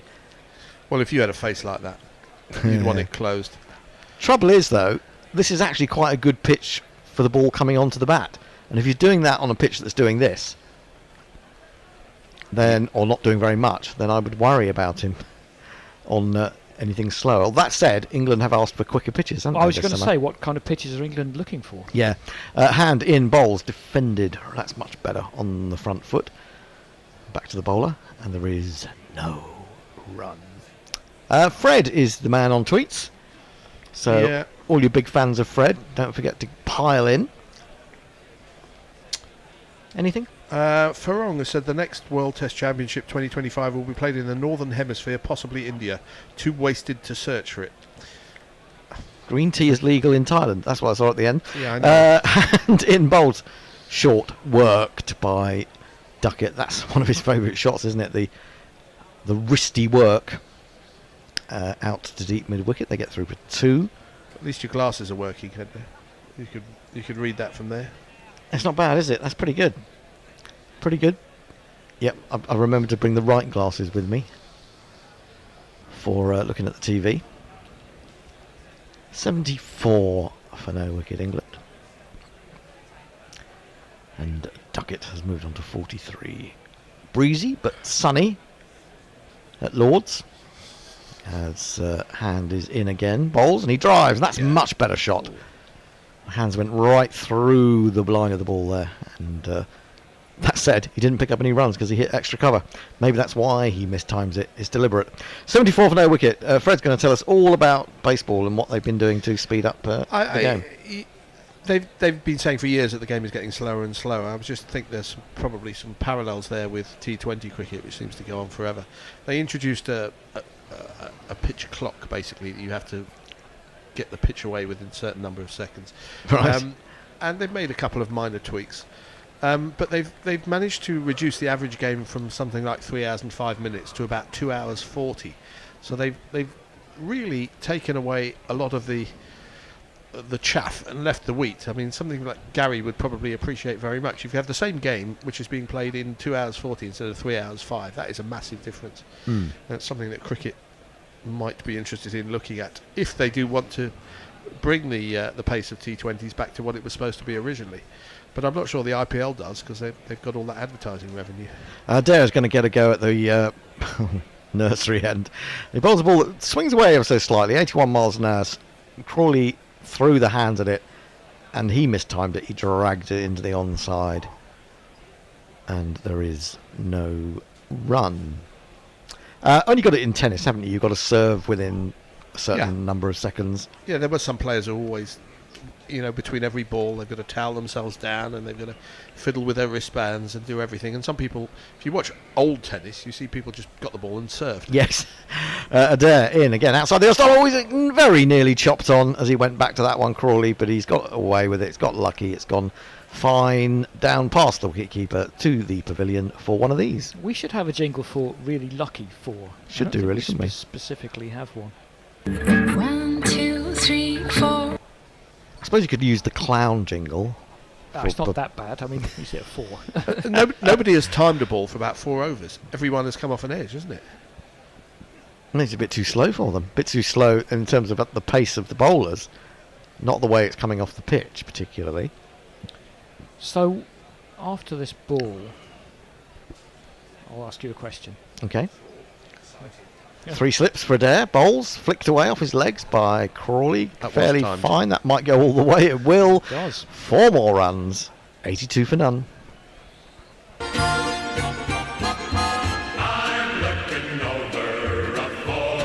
And Yep.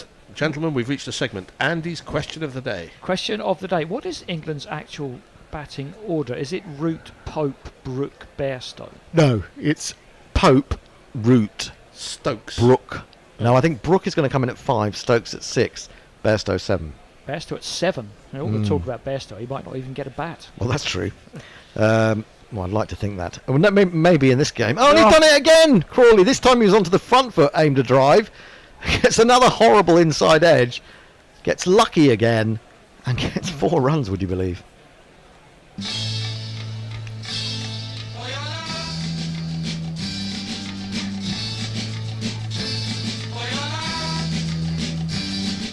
That's what I mean about Crawley. For every shot of that type that he gets right, he gets one wrong. And that, to me, is why he gets out all the time. It just never looks convincing, does it? It's just no consistency in the shot. The same shot is not played with the same technique. Something goes wrong in the technique too often. Adair's gone for 36. Only into his 4th over. He's in again. Bowls onto the back foot goes Crawley. He's going to get runs this time with a much more orthodox shot. 2 men in pursuit down towards the tavern. And they should get back for a comfortable 2. Yeah, he was quoted as saying something about it didn't matter that he wasn't scoring hundreds. I had 2 beers in, I couldn't give you the exact quote. But if I was him, I would just shut up and keep cashing the cheque and hope no one notices. Well, no, I think it was more, wasn't it, that he just didn't... he was asked about the criticism of his batting, and he says, I don't care. I think that's what I saw. I think he probably does. I think he does, but, it's the hard thing to say, isn't it? It's, you've got to say, I'm not affected by outside nowadays you have to influences. say, it really affects my mental health. You're true. There's a bit of that. Driven. So this stop time. doing it, you mean people. You evil people. Who are Down into the ground, back to the bowler. There is no run. So Yep. 88 for no wicket after 14 overs. Crawley 43, and would you believe, Duckett 43. Mayank doesn't like baseball. Farong says, sorry Andy, my reference to the Indian Piasa League. A piasa is the equivalent of a penny. Rupees, same as squids. Nice. Okay, thanks for the explanation. Yeah. It says the IPL, nice. The IPL has copied baseball in terms of time, but Tata and Paytm won't allow it. Without rain, many IPL games went over 4 hours. Yeah. Yeah, they did, yeah. Yeah. To bowl a 20-over game. Yeah, it's crazy, isn't it? And that's basically the part of the reasoning behind the 100, isn't it? It was always going to have to be compacted into 3 hours. But why not just play a 20-over game compacted into 3 hours? Well, they did at one point. Didn't they used to charge them runs if they overran their allotted time? All they do now, if you overrun your allotted time as a bowling unit, you in the last over you have to bring an extra person inside the circle. Foolish and driven up to mid-on by Duckett. There is no run. Chris the Quiet, I'm very interested to read this. He says, the downside of baseball games being shorter is that the California Angels games are often just finishing when I wake up rather than being halfway through. Are you an Angels fan, Chris? Like me? Good God. He says Angel and Braves games are free to air. Were they not the Anaheim Angels? At They one were. point? They were the Los Angeles Angels, the California Angels, the Anaheim Angels. They're all in the same place. On the basis that no one knows where Anaheim is. Well, no, on the basis that the city of Anaheim gave them a lot of money for their stadium. Driven in the air, but he's timed that really well, and it's gone straight at mid-off, and that will bring Duckett 4 more very pleasant runs. Now my innings going, great guns. I hit the ball, 4 runs. I hit the ball and it went for 4 runs. In fact, Well, of course, as you've told me, the great thing about when they were the Los Angeles Angels, it's that the literal translation of that Los Angeles is the Angels. Angels. Yes. That's great, isn't it? The Angels Angels. No, the Angels. Oh, the Angels Angels. They're now the Los Angeles Angels of Anaheim. Full again. Defended, though, this time by That sounds Duckett. like a committee decision. No, again, because they had to take the money, they had to agree to have Anaheim in the title. So they just sort of fudged it slightly. Well, there doesn't seem to be a huge amount there for these Irish bowlers. They just haven't got the pace, have they? There's a little bit of movement from time to time, and there's 1 or 2 rather dubious strokes, but there's no pressure, as is we there? were saying before, it's okay to bowl at this pace if you're Jimmy Anderson or Yes. Vernon Philander. Yes. Hand in bowls, driven again, but not timed by Duckett, so the bowler himself can just ease across to his right to do the fielding. Or indeed Tim Murtagh, who struggles to get up to 78 nowadays. He's around the 74 mile an hour mark. Is he 45? Or a 33 now? There's a joke for us old timers. It's vinyl jokes. No, don't start Andy off. Don't start me Don't off. start Andy off I'm on vinyl. becoming a vinyl snob. Oh, it's God. great. You are? Yes. You love vinyl? Or you hate vinyl? Which way? No, I like it. Oh, you like it? Okay. Yeah, I Yawn. Yeah, well, that's okay. I mean, I totally understand that point of view. Right? Hand is in, bowls full, driven again. Not quite finding the gap, but he will get a single as the man at mid-off is forced to tumble to his right to do the fielding. Duckett goes to 48, 93 for no wicket. I gave some of my vinyl. Loads. I can't believe how much vinyl I still had at my mum's. Yeah, well, And the shops around are absolutely full of it from Well, that kind of source. Yeah. I gave Grubby a few of them because he wanted to up his vinyl quotient. Really? He can have a load of my crap, I tell you. We got a couple of Elvis Costellos.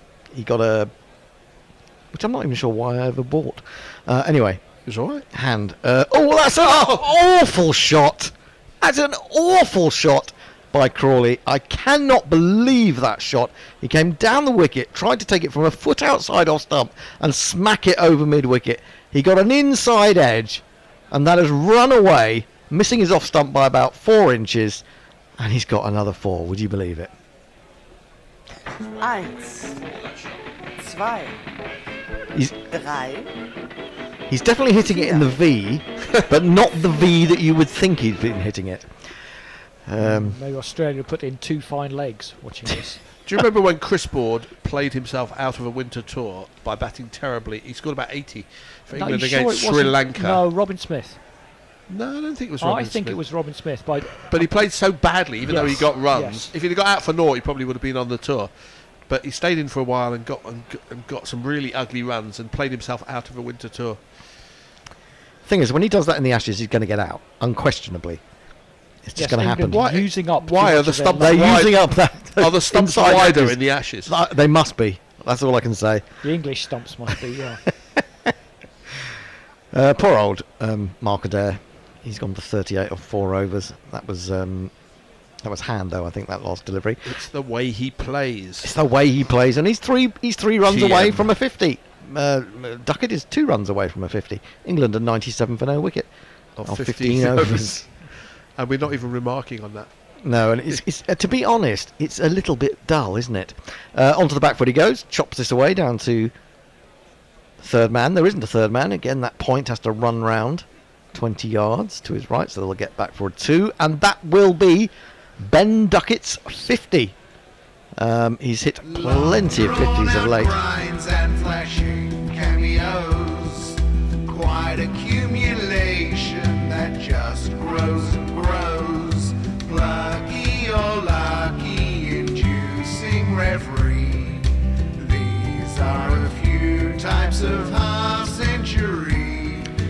They are indeed. 6 Test 50 in 10 matches. Also has 100 to his name. And he'll want another one here. Round the wicket, Adair now bowls short and chopped anyway down to that sort of backward point position. A little bit squarer this time, so just a single.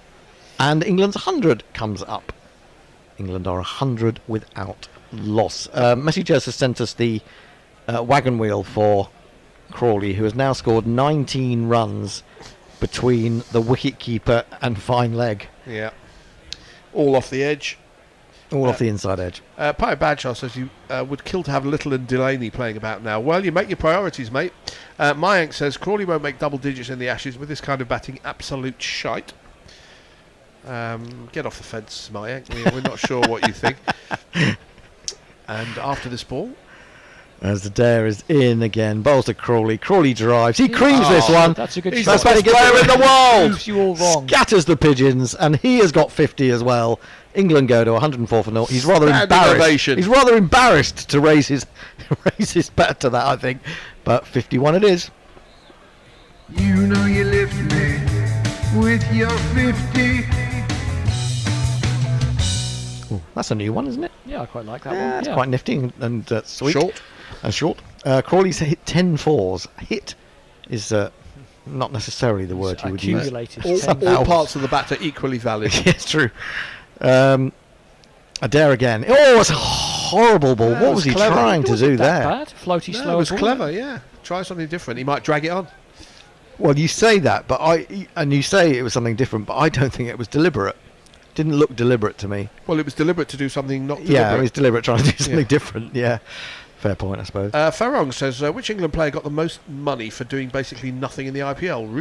Root, Stokes, Jofra, Brooks and Roy actually played matches. Classic moment. Stokes bringing Conway his helmet. Sounds like a highlight of the IPL for me. Okay, Jofra took a few sickies. Well, I'm pretty sure with the IPL, you only get paid if you're available.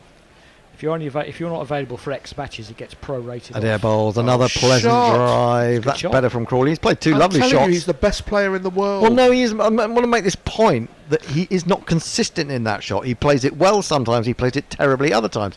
It's a bit like you talk about with bowlers repeatable actions. I don't really think he's the best player. No, I in the know world. you don't. I know you're being sarcastic, but What? yeah, Vu. But you know, as I say, when he gets it right, it's beautiful. But he gets it wrong. The number of the day. Who could ask for more? The number of the day is 4. He's gone to 55 off 41, so he's outscoring Duckett in terms of, well, not just runs, but also the rate at which he's scoring. Adair is in again. Bowles, he looks like a man completely devoid of confidence now. This one squeezes away off the outside edge to deep backward point. They take a single. Mark Adair, who looked like the next coming thing for Ireland in 2019, has now gone for 50 from 5 overs. Well, he came and he went. Pirate Badshaw says, not my priorities. It says that gobshite Holdsworth priorities. I assume he's not talking about Dutchbird Kate. But rather the Irish, what is he, CEO? No, he's not CEO. He's performance director. Oh, performance director. Well, in Little's case, he did get $500,000 to play the IPL, so Well, that it's would have been finished. my priority. Yeah, but I mean the other thing is, for a man who's going to go into World Cup qualifiers, playing in front of 110,000 people under pressure in India is probably more helpful than playing I think so, this yeah. game. Well, how many are going to be at the World Cup qualifiers? How many? How many spectators? 110,000? No, but once 110. 1.1? If you then get them through to the No, I actual understand, yeah. proper competition, and you'll have had that experience in India, which is where the World Cup is, isn't it? So you go. Well, they'll certainly have the edge on the Netherlands, whose players are all playing for Worcestershire against Glamorgan in that big Division 2 showdown. Yeah, you say that, but I mean, it depends on what their contracts say and what the regulations Well, they could are. have worked You know, the people something who out. are paying their money. Handballs starting at the new over from the pavilion end, and it's angled into Crawley, who pushes up to mid-on.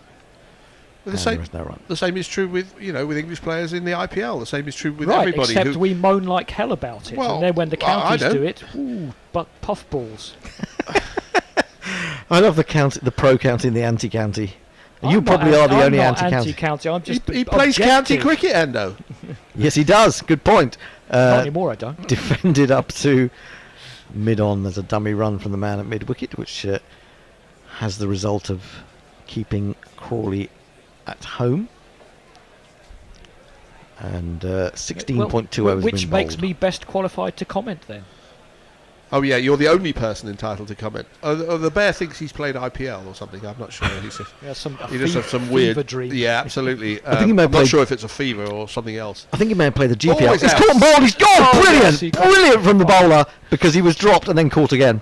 The reaction to take it a second time was astonishingly quick. Astonishing. It looked astonishingly quick. It was excellent too.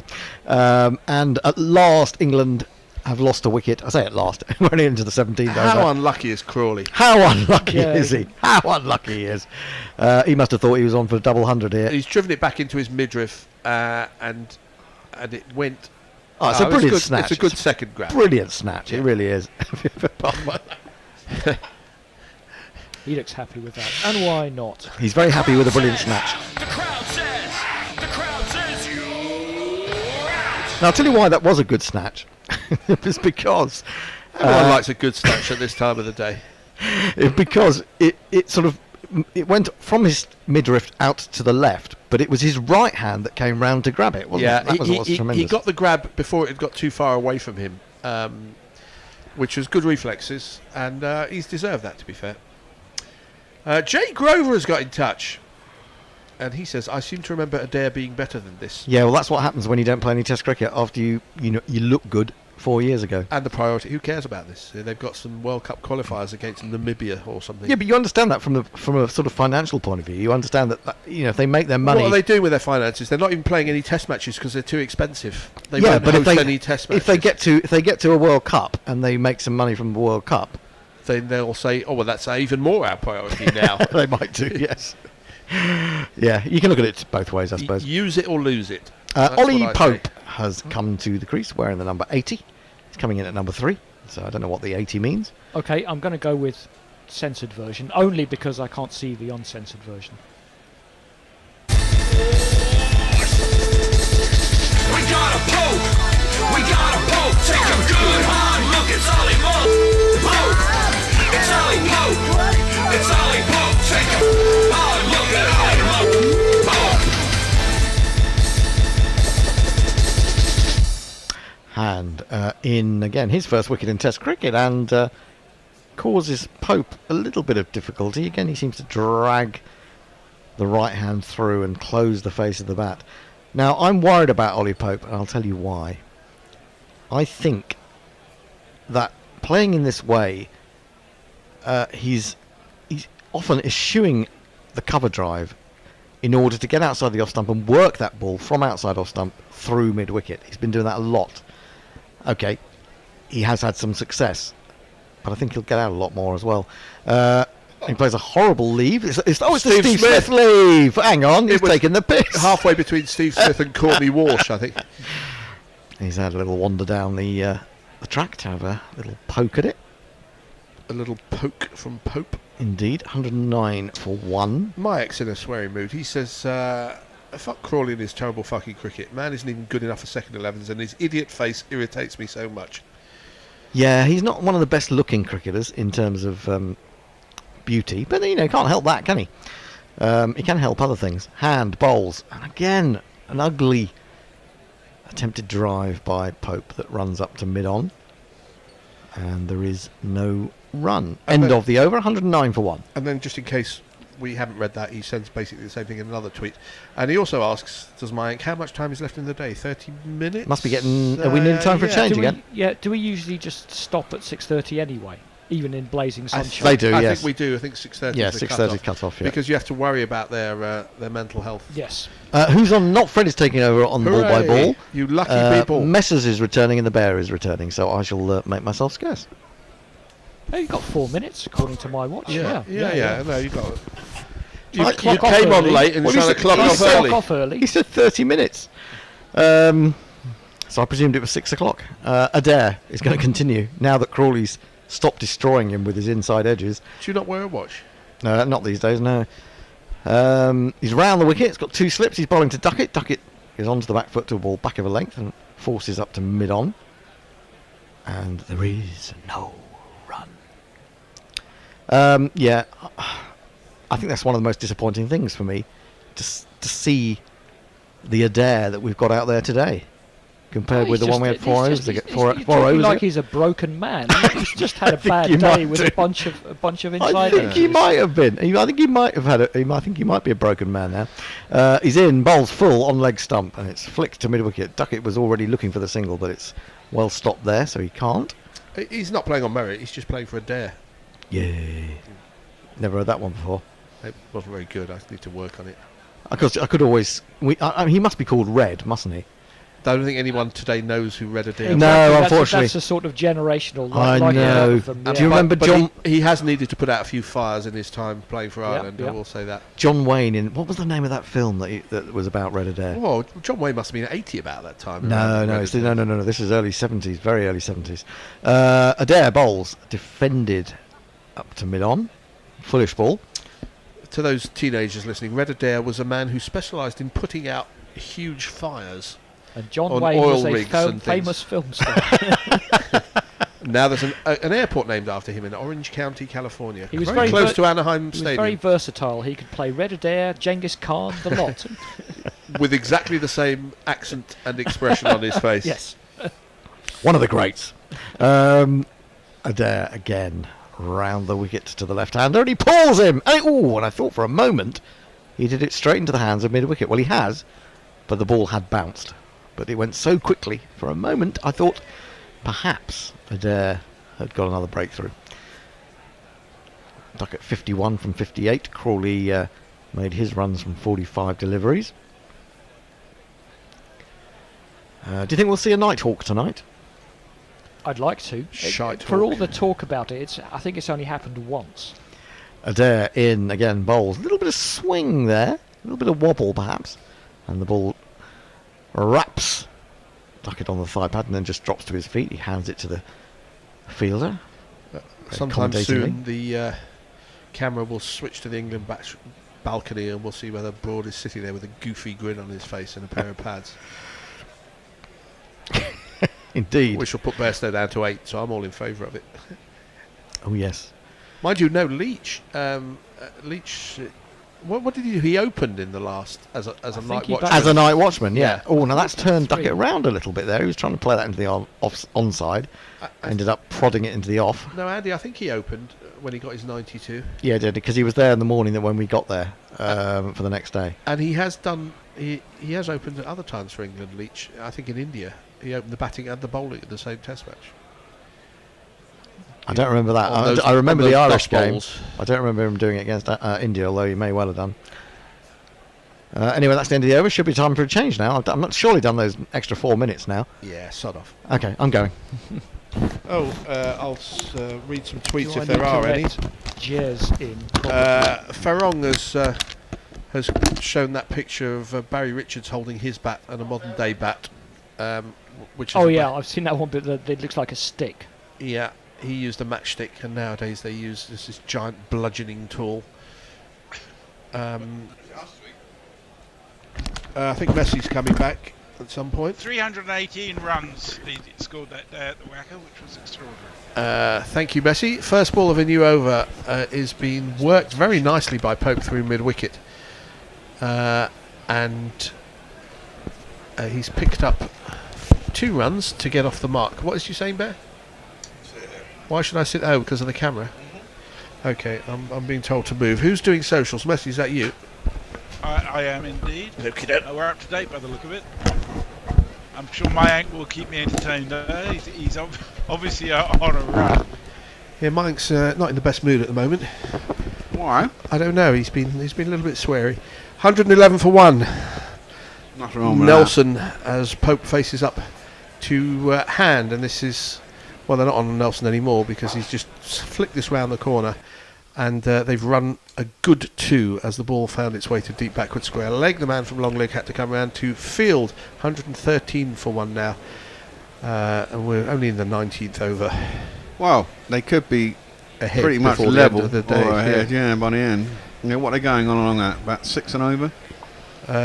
Approximately. Well, 5 overs left. They won't be. They'll be maybe 20 behind at the end of the day. So where are we GPL wise, Bear? Have you had a look at that? How many did they get? What did Ireland get? They got 182. Can you turn yourself up a little bit? I can. Hang They on. got 172. As this next ball is wide and full and beautifully driven by Pope. He got his front foot all the way out there and played a classic cover drive, which races to the boundary. There's not one boy for me, I must have 2 or 3, I need 4. So we're currently on what 2? What's that? So that's moved. Is that 117 for 1? That's 289. I make it. Well, we'll have a number in play. Is that any better in terms of Yeah, volume? that's better. 289. So No, we can hear you, Messi. 293 is next, just Messi Jez, followed by 297 Alan Reynolds, 203 Messi Jez. Everyone could be out because 330 is the top score, Oscar Mack. Yeah, and we've still got 26 minutes or so to go. Exactly, 40 odd runs will put everyone out. Well, I mean, they could theoretically lose a wicket and send in an old-fashioned night watchman like Jack Leach, who doesn't bollocks. score any runs. England aren't going to do that, are they? Nighthawk's coming out. This next delivery They haven't is scored wide off the last 9 balls, have they? Wide off outside the off stump, and Pope has got into this very nasty habit of playing a Steve Smith leave, which is about the ugliest thing in cricket, which doesn't involve Paul Adams. So, what are we looking at a replay of? Oh God, this leave! It's horrible, isn't it? Well, Yes. there's no point. There's no Yeah. point to it. Yeah. You just leave the ball, and then you play an imaginary pull Off the front foot. Yeah, for no reason. Why do it? No idea. Exactly. The trouble is with cricketers, once they get into habits, it's very difficult to get out of them. 117 for 1 as Pope leaves this ball outside the off stump, but doesn't play the stupid leave. He just leaves it by leaving it. So, well done you. What a beautiful leave. Well, a less ugly one, anyway. Pope has 8 from as many deliveries, Duckett 51 from 60, and well, Leach doesn't look like he's ready to come in as night watchman because he's wearing a blue top.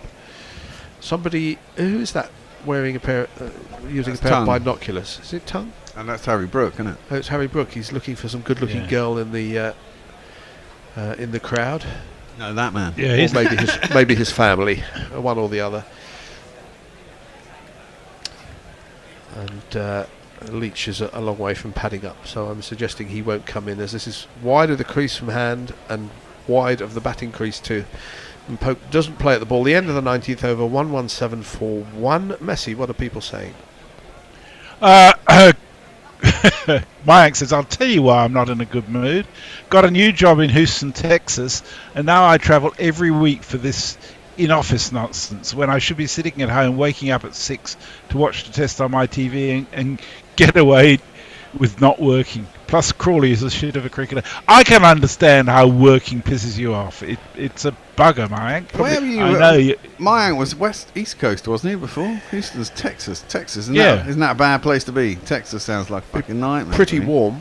It's pretty warm, but they're all fucking nutcases running around with no licenses for guns and shooting people. It varies.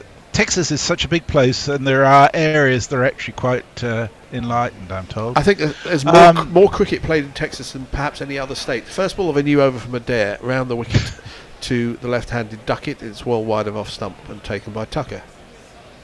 Why is that? There's a lot of cricket. There's something like 18 or 20 cricket leagues in Texas. I mean, Really? there's a lot of cricket. Wow. I'm sure Mayank will know more than I do, but there is, but because there are a lot of people of subcontinental origin living there and playing there. Okay. And Florida, there's a reasonable amount played too, isn't Yep. there? Yeah, big West Indian population, I presume. West Indies play there Yeah. occasionally, as this next ball is straighter and worked by Duckett behind square on the offside, out to deep backward point for a single. 118 for 1. I mean, the day hasn't gone great for Ireland, but it could have gone worse. I mean, they wouldn't have wanted to lose the toss and to be asked to bat under cloudy skies on a June morning at Lord's. But they found their way to 170, which is, I mean, it's not a great score. But it's better than it could have been when Yeah, they were, well, they were 19 for 3, and it could have been and 19 for 4 if DRS wasn't working. Yeah. Adair into Pope, and he nudges this down. He gets on top of it, nudges it down to third man. There isn't a third man, and he's going to pick up 4 easy runs. 1, 2, 3, 4. Why isn't there a third man? There's never a third man anymore. He took a step and a half forward, and he just waited for the ball to get to him, and then he's just guided it quite deliberately down into the ground and through a sort of a fifth slip region. The easiest runs he will get.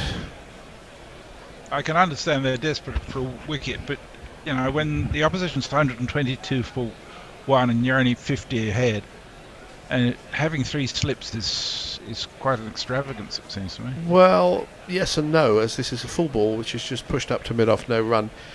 But on the other hand, you do have to get wickets. Yeah. If you go to defensive mode, you're conceding 400 very quickly as well. Yeah. With this team, I mean, if they don't take, if they just plaster people out and outfield, then they'll just take 1s and 2s forever. Exactly, they'll be milking it like an ODI and getting 6, 7 and over. You have to try and back your bowlers, and if an edge does come, you need somebody there to take the chance. As Adair's in again, outside the off stump. That one may have got up slightly more. Pope drops the hands and doesn't play the Steve Smith leave. Well done, you. I don't think it's necessary to run down the track to him, or he walked down the track to him. He just had a lot to everybody. Yeah, he does. Backs himself. It's the way he plays. We get all the cliches out here. Yeah, of course. Oh, dear. They don't pick me, and I play the way I play as well. As Adair bowls short, and it's a short arm pull by Pope. He's hit it very sweet. He's timed it so sweetly. The man was only about 15 yards away from it at deep backward square. Had no chance of cutting off that boundary.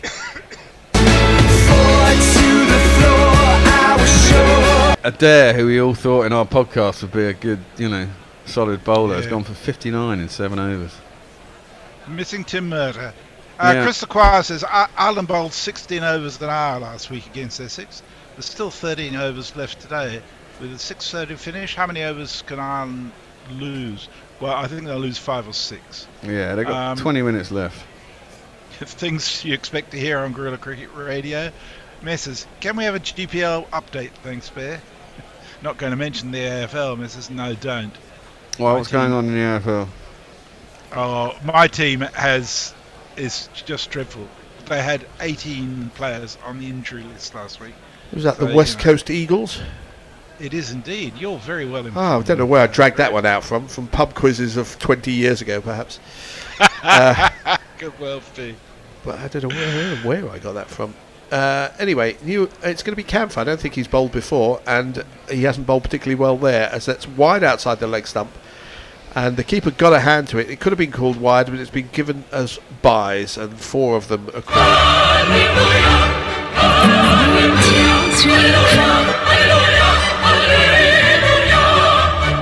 What was that about? I don't know. Fancy playing it.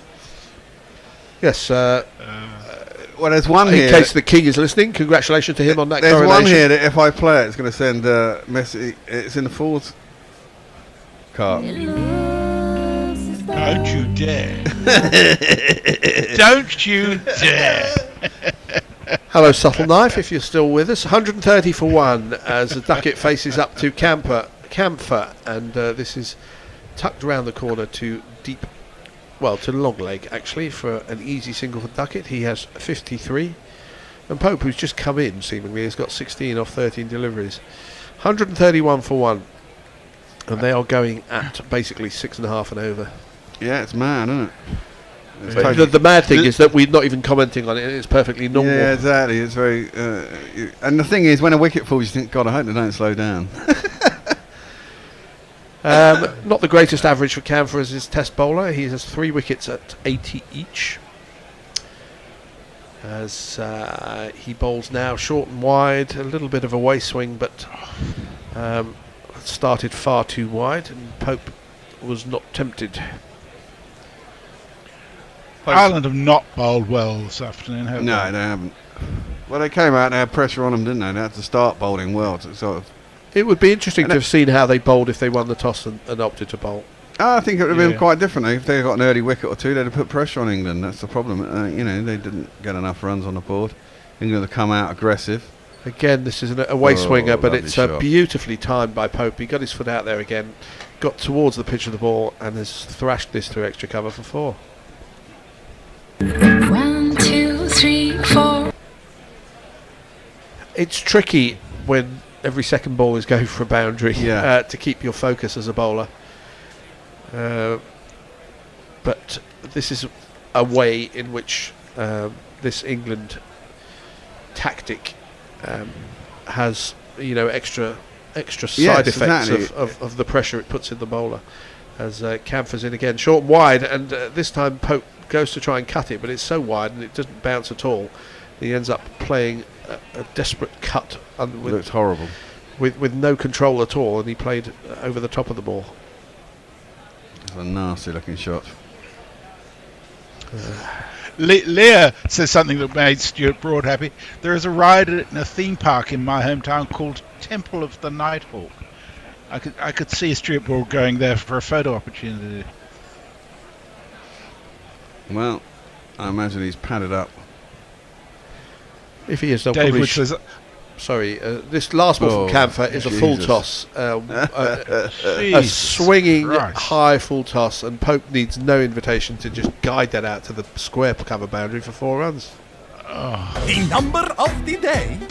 Who could ask for more? The number of the day is 4. David says, the New Zealand has definitely arrived as the bear makes sweeping generalizations on an entire American state. Vive la revolution. Absolutely. Mayank, if you are listening still, and if you do Well, know, you can always correct me. let us know about cricket in Texas, because I'm pretty sure it's there's a lot of it. I don't know where, as message as it's an enormous state. Well, haven't they just impeached the Texas Attorney General or something? Yeah, don't let's go there. I did. Mike says, I fly from Philly to Houston every Tuesday to Thursday because I can't be asked to actually become a Texan. Luckily, haven't been shot by any lunatic yet. Also, lots of cricket, since lots of South Asians and Texans have been growing exponentially last 20 to 30 years. Thank you very much. Well, hopefully they'll vote out the Republicans then soon. As we're seeing pictures of hold my breath. David Gower enjoying a drink and a conversation in one of the many executive boxes. I don't know why they're called executive boxes. Hume is back into the attack. He's bowling right arm round to duck it. It's shortened down the leg side and it's helped round the corner. A good bit of fielding down there. And that got quite quickly. And so it's just a single. Struggling. That looks like... That's fee on hand. Hand, is it? Yeah. The big chap with a goatee. Not Fionn Haig, who's somebody completely different. Yes. He's a burly chap, is Hume.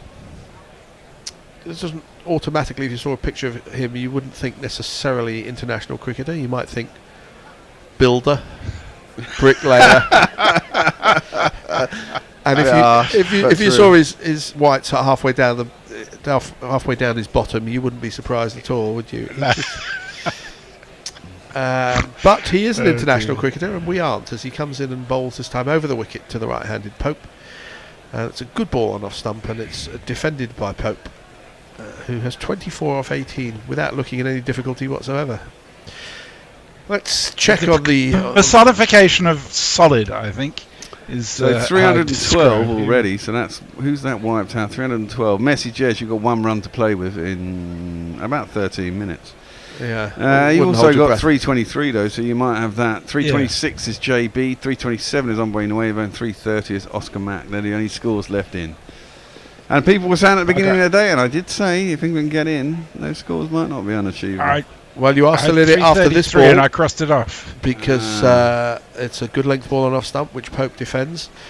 They're having great fun with binoculars in the England balcony. Not sure quite what they're looking for. I mean, I can guess, but probably not a good idea. Crawley's staring into the distance. Crawley's stupid face, as Maya called it earlier, is looking quite blank as this next ball is outside the off stump and left through to Tucker. I've not heard of these umpires today. They're new names to me. Rod Tucker? No, it's not Tucker. Tucker's the wicketkeeper. The umpires of this game, somebody's called Holdcroft or something from South Africa. Umpires, Adrian Holdstock and Paul Wilson. Paul Wilson, that's right. Blocker Wilson. He's done a lot of tests. Well, let's see, showing the press box. Let's see if we can see Gary Naylor complaining about the over rate. This is a genuine beaten of the bat from as Pope leaned forward and the ball swung away. So it's a good bit of bowling from Hume. And it's the first, apart from edges, I think that's the first time the bat's been beaten genuinely. He played a shot, he tried to guide it down to third man, and it went past the outside edge. Was that Richie Richardson we saw earlier? He's the match referee. No, it was Phil Simmons. We all agreed it was Phil Simmons, It wasn't except Phil for Simmons. you. Everybody agreed. Unless he's had his ears done, it wasn't Phil Simmons. Well, Hendo, Andy and me all agreed. Yeah, but you were all wrong. As this next ball from Hume. Next ball from Hume is further wide of off stump, and Pope does not want to play a shot. 22 overs have gone, 140 for 1. Messi. Brian Barish is our Philadelphia correspondent who fills us in. He says Texas will be the home to the new Major League Cricket Stadium and base starting in July. The 6 MLC teams have different city names, but will all play at the same stadium. There's Jason Roy involved with that, I think. Can I just say, we've had a $50 donation. Oh. From Well Ian done. Wow. Southcote Want. He says $50 to celebrate Crawley's 50, the most handsome and smart cricketer. He knows edges for 4 are the way are more demoralising to the opponent. I think It's that's all Mayak's brilliant real strategy. name. Well, thank you Ian, very you're a much. You're a legend. star. As more donations are very welcome, as I was going to say Messengers was taken out of the GPL running, but there's been a bunch of dot balls, Messi. You're still in this, as Duckett just works this one square on the offside for no run. Camphor, it's fair to say his first over wasn't the greatest, wasn't helped by 4 what should have been wides off his first delivery, and the last ball was the easiest full toss that a test batsman will ever have to face. 140 for 1 as Camphor is into Duckett. He bowls now, and this is just angled down to third man. They've taken 1. Are they going to come back for 2? They're very quick between the wickets. They do. It's well run. The man had some ground to make up out there. Probably had to run in about 20 yards. Good running. 2 more to Duckett. 56 to him. 142 for 1. Brian also says the local team is called, oh dear God, the Texas Super Kings. He's also taking out his sadness at the end of Ted Lasso on me by saying, yes, we won't talk about my Hawks defeating Messi's Eagles by 116 points and the second largest win by a previously last place team. No, we won't talk about that at all. Thank you, Brian. We've just had a repeat as this next one by Duckett is just worked again to deep backward square. We got there a bit quicker, so just the 1 run, 143 for 1. So we have had 313 runs so far. 172 they got, so it's 325. 325. 315 is correct. We should tick off the people as they lose. Next ball from Camphor. There's an appeal for LBW. I think he's got outside the line of off stump as the ball came back into him, but Pope was a little bit on the walk, and the umpire, who I've never heard of, is unmoved. They have 7 seconds left if they want to review it. I don't think they ought to. I don't think they ought to, but they might be tempted to because they need a wicket, really, don't they? But they haven't. No. They are not going to blow a review on that, and probably wisely. Although, to be fair, with LBW reviews, you can retain them even if you don't get it overturned, unlike any other type. Well, but it's hit him very high. It's on the thigh, and he's outside off stump, so I don't think a review would have worked there. But a moral victory for the bowler anyway, as Camphor is in again to Pope, and full and straight, and he almost yorks himself, did Pope, but he still managed to drive it down the ground. I don't think it's got enough to get to the boundary. It doesn't, but they're probably going to take 2 runs. 145 for 1. What's the highest score on the GPL? 330. It's on 317 now, so they've got 13 runs. He's got a chance. There's only 7 or so minutes left. Is that the only one left? No, there's 323, Messi Jets. JB on 326. 327 is Hombre Nuevo, and 330 is Oscar Matt. If you're wondering what we're talking about, as Camphor comes in and bowls outside the off stump and left through to the keeper, GPL is our prediction competition, which is closed for the day, but you will be able to play it tomorrow, any time from the start of play until lunch. You have to guess how many runs are scored in the day, and there is an amount of money in the bucket, and if you get it spot on, you will win that whole bucket. It's £1 for each entry to play, and if you go to GPL, so you go to guerrillaccricket.com/competitions, I think you will find all competition. You will find all the details there. It's currently £143 to be won. I know what will happen. It'll finish on 333, which I had, and then I crossed off. Might not get that high. I think 327 and 326 are in, actually. Depends. And I suppose what we got left? We've got 2 overs. Probably. Couple of 4s. They're on what? 327 now. 317 now. Yeah, a couple of 4s. Streaky 4s will make it. It doesn't matter whether it's 325, which will be 1 short of JB. Hume into Duckett. He's flicked this round the corner straight to long leg, who's about 20 yards in. And that's just a single. If that would have been a couple of yards either side of him, he was so far in, I don't think he'd have been able to cut that off. So I'm not sure what he's doing there. He's not really there for the catch, is he? He should probably be back on the line. He should be. He probably is in for the catch. Why? I don't know. Maybe he hasn't got there yet. Sometimes happens with maybe club cricketers. Yeah, they don't get to their mark by the start of the following over. Richard Peel has a question for you, Bear, the Jersey Jingler. It says, did I do a jingle to that Don't Speak song yonks ago? Yeah, I think you did, but I can't remember who it was for. It's probably there somewhere, but if it's not called Don't Speak, I wouldn't know who it was unless I knew who it was for. Pope faces up to Hume, and he goes onto the back foot and just plays this back down the wicket. No run. So 318 total runs in the day. We may have only 10 deliveries left, or maybe not. Mark Zips says, "Oh, Bear, you teased you."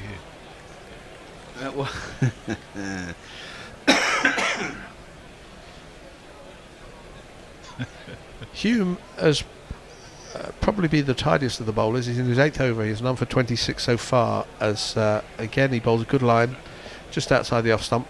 It sort of dies on the way through to Tucker, who doesn't take it cleanly, but no run accrues. 146 for 1. Pope looks like he's decided I want to be here tomorrow. Well, he will be here tomorrow, whether he's in or out, let's be honest. Well, okay. He'll probably turn up just to watch the others. Yeah, he wants to be batting in the morning. Yes. But that's very anti-Bazball thinking, isn't it? Well, let's try and hit every ball for 6. Well, let's face it, they've gone at 6 and over already. So I think have a couple of overs off just to make sure you're there in the morning is fine. And this is just pushed square on the offside by Pope for a single. 147 for 1. 319 is the total runs of the day. 4 takes it up to Messi's 323. Yeah, but always assuming the worst. As our man in Perth, as some people are having a group photo taken by a waitress in one of the executive boxes.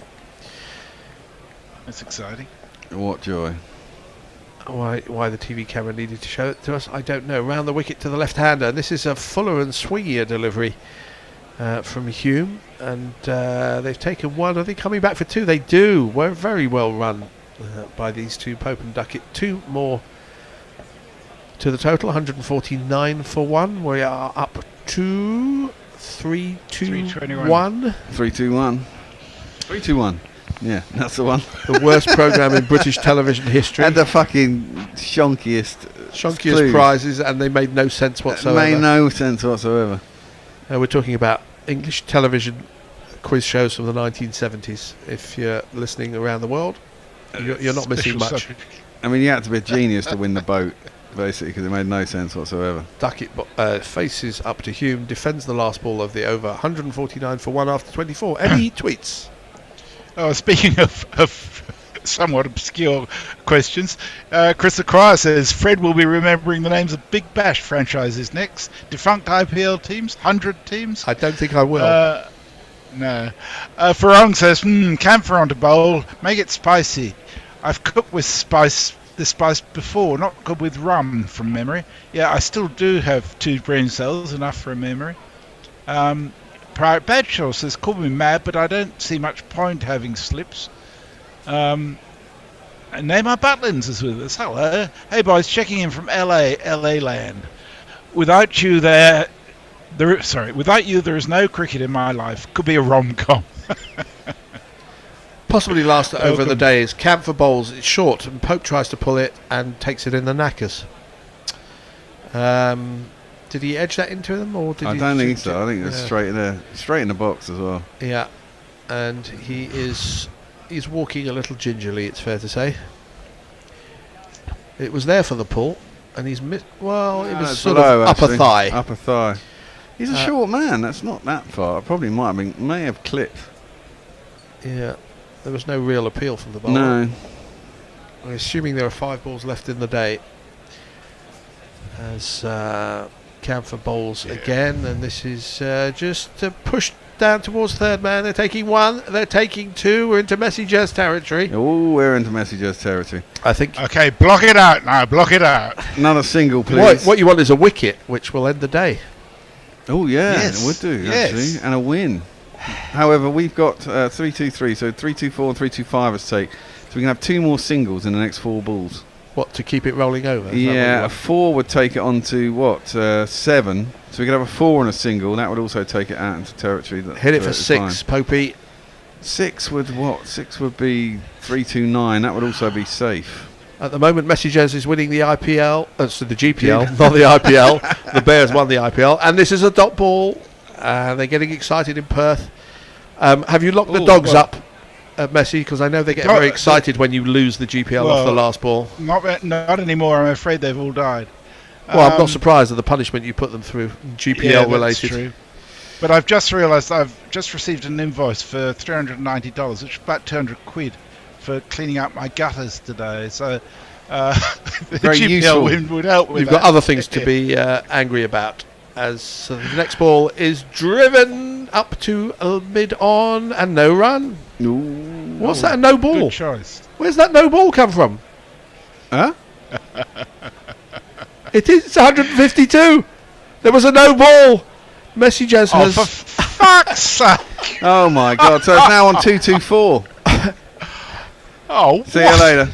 Head those off. His Uber has arrived. It's a new experience for Hendo. Oh God. Yeah. He's probably going to get abducted and murdered. This next ball is edged and short of first slip.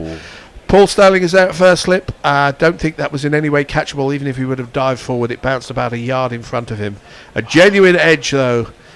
So Camphor, after a poor first over, has come back quite well. He's beaten the bat a couple of times and he's managed to get Pope to play a genuine edge, but not close to carrying. All I can say is fuck you, Camphor. if that hadn't been a no ball, he'd just have 1 more ball to bowl. Oh, They'll probably take a single off it anyway, so I wouldn't worry. No, there are 2 balls to go. It's 152 for 1. Yeah, I know. What are needed for anybody else to come into it? As Camphor so bowls, it's defended. 3-2-4, so 2 off the last delivery. 2 off the last delivery. 4 actually would take it out to 3-2-8 as well. So it'd have to be 2 or 3. 2 or 4. 2 or 3 will get someone to win. 1 or 4. See how exciting this is, everybody. Can you imagine if you were in this situation? This would really bring some joy to your life for just the cost of £1. 1 or 4, and it remains in the house. And 0. It and remains 0. Remains in the house as Camphor to complete the day. Bowling to Ollie Pope. It's full and it's straight and it's driven to mid-on. It is no run at the end of the day. England are 152 for 1. Some disturbance on the line from Perth, Western Australia. As it's very much England's day. They have finished at 152 for 1, trailing by only 20, and the only wicket they've lost is the walking wicket of Crawley. So it stumps at day one. Very much England's day, Bear. It was indeed. Set score. No one wins. What a shame. The pot moves on to £143 for tomorrow. All because of a no bloody ball. A few final tweets.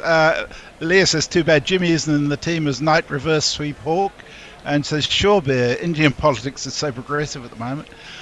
Mike says, the only reason I'd become a Texan is to vote out these Republicans, but in general I have nothing but disdain for these idiots. To be fair, in Houston I've only met very nice people, but the state in general is a complete nightmare.